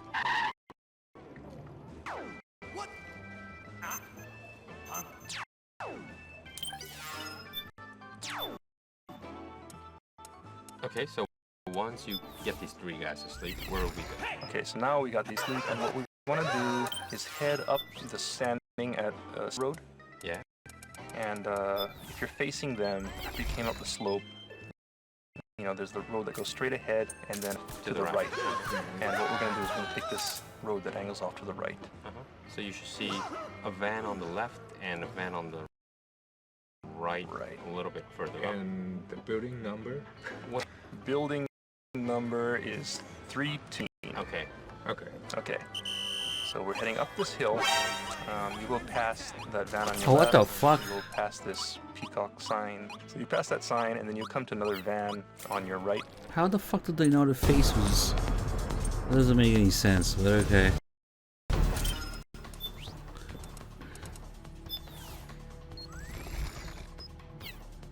That's unfortunate. I didn't think the Campbell face would be marked from that.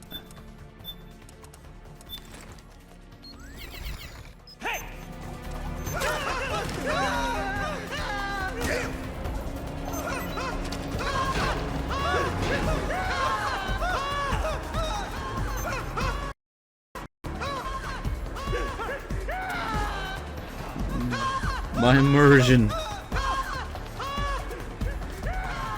I guess because they saw me change in front of them, that's why, even though they didn't alert. This is just how it works.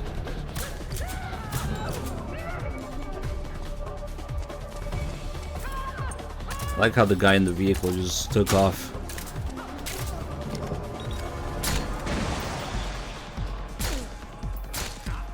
God damn it. Come on, we gotta listen to the gaming journalist story at the end of this. Nah, we can just use another phase.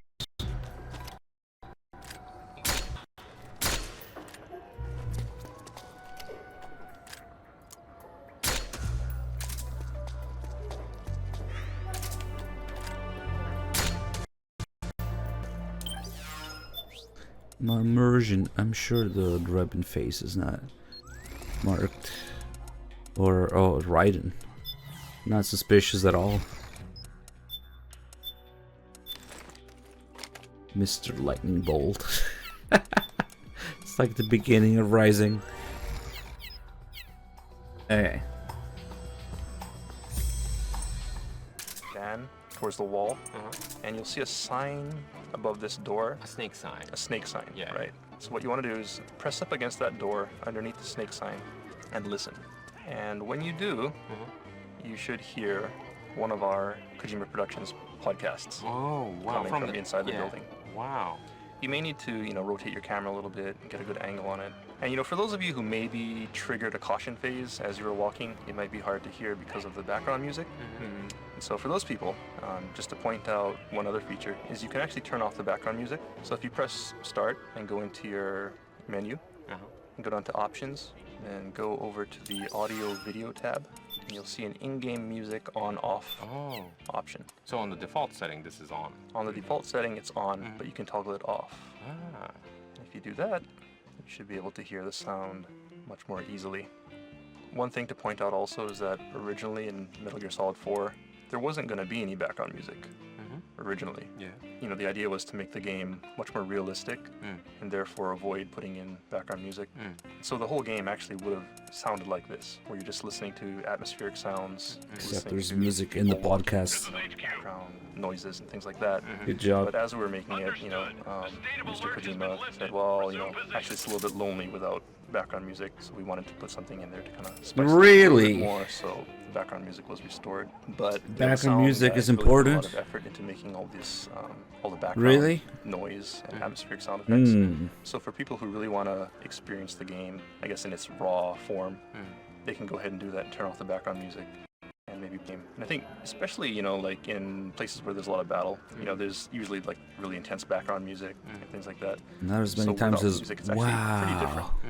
You know, and so people maybe can get another new experience by turning off the background music. Well, it was so natural for me to have this background music when you're like in the caution phase or whatever. Right. Because it brings up the tension, like the movie kind of theater experience.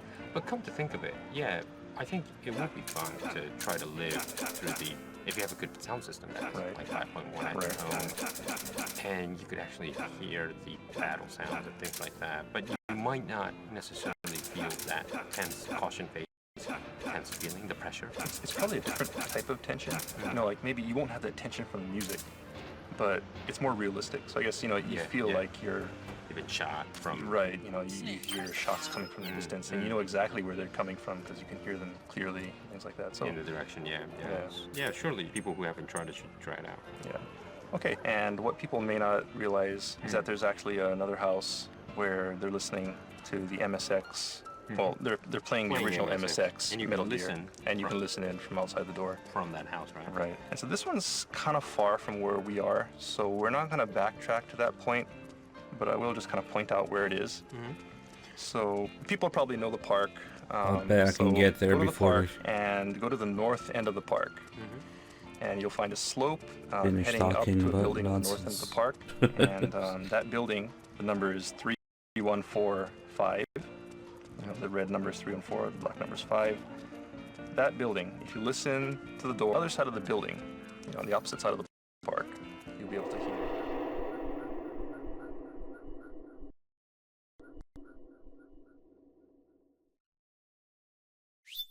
the MSX version of Metal Gear. Wow. Okay, anyways, but up here, for those who want to continue on to, if you head up the slope and take a right in where there's, you know, a four-way intersection, you take a right and keep on heading straight ahead, heading to the north until you hit a wall. If you turn left at that wall, you'll find yourself at the church. And if you happen to be tracking the resistance member, you know, you can follow him into the church, and that'll trigger the cutscene where you meet Big Mama. Wow.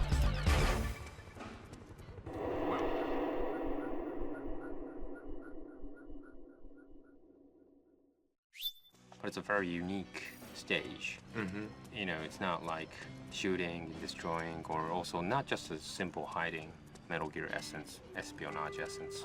But it does have the espionage essence because you have to follow someone. Right, hiding. And there's a lot of traps like helicopter searchlights, you know, the cars that are on patrol. Let's go listen to the guy playing MSX Metal Gear 1. It really didn't take that long. He keeps getting caught. What a noob.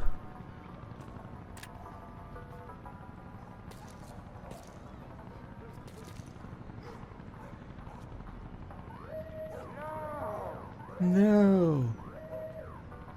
Wow.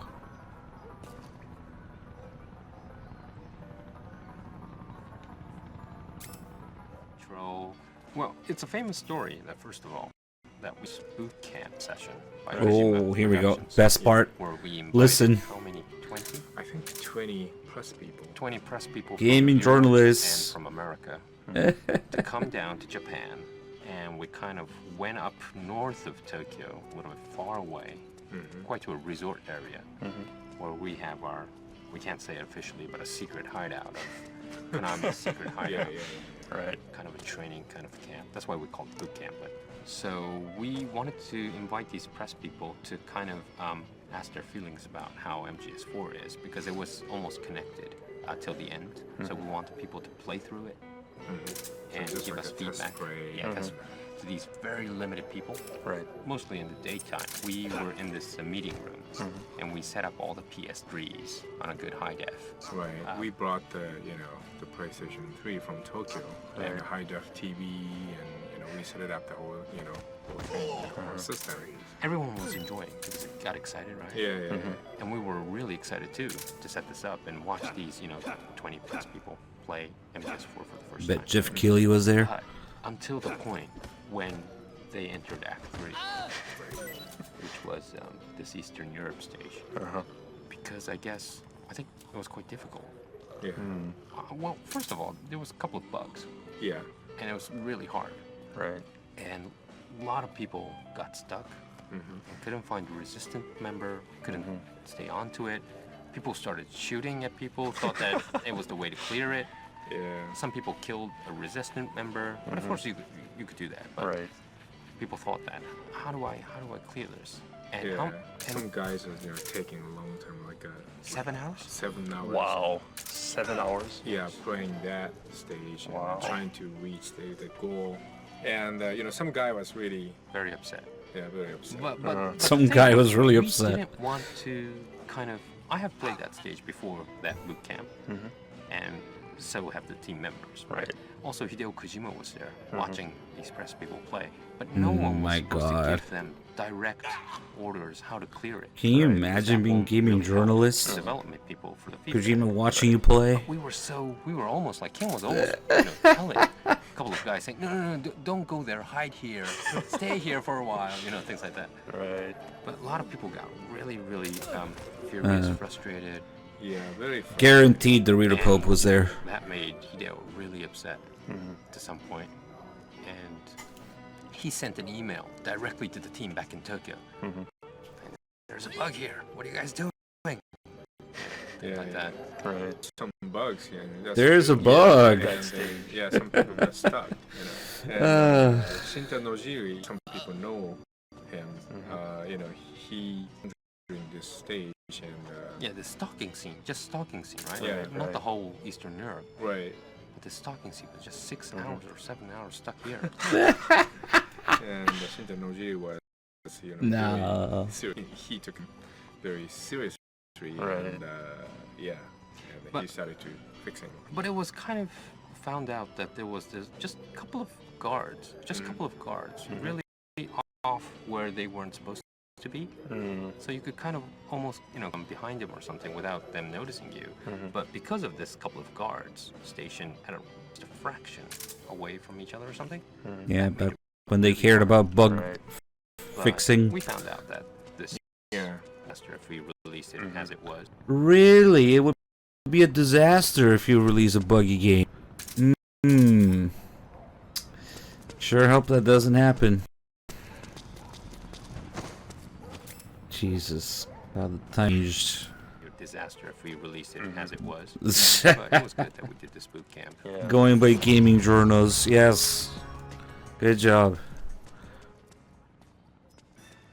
Okay, Sean, what's up for next? Okay, so next time we're gonna go to the stage after Eastern Europe, which means we're gonna jump onto most screen right now. Oh, yeah. It's your turn. It's my stage, yes. Yeah. Where do we hook up? We're gonna meet up at the heliport. Yeah. So what we want you to do is enter the Shadow stage. Then Snake is gonna jump off the helicopter in the cutscene. So what you need to do is just head, through the snowy wilderness area, and head towards the heliport. And then at the north end of the heliport, there's a truck parked in front of the hangar. Yeah. And what we want, just head towards that truck, and we'll meet behind that truck. Okay. Make sure to check back the next issue of our Integral podcast. Well, thanks, guys. Thanks for this lovely tour of Eastern Europe. Thank you. Bye. Bye. Bye. All right, that's gonna wrap up this edition of the Metal Gear Solid 4 Integral Podcast. Give it a Check back next refresh. time for more tips, tricks, and insight. Solid 4, brought to you by Kojima Productions and Hideo Kojima himself. Make sure to send in your comments to Hideo Blog. See you next time. It would be a disaster to release a buggy game like that. I can't believe that they make such huge fucking decisions based on fucking gaming journalists playing and getting stuck for 7 hours. With some guy getting really upset. This is the world we live in. Ugh. Ah well, at least they cared to fix bugs back then.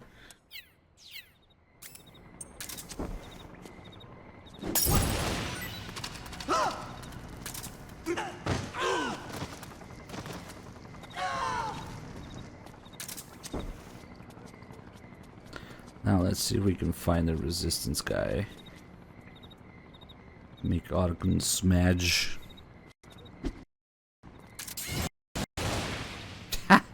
Damn.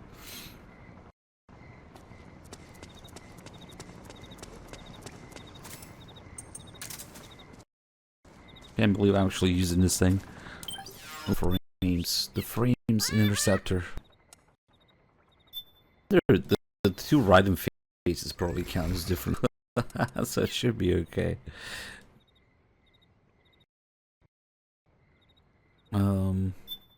Sure.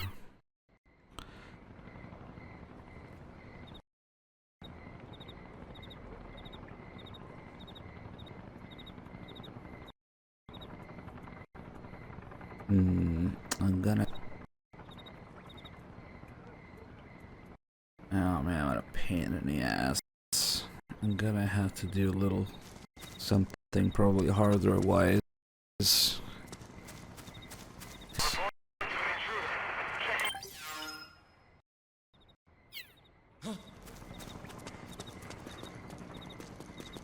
The frames jammer. Oh, sorry.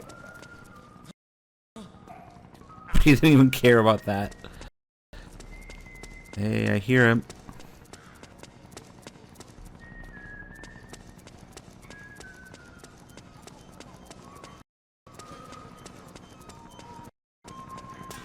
He's still at the starting point. Nice.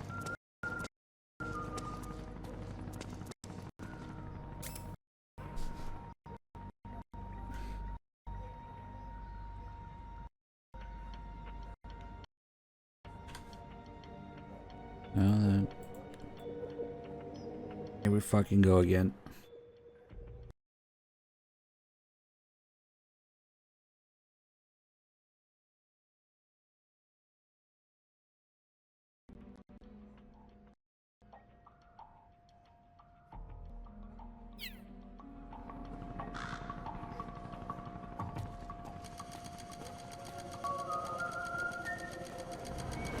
This is my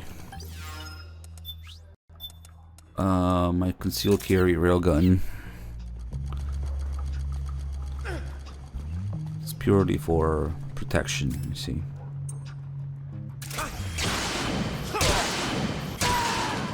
The resistance. It's the resistance. And just always carry a railgun in your pocket, just in case.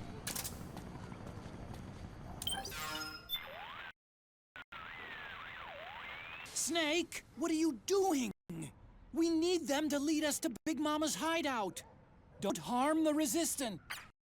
Don't harm the frames. God damn it.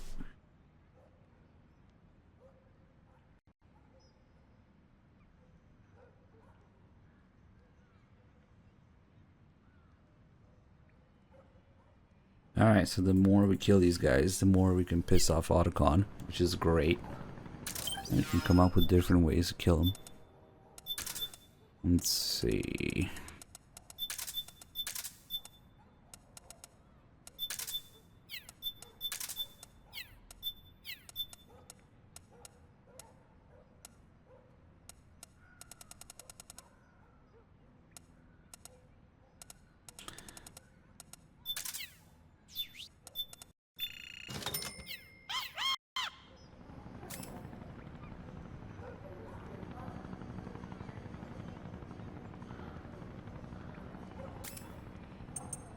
Next we have a concealed carry javelin. Fits nicely in your waistband. You just need the right holster.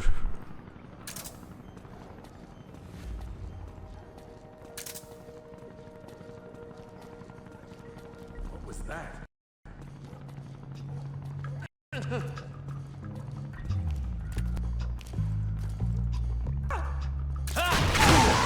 The resistance.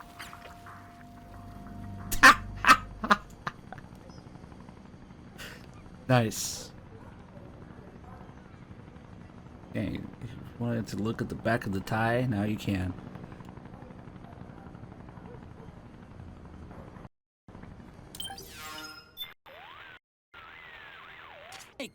Do not kill the resistance. They're our only means of finding Big Mama's hideout. What's that? Kill everyone? Okay, gotcha.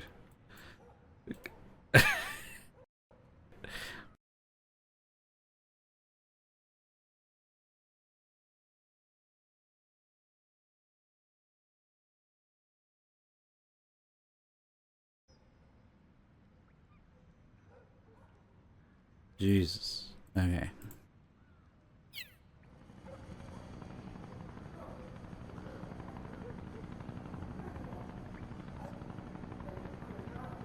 Wish you could look at his face.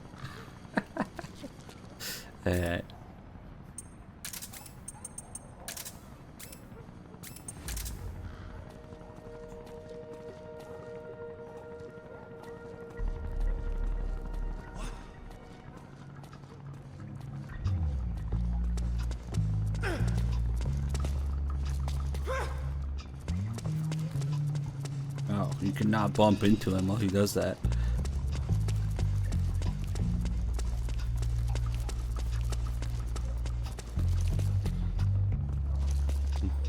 What a Giga Chad. Immovable object.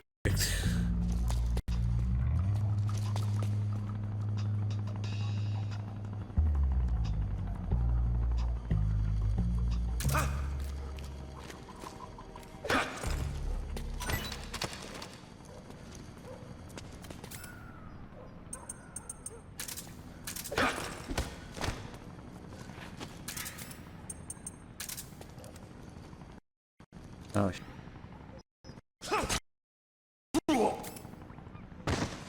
well then.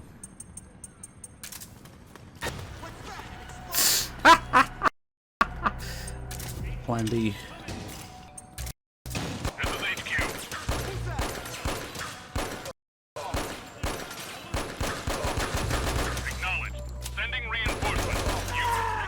The resistance.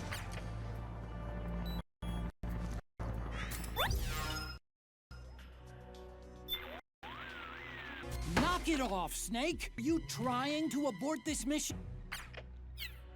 He's pissed now.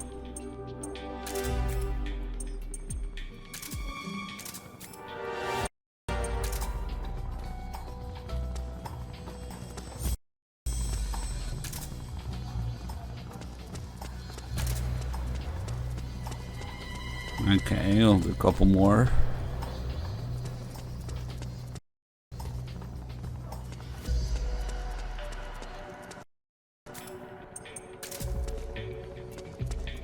I hope the caution doesn't mess with it.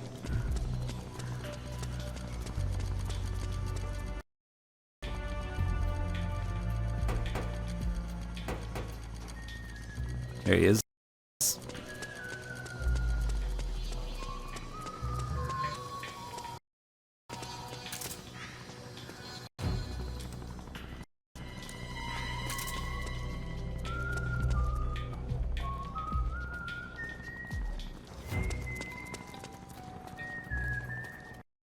Oh shit.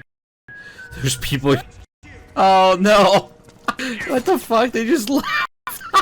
Understood. The state and lifted. Resume positions. Oh my god, what is happening? That's right, he knows his face. Oh, can't believe you avoided the claymore. Well, in that case...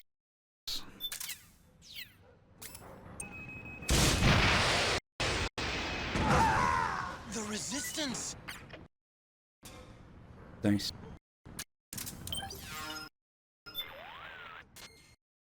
Snake! Oh, he likes it.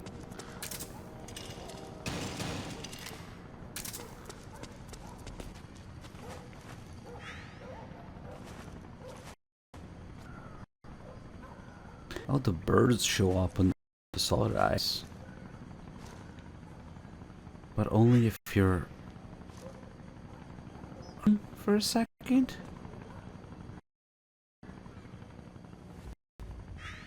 I did not know that. Look at that. The birds on the solid eye. And maybe rats, whatever else there is. Only appear if you're crowded when the threat ring appears. What the fuck, man? Mind blown. I didn't know that.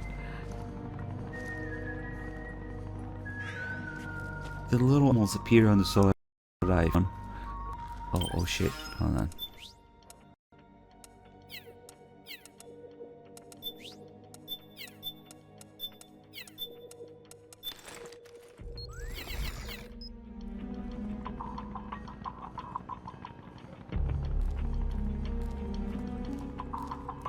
Oh, it doesn't even go there. Here, let me help you. Pick a better path. Shit, I don't have a single handgun equipped.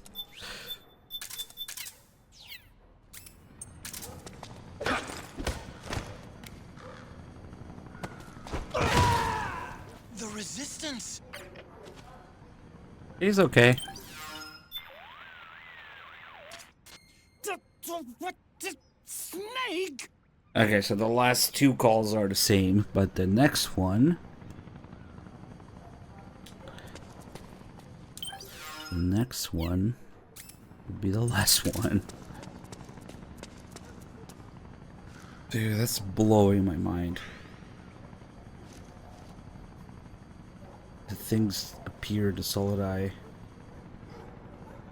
Even the soldier's exact dot appears when you're crouching.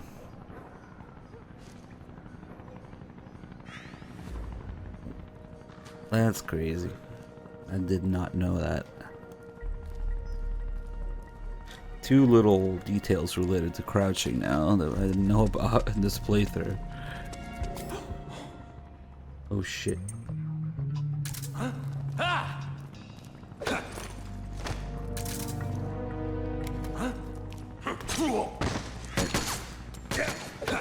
Oh, that does a lot of damage with this cam.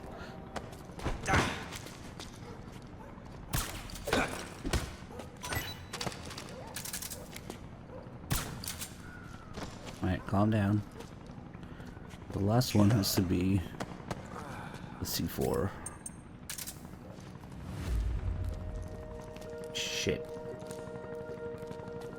God damn it. Hands up. You stay still for a minute.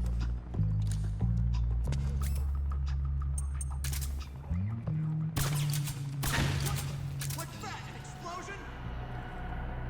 HQ, come in. This is HQ. Ha! Unknown position.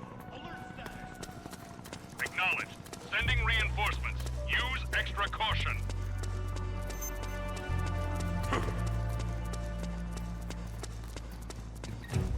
You really want to challenge right into a knife fight? Yeah, I thought so. Snake, do you understand what you just did? Snake! You can't be killing members of the Resistance like that. No, Snake! No, Snake. Bad Snake.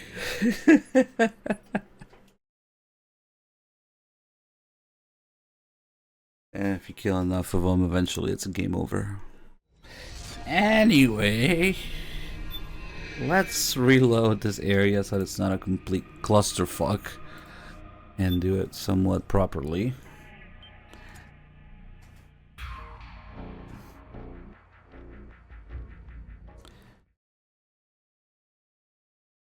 You can put C4 people on all games. Even that one game. Incredibly. Oh yeah, who knows? Maybe it's another journalist change. Yeah.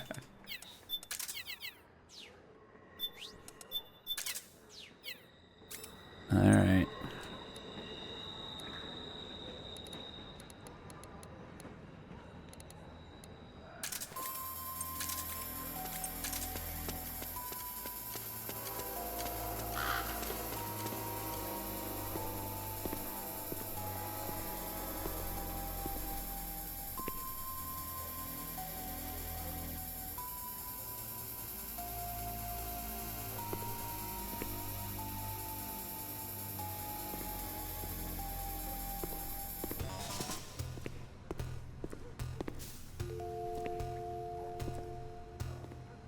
This is gonna get ridiculous pretty quickly. Found a resistance member.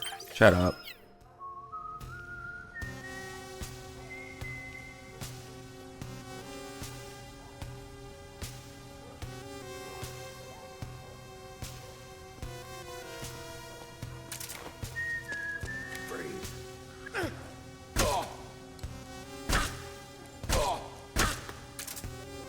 What's that? Must have been the wind. Better not check behind my back.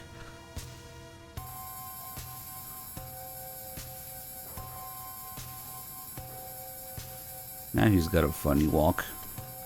Let's go.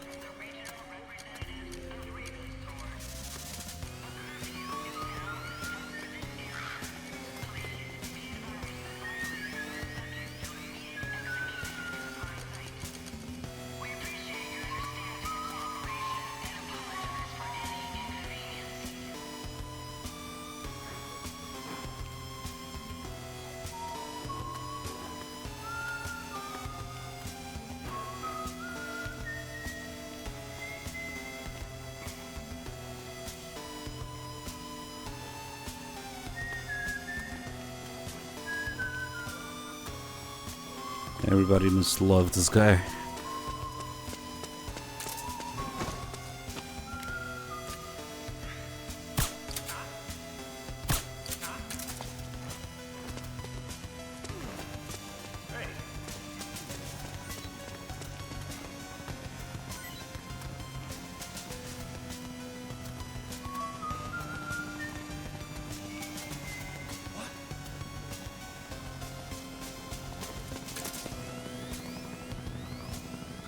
Yeah, or whistling during a curfew.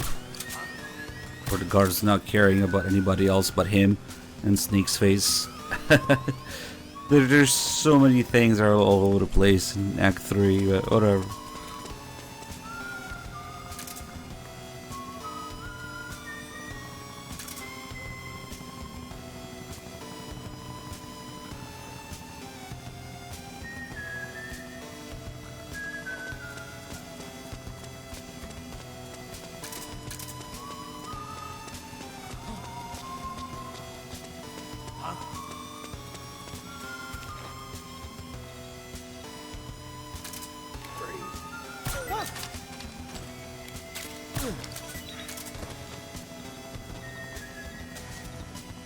Damn it, Ottocon's humping the grass at the park again.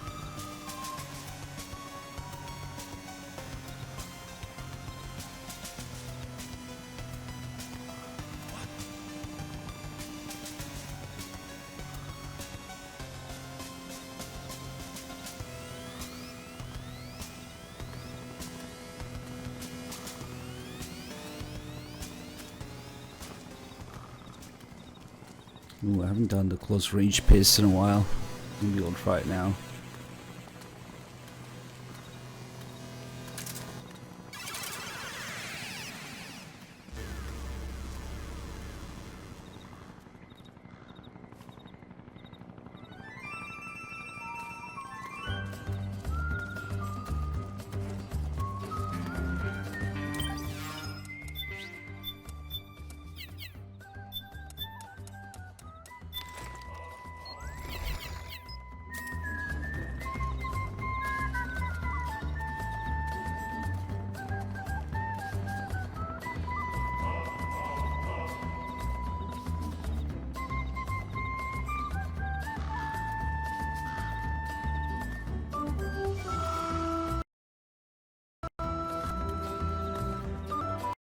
He fucking noticed me here, man. I don't get it. Sometimes he notices, sometimes he doesn't.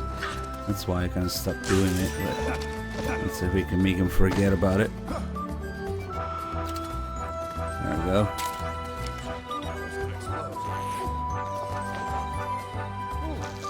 Oh well, this is close enough, I guess.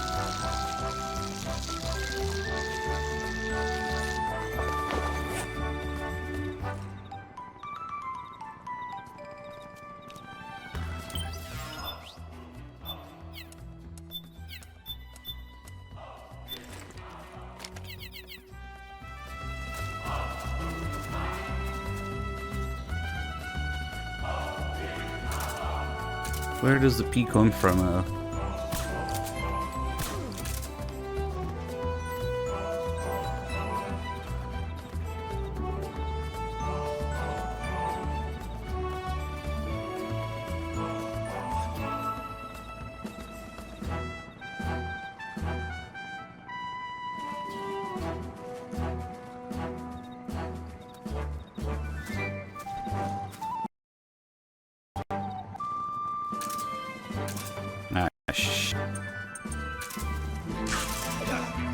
You will forget about what you just saw. Nope. It's also random whether he forgets it or not. Ah, shit. He did forget. Come on.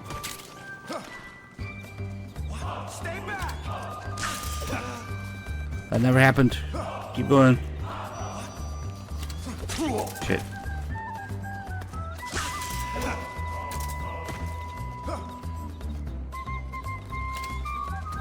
Alright, he forgot. He's running now.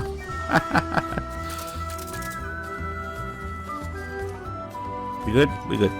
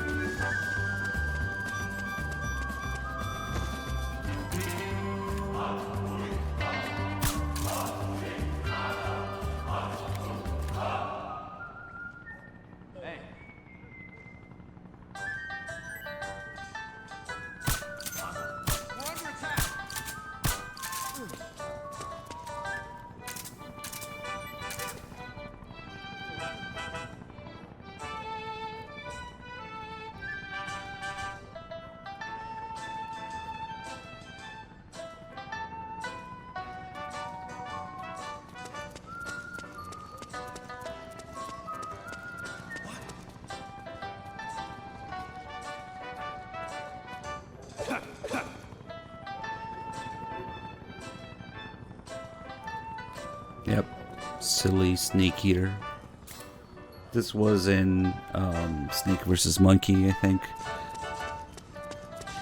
It's what's MGS3 OST.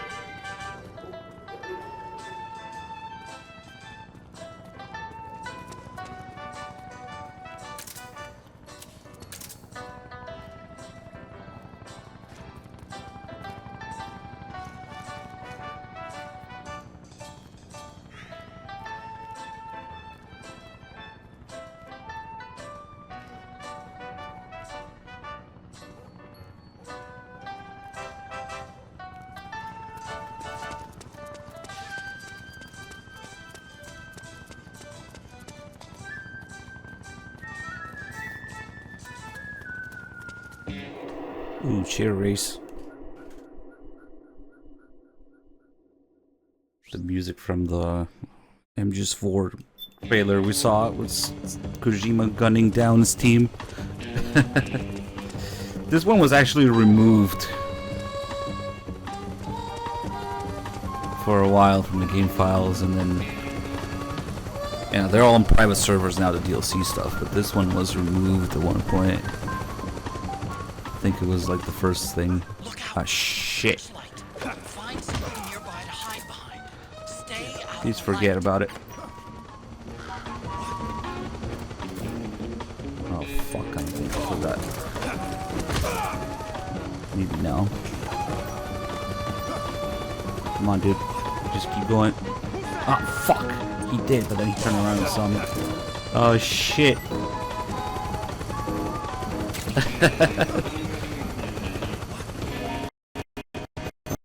Don't. Fuck.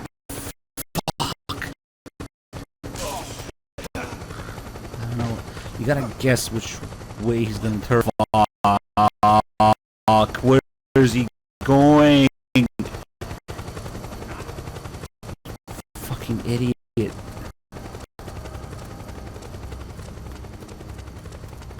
Oh man, this is bad.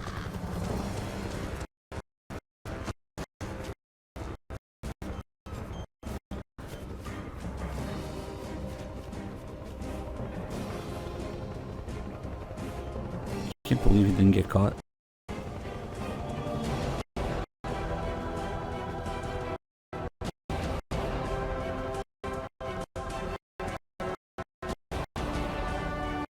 Now he has to go back before he goes here again. Oh, no frames. Yep, of course.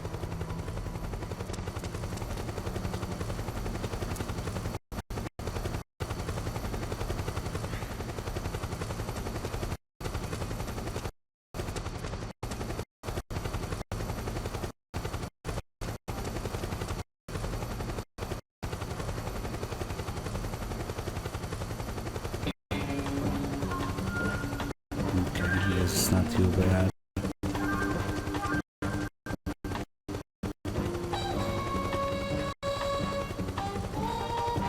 The frames are though.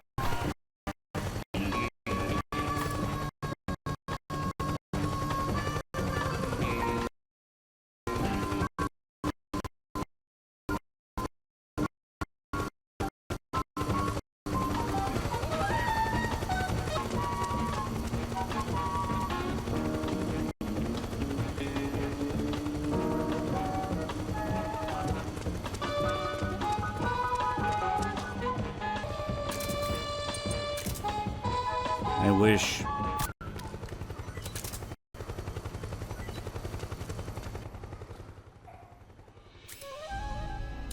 Okay, time to fiddle with it for a little bit more again.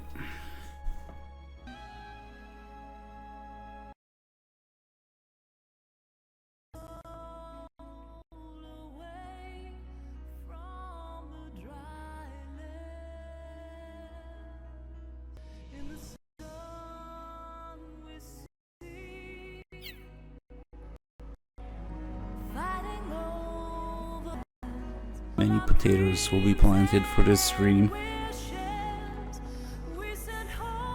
Potato frames.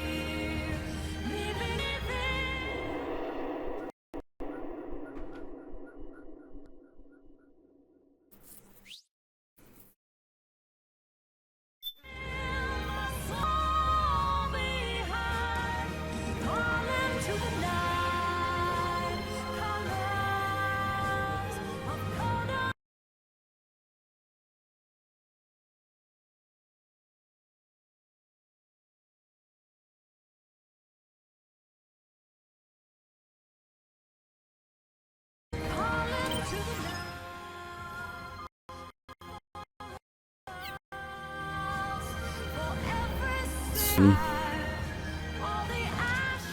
There's something fishy about that PMC trooper. Do you hear whistling?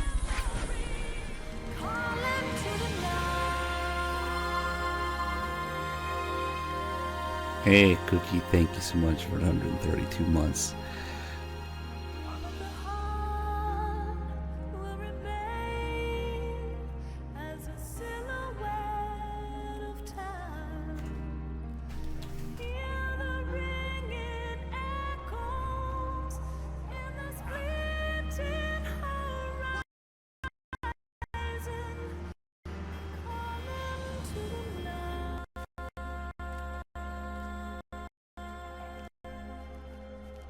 Hmm.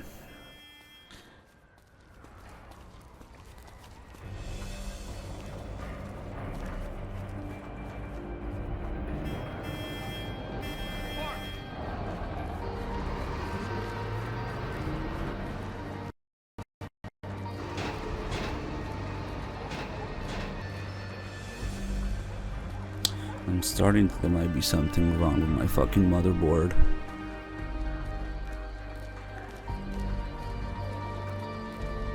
Ah, pain in the ass.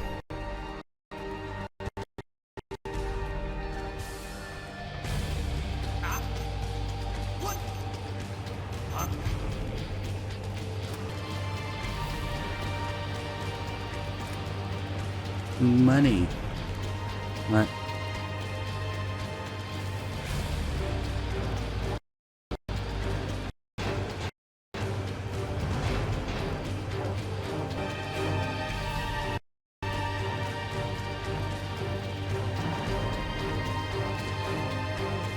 Fuck.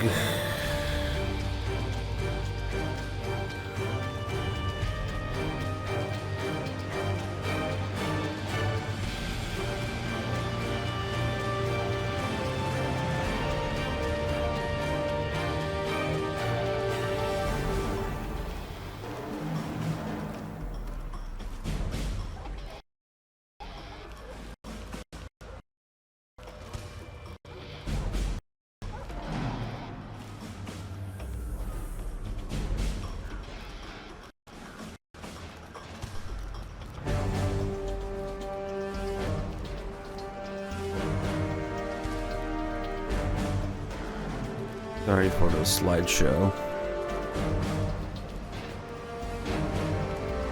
I'm not pinging a random SIP.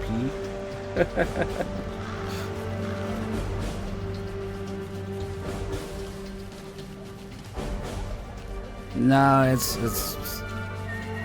Don't worry, QA. I appreciate the help, but I know. I think I know what's going on.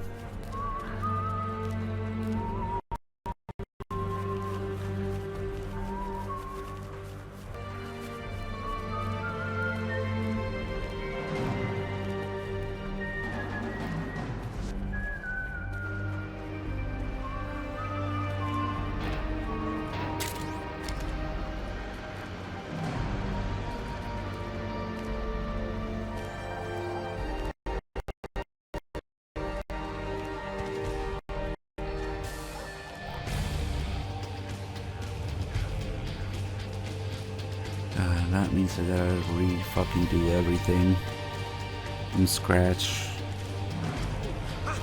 God damn it.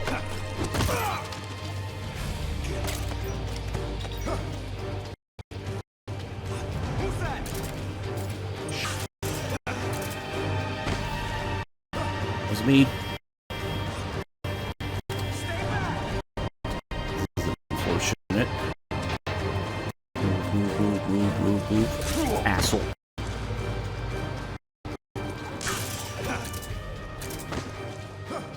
Is this okay? Got it.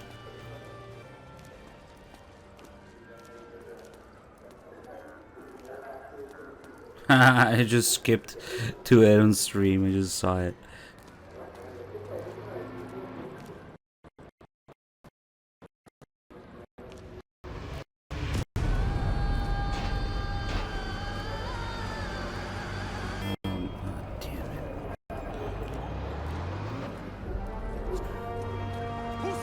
Oh, why did you turn around?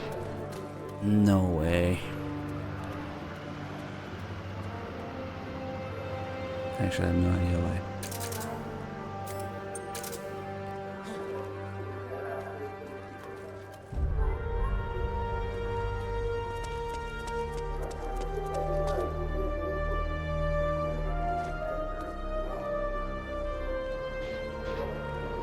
Okay, that wasn't too bad.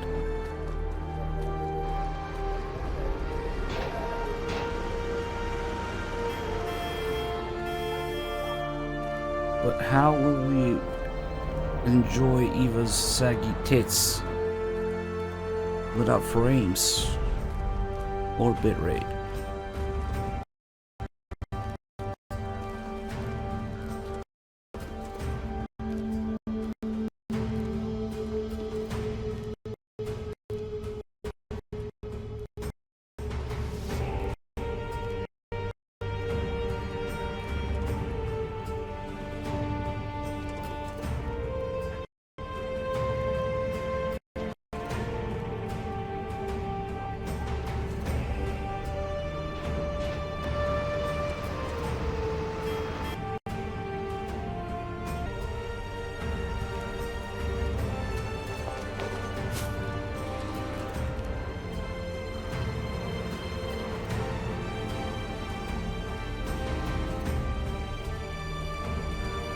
Oh, finally, it's over. Holy shit.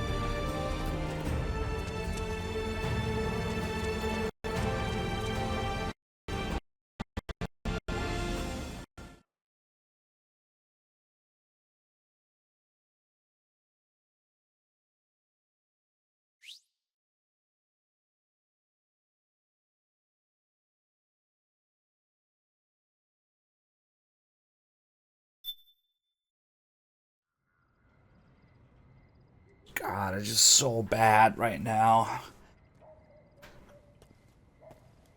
I seriously think there might be something wrong with my fucking Ethernet port or my motherboard as a whole because I tried a couple different ones. It's a long story. um.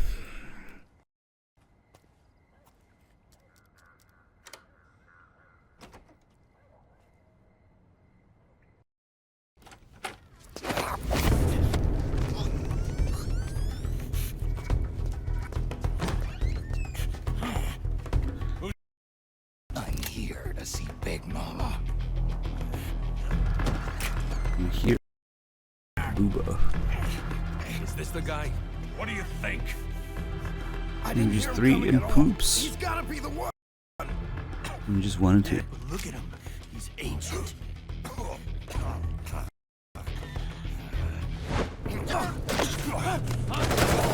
Yeah, oh god, that was bad.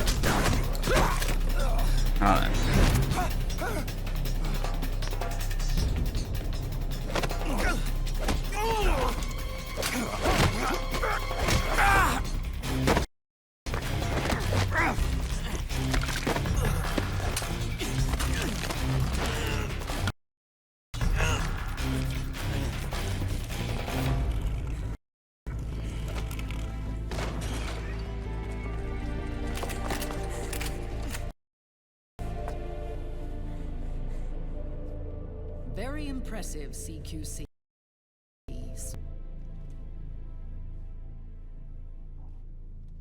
No doubt about it. He is the legendary soldier. Call me Mama.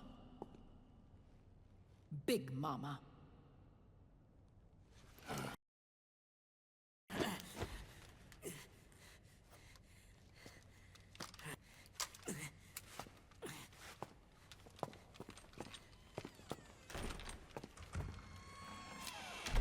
I need to talk to you.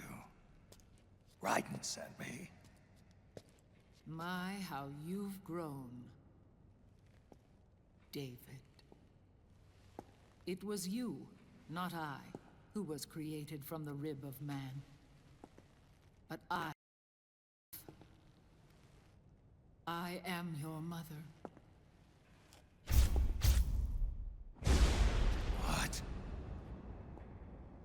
Les enfants terribles. Can't grow a human being in a test tube, not even a clone. You need a woman's body to give it life. Alright. Time to do another fiddling session with another thing to try. Oof. Yeah, just give me a couple minutes and we'll try a different fucking solution.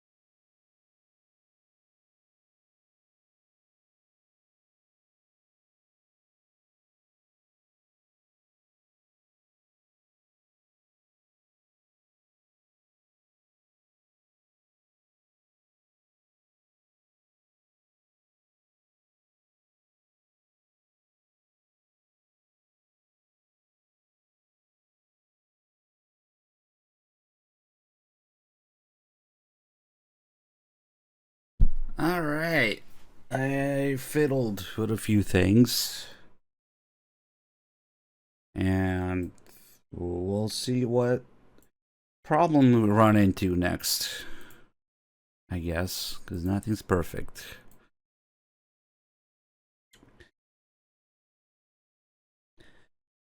Alright, guys, I'm really sorry. It's been plagued by internet issues. Today is just really stubborn. But, yeah, change a few things and we'll see what happens next. You mean a surrogate mother? That's an awfully cold way to put it. I am your mother. I gave birth for the Patriots.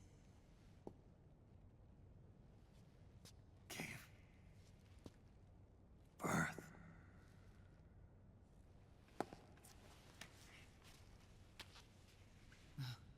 The forbidden fruit. Appropriate. No?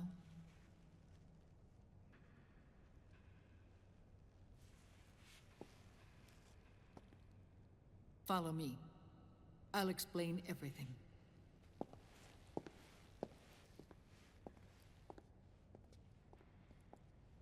That's like the last thing you want to hear. MGS4. Follow me, I'll explain everything. No. The man who wants me dead is Liquid. Your twin. You think you know him, but I know him better. He was once Ocelot, but Liquid has taken control of his soul.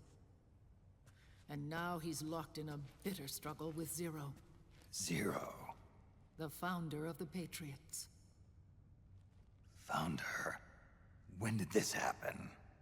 40 years ago. During the Cold War, when the United States and the Soviet Union were still at odds. It was in that chaotic era that the Patriots were born. And I played my part. You like them just three boys? One of the founding members. It's all your fault. Zero created the Patriots to manage and control the American state. That control endured long after the Cold War ended. The organization became an empty shell, continuing to function through AIs. Those AIs are responsible for the creation of the war economy, and they gave rise to the Sons of the Patriot system. But I am partly to blame. I bear some of the guilt for creating the organization. It was right after I first met your father, Big Boss.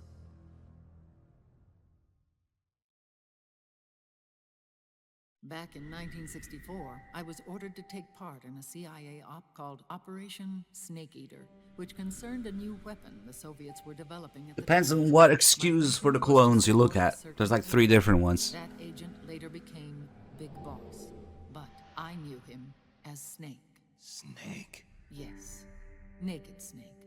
That was his code name at the time. A name he would give to you, his son. The commander of this mission was a man called Zero, the head of Special Forces Unit Fox. Back then, I was working as a double agent for the Chinese. My objective was to secure the location of the Philosopher's Legacy, a massive cache of hidden wealth, and report it to Beijing. I was to acquire a microfilm showing the location of secret funds amassed by the Allied powers during World War II. But I failed in my mission and was expelled from China. I took the apple from the snake and was cast out of Eden. After years on the run, I ended up in Hanoi. That's where I met him again. It was around then that Zero used the massive funds contained in the Philosopher's Legacy to start a new organization, the Patriots, which would carry out the final wishes of a certain legendary hero. The initial membership consisted of Big Boss, Sigint, Paramedic, and their commander, Zero. Oh, and there was one more who we mustn't forget. He stayed behind in the Soviet Union to support the group as an informant. Ocelot, who is now Liquid. After your father rescued me in Hanoi, I went to America and joined their organization. Zero's goal was to achieve a unity of thought and awareness. He believed that was what the boss wanted, and the rest of the Patriots followed his lead. The boss? The boss was a legendary hero from the Second World War, known as the Mother of Special Forces. She had an almost overwhelming charisma about her. The CIA feared this, so they had her eliminated. If she had survived, the world of the 21st century might have been a very different place. We were all influenced by the boss's will. It was what drove us to create this organization, to be closer to that spirit. Zero decided that in order to lead the people, we needed a special kind of icon. So we turned to Big Boss, the last son of the boss. He shared more of her life than anyone else. It was Big Boss, the true heir to her legacy, who was best suited to play this role. Zero elevated Big Boss, the hero who saved the world, to the status of an idol. The truth behind Big Boss became riddled with exaggeration, misrepresentation, and outright lies. Zero disseminated these stories among the masses and gathered the rich and powerful to his banner.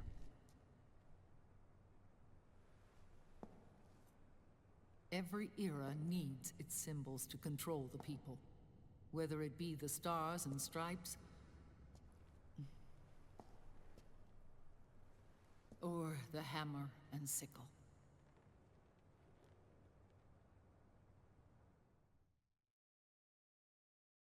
As the times and currents of politics changed, so too did Zero. Eventually, he became a prisoner of his own lust for power, sparking friction between him and Big Boss, who resented playing the puppet. With Big Boss drifting away, Zero realized he would need insurance. Something that would perpetuate the existence of Big Boss, their organization's icon.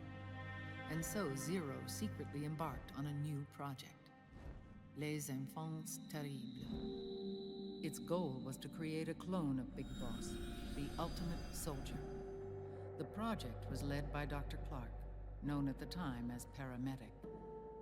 After dozens of failures, they finally, miraculously, succeeded in producing a fertilized egg. The egg used in the successful in vitro fertilization came from Dr. Clark's assistant, a healthy Japanese woman. Blood from the east flows within your veins. Give birth to Big Boss.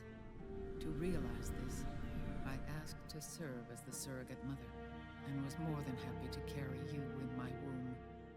I loved him. 9 months later, I gave birth to 2 Big Bosses, you and Liquid.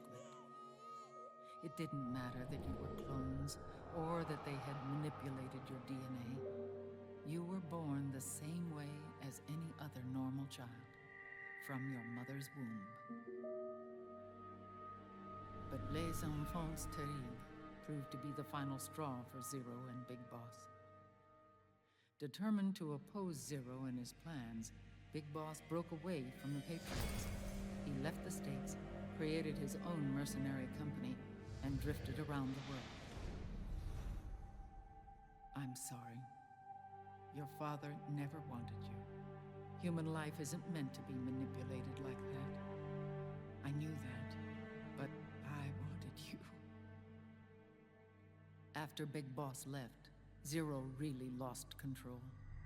What Zero wanted was an orderly world, one governed by rules. His fortune grew through countless wars, and his words influenced decision-making all the way up to the Oval Office. As the world saw the rise of digital technology, IT, the internet, and genetics, the Patriots' power grew immense. Their roots spread and took hold throughout the globe.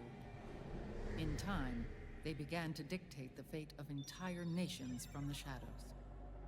And before we knew it, the Patriots, the proud police of the world, started bringing an entire planet under their control.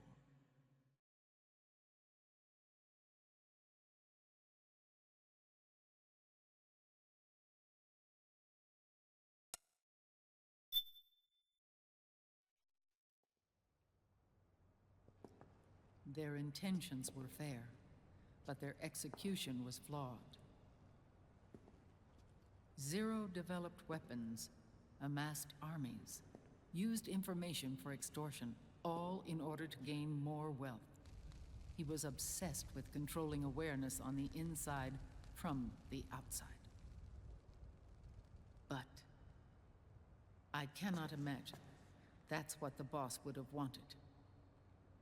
They both misinterpreted her will.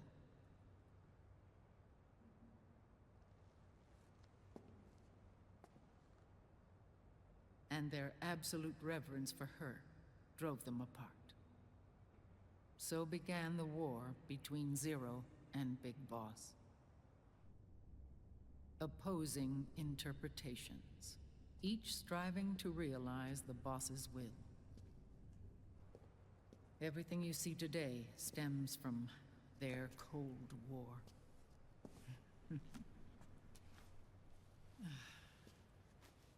Differences in race, in religion, in ideology. This war they've caused is no different from any other human error in history. It all started with a tiny fork in the path and grew into a great rift. There was nothing left of the boss's noble will in their struggle. All that remained was hatred, a passion to destroy one another. Big Boss returned to the US with a plan in mind, and once again assumed command of Foxhound. In Outer Heaven, and then Zanzibar Land, Big Boss plotted coup d'etat against Zero. But you, Solid Snake, his own clone, foiled his efforts both times. Big Boss and Gray Fox, Frank Yeager, were left near death. Zero recovered their bodies. Frank Yeager's entire body was reconstructed through surgery, and he was reborn as the cyborg ninja. Big Boss, now a vegetable, became a prisoner of Zero even in death. For Zero, more than anyone else, your father was an irreplaceable icon. No, the truth is, for Zero, he was an irreplaceable friend. After Big Boss's betrayal, Zero could no longer believe in something so uncertain as life. He lost his belief in everything. Nations, organizations, individuals. Zero was no longer willing to place his organization in the hands of the next generation. Instead, he set up a network of AIs, a decision-making system formed from all the information he had accumulated. He built 4 AIs, GW, TJ, AL, and TR, as sort of a digital Mount Rushmore, and 1 core artificial intelligence to unite them, John Doe. GW. The same GW we destroyed 5 years ago. The same. Ever since GW was cut off, JD and the other 3 AIs have controlled all information on every aspect of global society. Economics, politics, law, morals, and culture. The war economy is no exception. In the shadow of the system and its complete control over the world, Big Boss isn't allowed to live or die. He's trapped for eternity in a brain-dead prison. To bind himself to his friend, to ensure his rule over the world, He's trapped in Zero FOB farming. transformed Big Boss into an icon, neither living nor dead. Sounds almost like a religion. Naturally, Ocelot and I plan to free him from Zero's prison. We enlisted Naomi Hunter, an authority in the field of nanomachine research, into our organization. And we used Frank Yeager to kill Dr. Clark. Ocelot tortured the DARPA chief, Donald Anderson, also known as Sigint, to death, and made it look like an accident. The Shadow Moses incident. With Paramedic and Sigint dead, Zero was the only one left. But we too paid a price. I lost Ocelot. Ocelot wasn't fighting for the Pentagon or the Russians, and certainly not for Zero. He was fighting for Big Boss. He idolized him.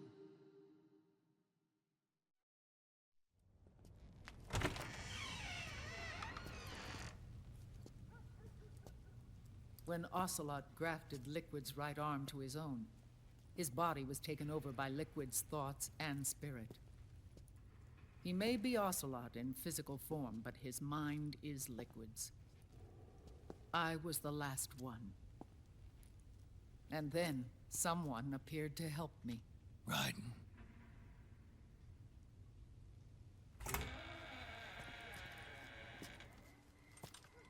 It was when I met him that I finally discovered the location of Big Boss. It was in the data he obtained from GW. Together, he and I retrieved Big Boss. But Big Boss was still asleep, as Zero had left him. Why did Zero keep him alive?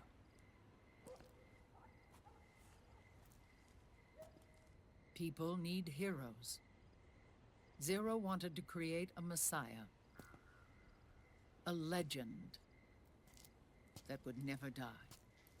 Liquid is after Big Boss's body.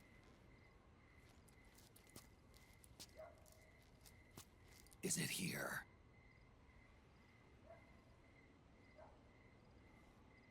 I'll take you to meet him.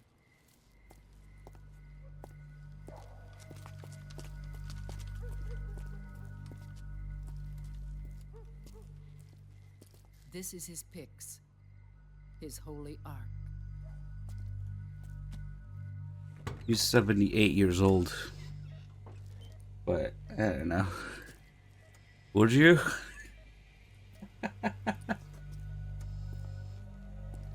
As a fan, you should have noticed the wrong eye is missing.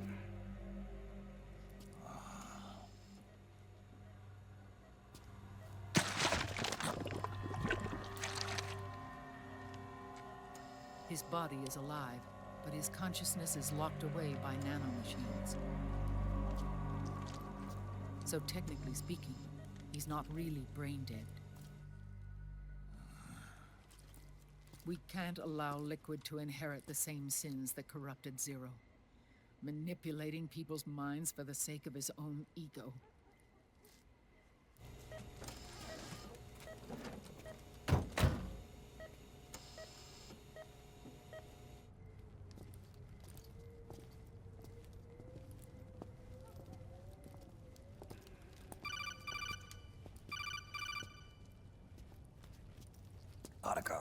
Snake, it's Naomi. What happened? She's gone.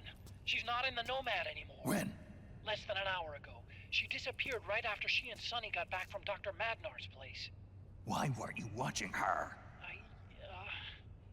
And the first time I saw this, they show you this right after showing you the body. The experiment can't succeed. I thought he got up and started walking around. She went back to Liquid.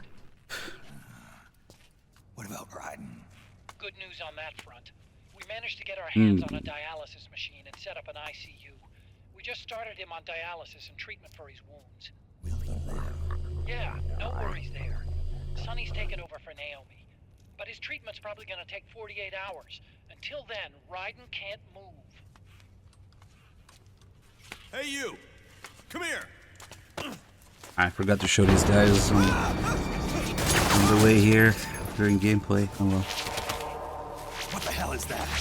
Move! You can see them following Sneak around.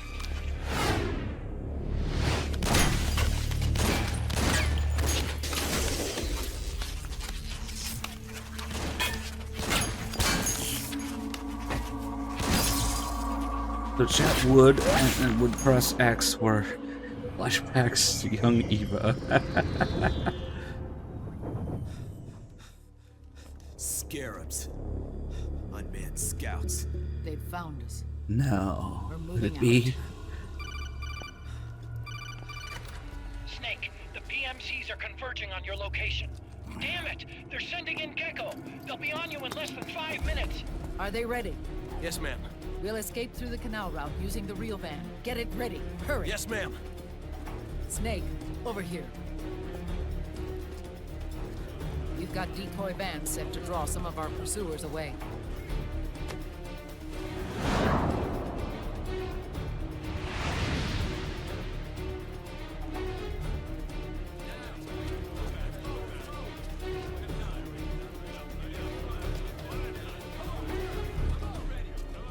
All of these children were orphans. They work in arms factories. And when they grow up, they want to join a PMC. They seek revenge on other companies, PMCs that killed their parents, and use their earnings to support their younger siblings. There are countless child soldiers like these in the PMCs. Nowadays, anyone with a computer can get combat training. The FPS games that these children love are distributed for free by these companies. Of course, it's all just virtual training. It's so easy for them to get absorbed by these war games. And before they know it, they're in the PMCs holding real guns. These kids end up fighting in proxy wars that have nothing to do with their own lives. They think it's cool to fight like this. They think that combat is life. 69% says yes. Nice. After all, for them, it's only a game. Zero is the cause of all this. Defeating Liquid won't change things. Unless we stop the Patriot system, the cycle will go unbroken.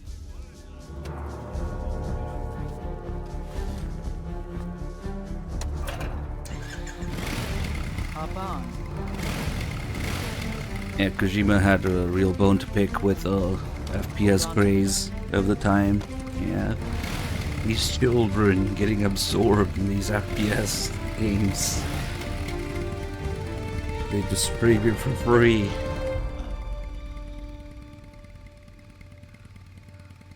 With so many wars being waged, oil and biofuel have become as precious as diamonds. It's been a while since I went out for a ride. Are you sure about this? I only get off He my recently bike said something about that regarding Death Stranding too. Oh, those dumb American players only play as FPS games. They don't understand Death Stranding.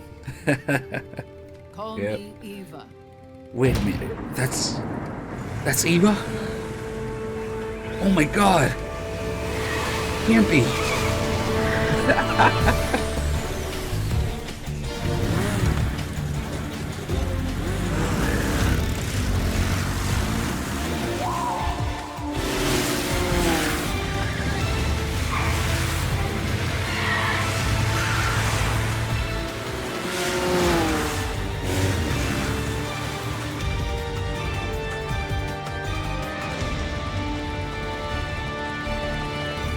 Here we go. Hey, look, Fatman's in the chat. Somebody vote pick.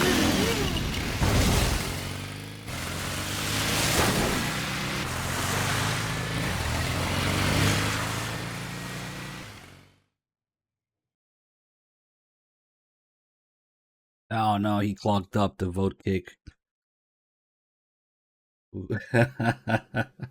What a shitter. That this whole MGS3 gets blamed for the Patriots and for turning Big Boss into an icon to control the masses thing. It's kind of interesting how the more you play these games and the more you discuss things and get involved with people in the community, it just evolves.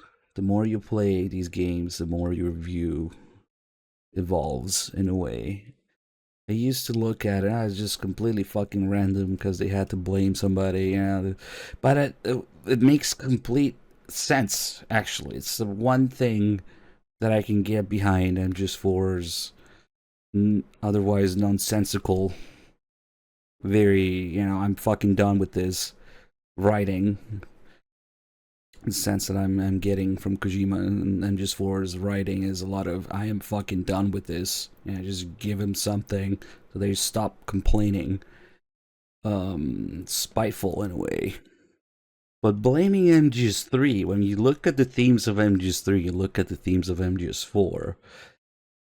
MGS4's denouncing of MGS3 now makes a little bit more sense if you consider the huge shift in the series that happened after MGS2. If you consider that how the way Otacon calls it, and Eva here also pretty much repeats it, the way that Big Boss was reinvented as a playable character, as a hero, and then it's to control the masses. So Zero's the cause of all this. It kind of makes sense. I can get behind MGS4's denouncing of MGS3, given what happened, forcing the shift in the series and being engineered to be everybody's favorite. Yeah, the Pentagon declassifies Big Boss's files for some reasons, and now his stuff is everywhere. Books, magazines, the net, it's the stuff of pop culture, as Otacon calls it. And then Eva says the same thing.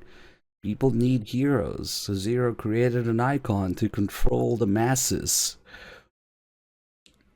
And what do you know? That's what happened for real in the series.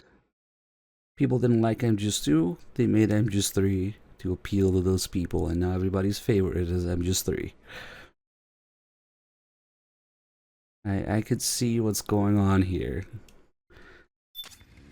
We have to keep Big Boss's body out of enemy hands, no matter what. Anyway, let's do this. Safely to the canal escape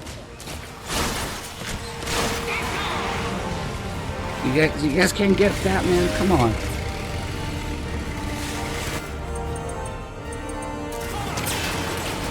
Just cook some noodles. Fat Man's even more of a shitter now because he's road kicking random people to cover his own ass. He's like Chico, throwing Paz under the bus to save his ass.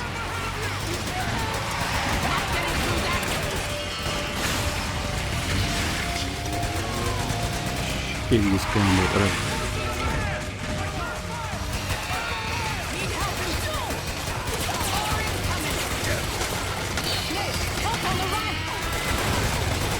Busy right now.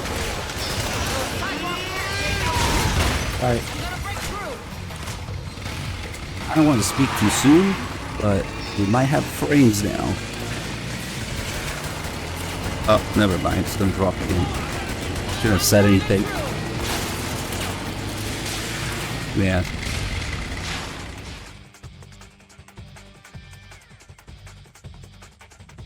Out of the shelter now. At least he didn't fucking push her out of the helicopter through herself. Man, that would have been so fucking funny. Chico pushed her out.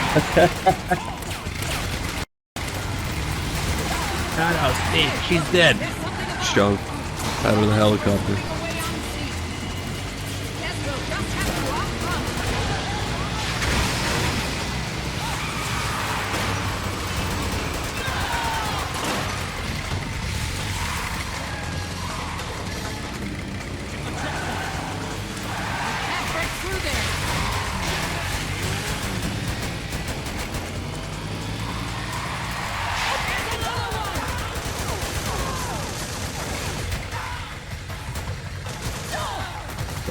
Oh, she got hit. Nice.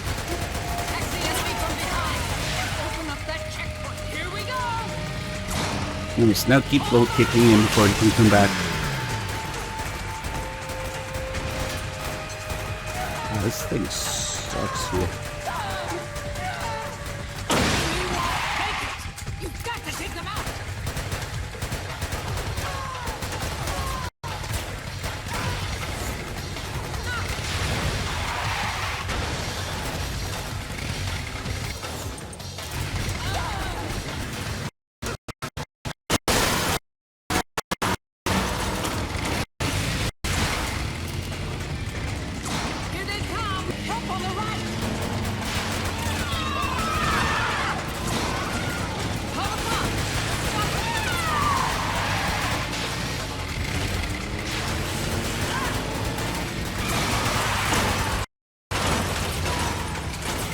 Figures.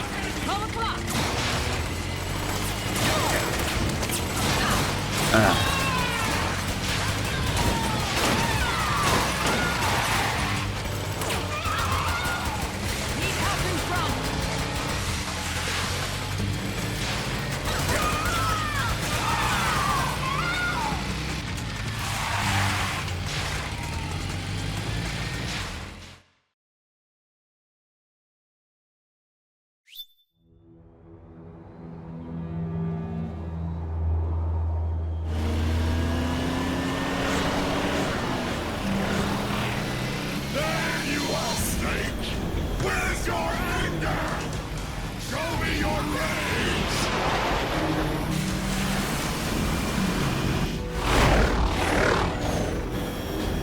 I think if you don't shoot those purple frogs to get on top of it, they do some damage to it. Both of them. Maybe combined it's enough for it to blow up, I don't know.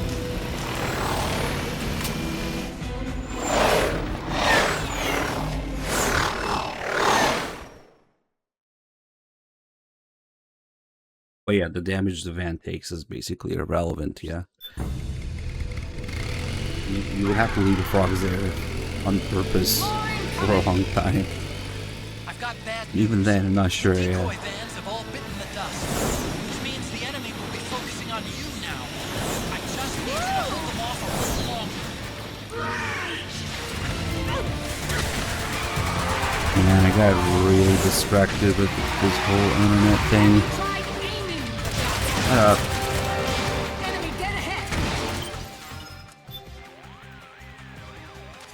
I don't know much about motorcycles, but it's clear Big Mama's amazingly talented with that bike. It's like danger doesn't even register with her. One false move, though, and you're both done for. That's part of the thrill. She may be affected by what's known as rider's high. I've heard of runner's high. It's a similar phenomenon. Beta endorphins are secreted inside the brain while you run, creating a feeling of intoxication. In other words, a psychological high. Right. I've heard of that. Some motorcyclists have actually reported experiencing the same sort of sensation.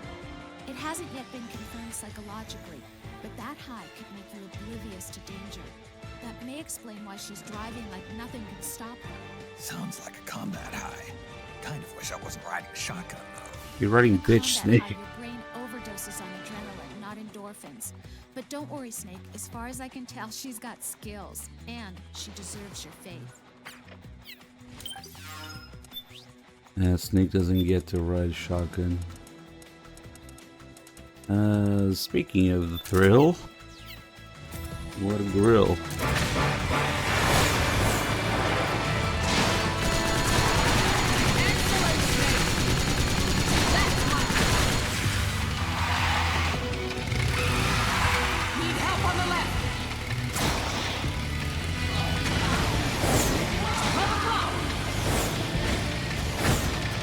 MP3 gun.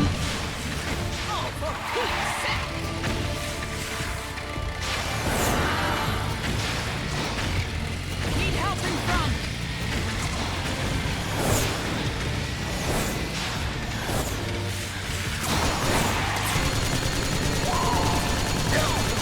Imagine aiming. I didn't get him, but any of those. Nice. Can't shoot even this one. No help her.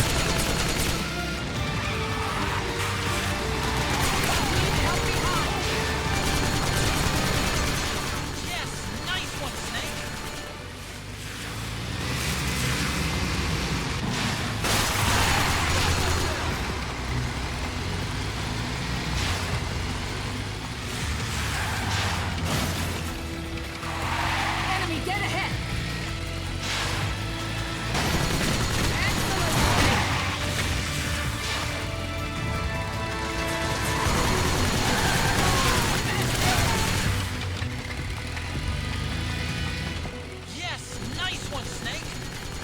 Fuck that guy's car. Can you imagine you parked on the street last night and then all this shit happens?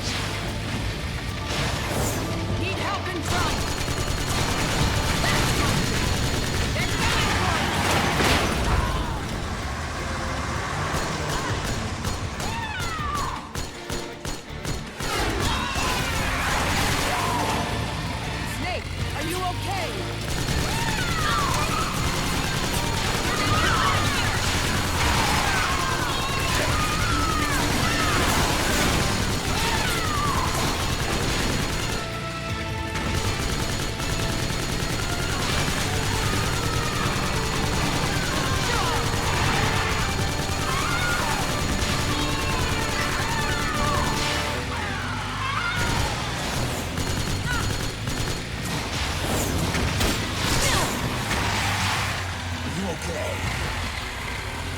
I'm fine.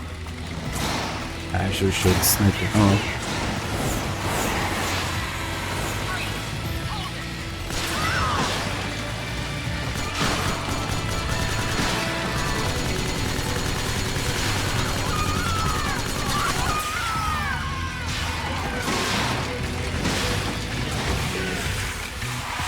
Need help behind.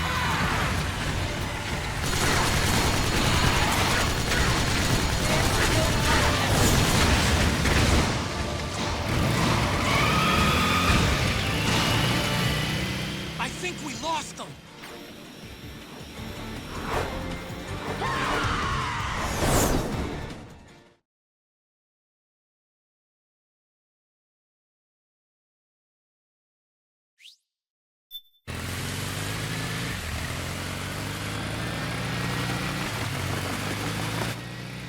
There it is.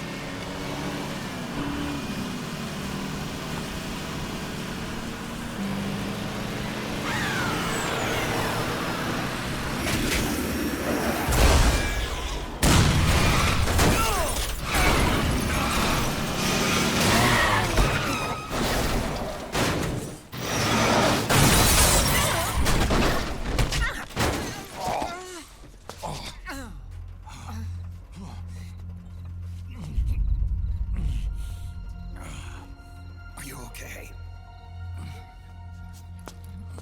Big Mama, come on. Stay with me. Eva. Hey kids, remember MGS3? Is that you? Snake.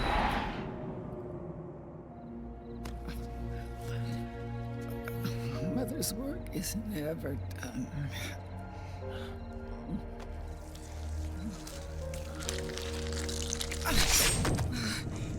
Big Mama.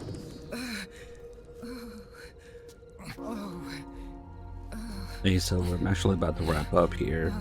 We were absolutely plagued by internet issues today. Forced me to experiment a little bit. So maybe Where's the van? we're onto something now. Over there.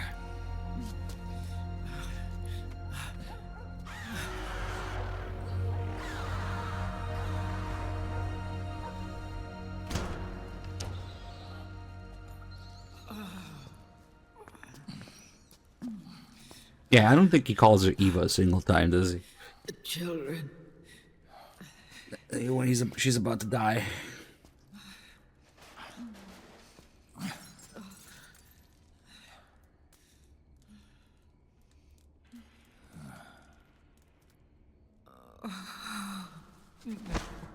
No.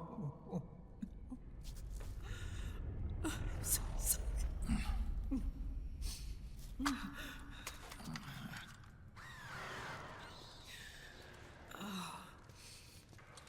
She'll be coming to search the van.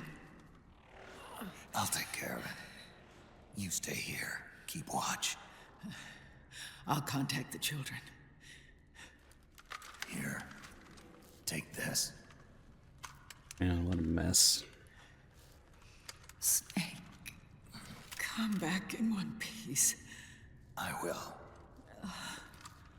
Promise me. Oh, I almost skipped it, suppressing X.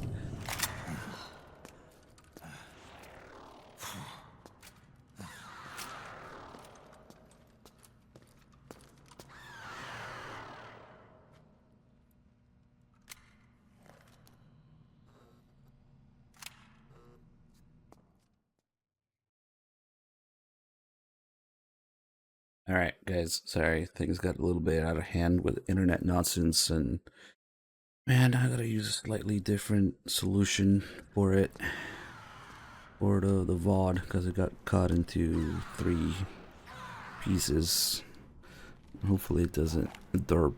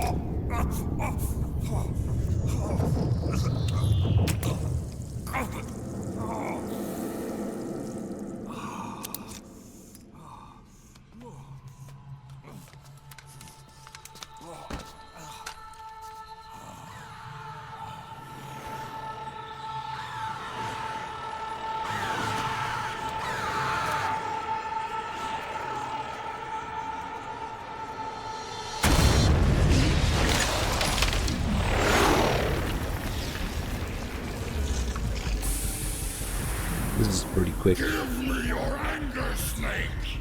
Let it boil to the surface! Let your fury flow freely! Anger begets anger! Come on! Show me your rage!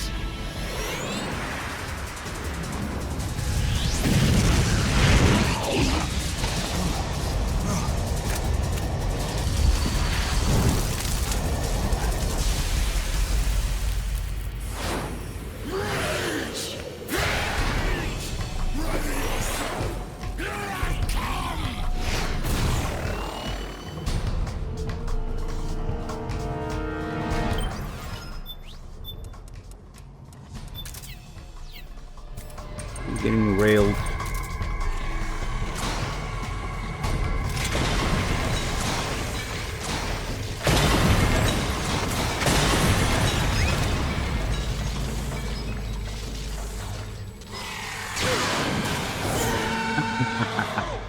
Nice, got the headshot.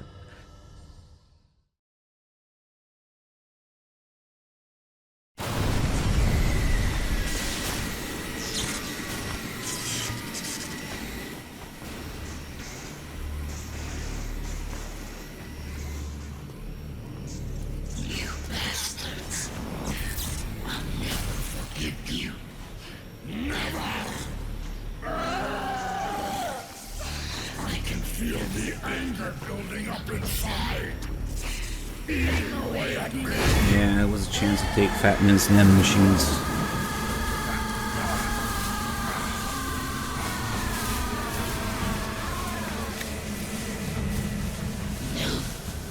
No. I'll never forgive myself. I don't want to be angry. I don't need anger.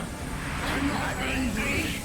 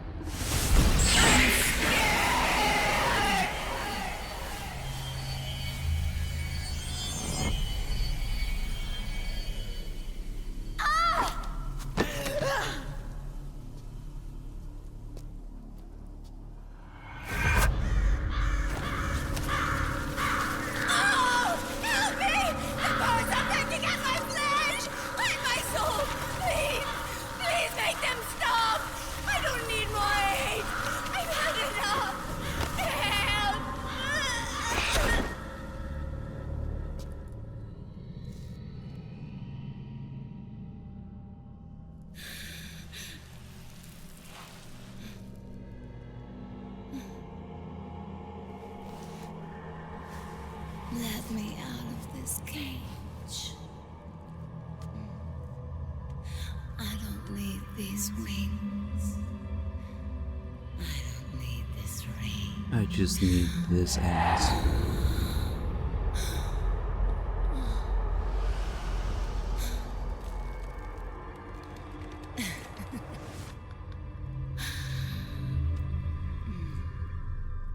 calm. Let your anger flow.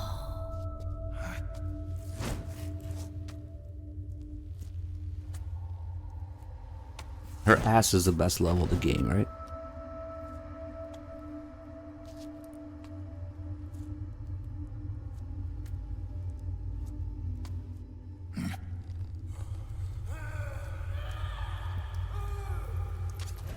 Snake! She's come out of her suit!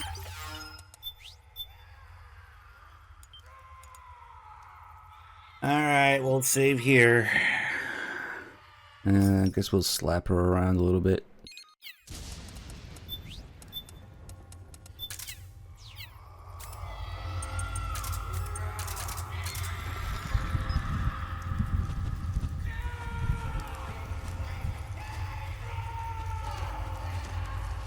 She's a little more stubborn than the others.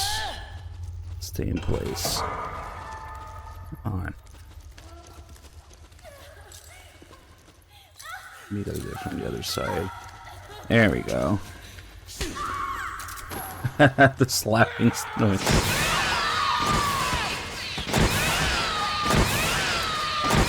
Best level of the game.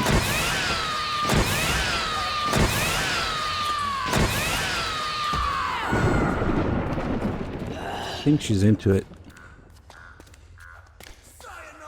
Alright guys, we'll do this for real tomorrow.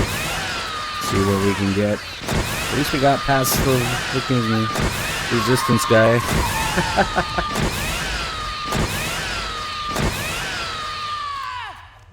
My back hurts after all that ass slapping. I might be playing the game wrong, I'm not sure. Anyway, we'll continue tomorrow. Sorry, things got a bit out of hand. Edging all day. Internet issues all day. Things got a little out of hand and I got a little distracted. Thank you everybody for watching and keeping the subathon going. I know there's only 30 minutes left. Or is there? Who knows? What's Sunny doing? It's just okay. That'll be it for day 11 and we'll be back tomorrow, see what we get at, and hopefully with less frame issues. I think I might have figured something out now, but we'll see. Alright guys, that'll be it. See you tomorrow.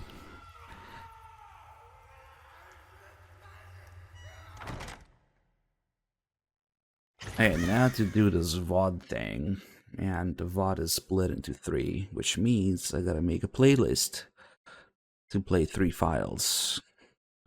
Which means instead of the OBS video player, I gotta use a VLC